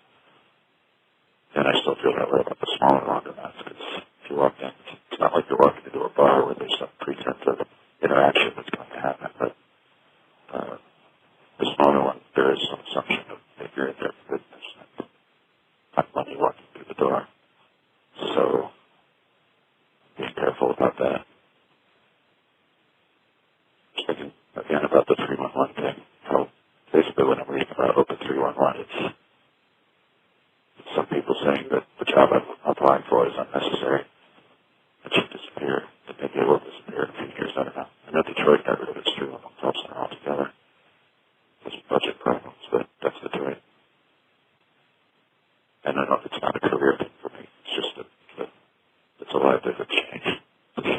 paradigm. It's me sick of myself going where I want to go, whenever I want to go there, which is what I've done today. I'm looking for structure and something that is just a different way to make a living, a different way to get through this life. By the way, the phone number on this is 212-678-9387. But that's the posted number. I don't know what caller ID shows, obviously. The number you dialed is not a working number. Please check the number and dial again. El número que marcó no está en servicio. Verifíquelo y márquelo de nuevo. Message 3, IN04MN.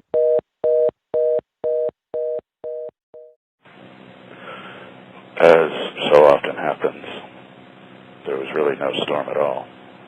There was some rain, but rain happened. There's no snow. And now all they want to talk about is the temperature dropping to 30 or 40 degrees. And that's going to start later today. So I did all that walking around thinking I wasn't going to be able to do it for the next few days. And I stocked up on all kinds of shit, some of which I'll probably end up throwing out. Anyway, that's the world we live in, right? I talked to my friend Joe yesterday, and he had me feeling a little more optimistic about my prospects in life. He seemed positive on the notion of me being a 311 dispatcher. I mean, it's not a career or anything, but it's just something to get me away from this life that I'm living. And he seemed to get that, but he also sounded positive about the idea of approaching WNYC about something. I noticed later that they didn't read a whole lot of my stuff, but what they did read was all the press clippings on my landing page. I didn't realize they had done that at first. So it's sort of like when I started watching CBS Sunday Morning many years ago, first thought was they're going to come after me someday. And they did. And I've had the same thought about This American Life. Somehow, some way, they're going to come after me. And we'll see. But at the same time, I want to see if they'll hire me in some capacity. I wouldn't be very expensive for them. And, I mean, except for salary, I wouldn't cost them anything. So, anyway, I'm just going to keep walking. I'm going to let this subway roar end this call.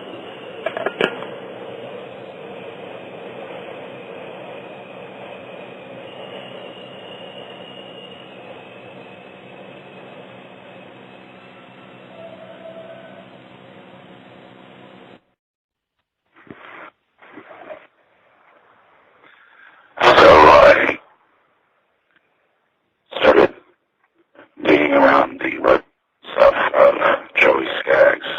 It took me a while to remember his name.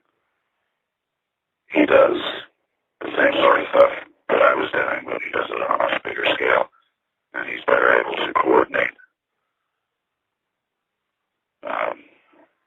partners in crime, if you will. And I remember 1994, I remember hearing on TV about a Korean restaurant that was going to be serving dog meat, and I wouldn't remember these details now, but it was, I just remember there was outrage about a Korean restaurant serving dog meat, and the press releases had been sent out asking for people to volunteer their dogs or something. I don't know, and I remember hearing that, but then I never caught any follow-up on the fact that it was a hoax. I guess maybe media for me at least was a little harder to follow back then, but I never thought to follow up on it. So it was years later when I saw Skaggs give a presentation at the Bowery Poetry Club. It took that many years for me to learn that it was a hoax. And I heard about it, but I just didn't know it was fake. Turns out he's done all kinds of other stuff. He did a Porto Fest, which is a mobile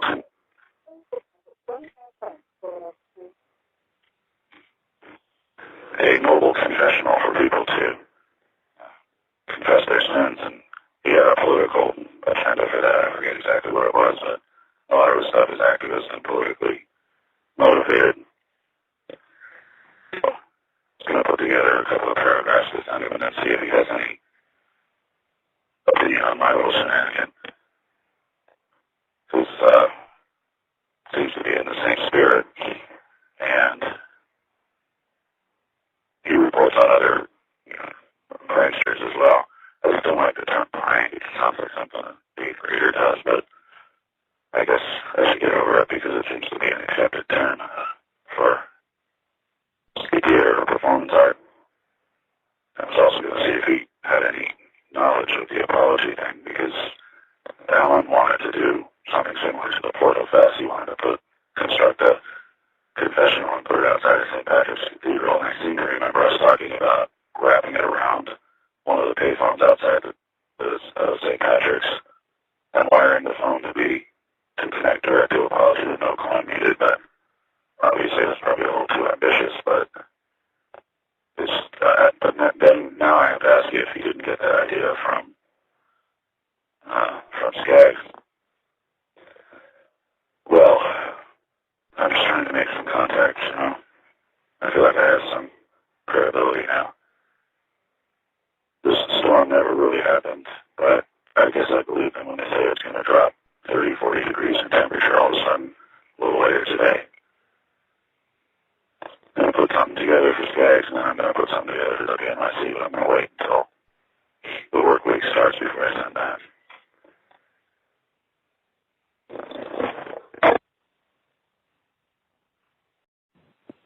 So I thought I got lucky again finding a gift card, or 2 of them actually. There were a couple of Stop and Shop gift cards on the ground outside of the store, and they were labeled $25 each.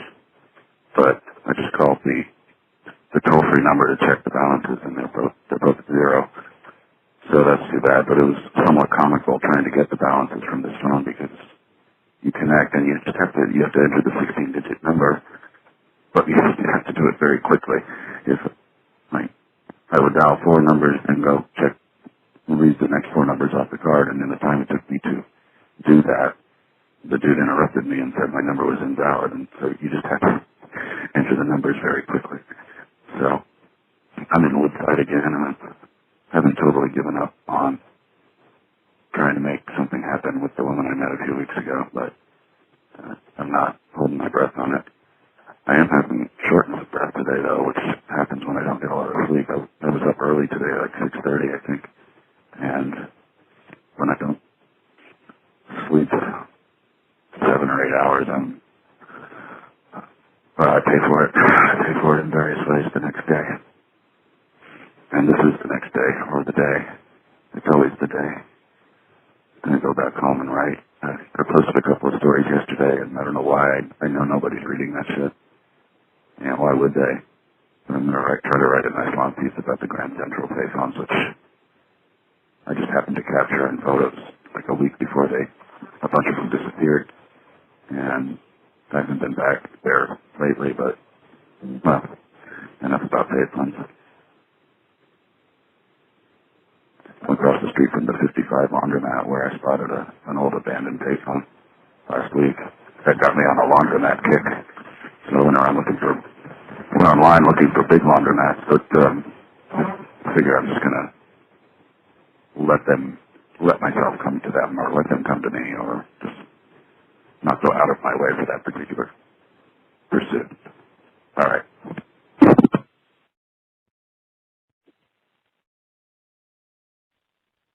All right, then. I just made 3 videos showing that phone calls don't work on to certain numbers, certain exchanges. But anyway, I don't really need to talk about that. I don't need to talk about anything. I should go home and relax and calm the fuck down. I'm really in a major anxiety spiral right now, and not getting enough sleep contributes mightily to that. I'm going to have to stop drinking for a couple of weeks ahead of the civil service exam. I mean, I don't have to stop drinking for that, but I want to have my wits about me when I take the test. It's a 4-hour computer-based multiple choice test. It's about resolving conflict or resolving situations, which sounds like a reasonable thing to screen for what this is. masked, apparently, although there might be like pattern masking or something. But I had been sharpening up my math, my basic math, and I was actually better at it than I thought I'd be, but I just completely forgot how to divide fractions. So it's actually really easy to just flip over to the right side fraction and multiply it. But it would still make me very nervous, and I'm going to be taking my panic pills ahead of all this just to stay calm. I really don't know what I'm doing or where I'm going, and I don't want to apply for jobs out of desperation or in a state of desperation. So, because that just comes across wrong. And sending out resumes is like coughing into the void.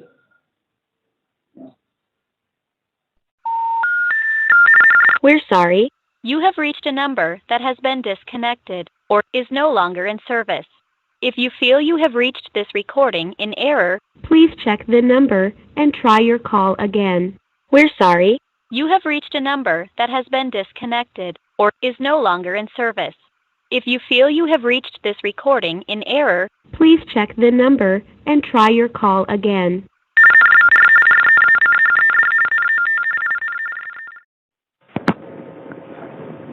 So I'm down on J Street in Brooklyn, corner of, I can't tell what corner this is. It's an intersection. And I'm getting ready to go into this WNYC event with nothing else to think about. I'm imagining everything that could possibly go wrong with showing up at this thing and identifying myself. So I'm going to be careful about not identifying myself unless I'm sure it makes sense, unless I know who I'm talking to, or I think I know who I'm talking to. I haven't been down here in a long time, and it's dark already. And I don't really like being on the train for extended periods of time, but I can deal with it if I have to. I'm having less trouble catching my breath today than yesterday. But I'm still feeling like I'm going to have to start taking the anxiety pills sooner or later. And I want to be clean and sober for that test I have to take, even though I could probably ace it, however botched I might be. I read somewhere today that in some era, some ancient time, people would have debates twice. They would have the debate once when sober and once when drunk to prove if its validity stands up in both conditions. If the validity of the arguments still makes sense to the debaters after both instances, then you have a solid opinion. I don't know if I believe that's really ever happened, but it's a funny idea. The big news today is I contacted a company that, for free, claims they will boost your website ad revenue and link rank and all that crap. And it seems legit. I got nothing else. I got nothing to lose with this. It did seem like kind of a big deal to change my name servers over to theirs, but at least in principle. But it turns out their caching in their CDN is a lot faster than what I'd been using with Word.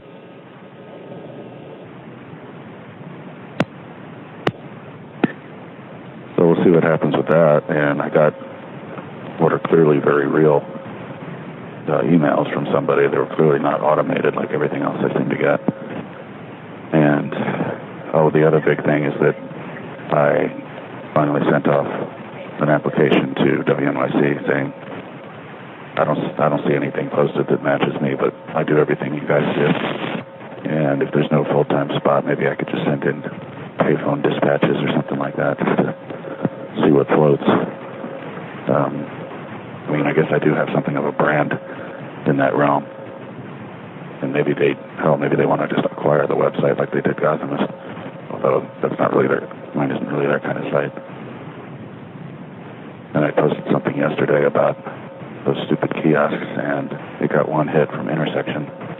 And I just posted something else that's a little more sticking the fork in them. The one I posted yesterday was kind of lightweight, but this one is asking why the hell am I not able to call my own phone from any of these things. All right, I'm going to go. I went to a slightly weird event last night. Weird not so much in being there, it's just the idea seemed strange that they bring together anybody who donated $50 or more to the NYC was invited to this thing. So it's a whole bunch of people who don't know each other and have no real common basis unless they happen to be really enthusiastic for the NYC groupies. But it wasn't dysfunctionally weird or anything. It was just a strange premise. And that was how I made conversation with one guy. But I said this to the first guy, that this is a weird gathering, and he just kind of snorted and didn't seem to want to talk to anybody. But then I mentioned it to just this other dude, and we talked for like probably 15 minutes. And it turned out he's a data scraper, or a website scraper. He works for a company that scrapes data from other people's websites and sells it for profit. And then also sell the tools to do it yourself. And I winced a little when he told me that because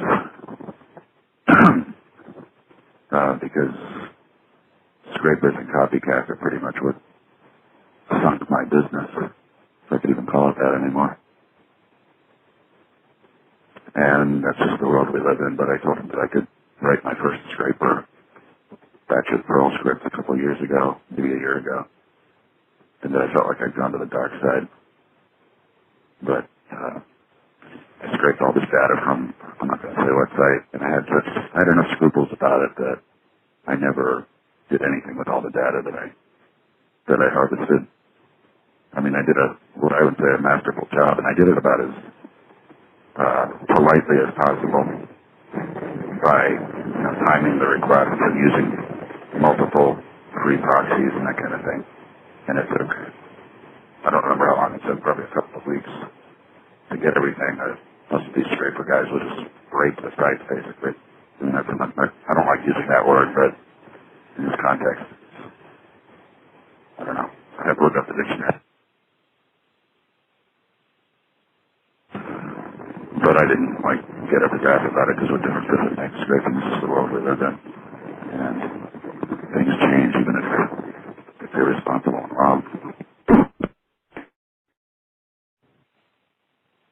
But my original idea in going to this event was that I could be the wheeler and dealer that I know myself not to be, and I could talk my way into some kind of job situation at WNYC.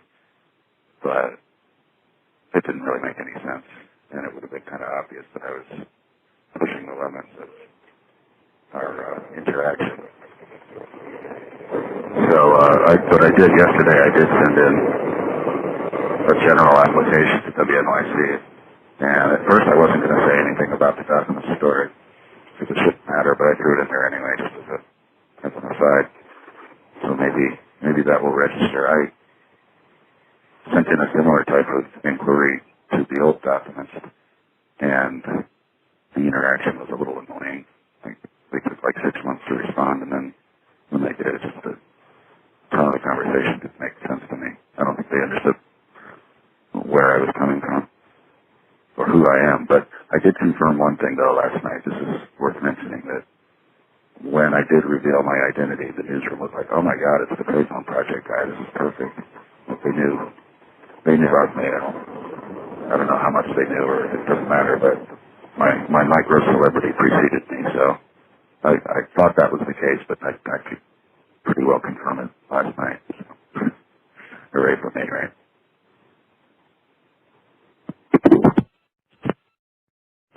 But I got an interesting lead on a possible, this is too good to be true, so I'm not going to get my hopes up about it, but there's a bar in Red Hook that the structure has been there since 1890, and as it was described to me, there's not a phone booth, but a phone room where it's just a pretty big space with an old payphone in it, At least I think that's what was being described. It was,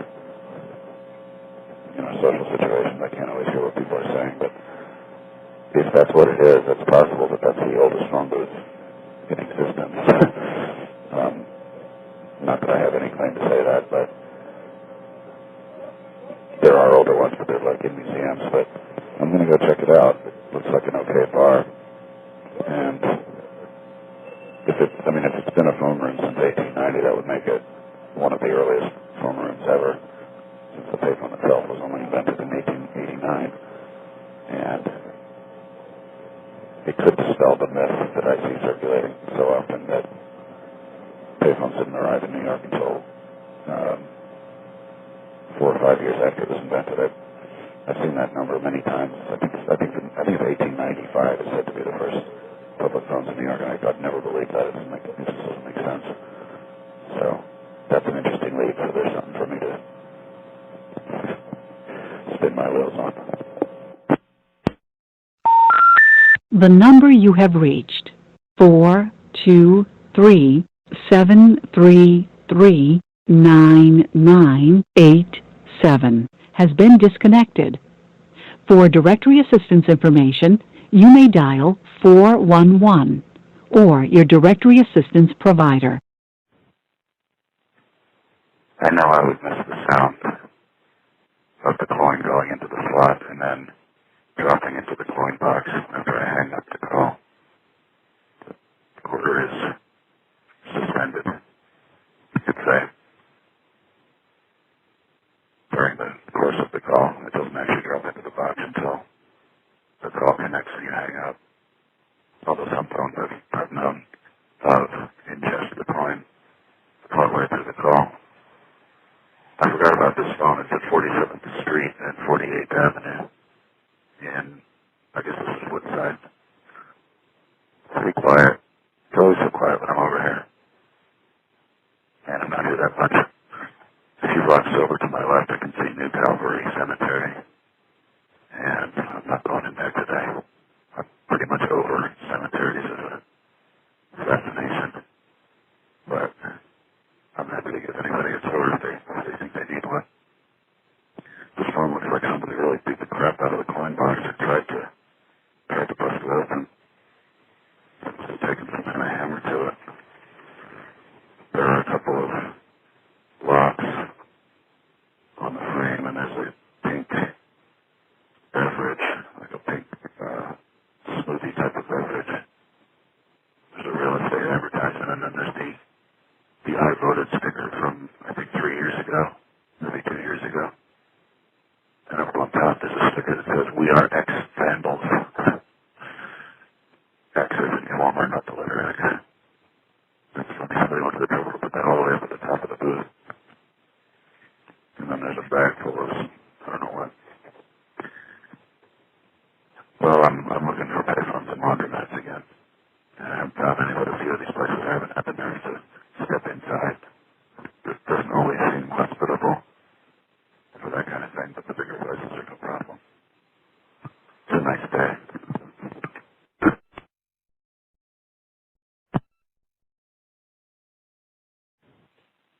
So I watched about halfway through a movie called Hi Mom. I think it's Brian De Palma's first feature, or it's certainly one of his first. And it's got an early Robert De Niro. And it's a bit of a jumble. I didn't read reviews, but the star ratings were kind of all over the place. It's a bit of a jumble. It's a comedy, but what's a little eerie is watching De Niro plan his little incursion into the life of a woman who lives across the street from him. And he's able to spy on her using a telescope. And he figures out where her apartment is, and he just knocks on her door one day and says, "I'm here from ABC Computer Dating." And she says that she wasn't expecting anything from a computer dating site or service. And the first thought was, did they even have computer dating in 1970 or 71 when the song was made? But that doesn't matter. So he lied about that, and then he made a fake phone call to ABC Computer Dating, where he made it sound as if he'd been given the wrong address, that he went to the Manhattan. It was supposed to be in the Bronx. But anyway, it's that kind of like sort of predatory behavior is what I would call that. And obviously his intentions were good, and mine would be too, but it's just doesn't look exactly like something I would do, or something I would at least contemplate doing. I don't think I could be cold enough to follow through with it. And I wouldn't want to be part of a relationship that started on something like that. But it was still pretty eerie. But because that's the sort of thing I have done. I've walked past a person at one's house repeatedly, made a part of my routine, with the hope that one day she'd be coming in or going in or out of her house. And it worked. I dated a woman for several months, and it didn't work out, but that's okay. And she never knew that I did this. I never told her this. It wasn't really that kind of relationship. It wasn't an open, honest type of relationship. It was more of a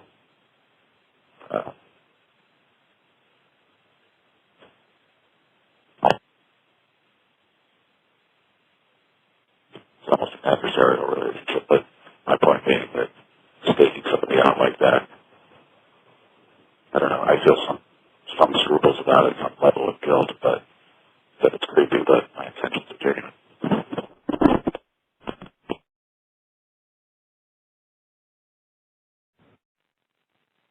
So there's this new building on Queens Plaza called the Alta, and architecturally speaking, it's one of the least offensive new buildings going up over there. But they had scaffolding and stuff out front for a long time, like probably a year or longer. And I had assumed from the looks of things that they had taken away the payphone that is outside, or that is on that area, but no, I just passed it by, and the payphone is still there. And there's no dial tone, of course, but it still has the telebeam placard on it. And I wonder how long it's going to stay there. Probably not a whole lot longer. Alta looks like a pretty swank type of building. And I doubt that anybody living there has much use for a payphone. But you never know, right? So that was just funny. The kind of thing that I don't think anybody else in New York would notice this, but there you go. So my gambit as far as entering laundromats and stuff is that I'm going to say I'm looking for a gumball machine. And today I did that. I actually purchased a couple of gumballs from a couple of places, and they tasted as if they've been sitting there for 12 years, and maybe they have. But hey, what's wrong with another way to fit my amassed collection of quarters? So I'm heading home and just going to think about things and staving off an anxiety attack. And it's been burning my head, but I can make it another couple of days.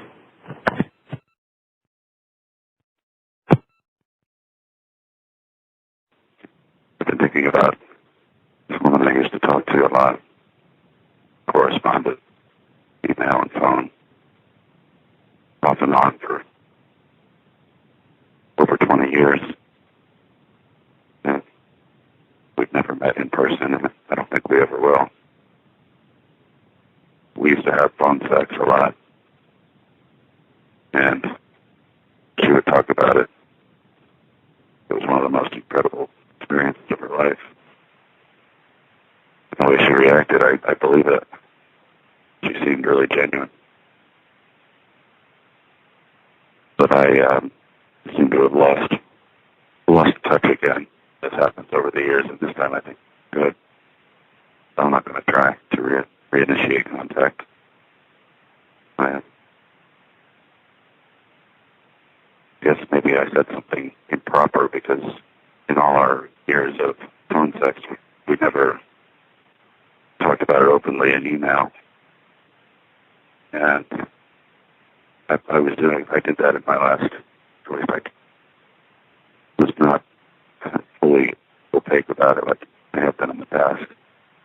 I reminded her that I was really touched by a conversation we had where she said that she knew when she was like 7 or 8 years old, she knew she wanted cock. And really even knew what it was. I told her I was the same way about cunt, although I was 7th or 8th grade, so a little older than her. And I just found that touching. It was a beautiful thing to share when she said that. So I reminded her of that comment in my last email, and I think that's what made her cut the correspondence off. And I really don't care, except by initiating this conversation, I wanted to get to something else.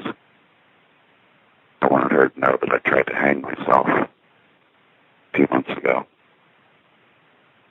And I wanted her to know that it felt really good. And the takeaway from it is that I was going to try to. 25 cents. I was going to try to either perform autoerotic asphyxia, or I was going to ask her if she had done that sort of thing herself. And I don't think I actually intend to. But I wanted somebody to know that I tried to do that, and that I discovered just how easy it would be.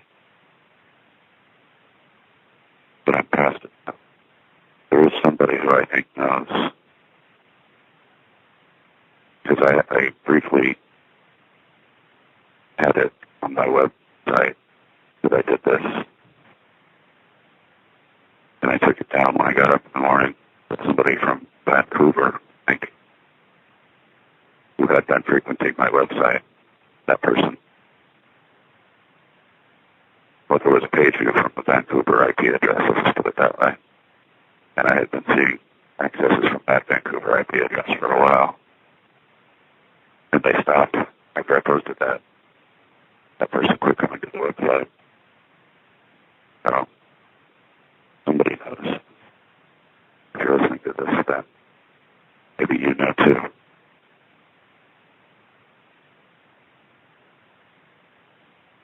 I wanted to understand. I wanted to get to the point where I genuinely wanted to do that just so I could understand what your mind is telling you, or what you think your mind is telling you. When you get to that point, that it seems like a sensible option. But I'm over it now.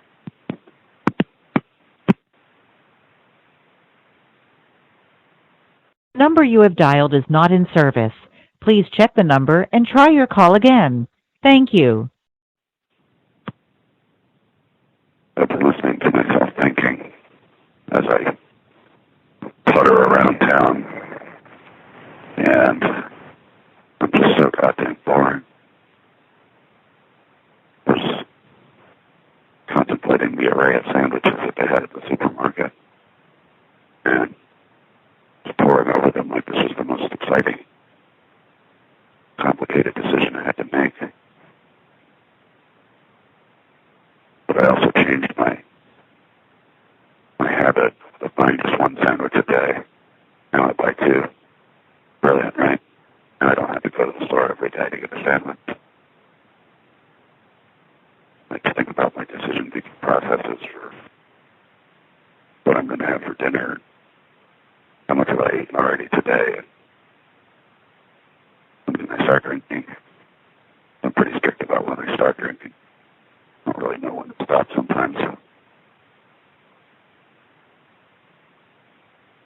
Also, painfully mundane. But then I guess it's a life not unlike any others, right? Unobserved, unstudied, unscrutinized. Meanwhile, tonight I'm going to a performance of somebody I met New Year's Eve. She does a podcast where they record it live. And it looks promising, but I think the woman I'm interested in might be there, but can't be sure. And it'd be a little confusing anyway if she is, because, well, long story of that. But it is amazing what a difference contact out on my disposition. Felt pretty good on Friday after going to a party on Thursday night. So maybe this will have that effect.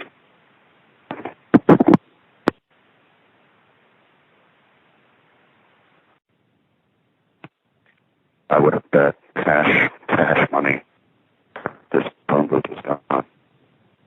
I swear last time I was here, I didn't see it.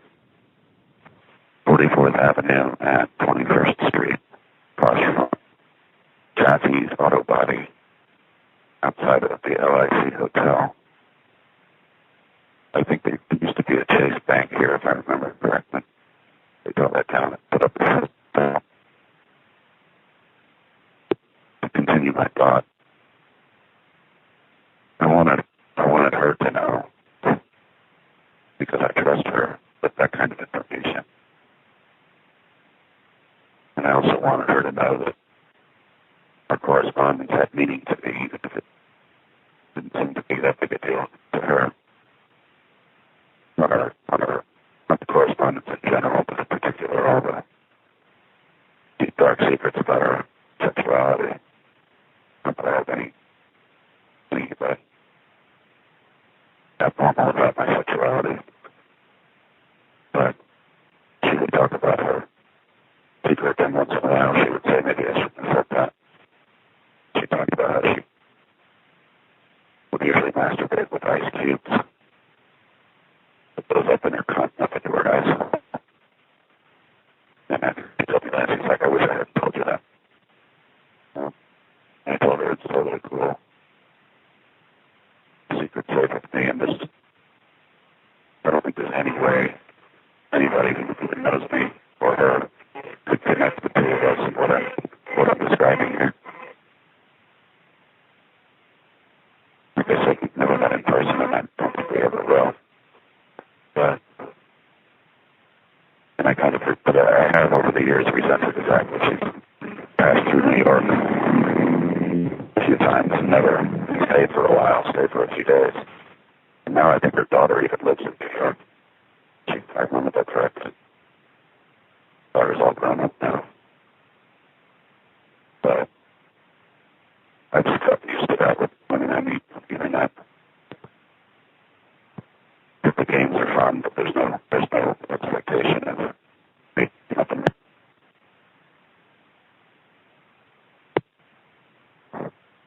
And I've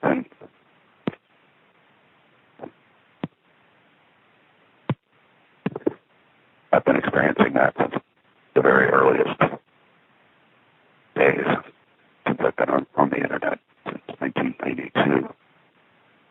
And I've lost count with the number of women that wanted to have sex or just play games online.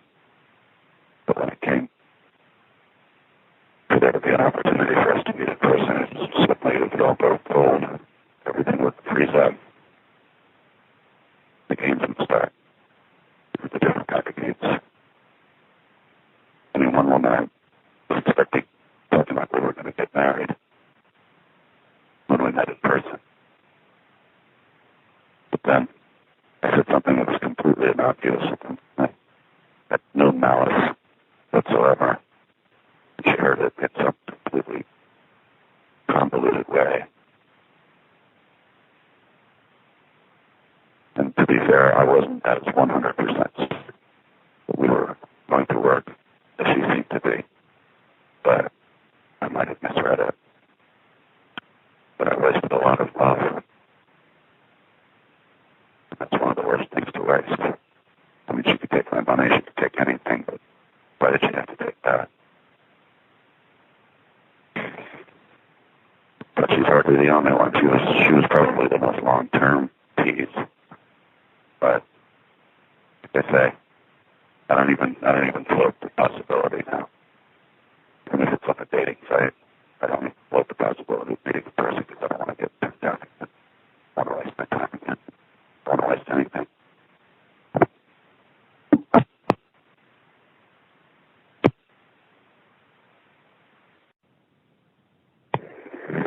So I want to try again to finish this thought, and then I'm going to stop talking about this. The reason I The reason I wanted to tell her, the woman who I had phone sex with for many years, I wanted to tell her that I tried to hang myself. Because first of all, I trust her implicitly with this kind of thing. Although I had suspected at one point that she was recording our calls. But it seemed unlikely when I discovered that she didn't have a phone that was capable of doing that. But I still suspected she was finding some way to record our calls and play them back. And the idea of that stuff getting out into the open doesn't really bother me. I mean, who cares, right?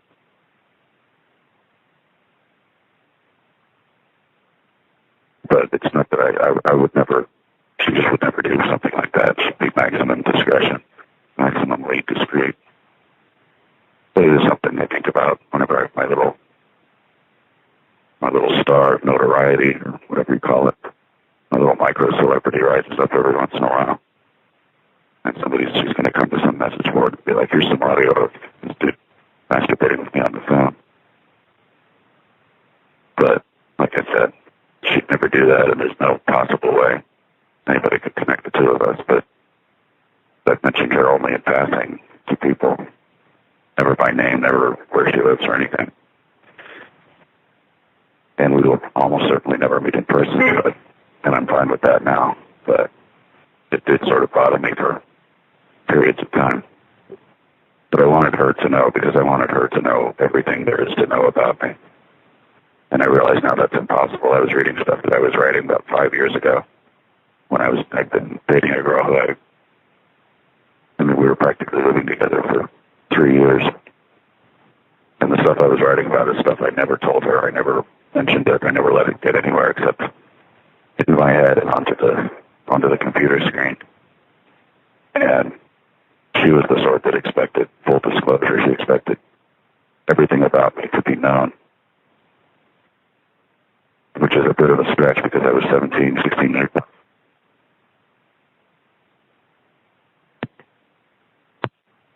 It was expecting a lot because I'm 16 years older than her. And it happened more than once where some bullshit anecdote from 15 years ago would come up and I'd tell the story in a social situation and she would get angry at me for having not told her this bullshit anecdote first.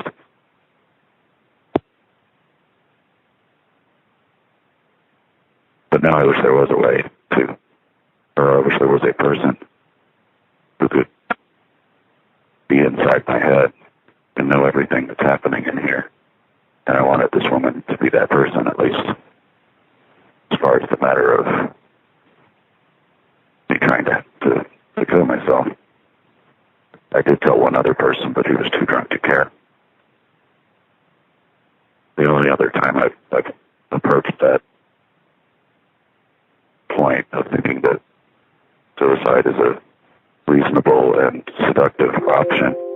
Not just reasonable, but seductive and alluring.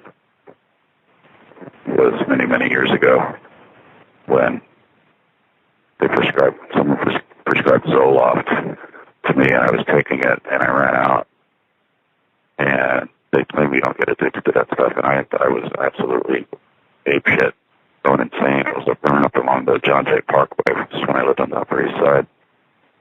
And there's a fence there. I mean, there's a railing between you and the river, but it was nothing that I could climb up and just make myself available to the waters. Not be all melodramatic, but it's been scary to think about that night because it was so real. I was running up and down that walkway, waving my arms around, and it was dark. I don't think anybody saw me. But that was then, and well, this is now. And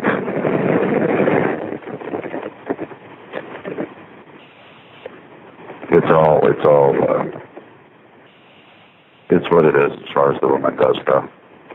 I'll probably never talk to her again now, or communicate or correspond in any way, because it's just over.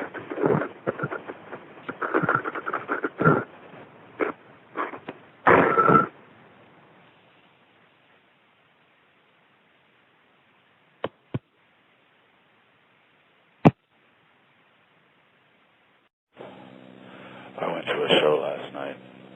It's a live performance of a podcast. There's always that silly question, who wants to go see a radio show? But it was well done. It was very well produced, well written. Not a bad actor in the whole place. And for a little bit, it had me wishing I was on stage again. But that feeling kind of passed. Although I don't have any problem with being on stage, it's not something that is much of a priority for me. I like being on the air, though. When I set up, or when I reestablished this Payphone Radio, I felt good. I felt like I was out there floating in the discussion, even if nobody's necessarily listening very carefully. But I am going to propose to the director of this thing that I saw yesterday that maybe I could do something in the future, because they like to focus on scary stuff or creepy stuff or weird, or at least that becomes a part of the narrative, and most of the time it seems. So I already sent her my recording of a weird piece of piano music, but I'm going to send her something else I'm going to send her that audio that I made in the chapel. Not that audio. I don't know if anybody wants to hear that audio, but anyway, it's the one where I talked about the one-night stand I had with the woman at the bar, and then the next day my father died. I just blew the story for you, didn't I? Anyway, it's a good sounding piece. It needs some editing, I think, but I'm going to see if she's interested. There you go. Welcome to Verizon Wireless. The number you dialed has been changed, disconnected, or is no longer in service. If you feel you have reached this recording in error, please check the number and try your call again. Announcement 2, switch 4182-5. But the real problem I had with the show last night is the problem I had at a lot of these sort of things that I go to. I mean, first of all, I get some anxiety entering any kind of new place, and sometimes I do, sometimes I don't. But I was getting it last night, and it was very dark in there, and I was having trouble with the stairs, and then we had to go up and down the stairs 2 times. And I just had a lot of trouble settling down. But fortunately, we were by the air conditioner, which turned on every however many minutes, and it would turn off and then turn back on. And when it turned back on, it was like, wow, I can breathe again. But it all settled down by about the intermission, so that's good, I guess. But it's happened so badly that I've had to leave at least twice, 3 times actually that I can think of. It's probably been even more than that. The first time I was by myself, the second time, the other 2 times I was with girlfriends, and I always felt bad about it, but they genuinely didn't mind. Better to go do something else than be suffocated at the movie theater. I am going to contact her, though. I'm going to do that when I get home. I just talked to somebody who thinks he can make me a lot more money through my websites, and I've got nothing to lose on that front, so why not, right? And he sounds confident enough, although he may not understand. At this point, I don't think he understands my website that well. How could he? He barely even looked at it, but I think he can tell it's coming from a quality person. I'm a quality person. I said that about myself, didn't I? All right. It's going to be dangerously cold starting, it sounds like Tuesday night into Wednesday. Like 20 below real feel. So I'm getting out and around in anticipation of not being able to do that for at least a day.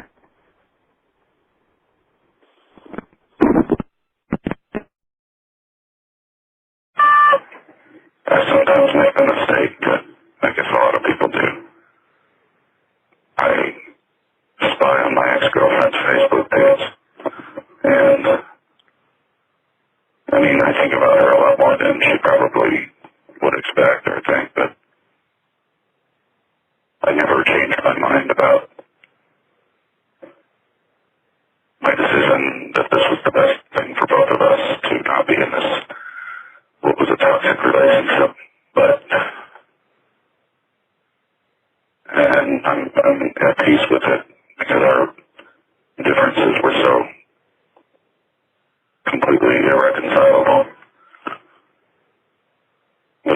never any lingering resentment or sting or anything. It's that I never made any lasting friends from her side of her circles of friends.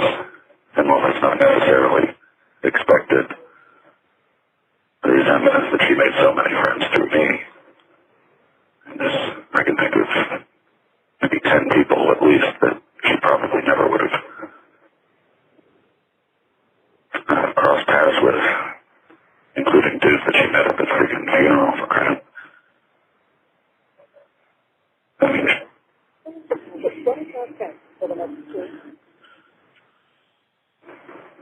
there were dudes she met at the funeral, and there were all these people from what was my regular bar at the time, but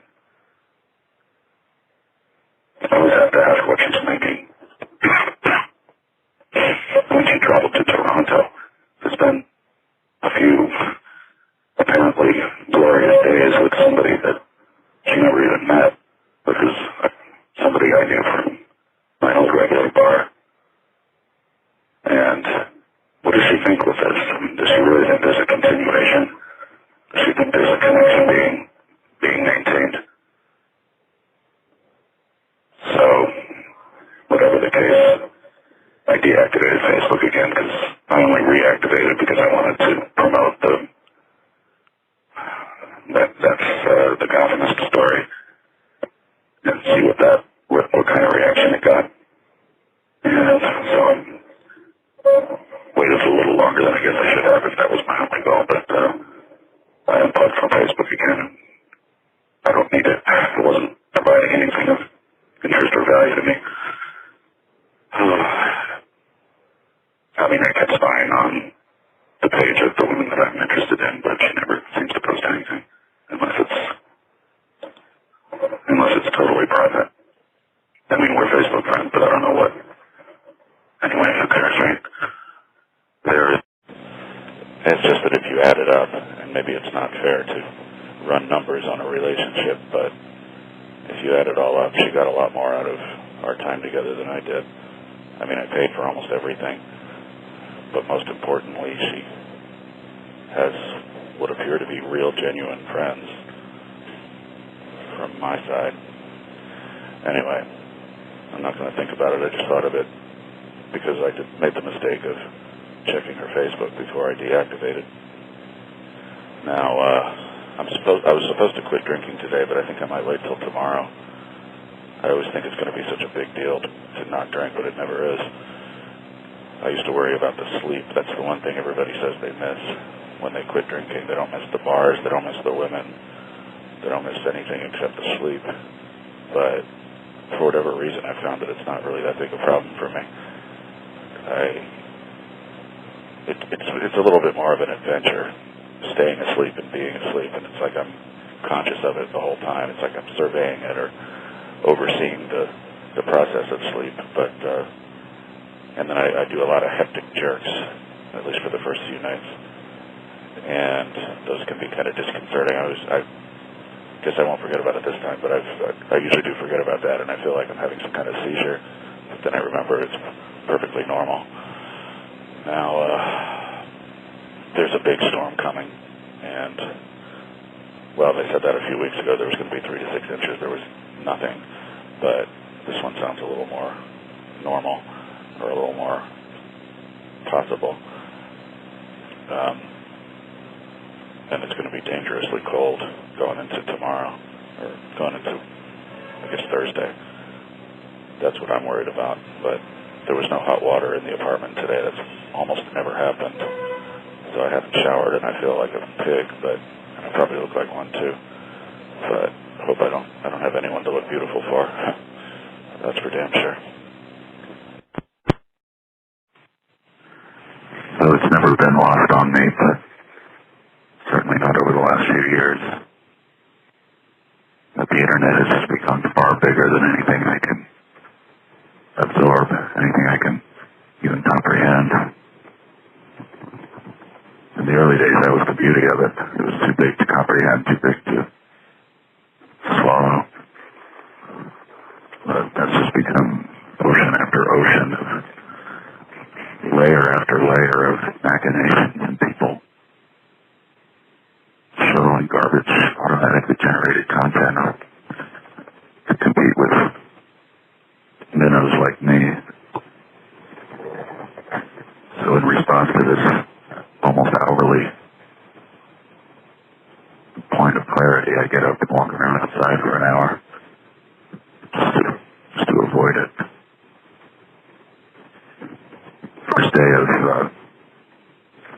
intermediary to try to bolster traffic and revenue and everything is not looking very promising, but maybe it's too early to tell. Everything now is going through their CDN, and on account of that, they're able to inject all kinds of crazy JavaScript into pages that are doing just weird things. I don't get it.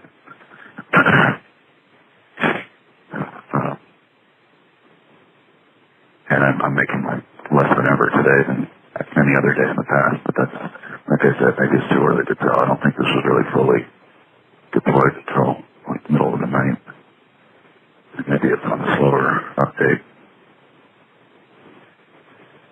I hope I'm not putting too much promise into the possibility of getting the 311 job, but I should be able to do that. I don't know. Maybe it doesn't matter. I just feel stone cold inside right now. Like I'm already dead. And sometimes that just sounds very appealing. Seems like it would feel better than this.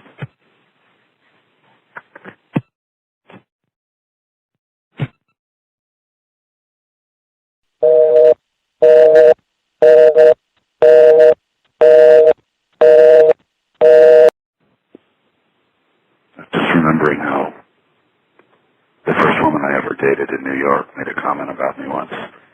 She was mad at me about something, and she said, "You don't need me, you need my answering machine."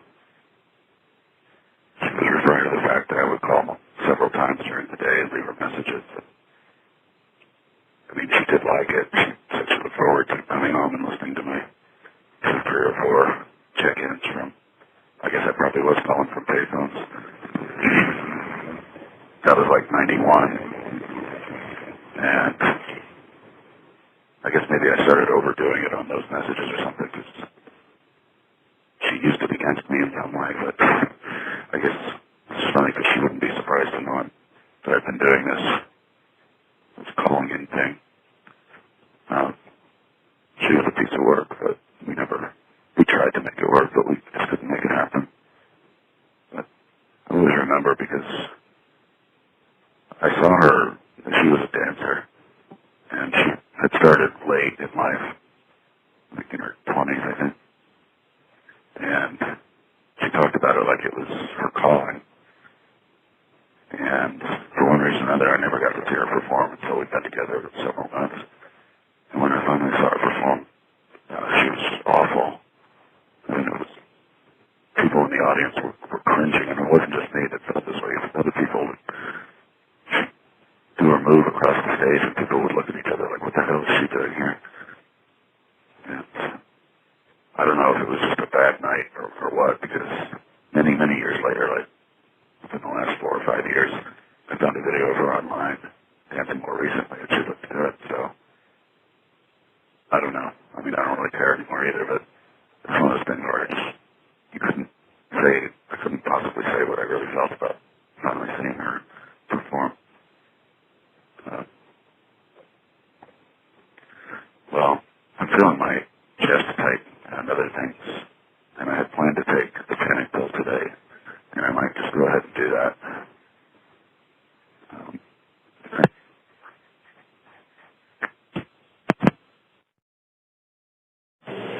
I took 2 panic pills, and then a 3rd one, and that's the most I've ever taken all at once.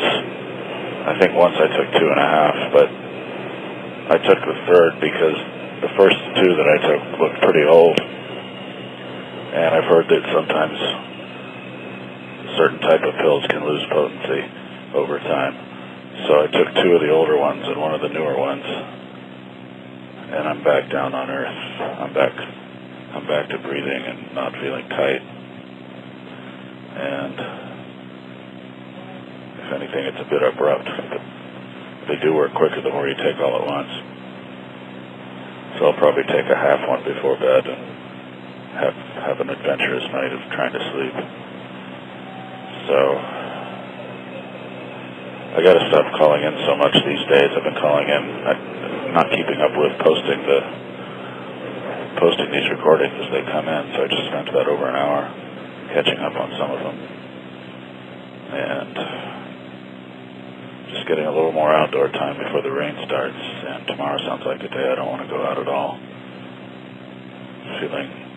I'm definitely feeling pitiful today, pitiful and dismal. The fact that there's no hot water and I couldn't get a shower doesn't help my disposition either, but you can't really blame that. I think this would have happened no matter what. Just lucky I have nobody to look beautiful for. So I'm going to go back home. So it's 5 degrees outside, but I'm getting out and around a little bit early. It's like 10:20 right now. I'm getting out and around before it becomes ridiculously cold. It's supposed to feel like below 20 below later. I didn't drink last night, and as I should be used to by now, it's just never as big a deal as I think it's going to be.